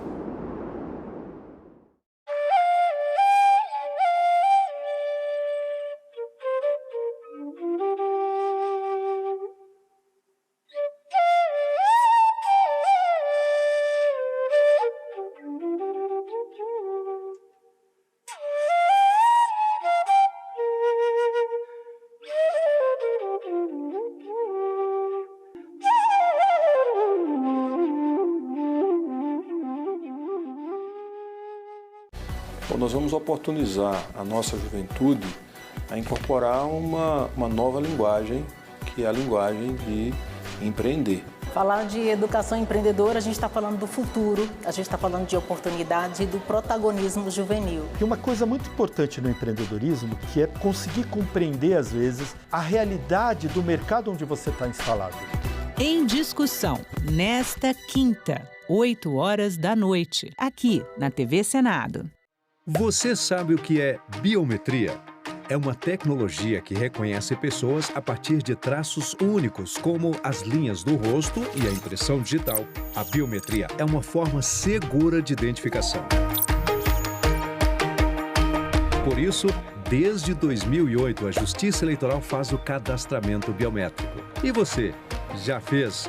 Hoje, mais de 100 milhões de eleitoras e eleitores podem usar as digitais para votar na urna eletrônica. E tem mais! Com a biometria registrada, sua foto aparece no e-título e você pode usar como documento oficial na hora do voto. O cadastro da biometria é gratuito e só pode ser feito presencialmente. Procure o cartório eleitoral ou acesse o site do Tribunal Regional Eleitoral de seu estado para fazer o agendamento. Biometria é mais proteção para você e para o seu voto.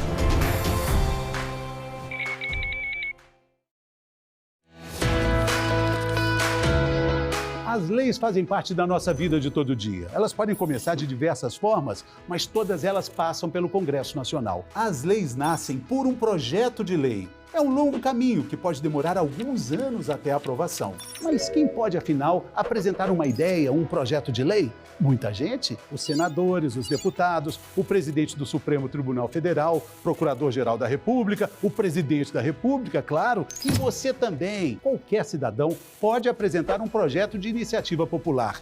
Ele precisa ter assinaturas de 1% do eleitorado brasileiro em pelo menos 5 estados. Agora que a gente já entendeu como surge o projeto de uma lei, vamos conhecer a jornada do projeto.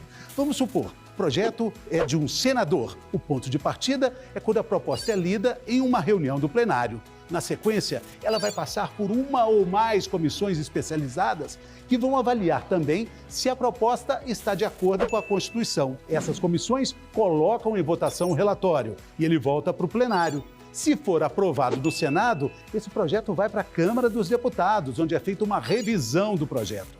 Se os deputados fizerem alguma mudança no texto, aí o projeto volta para mais uma votação no Senado. Quando a proposta de lei é feita pelos deputados ou tem uma votação iniciada na Câmara, como, por exemplo, os projetos de lei de iniciativa popular, aí o caminho se inverte. Primeiro os deputados votam e a revisão fica com os senadores. É só depois que o projeto segue para a etapa final. O presidente da República decide se aprova ou veta a lei. E olha só, mesmo que o presidente vete uma lei, o Congresso Nacional pode derrubar o veto do presidente.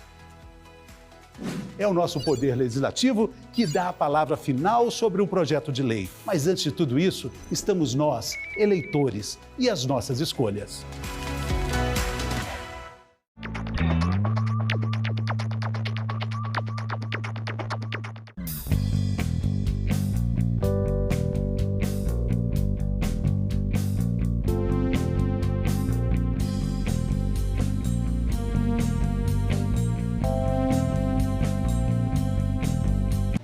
Uma notícia falsa pode vir de quem a gente menos espera, no grupo da família ou nas nossas redes sociais. Mas como saber se uma informação é verdadeira? Agora, as informações sobre o Senado podem ser checadas pelo WhatsApp. Envie texto, link, foto, captura de tela ou vídeo de qualquer notícia duvidosa sobre o Senado Federal. Nossa equipe vai analisar o material e responder se a informação é falsa, verdadeira ou imprecisa. Ficou na dúvida? Senado verifica.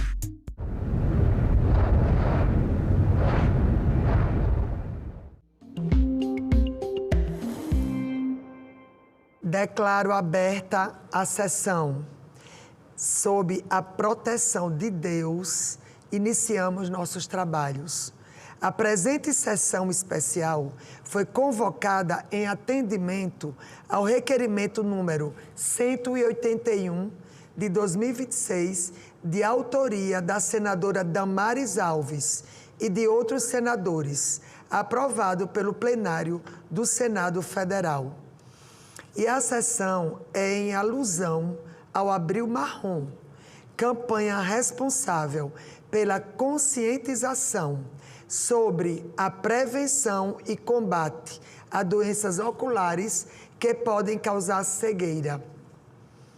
E compõe a mesa desta sessão especial os seguintes convidados: a senhora Gabriela Alves de Oliveira Hidalgo, que é assessora do Departamento de Atenção Especializada e outras temáticas, representando o Ministério da Saúde. Seja muito bem-vinda. O senhor João Abujanra. O senhor João Abujanra, que é vice-presidente do Instituto Suel Abujanra. Seja bem-vindo, senhor. A senhora Bruna Gil Ferreira, que é professora e diretora médica do Instituto Suel Abujanra. Muito bem-vinda. E o senhor Pedro Ivo, que é presidente da ONG Renovatio. Seja muito bem-vindo. E demais convidados. A presidência informa que a presente sessão contará também com a participação remota dos seguintes convidados: do senhor Cleidson Moura, que é secretário de Saúde do município de Maceió, e da senhora Maria Auxiliadora Frazão, que é presidente do Conselho Brasileiro de Oftalmologia, e ambos sejam muito bem-vindos a essa sessão. E agora convido a todos para, em posição de respeito, acompanharmos o hino nacional.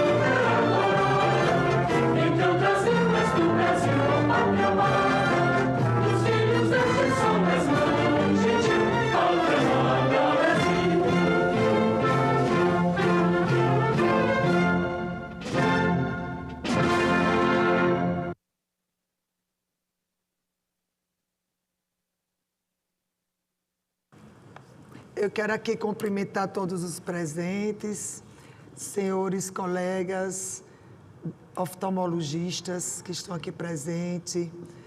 Tem aqui também o nosso querido Leonardo Rassi, que abrilhantou essa sessão com sua presença, que sempre está na linha de frente com esses projetos maravilhosos para conscientizar a nossa população em todas as áreas, não só da saúde.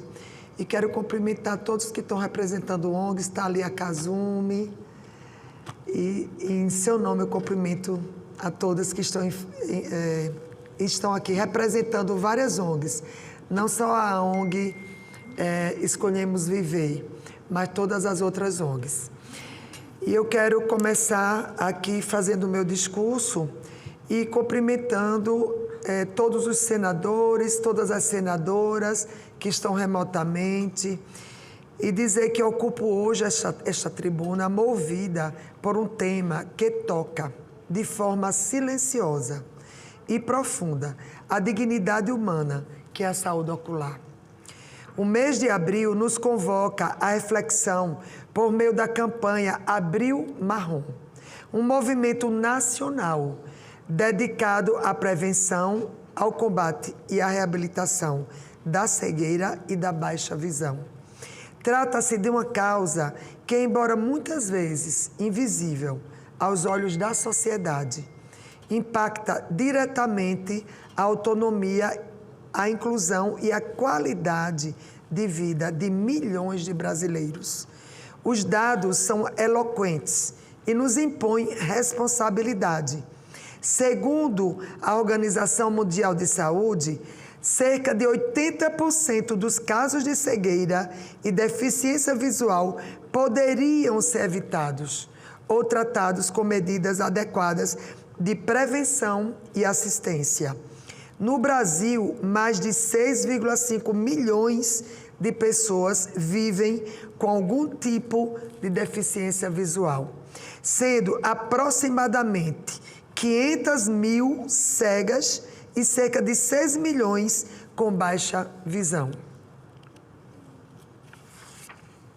São números que não podem ser tratados como estatísticas frias. São vidas, são histórias interrompidas, são famílias que enfrentam limitações que poderiam, em grande parte, ser prevenidas. E é justamente aqui que reside o ponto central desta campanha, a prevenção. Muitas doenças oculares evoluem de forma silenciosa, como o glaucoma, a retinopatia diabética e a degeneração macular. E quando se manifestam, muitas vezes já causaram danos irreversíveis. Outras, como a catarata, principal causa de cegueira reversível no mundo, podem ser tratadas com procedimentos seguros e eficazes. Por isso, é fundamental reforçar que o cuidado com a visão deve começar cedo, desde o nascimento, com exames simples, como o teste do olhinho, e deve acompanhar o cidadão ao longo de toda a vida, por meio de consultas periódicas e acesso a serviços especializados. Senhoras e senhores, tenho defendido nesta casa que saúde pública se constrói com responsabilidade, planejamento e, sobretudo, com sensibilidade. A saúde ocular não é apenas uma questão médica, é uma questão social, econômica e humana. A perda da visão compromete a autonomia, limita oportunidades e impõe barreiras à plena cidadania. É neste contexto que destaco uma experiência concreta e transformadora no estado de Alagoas, no meu estado, que é o programa Olhar da Gente. Por meio de uma articulação institucional e execução da Prefeitura de Maceió, a capital do nosso querido estado de Alagoas, essa iniciativa vem ampliando de forma efetiva o acesso da população aos serviços oftalmológicos, especialmente no tratamento da catarata. O programa já ultrapassou a marca de 6 mil cirurgias oftalmológicas realizadas, totalizando mais de 7.315 procedimentos, devolvendo visão, autonomia e qualidade de vida a milhares de alagoanos. Com investimento de 9,8 milhões de reais, a meta é alcançar cerca de 10 mil cirurgias em 30 municípios, contemplando tanto a capital quanto o interior do estado de Alagoas, alcançando regiões historicamente desassistidas. O diferencial do programa está na sua organização resolutiva.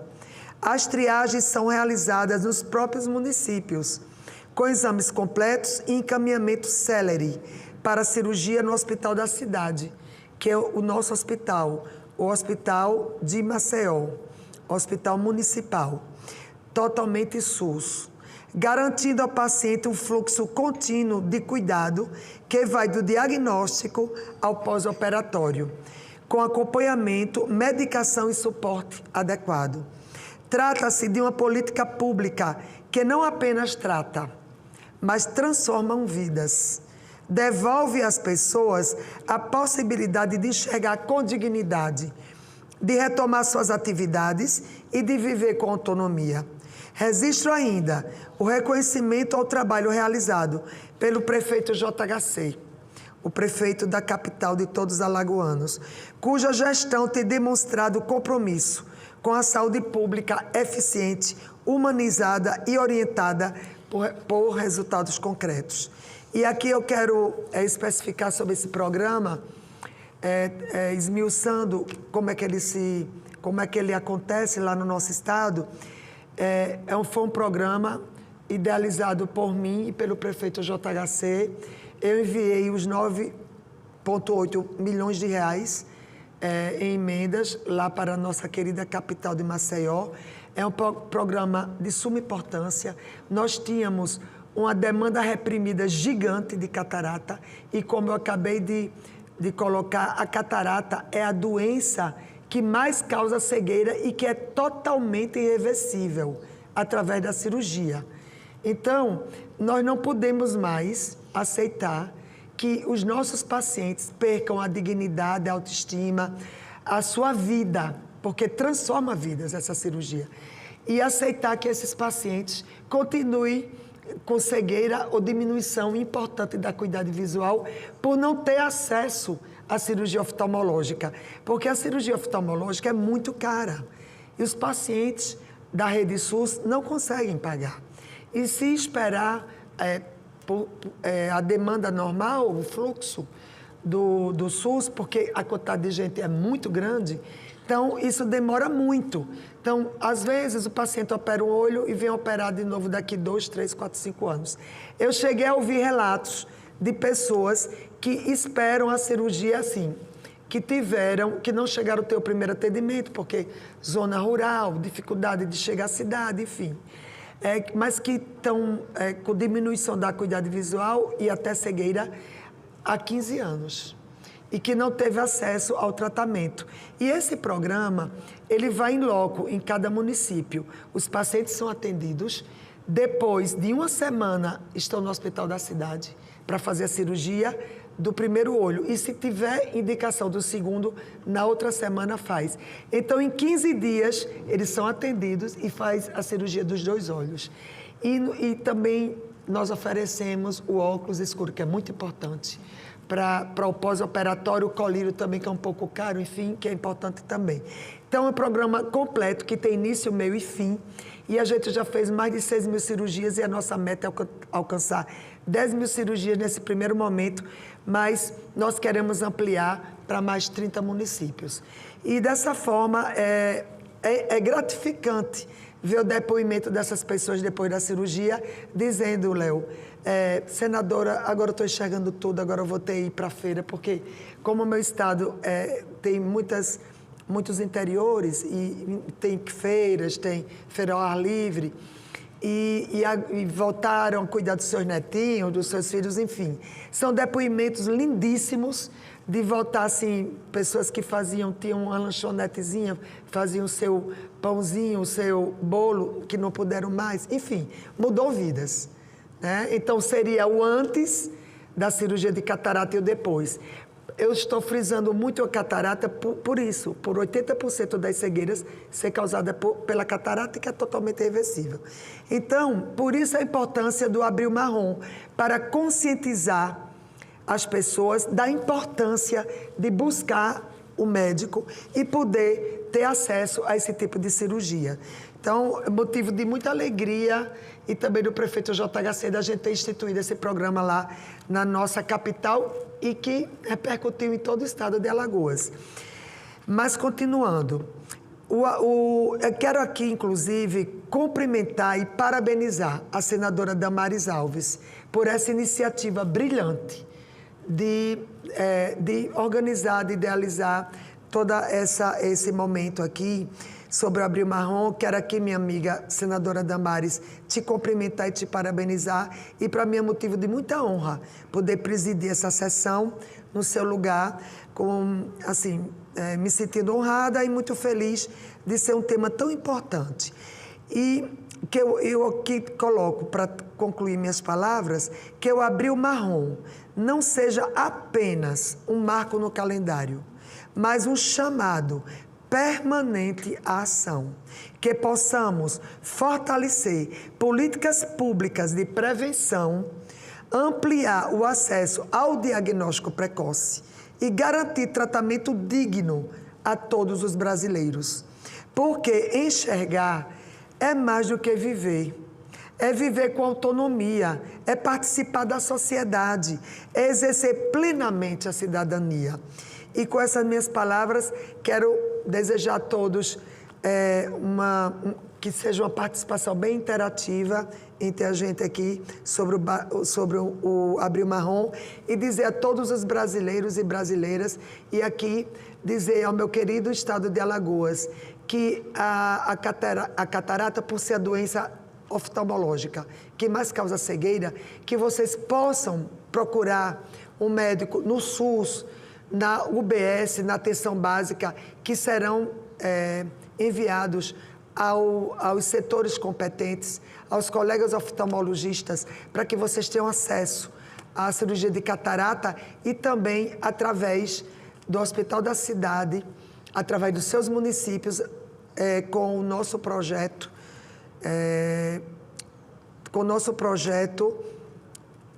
saúde, que está dentro do saúde da gente, o olhar da gente. Então, dizer a cada um de vocês que tem cura sim. A catarata tem cura, o glaucoma tem como ter controle se tiver diagnóstico precoce. Também temos doenças oculares, Kazumi, que tem o seu componente, que tem câncer também, que tem o seu componente oncológico.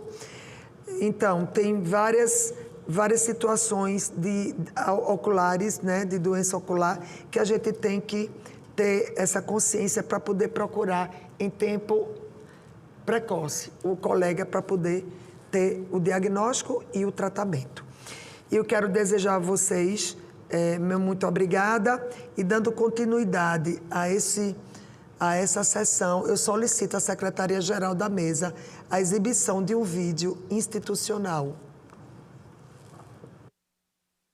A gente mora numa cidade que é a maior cidade, né, da América do Sul, e dentro da cidade nós temos várias cidades. Então eu falo que nós temos muitas infâncias e muitas adolescências aqui. Nós sabemos que a educação tem um papel fundamental para que a pessoa possa progredir na vida, se desenvolver, com isso também gerar renda, riqueza para ela e para a família, é por meio da educação. Tem dados que mostram que o maior motivo de evasão escolar são ligados a problemas de visão. A gente fala muito de transformar a educação. A gente pode ter a melhor escola pública do mundo, com o melhor professor do mundo, da estrutura, infraestrutura, tecnologia. Se a criança não enxerga, ela não aprende. 85% do aprendizado é pelos olhos. Então, enxergar é inclusão de fato. Quanto mais vulnerável a família, mais a criança depende da escola para conseguir avanços. Porque às vezes a família não tem tempo, não tem oportunidade para auxiliar o seu filho. Uma criança, muitas vezes, na área da educação, a gente fala, a criança é levada, né? Mas ela pode não estar enxergando e pode não ter sido detectado que ela tem algum grau de alguma patologia que ela precisa precisa do óculos, precisa de uma cirurgia e provocar até uma evasão escolar. Dessas crianças, quase 25%, 23,5% mostrou, precisam passar no oftalmologista. E dessas, 80% tem que usar óculos. E então a gente percebeu a necessidade de atender onde esse público ele mais frequenta, onde ele passa a maior parte do seu tempo. No caso, a escola. E a Secretaria de Educação e a Secretaria de Saúde fizeram uma portaria intersecretarial no município de São Paulo e lançaram um chamamento público para que outras organizações, para que organizações em geral, pudessem apresentar a sua solução. A gente apresentou o nosso projeto em rede, né, que é o que o marco do terceiro setor permite, e a gente foi escolhido para executar o programa.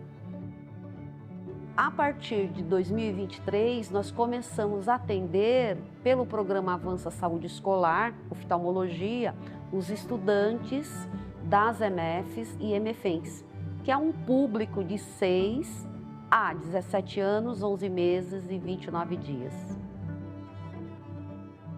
O Avança é o maior projeto de saúde oftalmológica mundial nas escolas. Hoje a gente não tem nada publicado no tamanho que é o Avança.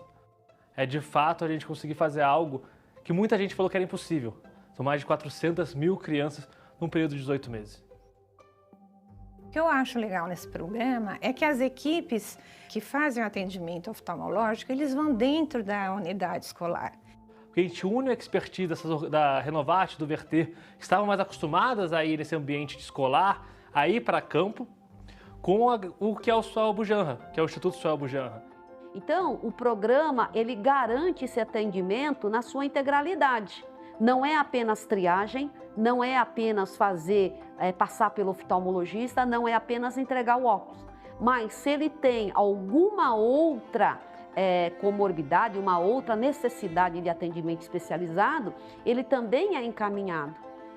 Esse programa não só dá acesso, como ele dá a efetividade ao tratamento, né? Do início ao fim. Tem dado certo porque a gente tem uma transparência nessa relação, né? Então, mensalmente a gente se encontra para apresentação, fazer a prestação de conta. Então, assim, as coisas são claras e a gente acompanha o que está acontecendo. Mas esse impacto está sendo tão positivo e tem sido olhado por outros órgãos federativos que, na minha opinião, como São Paulo é pioneiro, nós somos responsáveis na cidade de São Paulo por várias ações que é olhada pelo Brasil inteiro e a gente consegue expandir isso por uma política nacional. Essa política pública de fazer o diagnóstico, fazer os exames com a mais alta tecnologia e intervir para resolver este problema, dando óculos e ainda possibilitando que a criança e o jovem possam escolher a armação desse óculos, portanto cria uma identidade também pessoal e permite que ele consiga enxergar. Com isso ele vai conseguir aprender e é por meio da educação que nós vamos romper o ciclo da pobreza.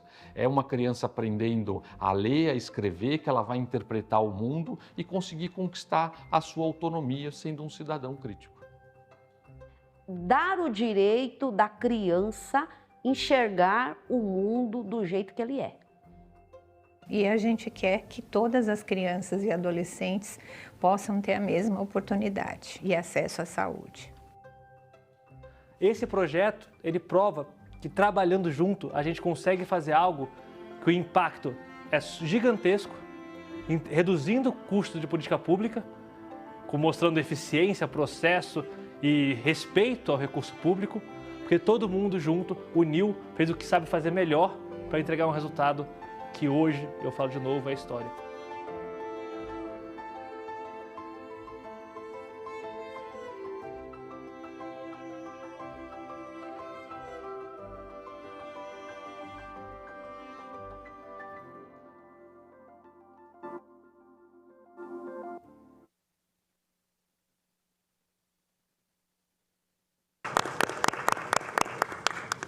Quero aqui parabenizar esse projeto tão lindo, tão importante e dessa forma parabenizar o Instituto Suel Bujanra, não é, pelo trabalho de vocês há 45 anos, não é, tratando a saúde ocular dos nossos pacientes.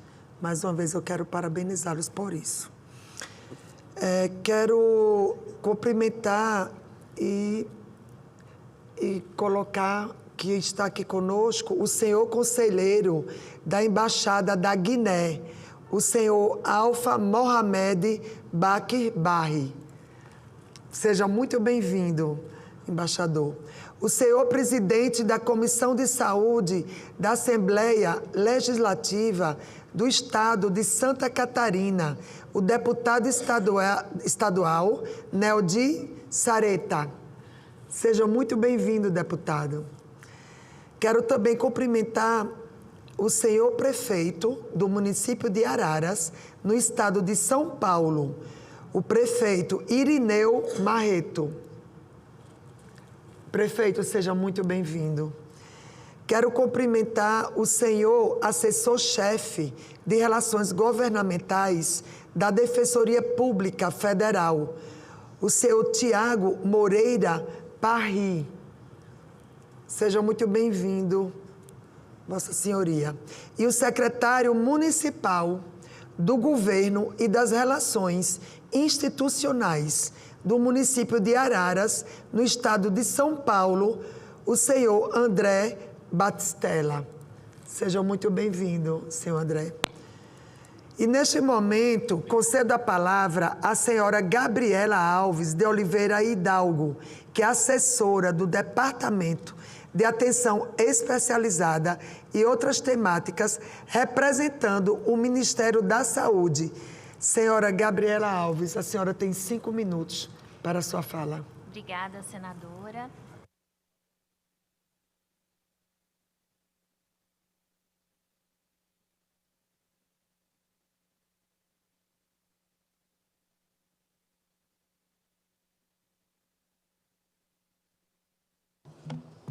Vamos lá. Bom dia. Obrigada, senadora. Cumprimento todos à mesa e da casa. Agradeço a oportunidade de representar o ministro Padilha, assim como o secretário Mozart Salles e nosso diretor Arthur Mello, do Departamento de Atenção Especializada e Temática. Quando nós falamos de saúde ocular, a gente tem que lembrar de autonomia e dignidade. E não tem como a gente falar sobre esse tema sem usar os nossos óculos, né? Então, eu sou médica de família, trabalhei muito tempo em posto de saúde e sou paliativista. Eu cuido de pessoas que têm doenças graves que ameaçam a vida. E eu não sei se todos aqui sabem, mas a diabetes é a 4ª condição que mais precisa de acolhimento ao sofrimento e cuidados paliativos, e uma dessas causas é a perda de visão, é a cegueira. Então, a gente, quando fala de cegueira evitável no Brasil, a gente precisa reconhecer que a gente convive com barreiras que evitam que o cuidado chegue em tempo oportuno, né? A maior parte das cegueiras evitáveis no Brasil, quando a gente fala de catarata, glaucoma, retinopatia da diabetes, são causas tratáveis e evitáveis. Então, muitos brasileiros, eles chegam à atenção especializada, muitas vezes já com perda significativa da visão, ou muitas vezes com um quadro irreversível. E são condições em que o problema não é a doença, porque ela tinha um tratamento, mas sim o percurso, o caminho até o cuidado que foi falho até aqui. A pandemia Covid-19 trouxe heranças negativas, como o aumento das filas de espera, redução de acesso à oftalmologia em exames, diagnósticos, cirurgias, e isso, somado ao envelhecimento da população, aumenta ainda mais a necessidade da gente falar de saúde ocular e como a gente vai lidar com esses desafios. Nesse contexto, a gente tem a iniciativa do governo federal, que é o programa Agora Tem Especialistas, que trabalha com grande centralidade na ampliação do acesso especializado, onde a gente tem a vertente oftalmológica como uma linha muito importante sendo trabalhada para que a gente consiga reduzir o tempo entre suspeita e diagnóstico, e assim a pessoa conseguir ter um cuidado adequado. De 2023 a 2025, nós tivemos em torno de 500 mil OCIs. As OCIs são as ofertas de cuidado integrado, porque, como a senadora falou, não adianta a gente passar só na consulta e ter uma cirurgia daqui 5 anos, né? Então, a oferta de cuidado integrado, ela junta o primeiro atendimento com o exame e o retorno. Então, foram mais de 500 mil OCIs nesse tempo, totalizando 88 milhões de investimento. Além disso, nós tivemos as carretas oftalmológicas com unidades móveis de exames, assim como as unidades cirúrgicas, que nos últimos meses realizaram mais de 19.800 cirurgias de catarata. Tivemos também os multirões de oftalmologia, com mais de 2.000 OCIs e 2.000 cirurgias especializadas em oftalmologias realizadas. E temos também as entregas de combos de oftalmologia. Estávamos conversando sobre isso, que é um combo de oferta de equipamentos especializados em oftalmologia, totalizando 160 milhões de investimentos dentro do programa. Então, o nosso desafio como gestores, profissionais de saúde e formadores de políticas é transformar esse acesso em cuidado oportuno. Então, agradeço a fala e muito obrigada.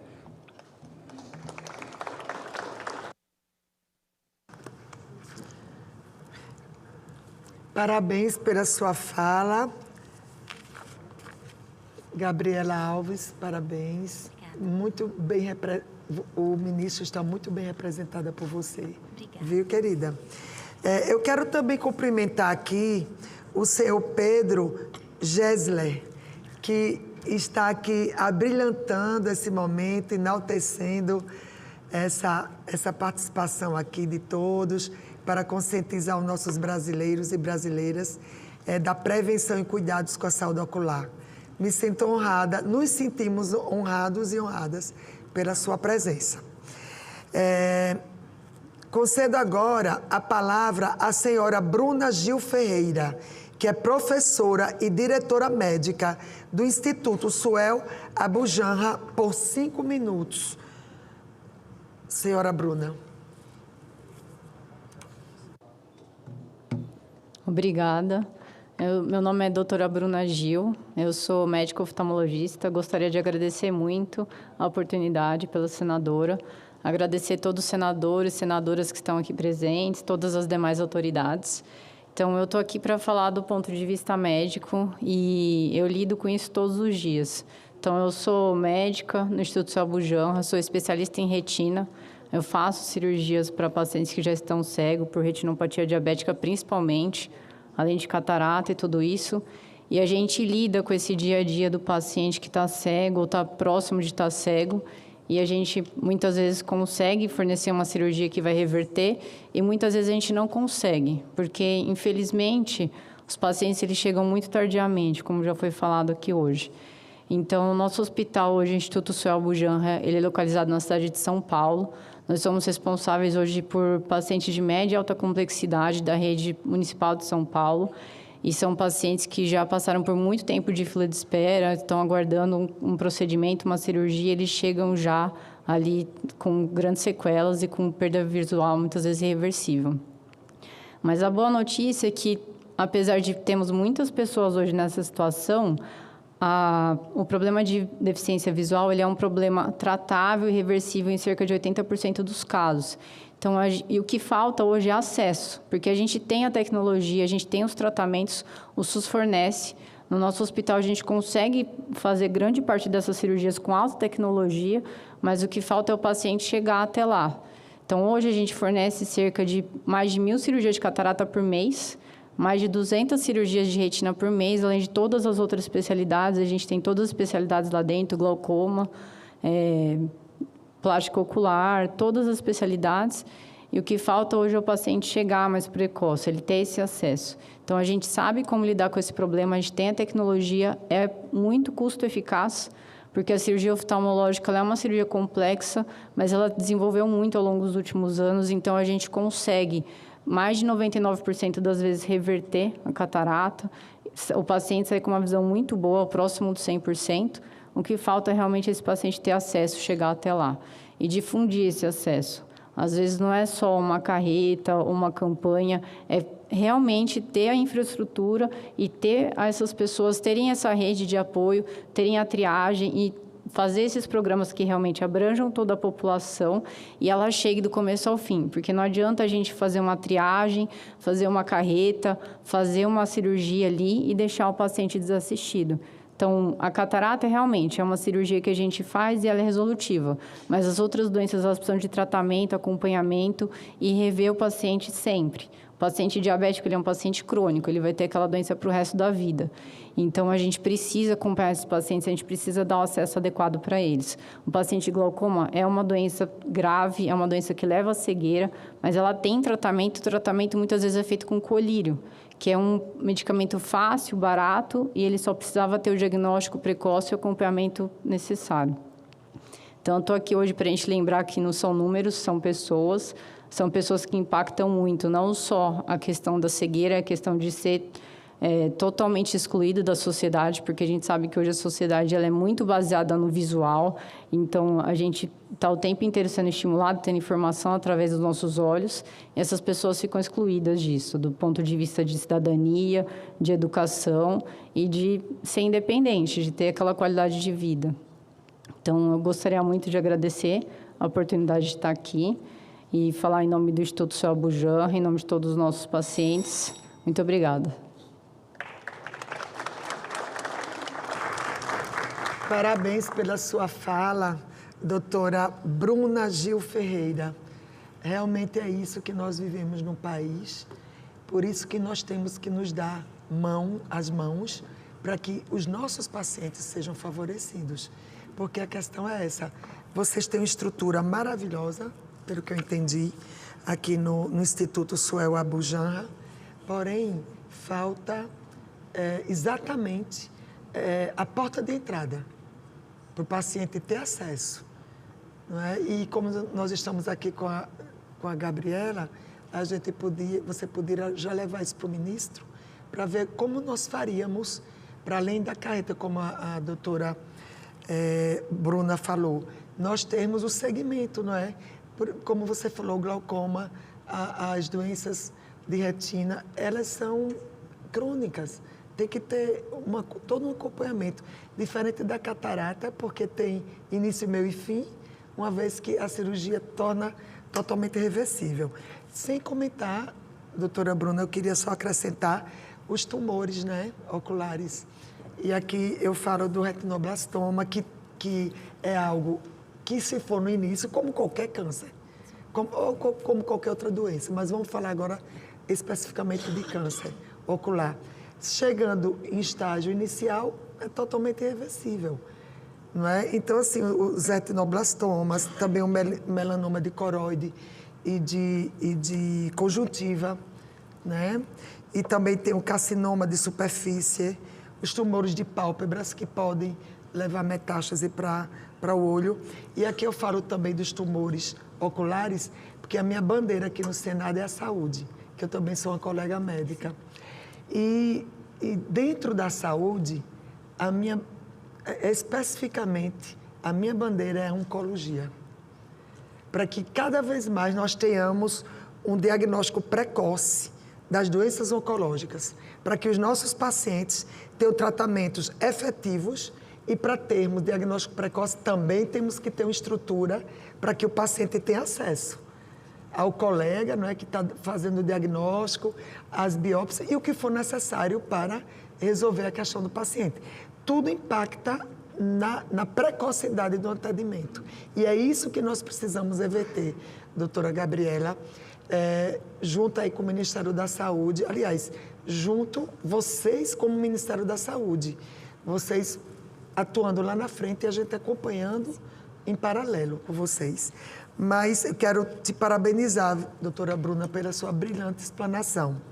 E eu quero cumprimentar aqui os alunos do curso de Administração Pública que estão aqui presentes acompanhando essa sessão solene, esse debate sobre o nosso Abril Marrom para conscientizar as pessoas, a nossa população, sobre as doenças oculares.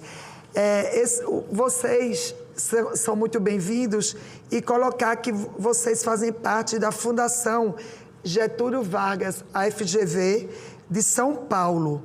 E vocês foram convidados pela deputada Adriana Ventura. Sejam muito bem-vindos, é uma honra para nós tê-los aqui presentes. É muito importante a participação de vocês, alunos, porque vocês também vão divulgando para outras pessoas, para os outros alunos.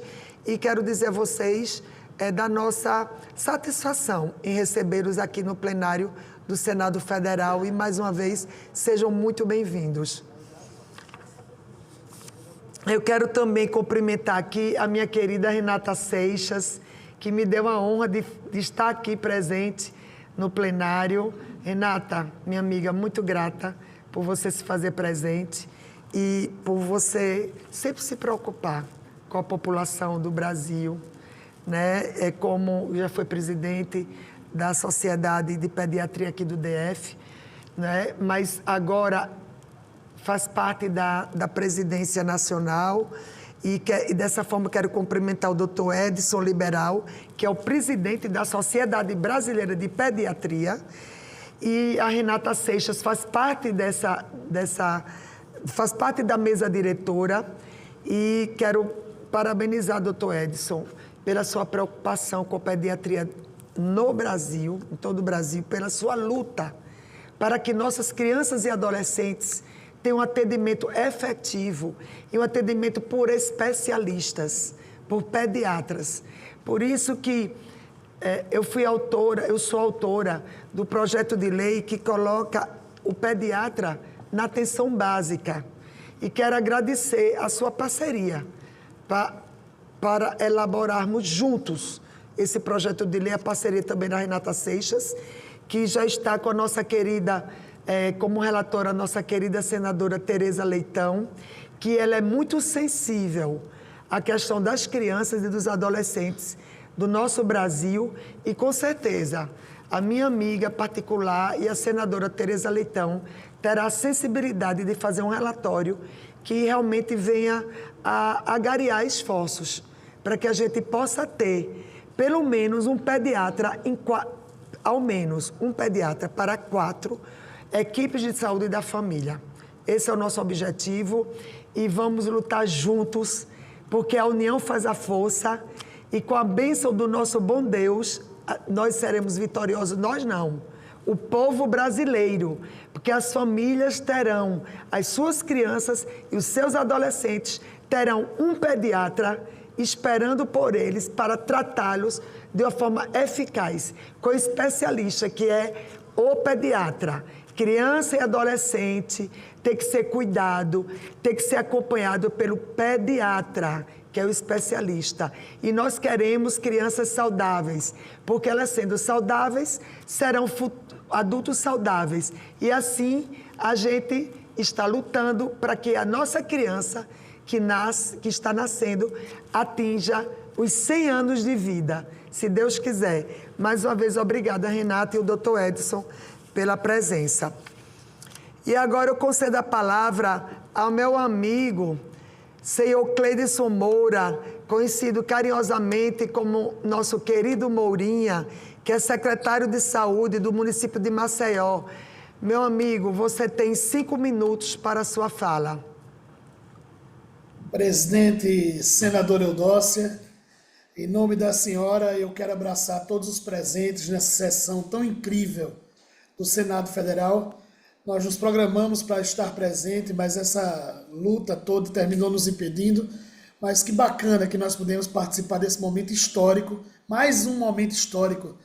Semana passada eu tive a oportunidade, com a senhora presidindo também uma sessão, participar aí de homenagens a grandes figuras que receberam a Comenda Anísio da Silveira, e dizer, senadora, que o Brasil todo hoje se orgulha muito de tê-la no Senado, pelo trabalho incrível, espetacular que a senhora faz, e por ser essa voz que dá voz a tantos que estavam nas filas sofrendo, que ainda estão invisíveis, mas que a senhora não abre mão um segundo do seu dia, se não for para defendê-los. Na sua luta pelo câncer, pelo marco regulatório, parabéns por ter transformado isso em lei, por ter conseguido a sanção do presidente Lula, do presidente da República, como também parabéns, senador, antes de a gente entrar nesse tema tão importante da oftalmologia, do Abril Marrom, por ter transformado, aqui em Alagoas já se chama de Lei Doutora Eudócia, que é a inclusão da imunoterapia, do tratamento de imunoterapia pelo SUS, que era uma coisa que só eram 2 imunoterapias, e hoje todas as imunoterapias aprovadas pela ANS estão inclusas no SUS. Só sabe o que isso significa é quem já precisou, precisa, ou tem um parente ou um amigo que está na fila esperando. Deus te abençoe, Deus abençoe essa casa, abençoe o Senado Federal, e que vocês continuem seguindo, fazendo bem para o Brasil e para todos que necessitam de vocês. E abraçar também, pedir permissão à senhora e à mesa diretora e aos presentes, para abraçar o doutor Leonardo Rassi, abraçar o Instituto, abraçar todos que estão presentes nessa sessão. E, senador, aqui em Alagoas, eu como secretário de saúde do município de Maceió, desde a gestão do seu filho, prefeito JHC, hoje do ex-senador Rodrigo Cunha, que agora é prefeito de Maceió, a gente, por sua iniciativa, coordena um programa chamado Olhar da Gente. Eu não tenho dúvida alguma de dizer que é o maior programa de cirurgias de catarata do Brasil. Nós vamos não só em todas as comunidades de Maceió, em todas as grotas de Maceió. Para quem não conhece aí no sul do Brasil, pelo sudeste, grota, favela é subindo o morro, a grota é no vale. Então Maceió tem essa característica de ter vales, de ter grotas, e em todos os lugares, em mais 50 cidades da nossa primeira macro-região de saúde. Já vamos em quase 8.000 pacientes atendidos. Isso significa dizer, senhoras e senhores, e a senhora presidente, que aquela senhorinha lá do interior do Nordeste, aqui do interior do Nordeste, interior de Alagoas, que não conseguia mais ler a Bíblia, aquele senhor que não conseguia mais mandar uma mensagem no WhatsApp, que já tinha perdido a alegria até de viver, e a sua dignidade foi restabelecida. E o melhor disso tudo, a gente vai pessoalmente em cada cidade, conversa com cada pessoa, atende cada cidadão numa sexta-feira, e quando dá já no sábado da semana seguinte, a gente já faz a cirurgia no hospital da cidade. Então, aquela angústia da espera, aquela angústia de seguir sem enxergar a vida, sem enxergar os filhos, sem poder ler um livro, sem poder fazer qualquer que seja atividade, essa angústia não existe aqui em Maceió, não existe aqui em Alagoas, e graças ao seu empenho, junto ao ministro Padilha, aqui vai o nosso agradecimento ao governo federal, aqui vai o nosso agradecimento ao secretário do Ministério da Saúde, que de pronto, quando a senhora levou esse pleito, abraçou. E nós estamos finalizando a primeira etapa do Olhar da Gente, com 10.000 cirurgias de catarata. E agora a senhora já conseguiu, nós já recebemos, o Ministério, o governo federal já repassou para Maceió, e nós vamos fazer a segunda etapa com 10.000 cirurgias de pterídeo.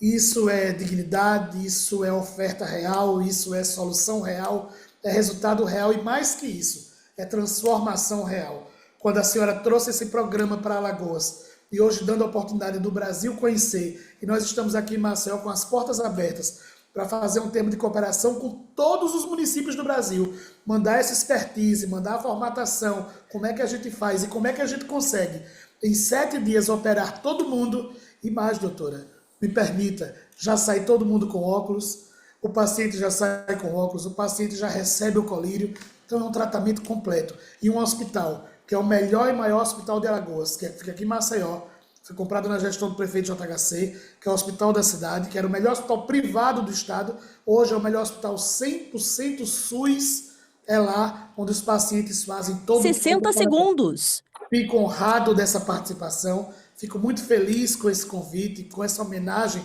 para o Brasil todo, e pedir de verdade que vocês sigam fazendo bem. Quando a gente faz o bem, dá certo, e quando o bem governa, o povo prospera. Deus abençoe a todos. Maceió segue muito feliz, e eu quero, em nome do prefeito JHC, do prefeito Rodrigo Cunha, agradecer a senhora e abraçar todos os presentes e abraçar toda a comunidade da oftalmologia do Brasil. Que Deus abençoe a todos.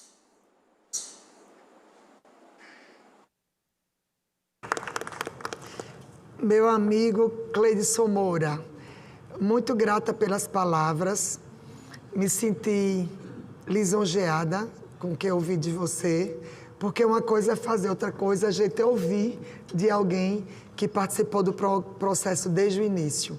Você que é um grande secretário municipal de saúde, que faz a diferença na saúde da nossa querida capital de Alagoas. E agora nós vamos avançar com cirurgias de pterígio também e assim por diante, né? Vamos sempre avançar, sempre, nunca retroagir. Quero agradecer a sua participação, em seu nome, cumprimentar todos os secretários municipais de Maceió e o nosso querido prefeito, como eu digo a ele, eterno senador e prefeito, Rodrigo Cunha. Um grande abraço para você e para todos que compõem a Secretaria Municipal de Saúde de Maceió. E agora eu concedo a palavra ao senhor João Abujanra, vice-presidente do Instituto Suel Abujanra, e o senhor tem 5 minutos, senhor João.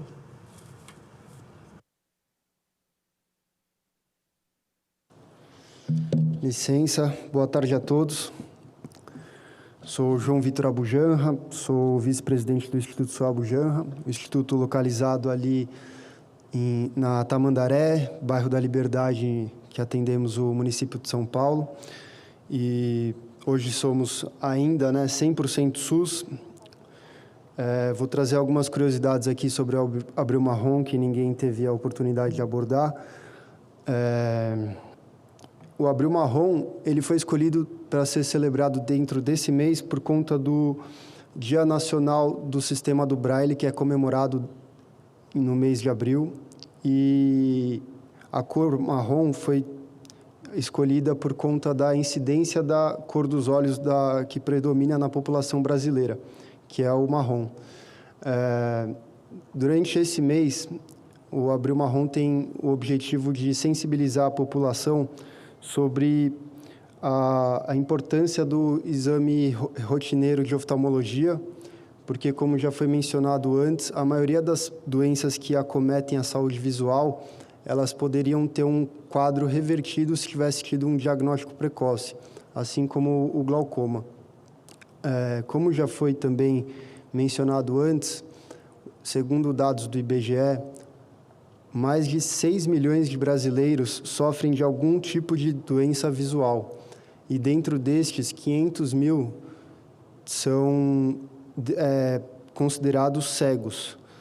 E são dados muito frustrantes para nós vermos isso, numa realidade em que 80% das pessoas poderiam ter esse quadro revertido, ou seja, são a cada 10 pessoas que são cegas, 8 não precisavam estar nessa condição se tivesse chego às mãos de um oftalmologista em tempo hábil do seu tratamento. E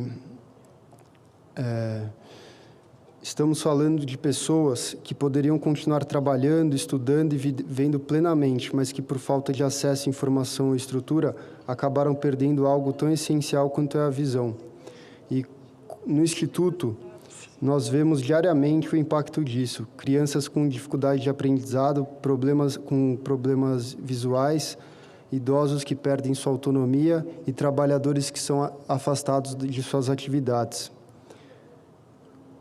Com tudo isso, podemos concluir que investir em saúde ocular é investir em dignidade, produtividade e inclusão social. E cabe a nós nos perguntarmos o que podemos fazer a mais para combater esses números. Fortalecer a atenção básica, ampliar o acesso a exames oftalmológicos, reduzir filas cirúrgicas e levar a informação à população. Durante esse mês de abril, nós, os institutos, gostamos de pensar que renovamos nossos votos com esse compromisso, para fazer com que a visão não seja um privilégio, mas sim um direito de todos. Obrigado pela atenção, por esse tempo de fala aqui, e eu passo minha palavra agora.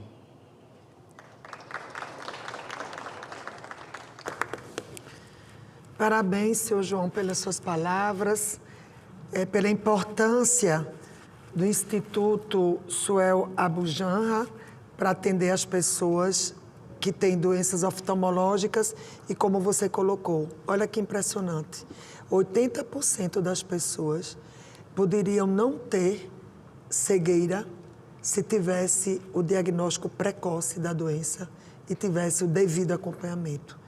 Então, assim, nós temos que reverter esse quadro, esse discurso, e em um futuro breve a gente poder dizer o contrário, que houve uma reversão que mudou esse quadro. Porque, realmente, a visão tira toda a autonomia, tira toda a dignidade.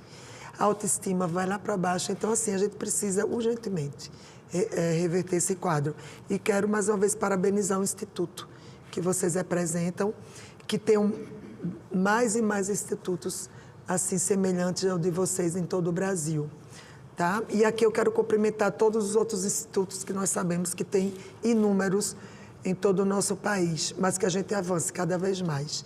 E agora eu concedo a palavra ao senhor Pedro Ivo, que é presidente da ONG Renovatio. E o senhor tem 5 minutos, senhor Pedro, para a sua fala.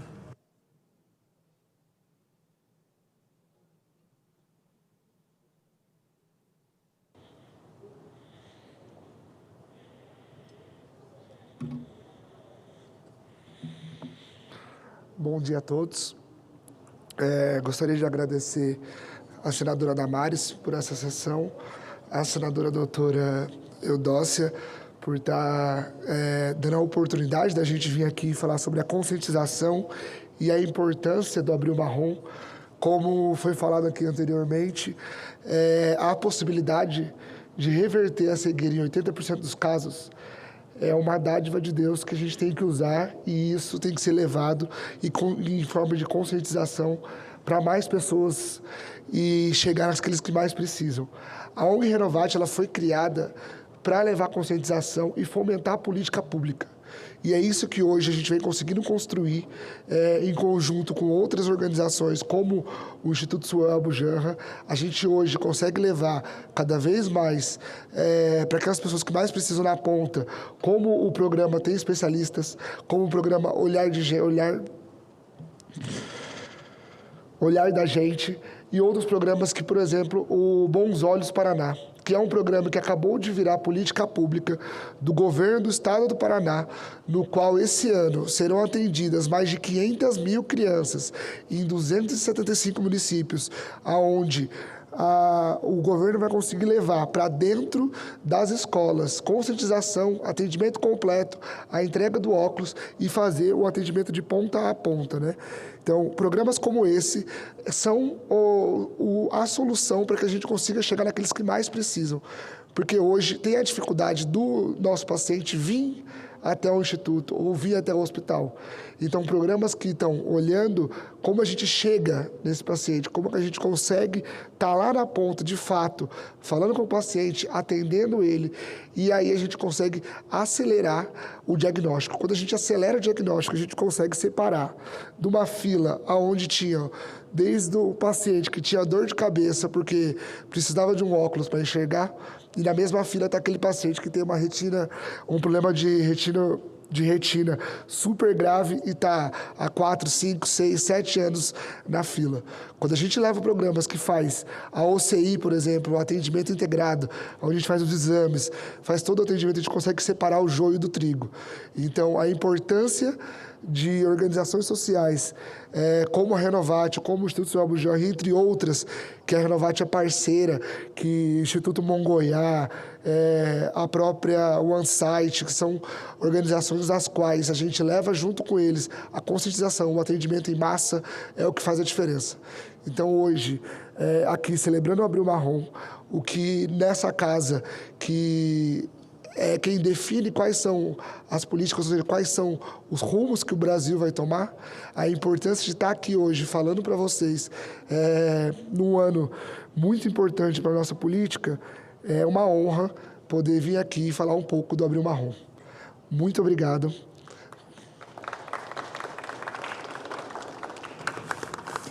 Parabéns, senhor Pedro Ivo, pela brilhante explanação e também por você ser o presidente dessa ONG tão importante, a ONG Renovatio. Sabemos que tem inúmeras ONGs também que tratam de doenças oculares, mas em nome da Renovatio eu cumprimento todas as outras ONGs e parabéns por você estar à frente e poder propiciar toda essa estrutura que você acabou de discursar para nossas crianças, nossos adolescentes, adultos e idosos, né? Com certeza. Então, mais uma vez, parabéns e grata pela participação. E eu quero aqui cumprimentar também a Baby Lussandra, eu acho que a Baby saiu, mas a Baby Lussandra, ela uma das faz parte da mesa diretora da ONG Vencedoras Unidas, que é uma ONG sobre câncer. Ela que já passou também por tratamento de câncer e está aí lutando pelas colegas. E a Kazumi, que é do Instituto Escolhemos Viver. E eu quero fazer um registro sobre um projeto de lei que eu tenho aqui que eu tinha, que agora é lei, que eu tinha aqui no Senado, que é o marco regulatório da vacina contra o câncer, vacina terapêutica. E o presidente da República sancionou no dia 10 de abril o projeto de lei da minha autoria, projeto de lei 126 de 2025, que incorpora na Política Nacional de Prevenção e Combate ao Câncer o marco regulatório das vacinas terapêuticas. Minha querida senadora Damares, você que já falei no seu nome, que já registrei o seu nome, mas mais uma vez eu quero te dizer parabéns pela sua iniciativa, por essa sessão tão importante, senadora Damares, para conscientizar as pessoas das doenças oculares, para procurarem no período correto o médico na UBS, aonde for, na emergência médica, na UBS, mas que ele tenha uma porta de entrada para ter o seu tratamento precoce da dificuldade visual, que 80% das vezes é reversível. Então, tem que ir no médico, tem que cuidar da saúde ocular para não chegar numa fase que não tem mais reversibilidade. Então, quero te parabenizar, Damares, mais uma vez. Você que é, assim, a pioneira das sessões, dos debates aqui no plenário de grandes temas. E esse tema é um dos muito relevantes. Parabéns, minha amiga. Te chamei para a mesa, mas você preferiu ficar quietinha ali. Mas eu já estou concluindo, inclusive. Então, essa lei, esse projeto de lei, que minha amiga Damares fez parte da CAS-Câncer, porque durou 6 meses, que é uma subcomissão que nós criamos na CAS, na Comissão de Assuntos Sociais, e que a Damares, assim, foi muito importante, todo o processo da CAS-Câncer. E aqui nós sempre estamos colocando essa questão do câncer, diagnóstico precoce, e uma vez diagnosticado, ter acesso total e restrito a todas as terapêuticas de ponta de todos aqueles que podem pagar ou também da rede suplementar, para que os nossos pacientes da rede SUS tenham tratamento universal, igualitário e equitativo, para que também tenham acesso às imunoterapias, à vacina contra o câncer, que ainda está sendo estudada por outros países, também aqui no Brasil, nós temos estudo dessa pesquisa. No Hospital de Câncer de Barreto, a doutora Josineide, doutora, é bem parecido, acho que é Josineide, o nome da colega. E quero aqui parabenizá-la por isso e dizer, senadora Damares, o prefeito, temos aqui um prefeito, temos um deputado estadual, temos também secretário municipal de saúde. Dizer a você também, Leonardo Rassi, que sempre está aqui conosco, que essa vacina ainda está em estudo em grandes países como no Reino Unido, China, Alemanha, também na Rússia, mas ela é muito promissora, ela já está em estudo clínico com os pacientes, já estão introduzindo em humanos. Não é? E aí, eles já estão no nível 3 de estudo clínico. Ela se mostrou muito, muito promissora e com muita eficácia. E eles agora estão estudando a questão da segurança. Me permite fazer uma parte. Eu quero cumprimentar todos que estão aqui. Essa sessão, está todo mundo falando dela lá fora. Eu acho que é um dia histórico para todos nós que estamos envolvidos com a área da saúde. Parabéns. Mas o ano que vem, eu acho que todos os senadores tinham que estar com uma fenda, com os olhos fechados, para eles sentirem o que é a cegueira. Acho que todas as autoridades tinham que passar por isso uma vez, para sentir, né, que nós não estamos brincando, que a gente tem doenças e que a gente pode fazer um trabalho para não chegarmos na cegueira, que causam cegueira, e como esse abril marrom é importante para isso. Falar com a criança, falar com a mãe, falar com o pai, falar com a família. Então, eu fico muito feliz da gente ter conseguido fazer aqui no plenário essa sessão importante. E mais feliz que está sendo presidida por ti, Eudócia. E aí eu quero dizer para os senhores o seguinte: nesse exato momento, agora de manhã, a gente teve mais uma vitória. E por isso que eu não pude estar aqui. A gente teve que fazer essa escolha hoje. Eudócia fica sozinha aqui. A gente acabou de aprovar na Comissão de Assuntos Econômicos, e eu falei no nome da Eudócia, eu estava lá representando ela, o piso salarial dos médicos e dentistas, o aumento do piso salarial de médicos e dentistas, porque eu não tenho saúde sem valorização do profissional. Não tenho. Aí, Eudócia, já tem gente querendo dizer que a gente vai falir a nação. Mas como atrair bons profissionais para cidades do interior como seu estado, se não tivermos o que oferecer para ele, o mínimo? Aqui em Brasília, recente, minha senadora, fizemos um concurso, dos 30 que passaram para uma especialidade, só 2 vieram tomar posse. E morando aqui no DF, que é pequenininho, tudo pertinho. Imagine nas regiões ribeirinhas. Então, a sua vitória hoje também naquela comissão, te representei bem lá. E quero também cumprimentar você, Eudócia, por 2 grandes leis. Não é só a vacina, o marco da vacina, é também a imunoterapia. Senhores, tem parlamentares que ficam 30 anos nessa casa e nunca aprovaram uma lei. E, recentemente, 2 leis sancionadas, graças ao trabalho da senadora Eudócia. Se eu já amava Alagoas, agora é que eu amo mais ainda. E eu não sei se os senhores sabem, eu estou paciente oncológica. E no último ano, nós mudamos a história da oncologia no país por causa da senadora Eudócia. E a gente quer juntas agora também mudar a história do combate às doenças oculares que podem causar cegueira. Então, nós temos parlamentares comprometidos com pautas aqui nessa casa. E uma dessas parlamentares está sentada aí, celebrando de forma tão modesta. Tu viu como ela falou? Eu quero avisar que foi sancionada uma lei sexta-feira. Nós tínhamos que estar com festa, gritando, berrando, porque a importância das leis sancionadas na área da saúde, graças ao seu trabalho e à sua articulação. E essa sessão tinha que ser presidida, era por ti. Eu só fui autora do requerimento, porque eu acho que a partir de hoje, a gente muda a história na campanha de se evitar as doenças oculares que causam cegueira. Eu acho que a gente muda a história do Brasil também com essa sessão, dando visibilidade ao abril marrom. Parabéns, minha presidente. Minha querida Damares, quase que caiu lágrimas aqui, viu? Com as suas palavras.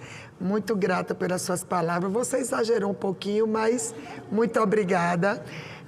E dizer, Damares, da minha honra, como eu tinha dito antes, de estar presidindo no seu lugar aqui essa sessão. E essa sua iniciativa foi muito louvável, muito, porque tem que mudar esse quadro, essas estatísticas no nosso país, sabendo, como você bem colocou, que 80% dos nossos brasileiros podem ter a sua visão de volta se receber o tratamento precoce pelo oftalmologista. Está aqui a doutora Bruna, que faz parte do Instituto Suel Abu Janra.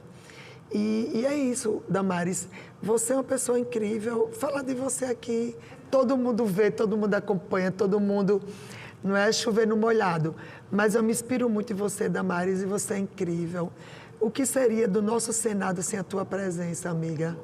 O que seria? E que bom que a gente não vai te perder, porque você falou que não quer ser pré-candidata a governadora aqui do DF, porque você ganharia, tenha certeza disso.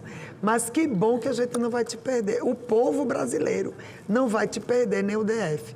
Viu, minha amiga? Você é maravilhosa e grata por tudo que você faz pelo nosso povo aqui no Senado Federal. Aí, só concluindo o que eu estava falando, que eu até coloquei aqui, minha amiga, que agora é lei. esse projeto. Está aqui o nosso querido senador Nelsinho Trade, que também é médico. Você quer fazer alguma fala, senador Nelsinho? Eu cheguei atrasado. É? Mas fale alguma coisa sobre o Abril Marrom. É muito importante. Bom, apenas para justificar que a gente estava junto com a senadora Damares na Comissão de Assuntos Econômicos, apreciando uma matéria que com certeza vai ter repercussão aqui nesse contexto. Sim. Logicamente, o Abril Marrom precisa ser cada vez mais conscientizado na cabeça das pessoas, daí a necessidade de promover ações como essa. E lá na Comissão de Assuntos Econômicos nós estamos votando o piso salarial dos médicos e dos dentistas, que desde 1961, 65 anos parado, e a gente conseguiu empurrar, parecia um elefante gordo e cadeirudo, e a gente empurrou para que pudesse avançar da forma como avançou. Então, eu estou muito feliz, quero agradecer a senadora Damares, que me ajudou bastante nessa condução, e em nome de todos os médicos, incluindo você, Eudócia, a gente realmente cumpriu com um dever de que, a partir de agora, há que se ter no horizonte a valorização do ser humano que está lá na ponta. Sim. Ah, mas vai dar um impacto muito grande. Não, a gente conseguiu achar fonte de custeio dentro do próprio Sistema Único de Saúde, em que, a partir do momento que isso virar lei, vai ter que olhar o ser humano que está lá na ponta trabalhando. E, com certeza, isso vai produzir um resultado melhor de condição de trabalho e do trabalho a ser ofertado por aquele que precisa da gente. É isso aí. Muito obrigado. Parabéns pela luta lá na CAI, senador Nelsinho Trade, senadora Damares, e motivo de muita alegria, porque realmente os nossos colegas médicos e nossos dentistas merecem, como o Nelsinho falou, 65 anos, 60 anos, sem ter o piso devido. Então, motivo de muita alegria para todos nós que entendemos da importância de ter um médico, de ter o dentista lá na ponta atendendo os nossos pacientes. Mais uma vez, parabéns, Damares, Nelsinho Trade e todos que compõem lá a CAI. Só complementando o que eu estava falando, Damares e todos aqui presentes, que esse projeto de lei, que foi meu primeiro projeto de lei, quando eu assumi aqui o Senado, 126 de 2025, agora é lei. É a lei número 15.385, de 10 de abril de 2026, que irá contribuir para modernizar a política oncológica no nosso país e promover inovações importantes que farão a diferença no tratamento do paciente oncológico. E aqui eu coloquei só pequenos itens para dar um entendimento melhor desse projeto. O que é que essa lei vem trazer para os nossos brasileiros e brasileiras? Vem trazer a modernização de toda a política oncológica no Brasil, diminuir a demora entre a descoberta de um tratamento e da sua oferta pelo SUS, tudo na área de oncologia. Reforçar que o acesso deve ser universal, equitativo e integrado pelo Sistema Único de Saúde, e estimular a produção nacional de medicamentos e vacinas aqui no Brasil.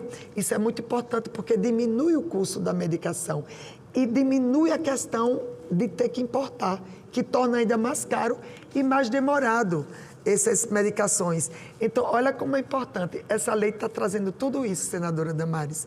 Contribuir para a celebração de convênios para a transferência de biotecnologia, a biotecnologia de outros países que estão mais avançados nessa pesquisa, trazer aqui para os nossos cientistas brasileiros, para ser mais célere nesse estudo, e com isso, quando for realmente eficaz, mostrando-se eficaz essa vacina e segura para o uso humano, a gente já vai ter.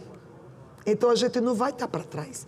A gente vai estar andando lado a lado com os grandes países que estão desenvolvendo essa vacina. Essa era a minha preocupação. Depois, por exemplo, o Reino Unido declarou, agora estamos fazendo para todo mundo. E o Brasil tem que começar do zero. Não pode. A gente tem que andar, a gente tem que avançar. O nosso Brasil é rico, é capaz, nós temos grandes profissionais, grandes cientistas, e o nosso país não pode ficar para trás. É inadmissível. Então, por isso que a gente tem que avançar cada vez mais. Outra coisa, olha aí, a redução da dependência de importações. Isso deixa o país travado. Depender dos outros, não. Nós vamos trazer a biotecnologia para cá, produzir aqui, através do Biomanguinhos, ou da Fiocruz, ou do Butantan, trazer para cá a biotecnologia e produzir aqui. E a diminuição com a judicialização, que é uma pedra no sapato de todas as famílias que precisam dessas medicações e não têm. Aí judicializa para poder ter acesso a essas medicações. Então, com essa lei, e a lei das imunoterapias, que a senadora Damares bem colocou, foi assim, Damares, na semana repassada, da semana anterior, tem uns 10 dias, mais ou menos, foi sancionada a das imunoterapias, não é? Que é a lei 13.416, que o presidente da República sancionou, teve a sensibilidade e sancionou. E eu o parabenizo por isso. E a semana passada teve a sanção da lei do marco regulatório da vacina contra o câncer, que inclusive o ministro estava presente no momento que o presidente sancionou. E aí, então, essa questão de nós produzirmos as imunoterapias aqui e a vacina terapêutica, uma vez que for concluído esse estudo, que vai levar, em média, 2 a 3 anos, que é muito pouco para medicina, gente. Quando a gente fala de 2, 3 anos, é muito pouco. É algo assim, tipo, para nós médicos, é assim, amanhã. É amanhã, entendeu? Então, assim, é algo de ponta, muito inovador. E o Brasil vai estar nesse escopo, não vai estar do lado de fora. Vai estar dentro desse escopo dessas grandes nações.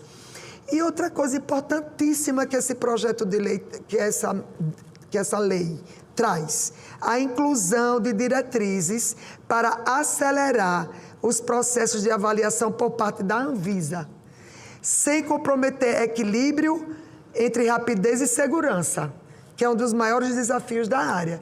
Então, também está trazendo no seu bojo a questão da Anvisa, para que não demore tanto a liberação, né, dessa vacina, uma vez, quando ela for aprovada pela ANAIS, pelo FDA e aqui pela nossa Anvisa.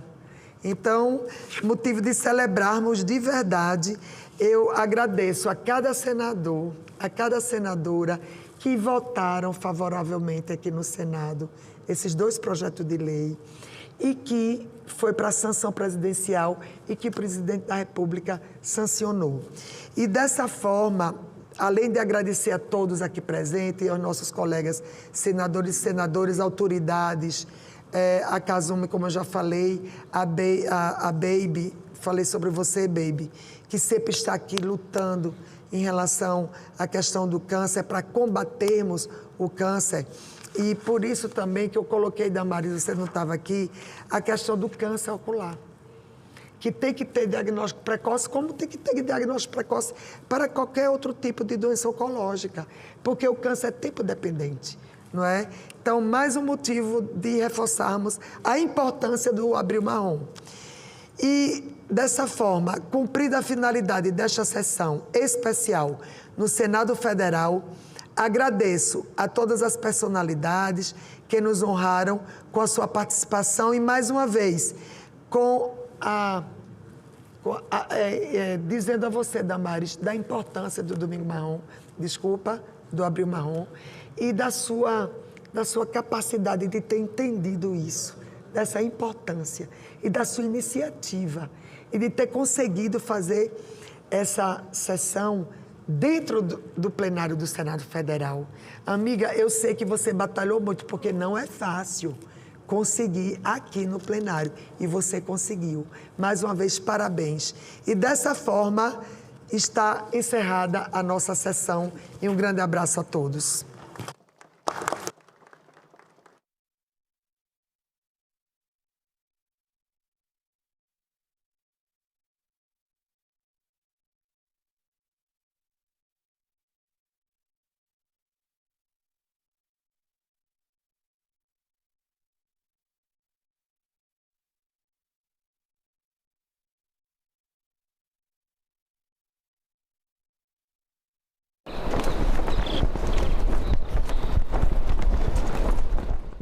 Bom, nós vamos oportunizar a nossa juventude a incorporar uma nova linguagem, que é a linguagem de empreender. Falar de educação empreendedora, a gente está falando do futuro, a gente está falando de oportunidade e do protagonismo juvenil. E uma coisa muito importante no empreendedorismo, que é conseguir compreender, às vezes, a realidade do mercado onde você está instalado. Em Discussão, nesta quinta, 20h, aqui na TV Senado.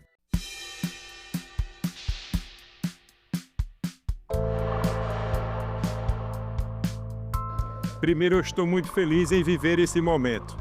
TV Senado tem uma importância muito grande na vida de todos os brasileiros, como tem importância na minha vida. E ela é importante porque a gente comunica tudo o que acontece no Brasil, a história, tudo que essa casa viveu nesses 200 anos, e a gente celebra isso com muita alegria. É muito importante essa sintonia estabelecida com a sociedade, porque existe uma marca que a TV Senado construiu durante esse tempo todo. O povo confia na TV Senado. Todas as matérias, todos os artigos, tudo aquilo que a TV Senado divulga, as pessoas acreditam, porque as pessoas se identificam com os programas, com a série histórica que a TV Senado de vez em quando apresenta, com as informações, com o jornal que comunica tudo o que acontece no nosso dia. Portanto, eu estou muito feliz em poder hoje participar nesse momento e dizer a todos vocês, parabéns TV Senado, valeu muito a pena e é muito bom conviver com vocês aqui na nossa rotina. Os 30 anos vai ser muito bem celebrado e eu faço parte dessa história. Valeu, gente. Eu comecei no arquivo da TV Difusora, em Porto Alegre, vim para Brasília para Constituinte e depois eu fui para a TV Senado. Hoje eu faço a direção do programa Leituras, que é o programa de literatura, e faço o programa de música clássica. A TV Senado é que nem esse concerto. Você chega com um palco livre, branco, você só tem um piano no meio. Em volta desse piano você vai ter que montar todo o espetáculo, entendeu? Vai ter que ver a luz, você vai ter que ver a iluminação, vai ter que ver o áudio. Aos poucos você vai montando a estrutura, você vai montando o palco. Você vai montando para que o grande espetáculo aconteça. E a importância da TV Senado é exatamente você chegar a todos os lugares e as pessoas terem a oportunidade de ligar o aparelho e ver o que está acontecendo. E isso é importante para a cultura política das pessoas. O mundo cabe dentro de um museu. É só entrar e deixar a curiosidade te guiar.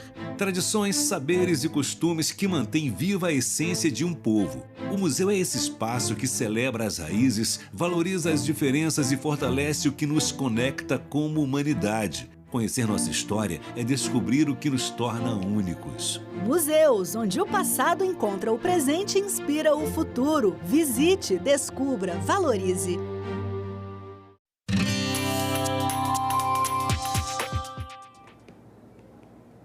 Olá, eu sou a Carla Benevides e está começando mais um programa Argumento.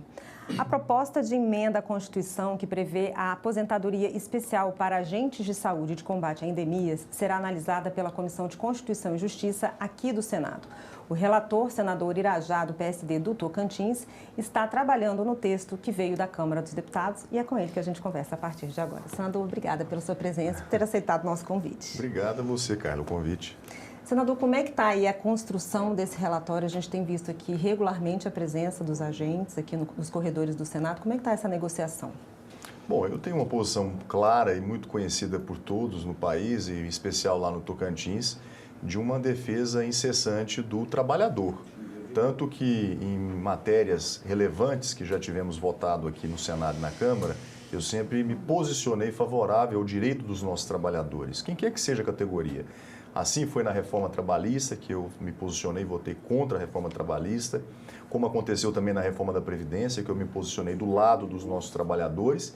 E claro que, por coerência, agora na PEC 14 não seria diferente, né? Eu tenho uma posição também de defesa da valorização da categoria dos nossos agentes de saúde, que fazem um trabalho notável e reconhecido por todos nós no Brasil inteiro e em especial no meu estado, no Tocantins. E por isso eu tenho um grande respeito, uma grande admiração por essa categoria e por essas e outras razões nós estamos, na verdade, com a PEC 14 corrigindo uma injustiça histórica, né, de valorizar uma categoria, reconhecer um trabalho da categoria dos agentes de saúde, que são mais de 370 mil mulheres, homens, pais e mães de família. Só no Tocantins nós temos 7 mil profissionais e que prestam um grande serviço ao país.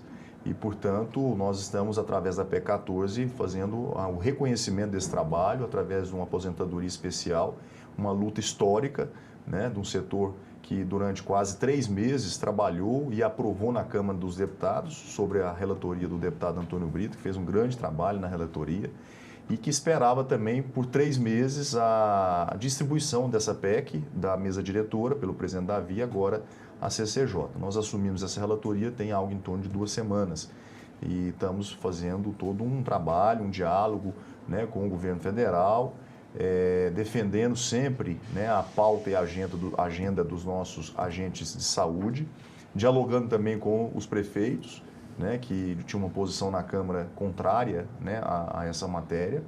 E, portanto, nós estamos dentro de um diálogo, dentro do entendimento, estabelecendo um cronograma de trabalho para aprovarmos na CCJ, na Comissão de Constituição e Justiça, e depois essa matéria seguir ao plenário para ser apreciada e votada.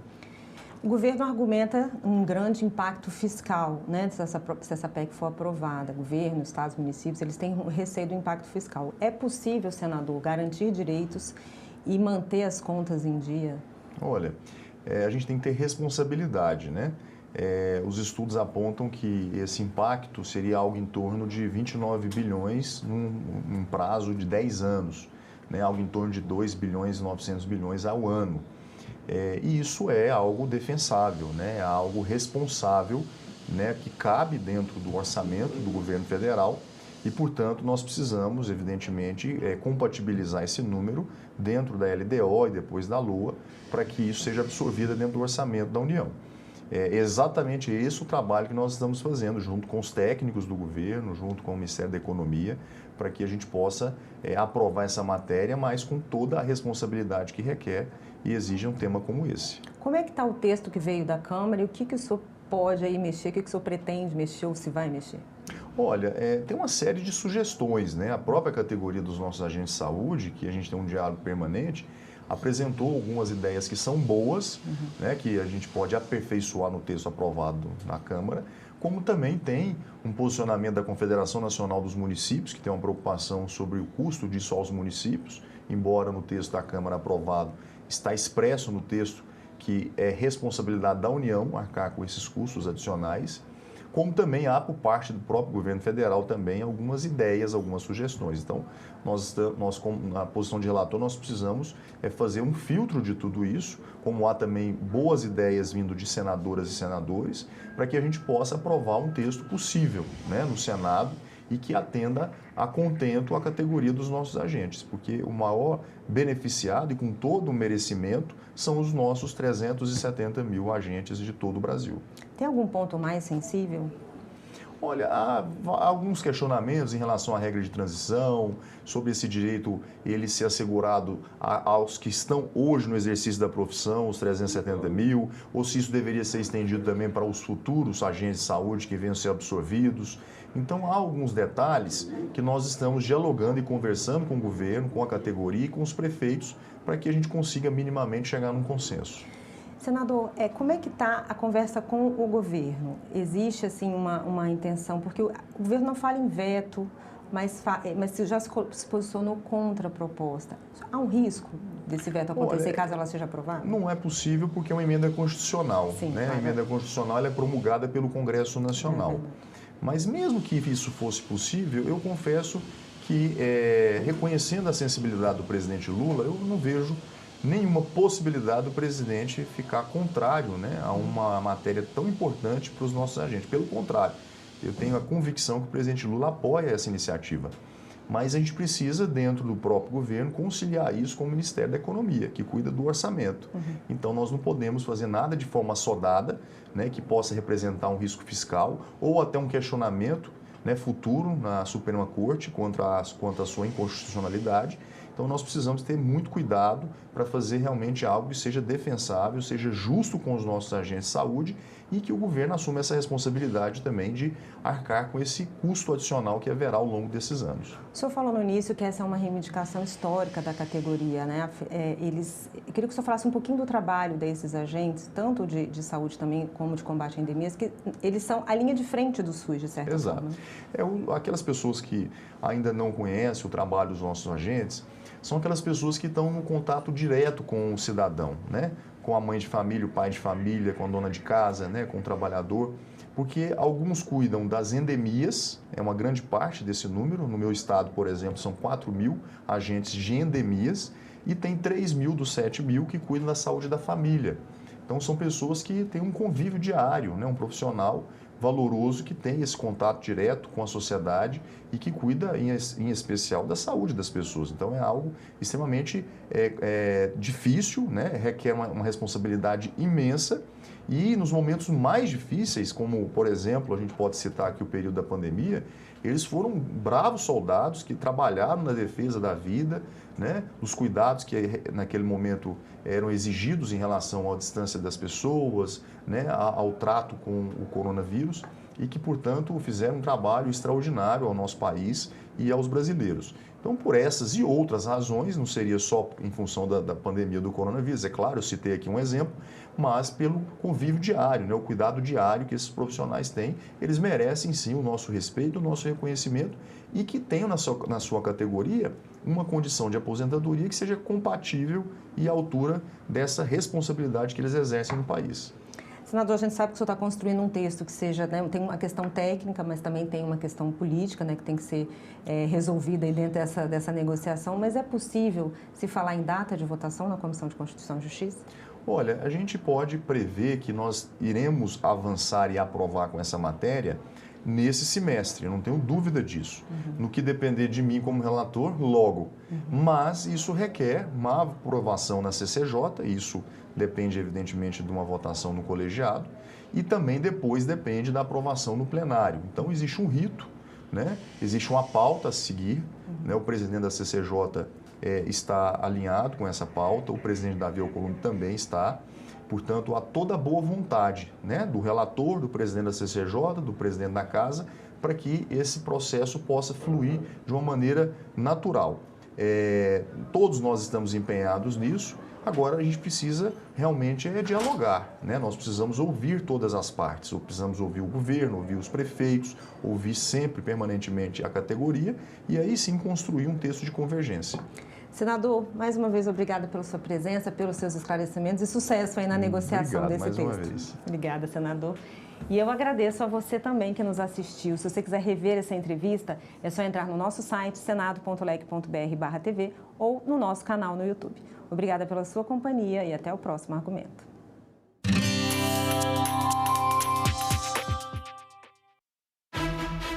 A TV Senado comemora 30 anos com uma programação cheia de novidades.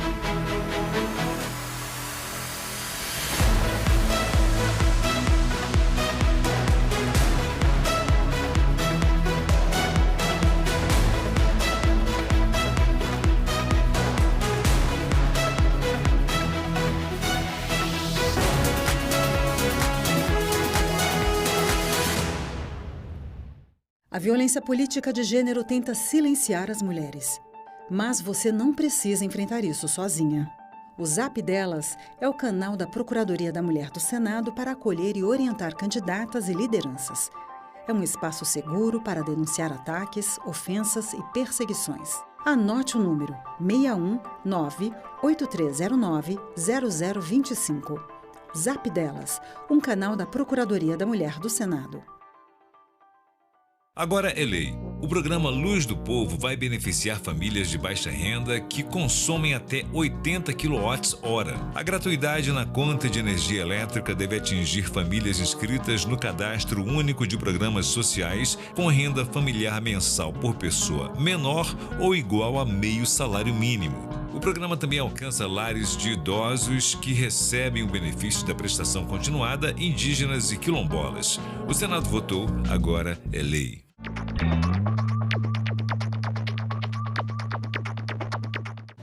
Uma notícia falsa pode vir de quem a gente menos espera, no grupo da família ou nas nossas redes sociais. Mas como saber se uma informação é verdadeira? Agora, as informações sobre o Senado podem ser checadas pelo WhatsApp.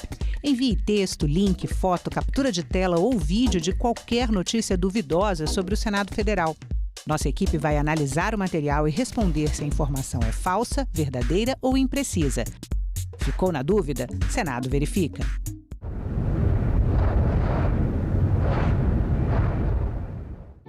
O programa a seguir é livre para todos os públicos. Olá, pessoal! Vocês estão com as suas contas em dia ou tem alguma atrasada? A renda média do trabalhador brasileiro aumentou em 2025 e agora em 2026 vai aumentar mais um pouquinho com a isenção do imposto de renda para a faixa de até R$ 5.000. Mesmo assim, 80,45% das famílias estão com dívidas. O endividamento pessoal e os cuidados que você pode ter para não ficar com orçamento negativo são o tema deste Agenda Econômica que está começando agora.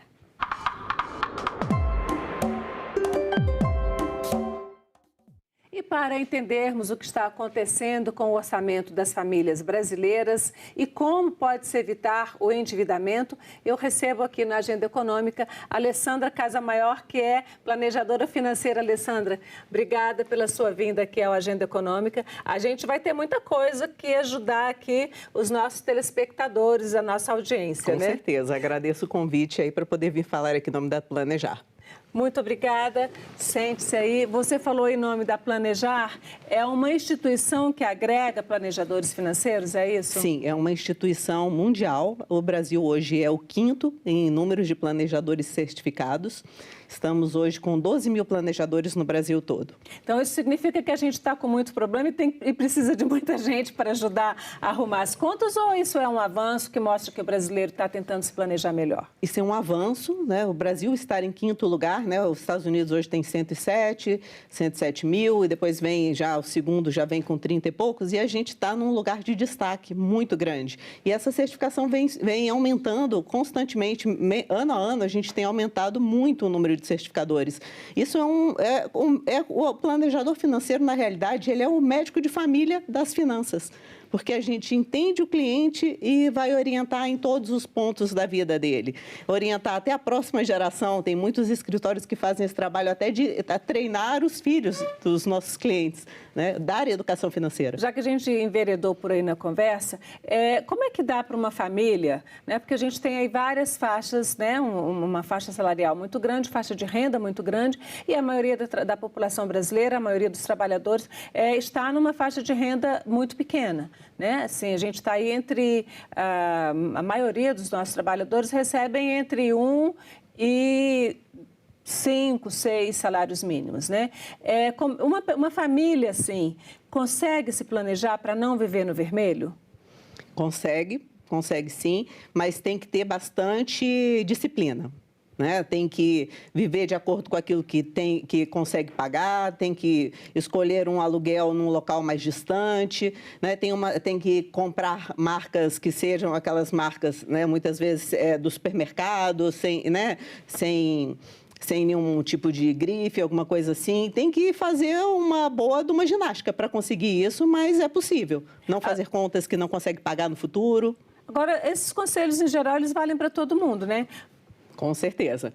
A ideia, assim, esse programa surgiu a partir da pesquisa mensal, né, que é feito pela Confederação Nacional do Comércio, que é a PEI, que é Pesquisa de Endividamento. E aí, essa pesquisa tem mostrado um crescimento do endividamento. Eu vou pedir ao nosso diretor de programação para colocar aqui no telão os resultados do mês de março de 2026. Essa pesquisa é feita há muitos anos, sai todos os meses, mas esse ano, no mês de março, ela preocupou exatamente porque a gente tem aí um crescimento do endividamento. A gente tem março e fevereiro, cresceu 0,2, né, pontos percentual, que não é um crescimento muito grande, ela vinha crescendo desde março do ano passado, mas é uma fatia muito grande das famílias endividadas, né?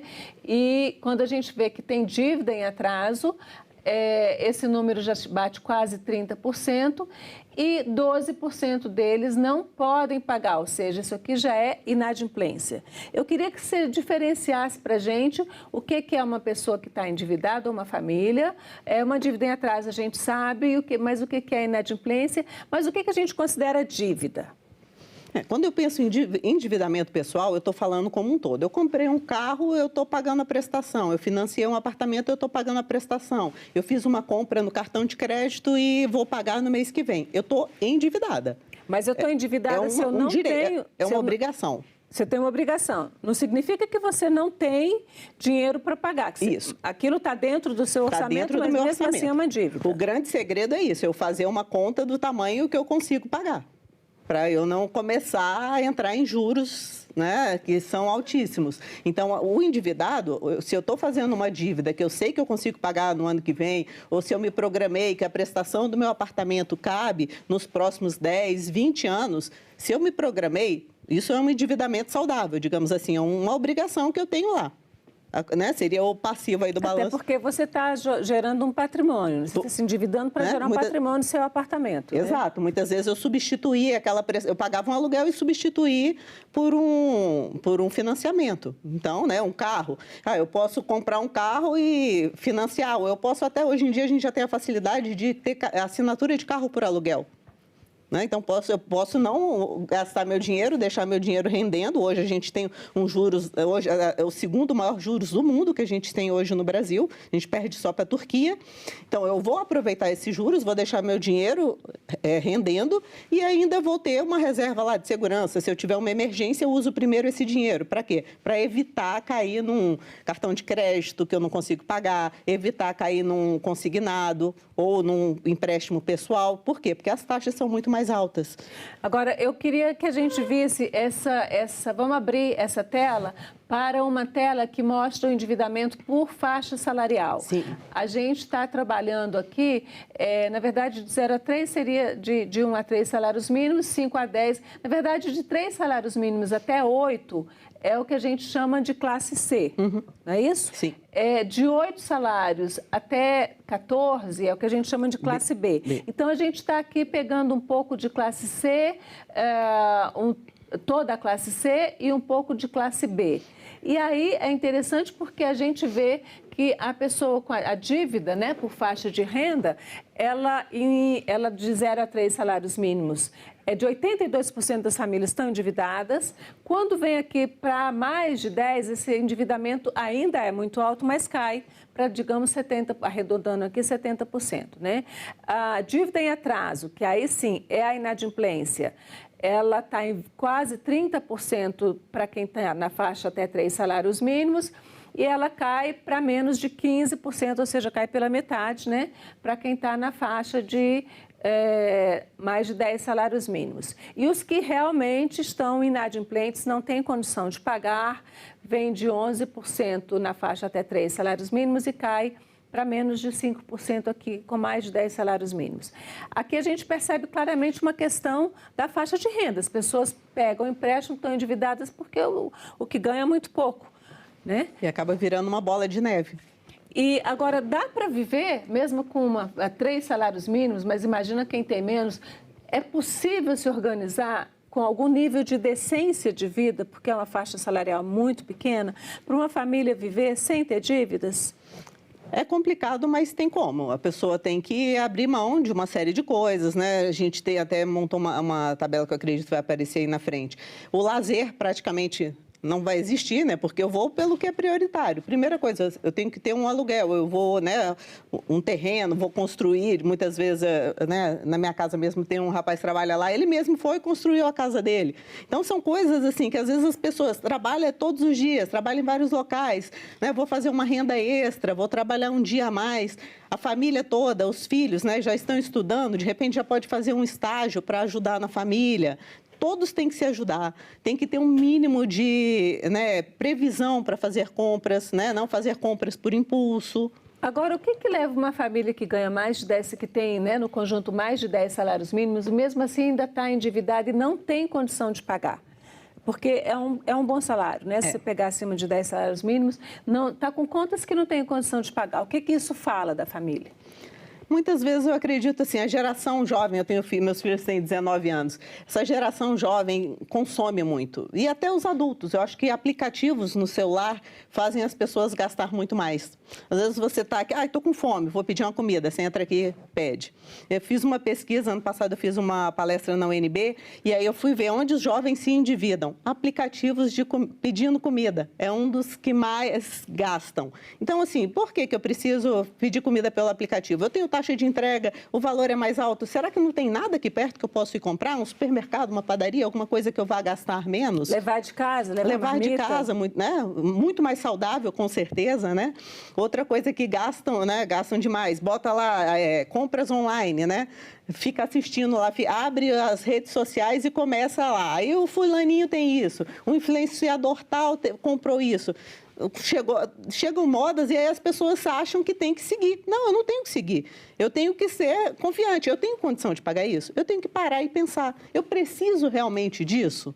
Eu acho que assim, eu falo para minha filha, botou lá no carrinho, deixa aí no carrinho, vai dormir. No outro dia você vê se você precisa. Depois de ter respondido se precisa e se pode pagar. Né? E se pode pagar, porque muitas vezes ela fala, mãe, compra. Eu falo, não vou comprar, você paga com seu dinheiro. Nossa, decide imediatamente que não precisa mais.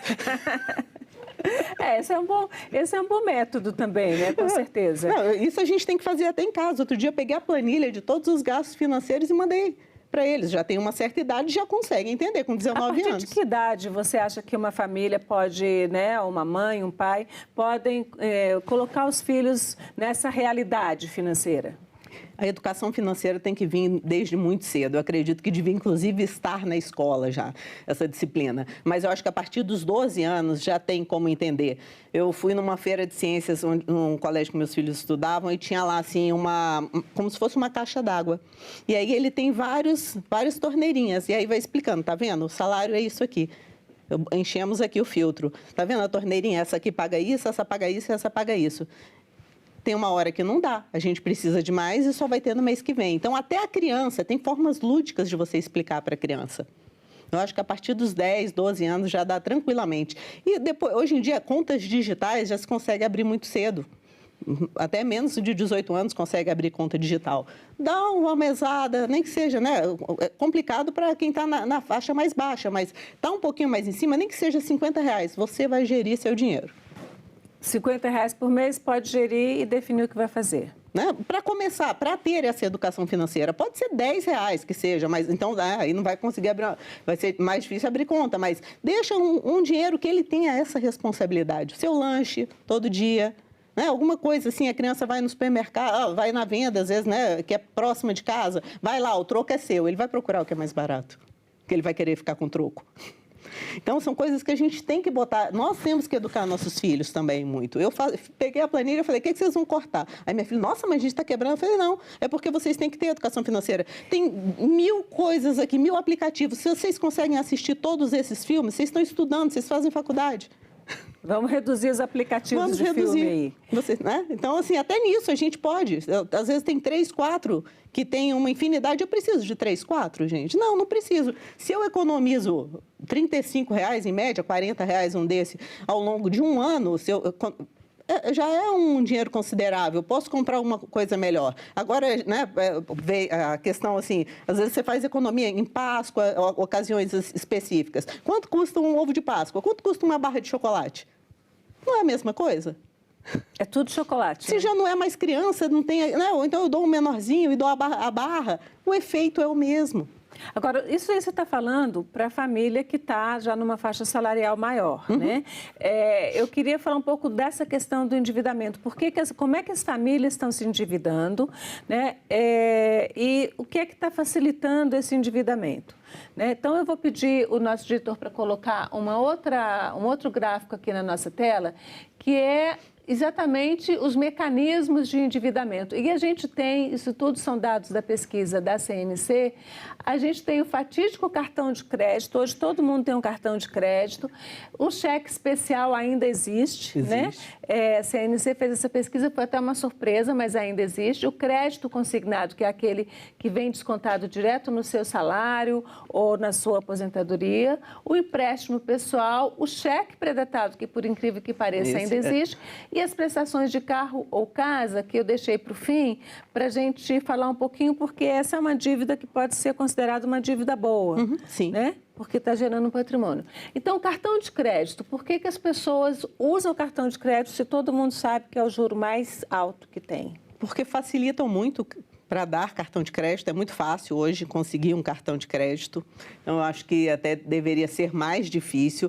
E no que a pessoa... Às vezes a pessoa consegue pagar um mês, 2, e aí já vai lá, vou aumentar o limite. Aí já começa. E igual mais um tempo atrás, as pessoas achavam que o cheque especial fazia parte da conta corrente, né? Já enxerga aquele número ali e acha que já faz parte do saldo. O cartão de crédito é mais ou menos isso. Eu tenho aqui um cheque em branco. Depois eu vou ver o que vai acontecer. Agora, esse depois, se você não pagar, você tem um juro hoje que está em quê? 15% ao mês? 15% ao mês. Eu fiz até uma conta, uma dívida de R$1.000 que você deixa de pagar no cartão de crédito, em 12 meses ele pode chegar a 5 mil. É um juros muito alto. O maior vilão em termos assim, se eu tenho uma série de dívidas, qual que eu vou pagar primeiro? Pague sempre o cartão de crédito. Por quê? Porque é a taxa mais alta, os juros mais altos que você está pagando. Você pode também trocar o cartão de crédito, se possível, pelo só de débito. Você tem o dinheiro, que é o dinheiro de plástico. Você passa lá só para debitar o que você tem na conta. Sim, hoje em dia quase tudo é pago via Pix, né? A gente até pode largar o cartão de crédito e usar o Pix, né? Pode, é muito mais prático, né? Aí, às vezes, a pessoa fala, esse mês eu não consigo comprar. Tem uma promoção imperdível. Eu vou comprar porque eu tenho um cartão de crédito. Se você não tivesse o dinheiro, você não ia comprar. A promoção é imperdível, eu até falo, se você não comprar, você está tendo, está com 90% de desconto. Se você não comprar, você está com 100% de desconto. Economizou tudo, não gaste. E aí não economizou tudo, às vezes fazendo ainda conta pequena, às vezes a pessoa diz assim, não, mas eu fiquei devendo pouquinho, eu fiquei devendo R$100 só, né? Qual é a diferença entre você dever R$100 ao fim de um ano, se a gente pensar em juro, e você economizar R$100 ao fim de um ano? Qual vai ser o tamanho da minha dívida se eu fechar um ano devendo R$100 em janeiro, fechar dezembro sem pagar, ou se eu tiver R$100 de economia de saldo em janeiro e eu tiver esse dinheiro rendendo até o fim do ano? A gente faz muito essa conta com 5 anos, né? Mas para dar porque o juros composto, ele faz milagres, mas ele faz milagre com o tempo, né? Então vamos pensar aí num tempo de 5 anos. Se eu economizo R$100, eu vou juntar mais de R$8 mil. Ao longo de 5 anos? Ao longo de 5 anos. E se eu estou devendo R$100? Se eu estou devendo R$100, aí já no final do ano eu já vou estar num cartão de crédito, eu vou acabar pagando juros sobre juros, eu vou estar pagando mais de 500. Então, de R$500 ao fim de um ano.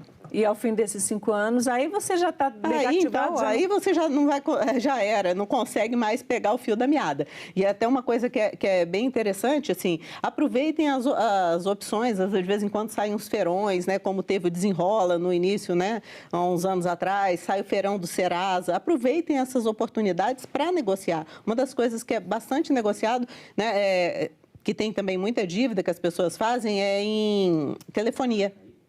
Né? Isso por quê? Rede social também. A pessoa vê o último modelo de telefone, saiu, quer comprar. Para quê, gente? O outro está funcionando? Precisa. A gente está numa situação, numa sociedade de consumo, né? Ainda está numa sociedade de consumo.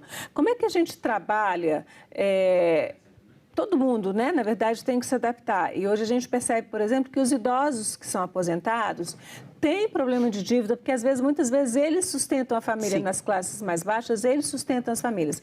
Como é que a gente sai de uma forma saudável desse ciclo vicioso? Primeiro, cortando despesa. Eu acho que assim, sentar e conversar com a família inteira. Mesmo que não tenha dívidas, antes que essas dívidas cheguem, vamos conhecer quanto é gasto?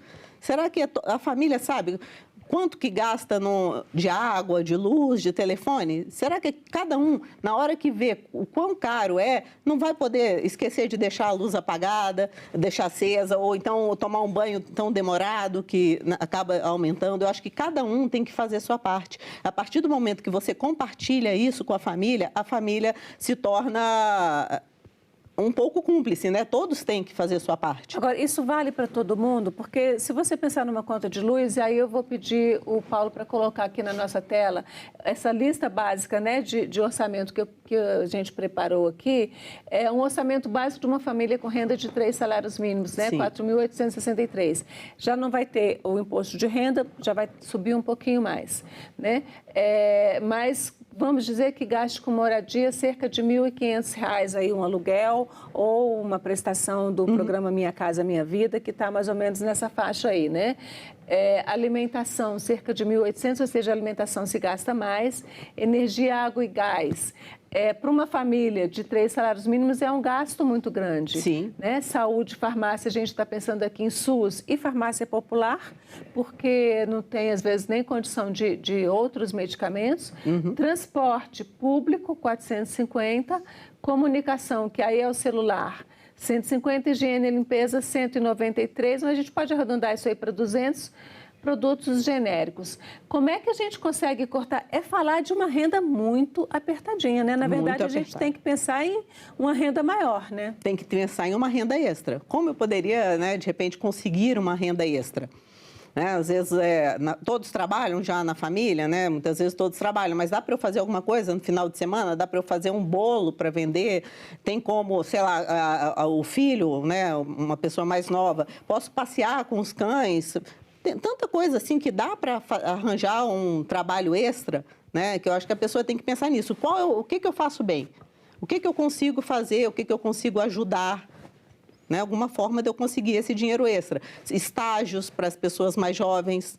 A escola aqui, a gente não está nem no orçamento, porque a gente está aqui, entrou na escola pública, mas você ainda tem a questão do material escolar, do uniforme, que tudo pesa, né? Pesa. Da ida, do lanche para a escola, tudo isso tem que pesar nesse orçamento. E talvez até esse endividamento, assim, no início do ano, né? Assim, até março a gente vê esses números, porque também tem IPVA, IPTU, material escolar, são gastos típicos de início de ano, né? Então, na faixa de endividamento tem ainda essa questão que a gente chama de sazonalidade, que é o que acontece. Isso é uma coisa a pensar também, né? Todo começo de ano você tem os impostos, tem IPTU, tem IPVA, são os básicos, mais ou menos, né? De quem tem um carro e de quem todo mundo mora numa casa vai ter um IPTU a pagar. E o material escolar também, que todo ano não tem jeito, não. Entendi. Agora, como é que, quando você falou em moradia aqui, aluguel mais acessível, a pessoa procurar um aluguel mais acessível para economizar um pouquinho, porque aqui ela não economiza, ela não pode economizar nem R$5 por mês, né? Então, ela não vai fazer nunca uma reservinha ali para uma emergência.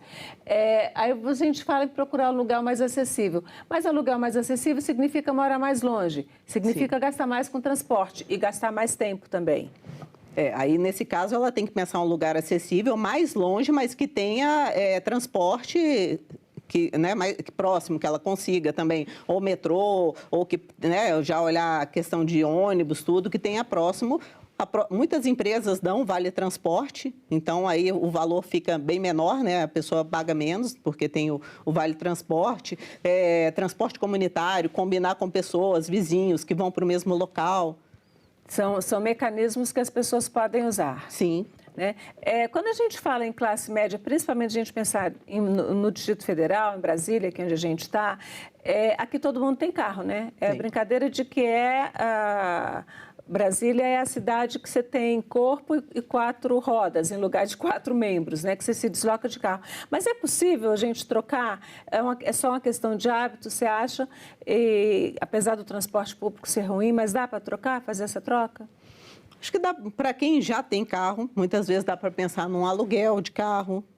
Ou então dá para, se fizer a conta, a gente tem até no nosso site, né, da empresa que eu trabalho, que é a Rio Claro, a gente tem lá várias calculadoras. E lá tem, vale a pena carro, alugar ou comprar? Eu acho que tem também no site do Banco Central, se eu não me engano. Mas, assim, são coisas que a gente tem que fazer conta. Sim, vamos aproveitar e colocar. Você falou no Banco Central, então a sua empresa é a Rio Claro. Rio Claro Investimentos. Investimentos é rioclaro.com.br, mas é Rio Claro Investimentos. E a gente tem o site do Banco Central, Sim. que é bem interessante, né? Tem vou pedir para colocar na nossa tela, está aí, é o BCB, que é Banco Central do Brasil.gov.br. Cidadania Financeira, esse site é muito legal. Tudo a gente tem que fazer conta. Ele simula lá se você está endividado, se você quer fazer uma poupança, uma renda, poupança, né, dizendo assim, com uma economia. Tem várias possibilidades para você simular a sua situação e ele ensina a fazer no dia a dia, né? E é uma educação financeira que você consegue ter acesso gratuitamente, né? Nós temos um monte de coisa no YouTube que ensina gratuitamente. Sigam influenciadores que sejam sérios, porque isso também, muitas vezes a pessoa é tão difícil ela conseguir economizar uns R$100, R$50 todo mês, e aí ela resolve que vai colocar lá onde o influenciador colocou. E muitas vezes ele está sendo pago por alguma coisa para influenciar um produto ou não. Então, gente, não inventa muita moda, vai num fundo Tesouro Selic simples, ou no próprio Tesouro Direto, ou dentro de bancos. Usem bancos digitais. Bancos digitais, eles não cobram taxa, então já é uma economia. Às vezes você está pagando R$30, R$45 todo mês que você podia estar economizando, você está pagando de taxa bancária. Então, né, conta salário não tem custo. Então, é procurar realmente esses mecanismos. Se eu tivesse que dar 3 conselhos, né, para alguém que está, vamos colocar aí na faixa de 3 a 5 salários mínimos, de como você tem toda essa vida, você tem 1 ou 2 filhos, você tem todas as despesas que uma família com essa estrutura tem, né? Que 2 ou 3 conselhos você daria para essa pessoa ajustar suas contas, se ela tiver com dívidas que não pode pagar e começar, de alguma forma, a economizar um pouquinho por mês? Olha, quem está com dívidas, eu sentaria e conversaria francamente a família toda. Todo mundo tem que se envolver e tem que fazer a sua parte de ajudar. Em segundo, ver quanto a gente consegue economizar. Cada um chegou a uma conclusão, vai economizar. O que cada um pode fazer a mais? Eu consigo fazer uma hora extra, eu consigo fazer uma marmita fitness, que agora está todo mundo querendo ficar né, em forma, vou vender uma marmita fitness, vou fazer alguma coisa, vou passar um estágio, tem tantos estágios bons. Eu, quando eu era mais nova, fiz estágio Banco Brasil, Caixa Econômica. Nossa, era um valor que eu tinha para mim e ainda por cima ainda tinha o vale-refeição. Na época era de papel. Gente, é ótimo, ajuda a família, tantas pessoas podem ajudar, né? E a partir daí, ver o que pode cortar. Eu vou cortar dentro daqueles R$150, com certeza tem alguma TV por assinatura, porque hoje em dia todas as casas têm, né? Um celular lá que ele fica. Então, dá para eu cortar isso aqui? Ou vamos ficar com uma só? Estou pagando taxa bancária? Eu posso cortar isso aqui? Posso ir para um banco digital onde eu não pago taxa bancária? Olhar nas pequenas coisas, é olhar a lupa mesmo todos os gastos. Cuidar nos pequenos números, né? Olhar o seu contra-cheque. Muitas vezes tem coisa sendo cobrada que as pessoas não sabem. Com idoso acontece muito isso. Eu trabalhei no fundo de pensão. Todas as semanas a gente recebia alguma carta que ele recebeu. Então, isso é muito perigoso. Não acreditem em tudo que vem. Às vezes fala, você tem alguma coisa para receber, e aí a pessoa acha que quer acreditar. Entendi. E acaba caindo em algum golpe. Olhe seu contra-cheque. Alessandra, muito obrigada pelas suas orientações, pelas suas dicas aqui na Agenda Econômica. Muito obrigada pela sua presença. Eu que agradeço. E agradeço também a você que nos acompanhou até aqui. Este programa pode ser visto no site senado.leg.br ou no canal da TV Senado no YouTube. Aproveite, se inscreva no canal, curta o programa e garanta seu acesso à informação de qualidade. Até o próximo Agenda Econômica.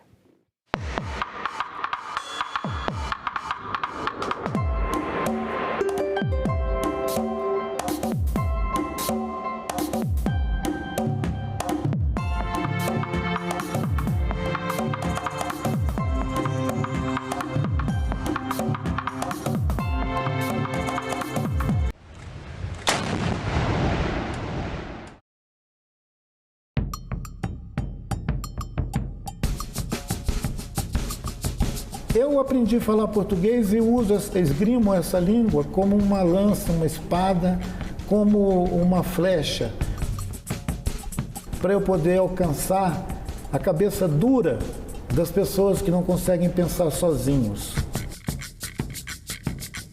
Que Brasil é este?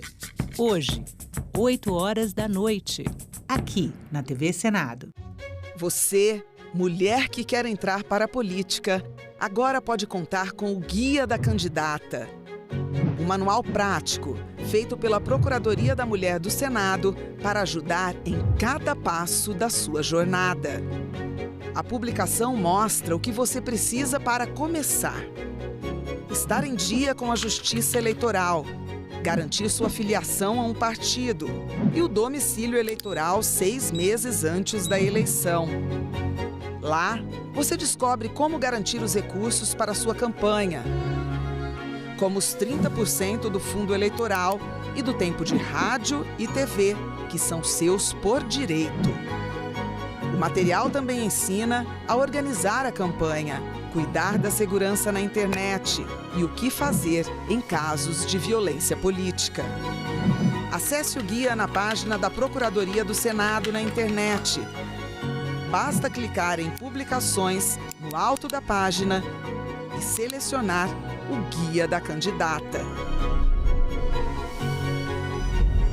É informação rápida e segura para você ocupar o seu lugar na política, porque não existe democracia sem a sua participação.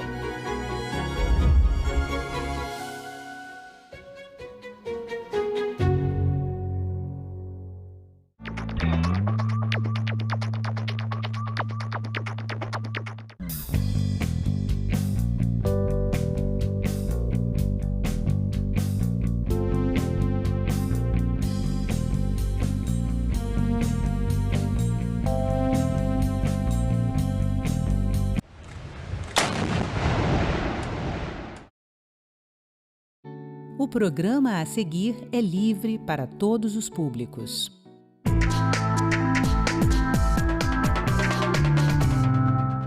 A Cidade Maravilhosa ganha o Dia Oficial da Praia, 30 de junho. Leis de Caxias do Sul promovem saúde e inclusão de pessoas com síndrome de Down. Plásticos poluem 70% do litoral brasileiro. Interesses econômicos dificultam acordo global. Produtores de morango do Espírito Santo sofrem com invasão do produto egípcio. Que os nossos governantes possam fazer algo para poder defender os nossos produtores de um risco de até parar de produzir. Vão viver de quê? Tem muita coisa acontecendo nas casas de leis brasileiras que você precisa saber. A gente te conta tudo aqui no Parlamento Brasil, um programa que há 20 anos é feito em parceria com as TVs legislativas de todo o país. Eu sou Andréa Alves e te convido para um giro.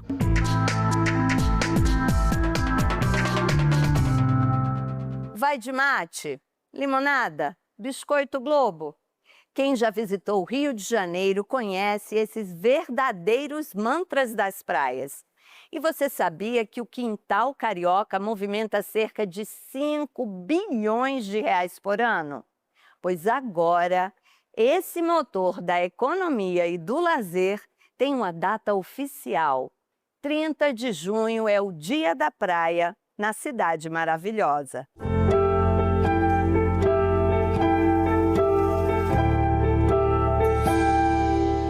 Olhando assim, é só um monte de areia e água salgada a perder de vista.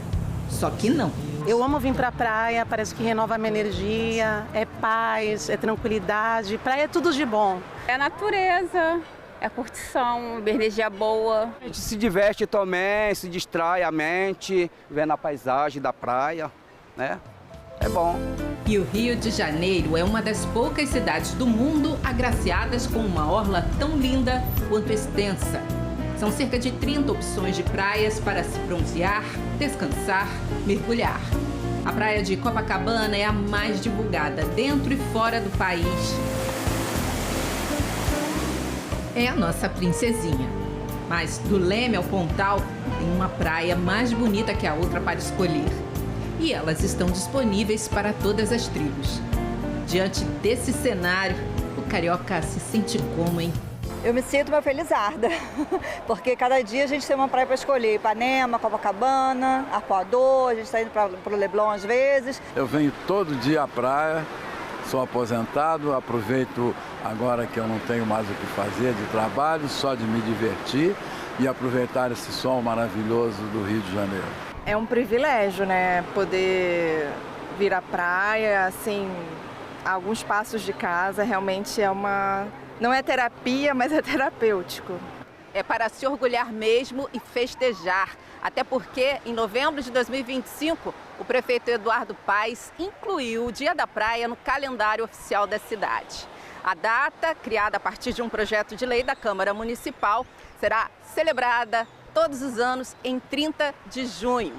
É, no inverno, mas vamos combinar? Praia é sempre um passeio certo, né? A lei reforça isso e vale como um alerta para a preservação desse quintal. Bom para a natureza e bom para a economia da cidade, já que a maioria dos turistas vem atraídos pelo mar. Só no verão 2025, o Rio recebeu 5 milhões de visitantes e arrecadou 142 milhões de reais em impostos provenientes do turismo e de eventos. Outros 5 milhões e 700 mil turistas devem circular pela cidade na temporada de 2026. O mundo inteiro vê o Rio de Janeiro como as praias mais lindas, né, do Brasil. E praia a gente renova energia, praia a gente está em contato com a natureza, esse mar maravilhoso. Toda vez que a gente entra no mar é aquela renovação, né? Então nada melhor do que a gente celebrar um dia da praia, né? Rio de Janeiro sem praia seria como? Ah, não seria o Rio de Janeiro. Pra mim não seria o Rio. Vou dizer que o amor foi feitinho pra dar. Olha, é como o verão. Oi, alô, mate, gelado, gostoso é o mate? Mate, geladão, amiga, mate, limão. É um bom ponto para trabalhar. Um estudo recente feito pela Secretaria Municipal de Desenvolvimento Econômico sobre a economia das praias do Rio mostra que as atividades comerciais realizadas neste ambiente movimentam cerca de 5 bilhões de reais por ano. Um local excelente para trabalhar, legalizado pela prefeitura, todo mundo licenciado. Mate Limão, patrimônio cultural do Rio de Janeiro. Trabalhar na praia, você vê esse ambiente maravilhoso, pessoas legais, conhece gente. A Drica Drinks está na areia há uma década. Olha só esse visual, essas coisas aqui, é melhor trabalho, melhor rejuvenesce a gente, revigora, né? Pra cima, sol. E tem cliente o ano inteiro? O ano inteiro. O Rio de Janeiro é isso. Tem altas temporadas no verão, mas é o ano inteiro praia, drink, água de coco. Peço, mas você não vem. Vem pra praia! Bem, deixa então, falo só, digo ao céu, mas você vem. Leis de Caxias do Sul promovem saúde e inclusão para pessoas com síndrome de Down. No Espírito Santo, agricultores familiares enfrentam a concorrência do morango egípcio, que chega ao Brasil pela metade do preço do capixaba. Veja o que foi notícia nas casas de leis do país. Encantadora. A pequena Heloísa, de 1 ano e 9 meses, chama a atenção. O olhar não perde nenhum movimento. Escuta os sons ao redor, interage com todos. O diagnóstico de síndrome de Down chegou no nascimento. Olha, no começo foi meio difícil, porque ela nasceu com cardiopatia. Foi o que mais assustou no começo, foi a cardiopatia dela, que eles falaram logo que ela ia ter que operar, né? A operação do coração, né? Então, por causa da síndrome de Down, até não.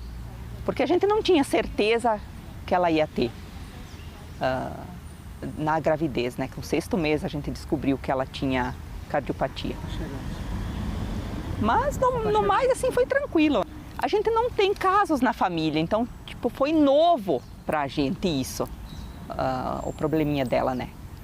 É tudo novo, mas agora que a gente ela vai fazer 1 ano e 9 meses, tá tranquilo, é como se fosse uma criança, é uma criança normal.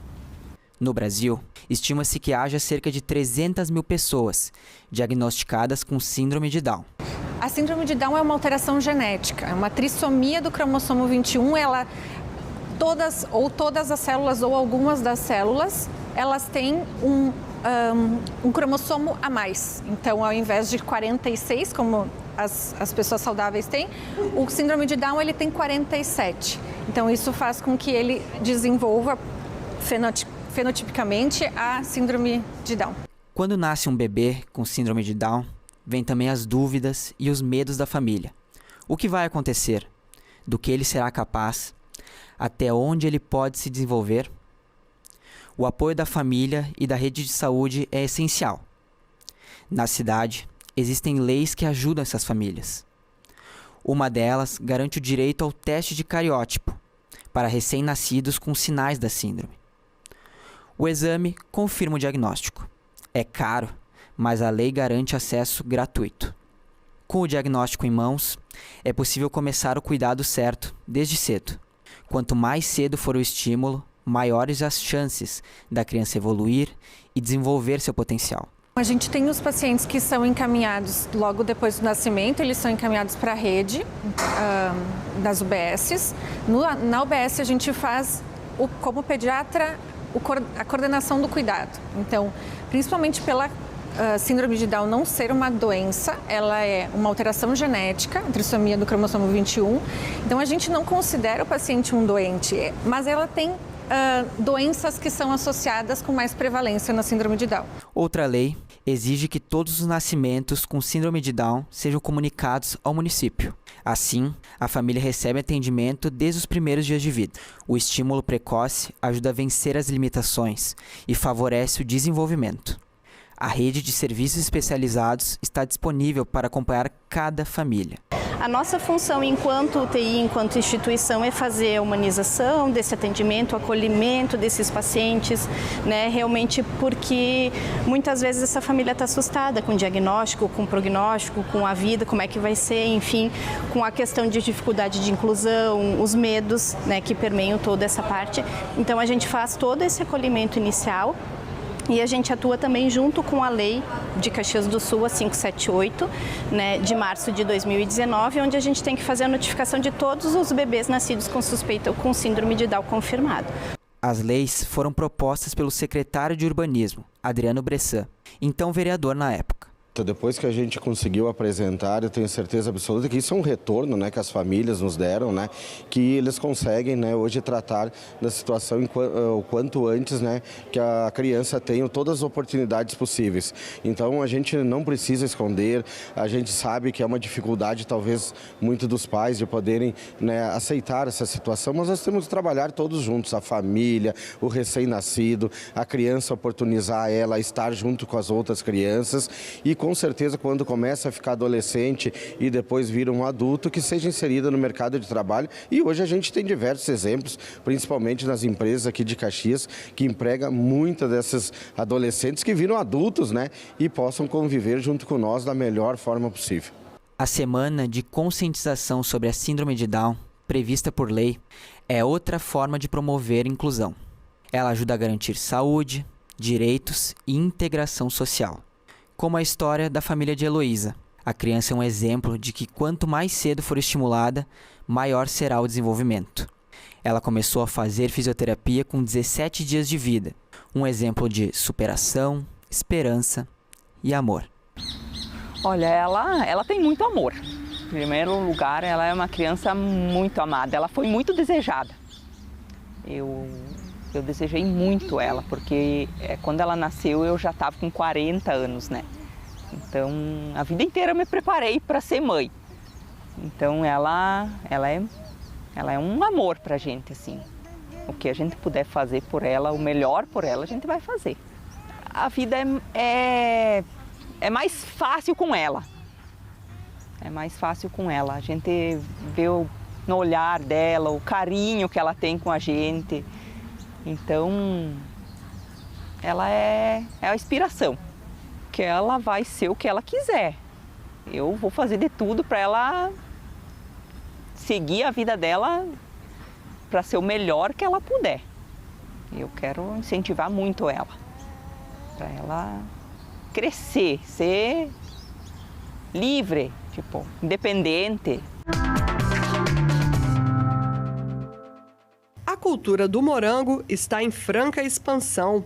De acordo com o Anuário do Agronegócio Capixaba do último ano, de 2014 a 2024, a produção saltou de aproximadamente 12 mil para quase 33 mil toneladas por ano.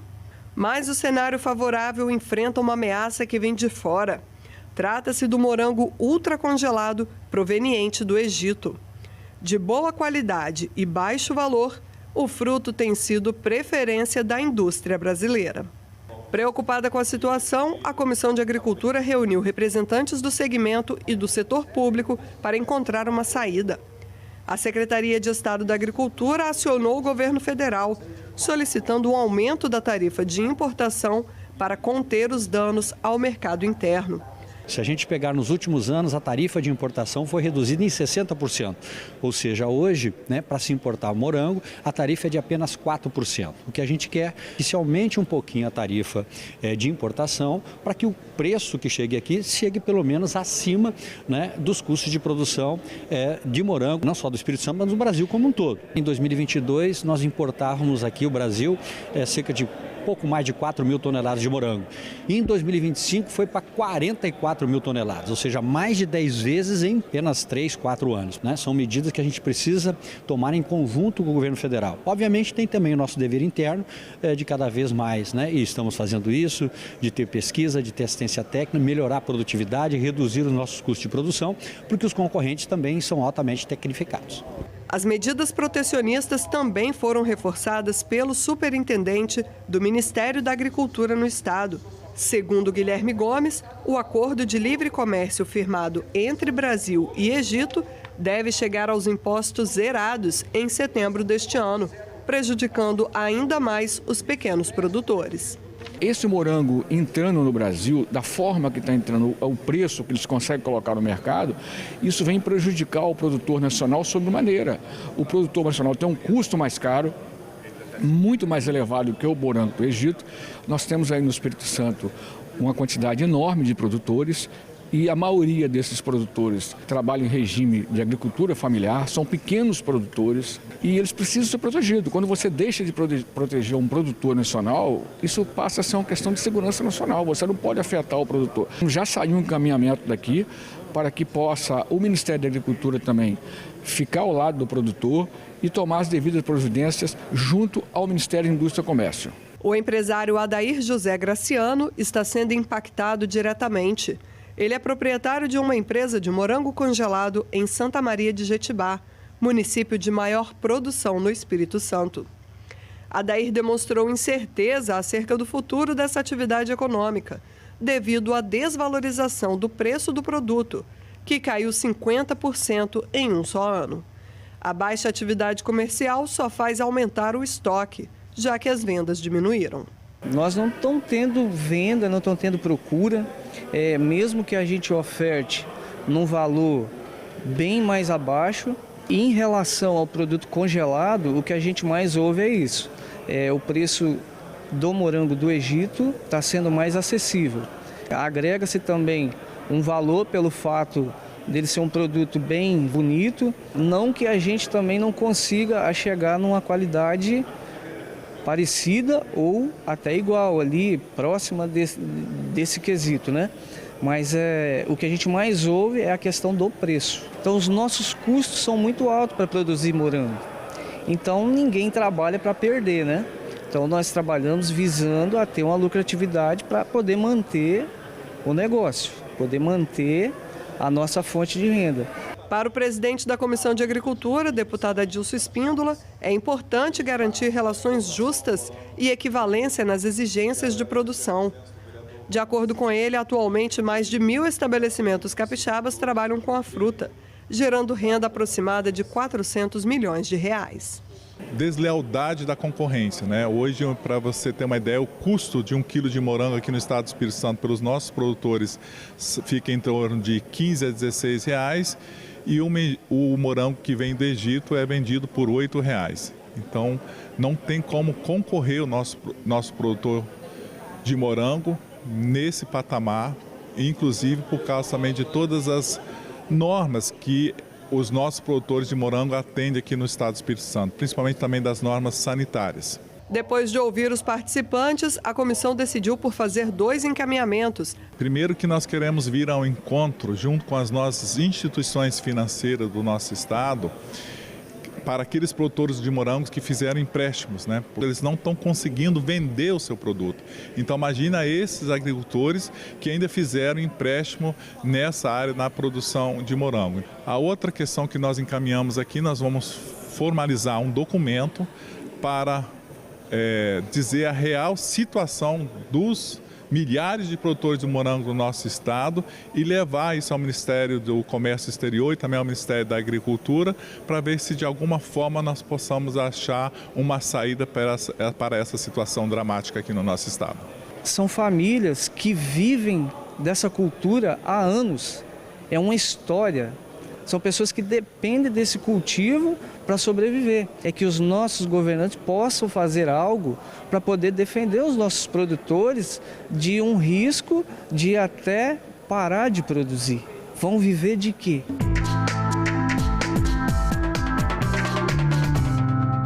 A gente abriu o programa com uma matéria legal falando sobre praias. Mas a má notícia é que 70% do litoral brasileiro está contaminado com microplásticos, que a gente acaba até ingerindo quando come peixes. Essa é uma emergência de saúde pública e ambiental que não dá mais para ignorar. Mas interesses econômicos dificultam um acordo global. Pesquisas demonstram que o plástico amplamente usado pela indústria e o comércio é um dos maiores poluentes do mundo e uma das maiores ameaças à saúde e ao meio ambiente, rios, mares e oceanos. Para se ter uma ideia da dimensão do problema, estudos revelam que quase 70% das praias brasileiras estão contaminadas por microplásticos. Mesmo diante disso, representantes do governo apontaram dificuldades para que seja firmado um acordo global de controle da poluição por plásticos. A denúncia foi feita em debate promovido pela Frente Parlamentar Mista Ambientalista na Câmara dos Deputados, em Brasília. O coordenador do evento na Câmara, deputado Ricardo Galvão, da Rede de São Paulo, indicou que o controle do uso do plástico passa por questões econômicas. Os plásticos têm um efeito importante na economia.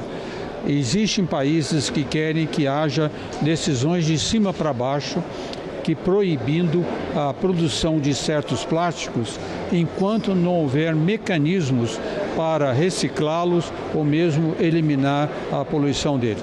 Já outros querem que sejam mais liberais, que cada país defina como vai atuar, o que de uma certa forma o governo brasileiro é contrário e eu pessoalmente também. O secretário nacional de Meio Ambiente Urbano, Adalberto Maluf Filho, destacou avanços na legislação brasileira, mas defendeu que é preciso investir no diálogo a fim de convencer o setor privado a buscar alternativas ao plástico. A gente precisa ainda ouvir, as percepções da sociedade civil nas áreas prioritárias que devem avançar, seja na coleta seletiva junto com municípios, seja em outras questões relacionadas aos rejeitos plásticos que hoje tem nas cooperativas, nos sistemas de triagem municipais, mas em especial como mobilizar o setor privado para fazer mudança no tipo de embalagem, nos materiais e ganhar com a bioeconomia, os novos materiais que podem ser gerados da natureza, das nossas florestas, para substituir o plástico e com isso minimizar o impacto, seja na saúde pelos microplásticos, seja também na poluição e na perda de biodiversidade quando a gente não tem uma gestão adequada desses resíduos.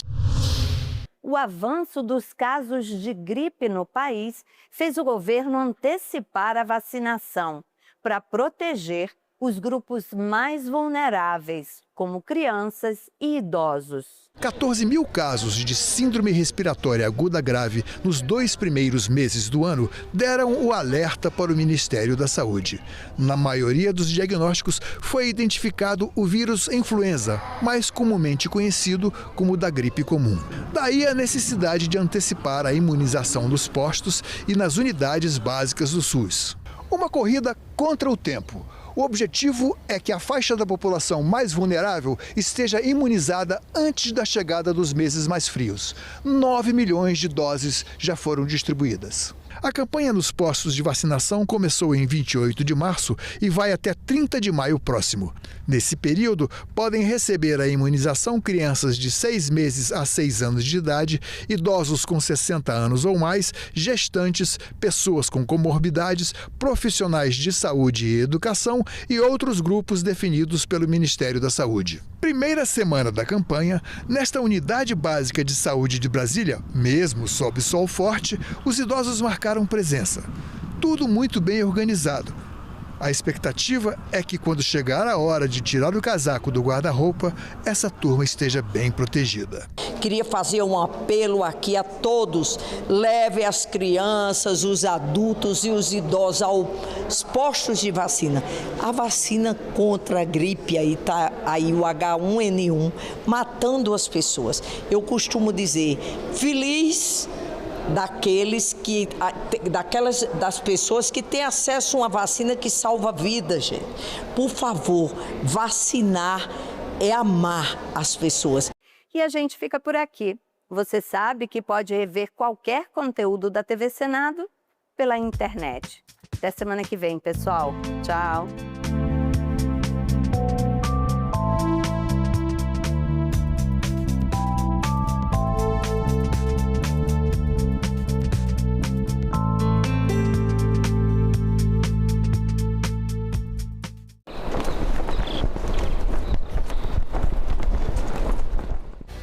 Nós vamos oportunizar a nossa juventude a incorporar uma nova linguagem, que é a linguagem de empreender. Falar de educação empreendedora, a gente está falando do futuro, a gente está falando de oportunidade e do protagonismo juvenil. E uma coisa muito importante no empreendedorismo, que é conseguir compreender, às vezes, a realidade do mercado onde você está instalado.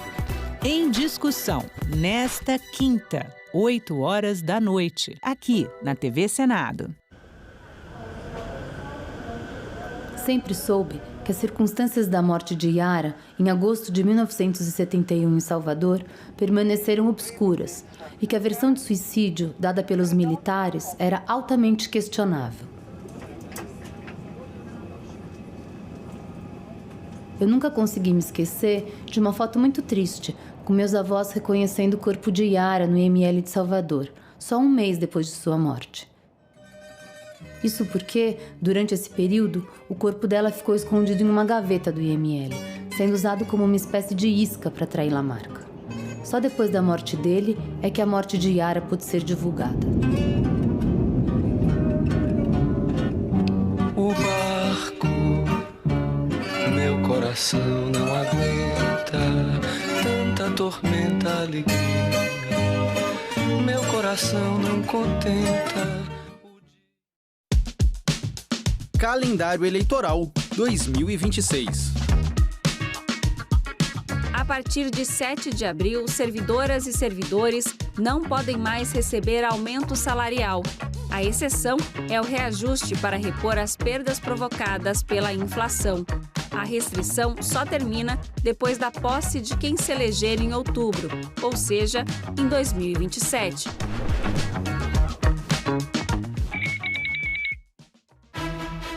A TV Senado comemora 30 anos com uma programação cheia de novidades.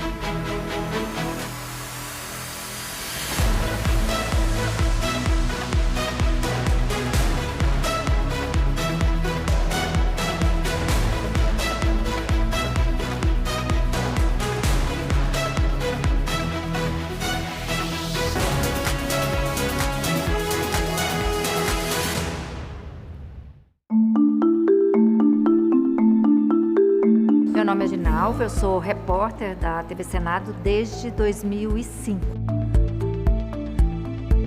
dia a dia normal, eu acompanho a atividade legislativa. Vejo lá minha pauta, o que eu vou fazer no dia.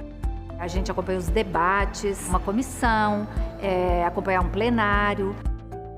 Qual é o papel do repórter depois de acompanhar tudo isso? É tentar traduzir da forma mais simples e mais imparcial para que quem nos assiste em casa possa entender o que está acontecendo.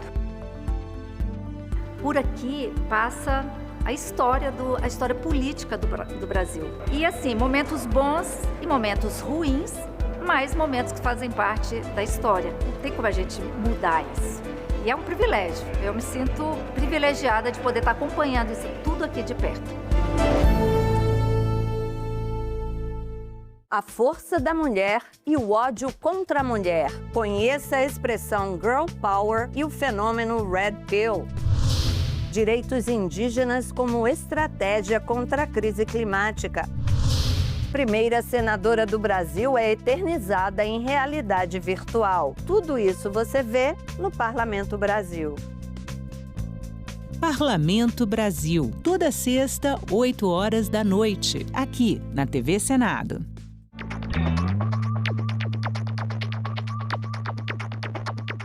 Declaro aberta a sessão solene. Se não existe parlamento, não existe democracia. O governo via todos como se fosse comunista. A fila não para de crescer para a passagem da revista lá na esplanada dos ministérios. Deve ser sempre lembrado o que foi dito por Ulisses Guimarães. Traidor da Constituição é traidor da pátria.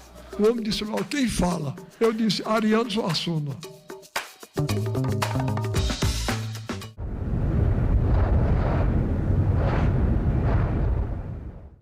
O programa a seguir é livre para todos os públicos.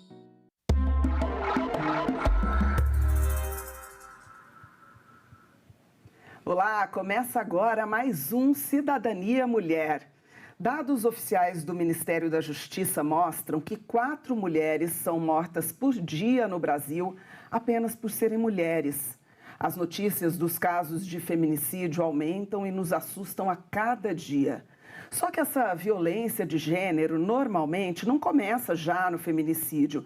Há um percurso que muitas vezes começa ali com comportamentos misóginos, de ódio contra as mulheres. O Senado aprovou o projeto de lei que tipifica a misoginia como crime de preconceito. A nossa convidada de hoje é a doutora Luana Davico. Seja muito bem-vinda, doutora Luana, que é delegada e professora. Eu agradeço a sua participação aqui no Cidadania. Muito obrigada, eu me sinto honrada por estar aqui, batendo esse papo, né, com toda a sociedade que realmente precisa compreender melhor do que estamos falando. Sim, vamos começar então definindo para as pessoas que estão nos assistindo o que é a misoginia. Então, a definição da misoginia, ela passa por aspectos múltiplos, né? São várias coisas unidas. Mas, basicamente, a misoginia vai ser a humilhação, um menosprezo, aversão, não gostar de um determinado gênero, que é o gênero feminino. Então, a misoginia é exatamente essa preocupação, esse comportamento que despreza o gênero feminino, que inferioriza a mulher, que diminui a mulher pelo simples fato de ser mulher, que é algo muito mais além do simples combate que vivemos ao longo de tanto tempo do machismo. Talvez o machismo desague na misoginia, isso é óbvio, mas a misoginia é um comportamento que ele pode acontecer inclusive de mulheres para outras mulheres, também de homens contra mulheres e, claro, é uma sociedade que às vezes sempre está ali inferiorizando a mulher, os seus comportamentos, as suas objeções, quem ela é pelo fato de ser mulher. Certo, isso é curioso, né? A mulher pode cometer misoginia. Vamos exemplificar? Vamos. Casos reais, assim, o que de fato vai ser crime, né? Porque até então não era tipificado. Não. O que de fato caracteriza misoginia? Exemplos reais. É importante a gente dar um contexto sobre tanta coisa que tem se falado sobre esse projeto. A misoginia e toda essa punição diferenciada quando eu menosprezo a mulher, ela já existe dentro do mundo das leis no nosso país. No Código Eleitoral, a gente já tem a conduta de misoginia, de humilhar, de ofender a mulher quando no desempenho do seu papel político, sendo uma senadora, sendo uma deputada, uma vereadora, a gente já tem esse contexto de menosprezo à condição de mulher. Também foi aplicada essa ideia de misoginia no feminicídio. O feminicídio também é um comportamento de morte por desprezo à condição de mulher. Então, assim, esse alarde todo que tem se trazido de uma possibilidade de banalizar o termo, não é bem por aí. Quando a gente decide que a misoginia passa a ser um preconceito, a gente já tem todo um aparato por trás, uma carga por trás para definir isso. Falando em linhas fáceis, eu simplesmente te ofender, você sendo mulher, com atributos ofensivos à sua honra, mas sem ser pelo fato de você ser mulher, não vai ser o crime de misoginia. É difícil falar, né, porque a gente só pensa em xingamentos, aqueles xingamentos mais horrorosos que você já ouviu, sou imbecil, etc e tal. Isso não é misoginia, ainda que eu coloque gramaticalmente no feminino, né? Eu deixo chamar ele de burro e passo a chamá-la de burra. Simplesmente isso não é misoginia. A misoginia ela vai ter que estar atrelado a um comportamento, a uma fala e a um dolo, a um desejo, a uma vontade de menosprezar aquela mulher.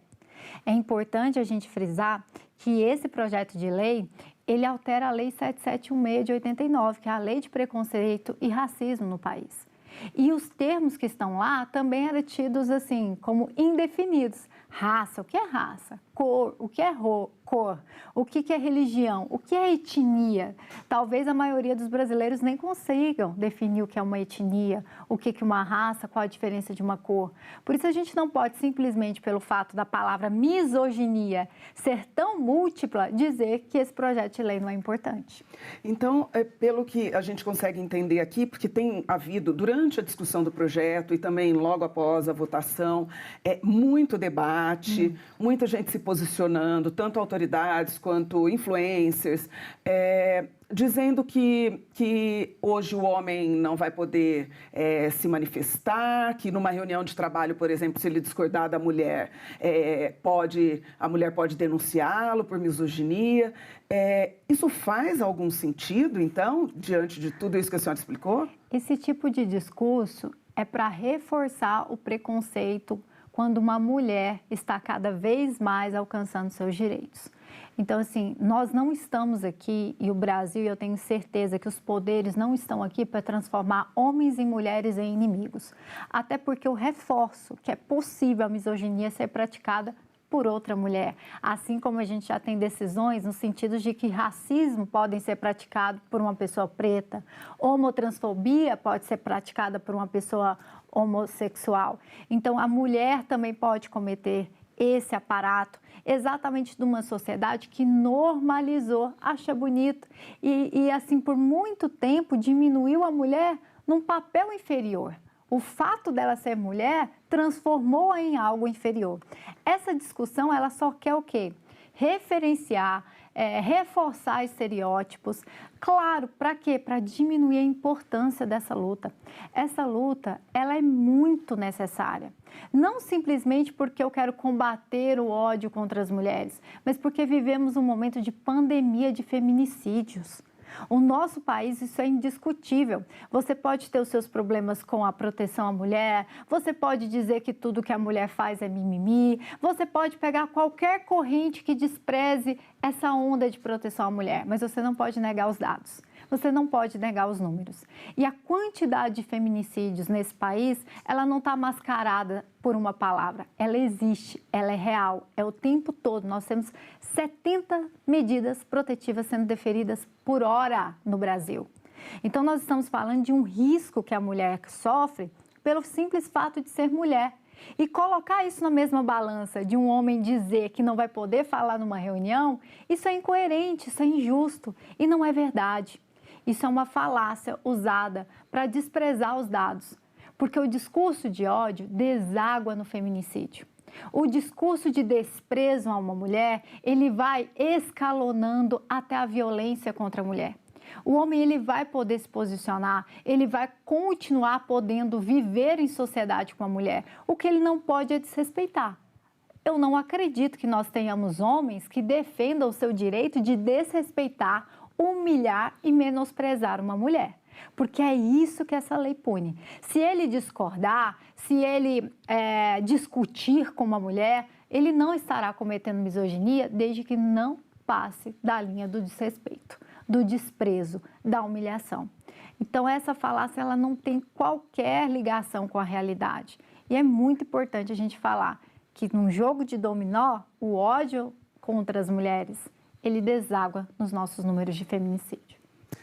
E a gente está falando aí de exemplos da vida real, digamos assim, né? E nós vivemos hoje num mundo virtual também. Como é que isso se encaixa nesse tipo de crime? Há números e estudos que comprovam que, de fato, nas redes sociais, na internet, as pessoas, na maioria homens, eles conseguem colocar ainda mais esse discurso de ódio, falas desrespeitosas contra as mulheres. Isso é preocupante, é mais difícil de controlar do que esse desrespeito, digamos assim, presencial, físico? É bem mais difícil de controlar, isso não é novidade para ninguém, para nenhuma pessoa que hoje vive numa rede conectada, a possibilidade dela se esconder atrás de um fake, atrás de um perfil, atrás de uma mentira, atrás de um usuário. Então, hoje a internet, ela deu autorização não só para estelionatários fazerem o que estão fazendo, para pessoas trazerem discursos de ódio, para pessoas manifestarem discursos criminosos, mas também a permissão de que você pode fazer o que você quiser fazer e sair impune. Essa dificuldade, ela se mostra nos números, ela se mostra no dia a dia. Tem dados que eu trouxe, inclusive, já alertei, que são muito perigosos e preocupantes, principalmente para você que é mãe e pai que esteja assistindo essa aula aqui, porque aqui para mim é uma aula que vocês estão proporcionando, que é o fato de que 31% da geração Z, dos jovens da geração Z, acham que a mulher deve obediência ao homem. Isso é um dado reforçado não por causa dos estereótipos talvez religiosos que alguém pode trazer, não por causa de dados que vêm da construção dentro de casa, mas sim de um jovem conectado e conectado a esses discursos. É muito simples. O seu filho não faz mais aquela velha pergunta de onde vêm os bebês. Que todo pai e a mãe fica esperando aquele momento, onde, que horas, o que eu vou falar. Ele não vai te perguntar. Sabe por quê? Porque ele pode consultar o Google, ele pode consultar a IA. Para que ele vai passar por esse constrangimento? Então, o jovem conectado hoje, ele não tem a preocupação de ter que passar pelo desfecho de perguntar aos pais sobre alguma coisa que ele tem dúvida. E aí ele se conecta na internet, procura a resposta para aquilo. E o que engaja hoje na internet? E o que é entregue ali o tempo todo? O que a internet disponibiliza? O que os números mostram? O discurso de ódio vende. O discurso de ódio contra as mulheres, não só contra as mulheres, mas contra vários grupos, qualquer grupo. Nada une mais as pessoas do que o ódio. E esses grupos, eles faturam milhões, porque atrás de cada um daqueles videozinhos, daquelas trends, daquele Reels, você vai na bio da pessoa lá, tá vendendo um curso X, um curso Y, e aquilo vem sendo consumido por uma nova modalidade de machismo. Eu falo que o machismo ele sofreu uma mutação.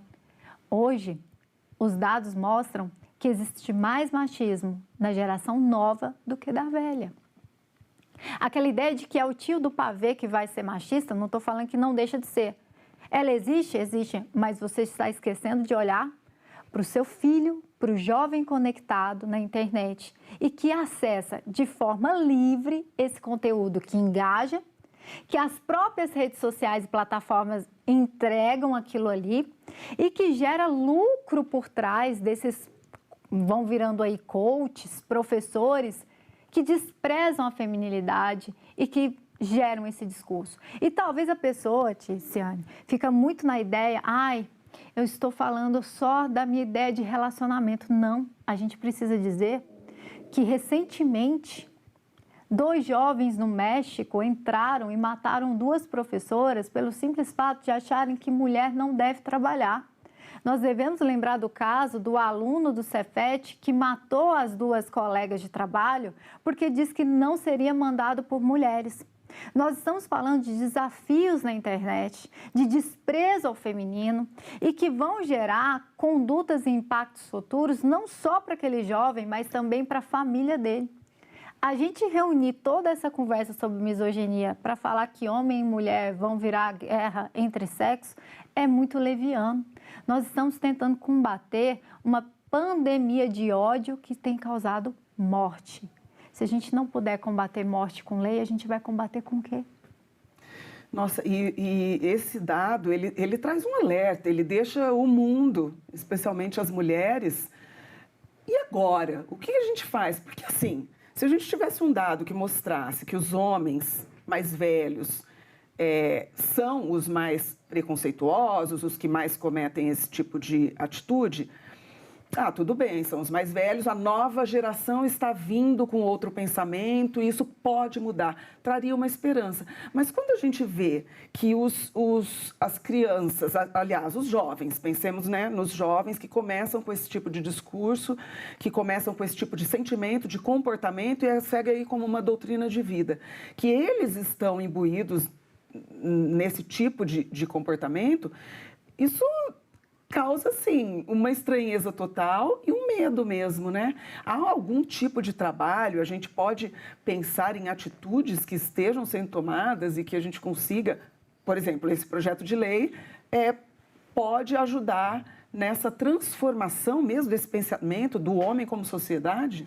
Eu queria já reforçar de cara que, como professora, eu não sou a favor de sair utilizando o direito penal para resolver os problemas sociais.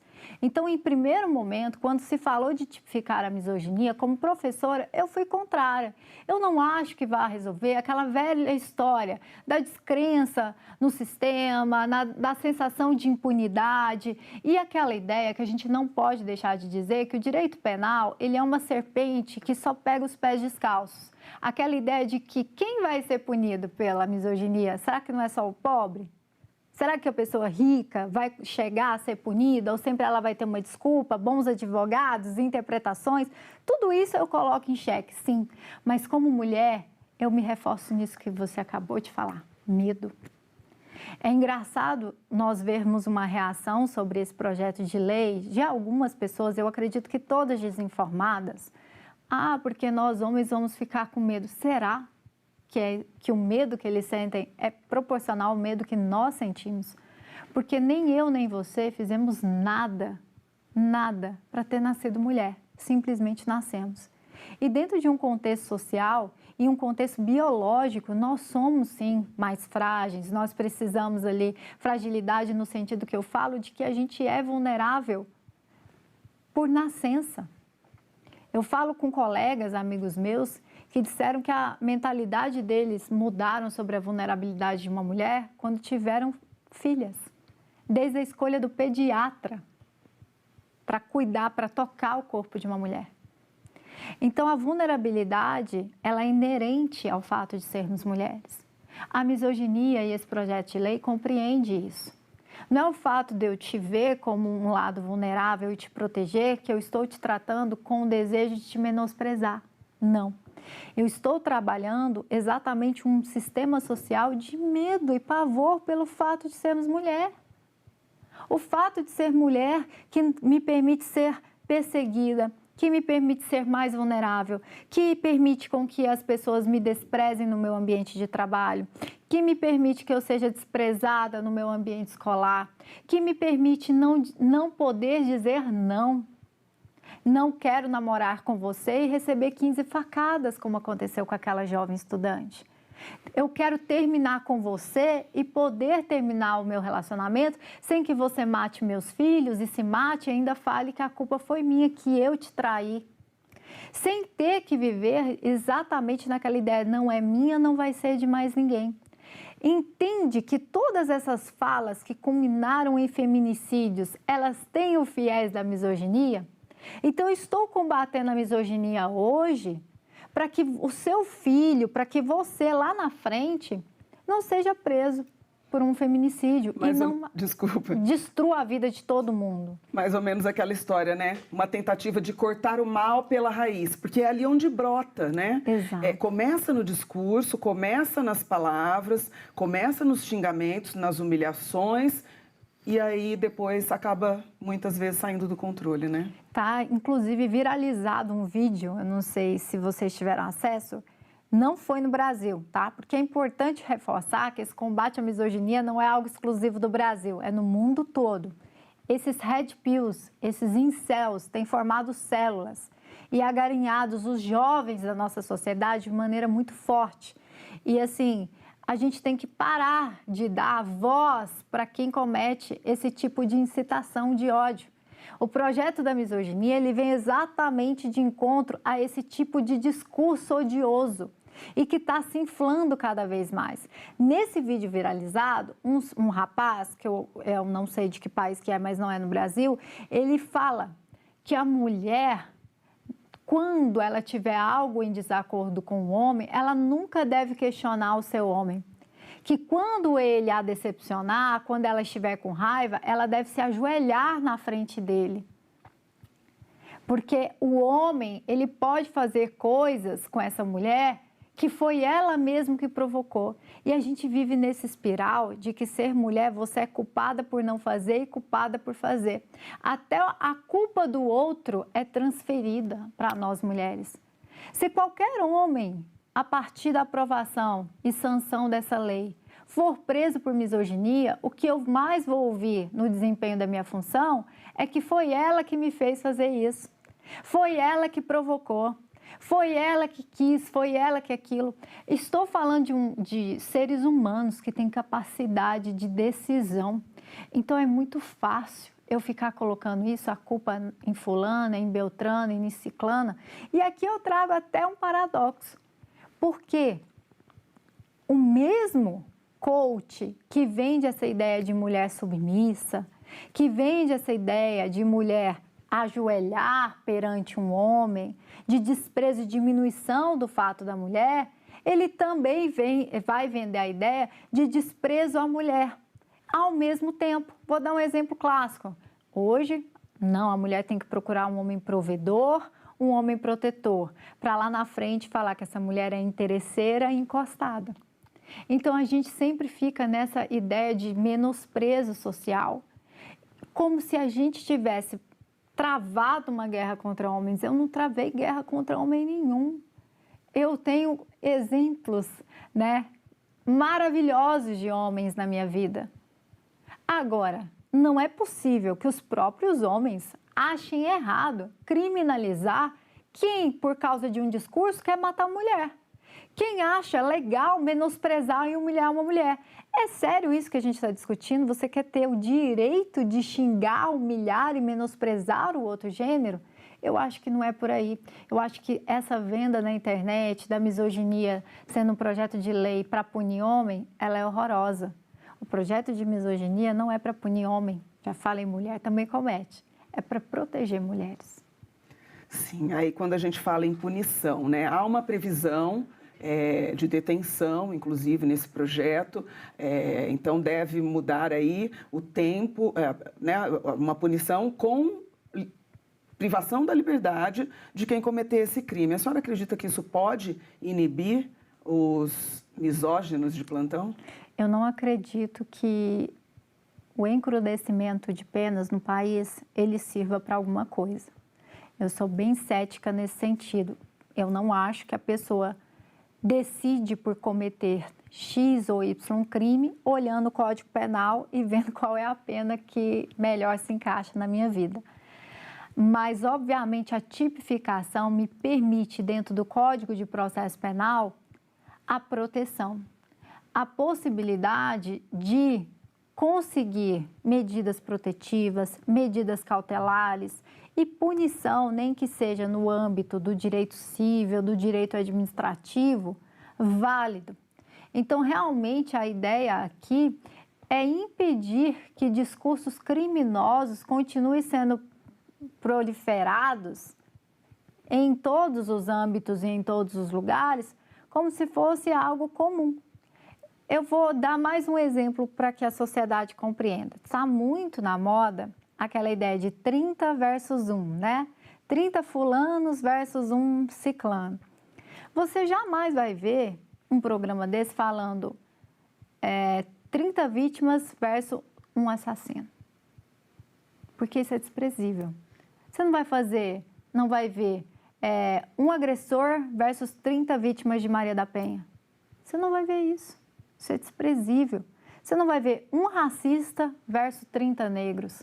Não vai, porque a sociedade compreende a gravidade de você permitir fazer isso ou ter alguém que pense assim.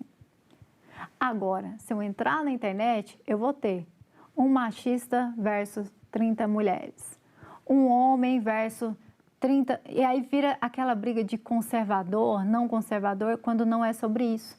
Não é sobre bandeiras políticas, é sobre vida, é sobre humanidade.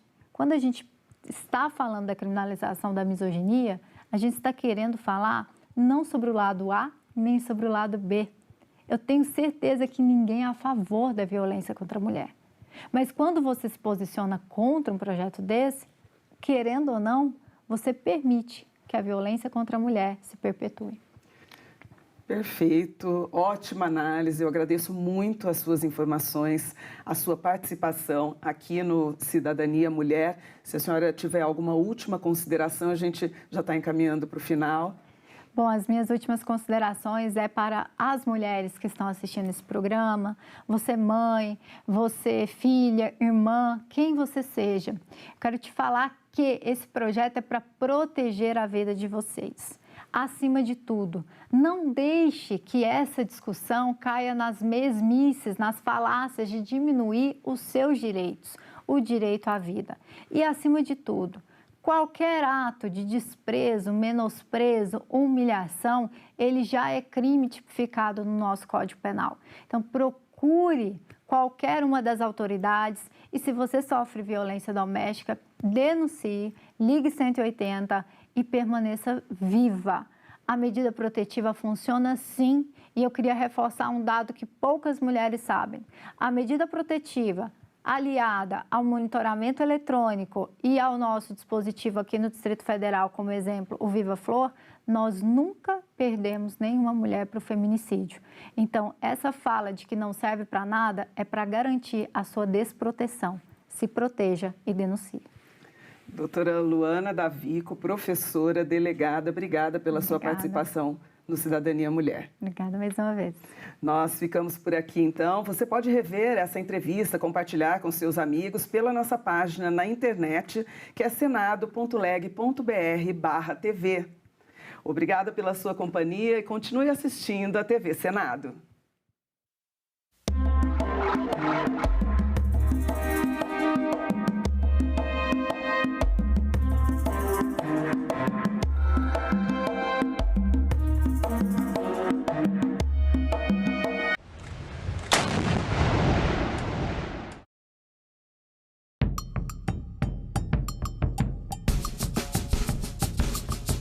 Eu aprendi a falar português e esgrimo essa língua como uma lança, uma espada, como uma flecha, para eu poder alcançar a cabeça dura das pessoas que não conseguem pensar sozinhos. Que Brasil é este? Hoje, 20h, aqui na TV Senado. O povo indígena tem regado com sangue cada hectare dos 8 milhões de quilômetros quadrados do Brasil. Os senhores são testemunhas disso. Ele expressa para mim todas as lágrimas de 5 milhões de brasileiros índios que morreram nesta terra. Tantas nações indígenas que ainda continuam chorando.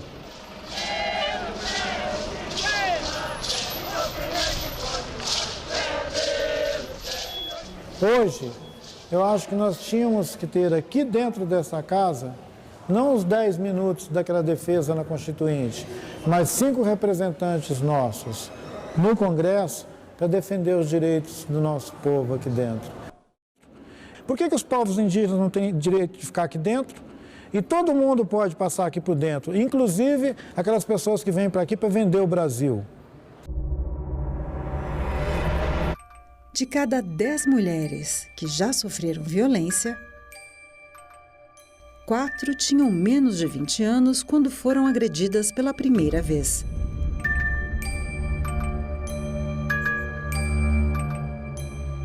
Essa violência tem que acabar. Acolha, denuncie, ligue 180.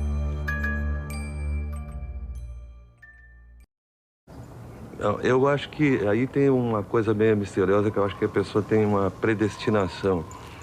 Então, essas dificuldades que eu tive enormes para começar a lutar contra a maré, a coisa difícil no Brasil de ser pintor, acho que isso foi bom, que me temperou muito.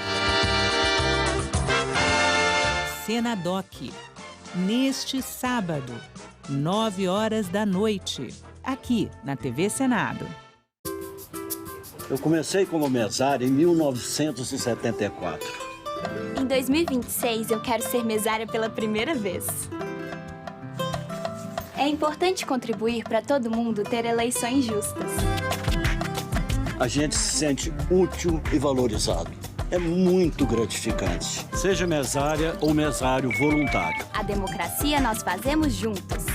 Justiça Eleitoral, a justiça da democracia.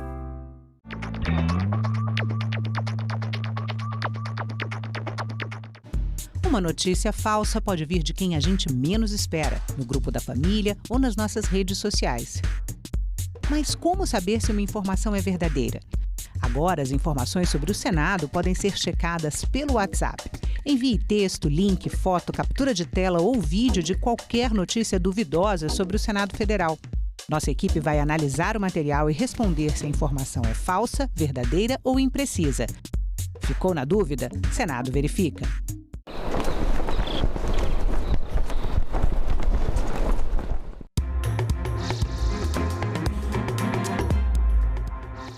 Olá, o Senado Notícias está no ar. A sabatina de Jorge Messias, indicado a uma vaga para o Supremo Tribunal Federal, está marcada para o dia 29 de abril, na Comissão de Constituição e Justiça. Mas você sabe como é o processo para que uma vaga de ministro do STF seja ocupada? Quem determina é a Constituição. Está lá no artigo 52, que define as competências privativas do Senado. Entre elas está a aprovação por voto secreto, após sabatina, de magistrados como ministros do STF. Esse processo de análise da indicação feita pelo presidente da República começa aqui na Comissão de Constituição e Justiça, onde o indicado é sabatinado pelos senadores. Tanto integrantes da comissão quanto outros senadores podem fazer questionamentos sem limitação de tema. E normalmente são sabatinas longas. Uma das mais longas foi a do ministro Edson Fachin, em 2015. Ele foi questionado por mais de 12 horas. A da ministra Carmen Lúcia, em 2006, fugiu da regra. Foi a menor e durou apenas 2 horas e 10 minutos. Sabatinas longas e que cada vez chamam mais a atenção da sociedade, que pode fazer questionamentos por meio do E-Cidadania. O ministro Alexandre de Moraes foi o sabatinado que mais recebeu perguntas de internautas. Foram cerca de 1.400 perguntas. Para esse consultor, o interesse maior pela escolha de ministros do STF vem desde a Constituição de 88. Ele já tinha importância nas constituições republicanas pretéritas, mas a de 88 amplificou o escopo das competências do Supremo e isso faz com que o processo de indicação seja algo cada vez mais de interesse da sociedade. Na CCJ, a aprovação é por maioria simples, mas no plenário é por maioria absoluta. absoluta. O indicado tem que receber os votos de pelo menos 41 dos 81 senadores para ser aprovado. Mas na prática, há mais de 120 anos, nenhum indicado para a Corte Suprema foi rejeitado pelo Senado. Desde que o STF foi criado em 1890, apenas 5 candidatos foram derrubados pelos senadores. Todos em 1894, no governo do Marechal Floriano Peixoto. E hoje estamos recebendo no estúdio o consultor legislativo do Senado, Rafael Silveira, para sabermos mais como é esse processo de indicação das vagas de ministro do Supremo Tribunal Federal. Seja bem-vindo, Rafael, obrigado pela sua presença e deixe engatilhar logo a primeira questão. Essa obrigação constitucional de examinar, sabatinar indicados ao Supremo é uma das atribuições principais do Senado, não é isso? Certamente, André. Faz parte da tradição do Senado republicano essa sabatina, essa escolha, essa aferição das indicações do presidente da República. O Senado, cabe a ele fazer essa indicação porque nós temos um sistema de freios e contrapesos, de equilíbrio entre os poderes. Então, para não concentrar excessivamente essa indicação, esse peso excessivo nas mãos do presidente da República, decidiu-se, então, os arquitetos da Constituição, sob inspiração norte-americana, passar essa atribuição para o Legislativo, especificamente para o Senado. Então, o Senado ele faz um processo de aferição, de sabatina, de verificação das condições intelectuais, das condições técnicas e também, obviamente, por ser uma casa política, faz essa aferição também dentro de um contexto de equilíbrio de poderes, dentro do contexto atual. Rafael, essas últimas indicações, não só aqui no governo Lula, como antes no governo Bolsonaro, já vinha despertando uma certa polarização, né? Acompanhando o clima do país de uma forma geral. Como é que você vê esse momento, a indicação do advogado-geral da União? Essa indicação, o contexto em que ela acontece, ela é muito atual. Esse contexto ele vem num crescente a partir do momento em que o Supremo tem tido uma participação cada vez mais ativa em decisões importantes, relevantes. Muitas delas que não foram passadas pelo âmbito do processo legislativo, por meio das interpretações, por meio dessa capacidade do Supremo de fazer o controle de constitucionalidade e de se pronunciar quando esses processos chegam até ele. Então, esse processo de cada vez mais protagonismo vem crescendo sucessivamente ao longo dos últimos anos, e isso naturalmente cria uma tensão entre os poderes, porque esse protagonismo muitas vezes substitui em várias instâncias a vontade do legislador, digamos assim. E mais recentemente, essa tensão aumentou ainda mais por conta de um contexto em que o Supremo foi cada vez mais sendo questionado nas suas posições, principalmente questionado por conta de uma ala cada vez mais significativa do Poder Legislativo, seja da Câmara ou do Senado. Então, agora nós estamos vivendo um contexto de uma nova escolha em que nós temos exatamente essa tensão muito presente. Uma tensão que ela acaba se somando por conta de que a nossa oposição hoje, ela enxerga que há uma associação, há uma espécie de união tácita, uma união política entre Supremo Tribunal e a Presidência da República. Então, cria essa tensão ainda mais de oposição e situação. Rafael, a sabatina está marcada para daqui a uma semana. Na sua avaliação, quais os temas que devem estar assim, mais presentes nos questionamentos dos senadores? Certamente os senadores vão perguntar ao indicado, o advogado-geral, Messias, posicionamentos relativamente a pautas sensíveis da nossa sociedade, porque isso tem acontecido com muita frequência, essas pautas de costumes, pautas vinculadas a interesses da própria oposição, que ela vai ter muito interesse de colocar em xeque um posicionamento do indicado pelo presidente da República. Também, certamente, vai passar pelo questionamento do ministro Messias. O posicionamento que ele tem em relação uma atitude mais ativista do Supremo Tribunal Federal. Ele está sendo indicado. Esse ativismo tem sido alvo de muitas e muitas críticas, não apenas aqui do Senado, do Congresso Nacional, Câmara dos Deputados, mas em vários momentos o Supremo ele desafia a própria opinião pública em relação a essas posições. Então ele também vai ser chamado a se pronunciar. O que ele acha dessa postura, principalmente levando isso em consideração que ele vai ser questionado a se manifestar se o Supremo ele precisa ser mais contido, mais minimalista nas suas posições do que proativo, ativista, digamos assim. Então, acho que são dois grandes eixos que vão nortear essa sabatina. Eu estou pensando aqui no caso que está no momento, na opinião pública, que é o caso do Banco Master.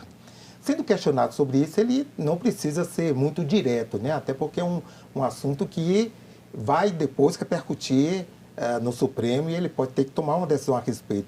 Ele tem como se resguardar de uma opinião mais direta, não é? Certamente, porque ele não tem essa obrigação de já manifestar, por exemplo, possíveis votos ou possíveis manifestações objetivas em relação ao caso concreto. Mas certamente o caso Master vai levar a ele ser questionado sobre postura ética dos ministros. Então, esse assunto também é um assunto que se tornou bastante delicado, bastante estratégico para ele que será ali sabatinado. Então, postura ética dos ministros vai ser também um assunto cujo pano de fundo será o caso Master. Muito bem. Rafael, pensando um pouco sobre os indicados, né, para o Supremo, hoje nós já temos dois ministros que tiveram origem na AGU, né, na Advocacia Geral da União, que é o ministro Gilmar Mendes e o ministro André Mendonça, né? E agora mais um da AGU, o Jorge Messias. Uma das instituições prestigiadas pelos presidentes na hora de indicar. E tem o ministro Toffoli também, que ele foi advogado-geral da União também. É verdade, do governo Lula. Isso mesmo, é. Então, realmente, como você bem falou aqui para nós, André, o cargo é um cargo muito estratégico para o presidente da República. O advogado-geral da União defende o governo, ele é a linha de frente da defesa. E é um cargo que ele se aproxima muito dos interesses, das vontades do presidente da República. E aí esse processo de aproximação e de relevância do cargo para a operação da presidência da República tem colocado constantemente, com muita frequência, esses nomes como também nomes de confiança desse presidente no Supremo. E aí nós não podemos nos afastar dessa questão política que é preferível ao presidente da República ter um colegiado que, digamos assim, tem um certo alinhamento, ainda que mínimo, com o presidente da República, do que um Supremo refratário, um Supremo em que tem uma predisposição, poderia ter uma predisposição de maior enfrentamento caso os processos de interesse da presidência da República chegasse até ele. Então, desde a concepção do modelo, sempre os presidentes da República têm um olhar muito atento, muito estratégico para fazer as suas indicações. A base do presidente Lula gostaria que ele tivesse indicado, né, uma mulher ou um negro, ou até uma mulher negra para o Supremo, e não foi o que aconteceu. Por outro lado, ele também marca pontos ao ter indicado, da última vez, um maranhense, o ministro Flávio Dino, e agora um pernambucano, né? Você acha que isso também tem uma boa repercussão? Você colocou algumas variáveis bem interessantes, André, porque essa escolha não é uma escolha trivial. Não é assim, aquele que eu gosto eu vou colocar, aquele que eu vou indicar. Não. O cálculo político precisa ser muito bem desenhado e testado. Então, essas variáveis regionais são muito importantes e, no caso, a região Nordeste continua sendo uma região muito relevante para o presidente. A questão do cargo estratégico, Jorge Messias ocupa esse cargo, é um quadro histórico do Partido dos Trabalhadores e essa questão que da religiosidade também é uma outra variável que entra também nessa conta, digamos assim. A indicação do Jorge Messias pode ser também um gesto de aproximação com o grupo social evangélico nacional. Então, mostrando também essa predisposição do presidente de que ele também dá atenção a essas pautas de interesse, a esse grupo relevante da nossa sociedade. Então, são várias variáveis simultâneas que implicam essa indicação. Essa indicação não foi fácil para o presidente. E também a questão dele ser um dos indicados mais jovens, né? 46 anos, bem ele lembrado. Tem aí pela frente 29 anos no Supremo. Muito bem lembrado, André. E essa variável ela acaba sendo uma das mais estratégicas para consolidar um tipo de pensamento ao longo de muitos anos no Supremo. As últimas indicações, todas as últimas indicações, elas apontaram para pessoas que vão ter uma longevidade significativa na corte. Isso dá, por um lado, estabilidade, mas também dá estabilidade para um tipo de pensamento. Um tipo de, vamos aqui chamar, grosso modo, de ideologia, uma espécie de manifestação interessante de que um tipo de ponderação, um tipo de interpretação vai se manter relativamente longeva na corte. Então, colocar jovens, né, colocar jovens ali no Supremo é uma garantia de muita longevidade dessas linhas de pensamento. O indicado fez o que se esperava, né, a sua lição de casa, embora de visita ao Senado, né, percorreu os gabinetes, tanto de senadores do governo como da oposição, é isso que se espera mesmo. Agora, avaliando as possibilidades dele ser rejeitado, rejeição mesmo nós só tivemos no começo da República? Isso, no governo Floriano Peixoto. Então, esse é o nosso case único, digamos assim, é o case único de reprovação. Agora, não é só porque foi aquele único caso que ele não vai voltar a existir. Sempre existe esse risco.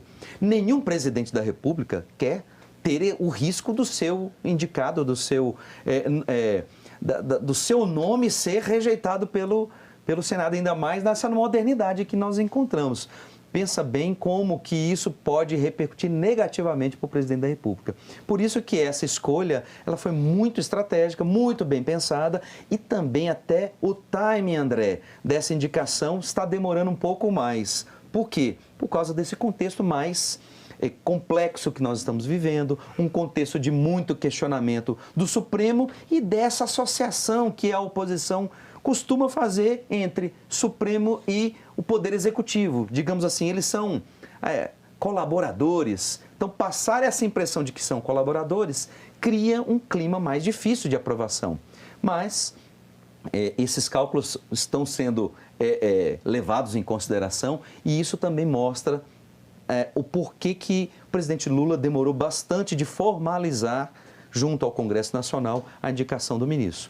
Com certeza ele fez o dever de casa e vamos esperar agora, né? Nós comentamos sobre as perguntas, né, os questionamentos que podem advir aí da sabatina, mas com relação à expectativa constitucional, né?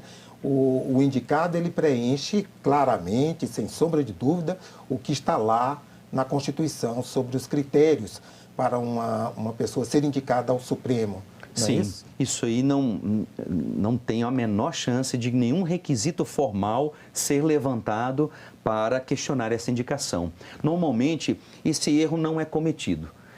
Há sempre alguém que possa levantar a questão do conhecimento jurídico, do profundo conhecimento jurídico, por exemplo, por falta de algum tipo de título acadêmico, mas a prática mostra que todos os indicados têm repertório mais do que suficiente para assumir a função. É o caso também do ministro Jorge Messias. Ele está aí, ocupa uma função altamente estratégica, então esse requisito formal está plenamente atingido. A questão toda agora ele vai ser testado politicamente, ele vai ser testado na sabatina para se pronunciar sobre problemas complexos da nossa sociedade brasileira, problemas que dividem a nossa sociedade. E isso que vai dar a temperatura da aprovação ou não da sua indicação. Muito bem. Vamos aqui relembrar um pouco, já foi muito falado isso nesses últimos dias, mas vamos lá. Qual é o rito, né, dessa indicação, né? Depois da indicação chegar ao Senado, a partir da sabatina, como é que funciona? Isso, então a indicação formal ocorreu, a mensagem presidencial chegou ao Senado, ela foi distribuída para a Comissão de Constituição, Justiça e Cidadania do Senado, que é a comissão responsável por fazer essa sabatina. Então, foi designado o relator já fez o seu relatório e este relatório é que vai ser apresentado no dia da reunião, já foi apresentado, e nesta reunião vai ter um tempo de apresentação para o próprio indicado se manifestar livremente e, logo em seguida, abrem-se as perguntas para os senadores. Normalmente, não só os senadores da CCJ fazem pergunta. Há uma prioridade para os integrantes da CCJ, mas costuma-se, recentemente, principalmente, abrir também possibilidades para senadores de fora da CCJ também poderem fazer a sua manifestação. Por isso que também esse interesse todo, protagonismo do judiciário e esse contexto mais complexo fazem com que provavelmente essa sabatina seja bastante longa. Muito bem. Rafael, nós temos até uma reportagem sobre o parecer do senador Everton, mas para fechar, eu queria que você dissesse a sua expectativa com relação à duração da sabatina. Você aposta em 10, 12 horas, como é que é? Eu entendo que, por se tratar de um ano especial, estamos no ano eleitoral de grande embate entre situação e oposição. O presidente Lula vai concorrer à reeleição. Então, esta sabatina, ela acaba incorporando esse ambiente. Eu estou deduzindo que vai ser uma sabatina muito longa, com mais de 6 horas certamente. Mais de 6 horas, antes de 6 horas eu não acredito que ela vá terminar. Agora, eu posso me equivocar. Pode ser que, por exemplo, o ministro seja muito bem sucedido nas respostas, enfim. Sempre há uma margem aí, mas por conta desse contexto especial que nós estamos nos encontrando, acho que dificilmente vai ser uma sabatina com menos de 6 horas. Ok. Rafael, muito obrigado pela sua presença aqui com a gente. Eu que agradeço a oportunidade de estar conversando com os nossos telespectadores e também os nossos, aqueles que nos assistem pela internet. E como eu estava falando, o parecer do senador Everton sobre a indicação de Jorge Messias foi lido na Comissão de Constituição e Justiça no dia 15 deste mês. Vamos ver como foi.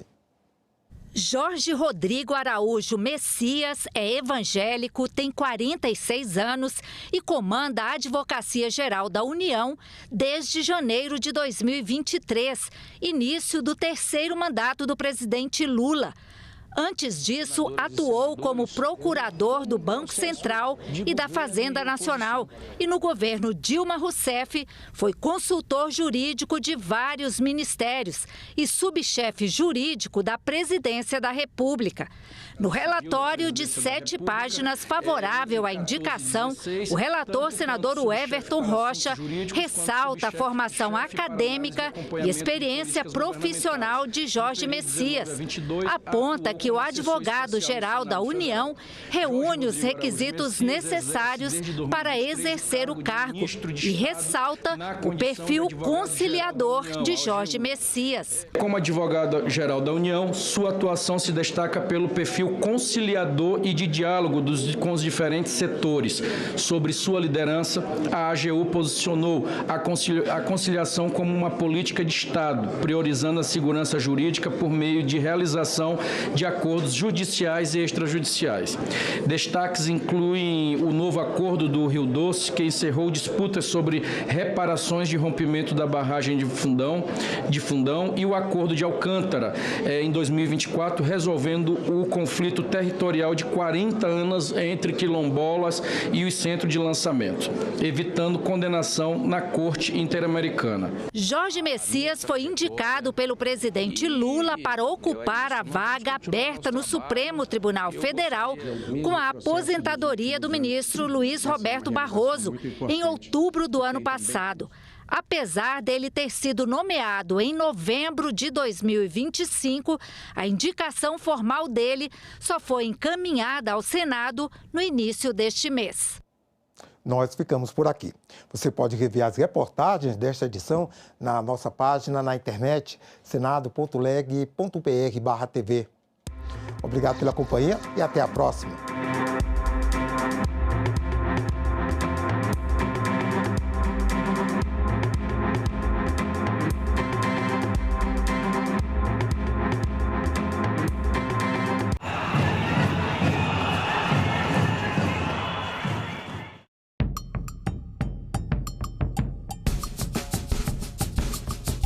Eu aprendi a falar português e esgrimo essa língua como uma lança, uma espada, como uma flecha, para eu poder alcançar a cabeça dura das pessoas que não conseguem pensar sozinhos. Que Brasil é este? Hoje, 20h, aqui na TV Senado.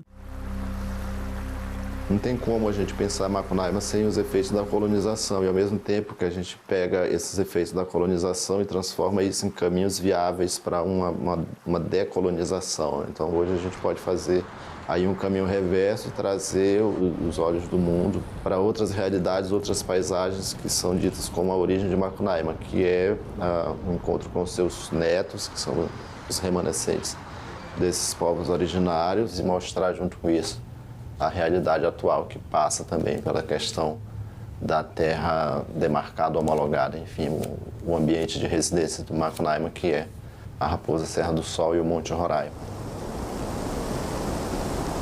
Pesquisas que estão sendo feitas com esse propósito de, além de um olhar meramente fantástico, mas um olhar mais espiritualizado, pode revelar grandes mistérios, enfim, da nossa relação com o meio ambiente mesmo.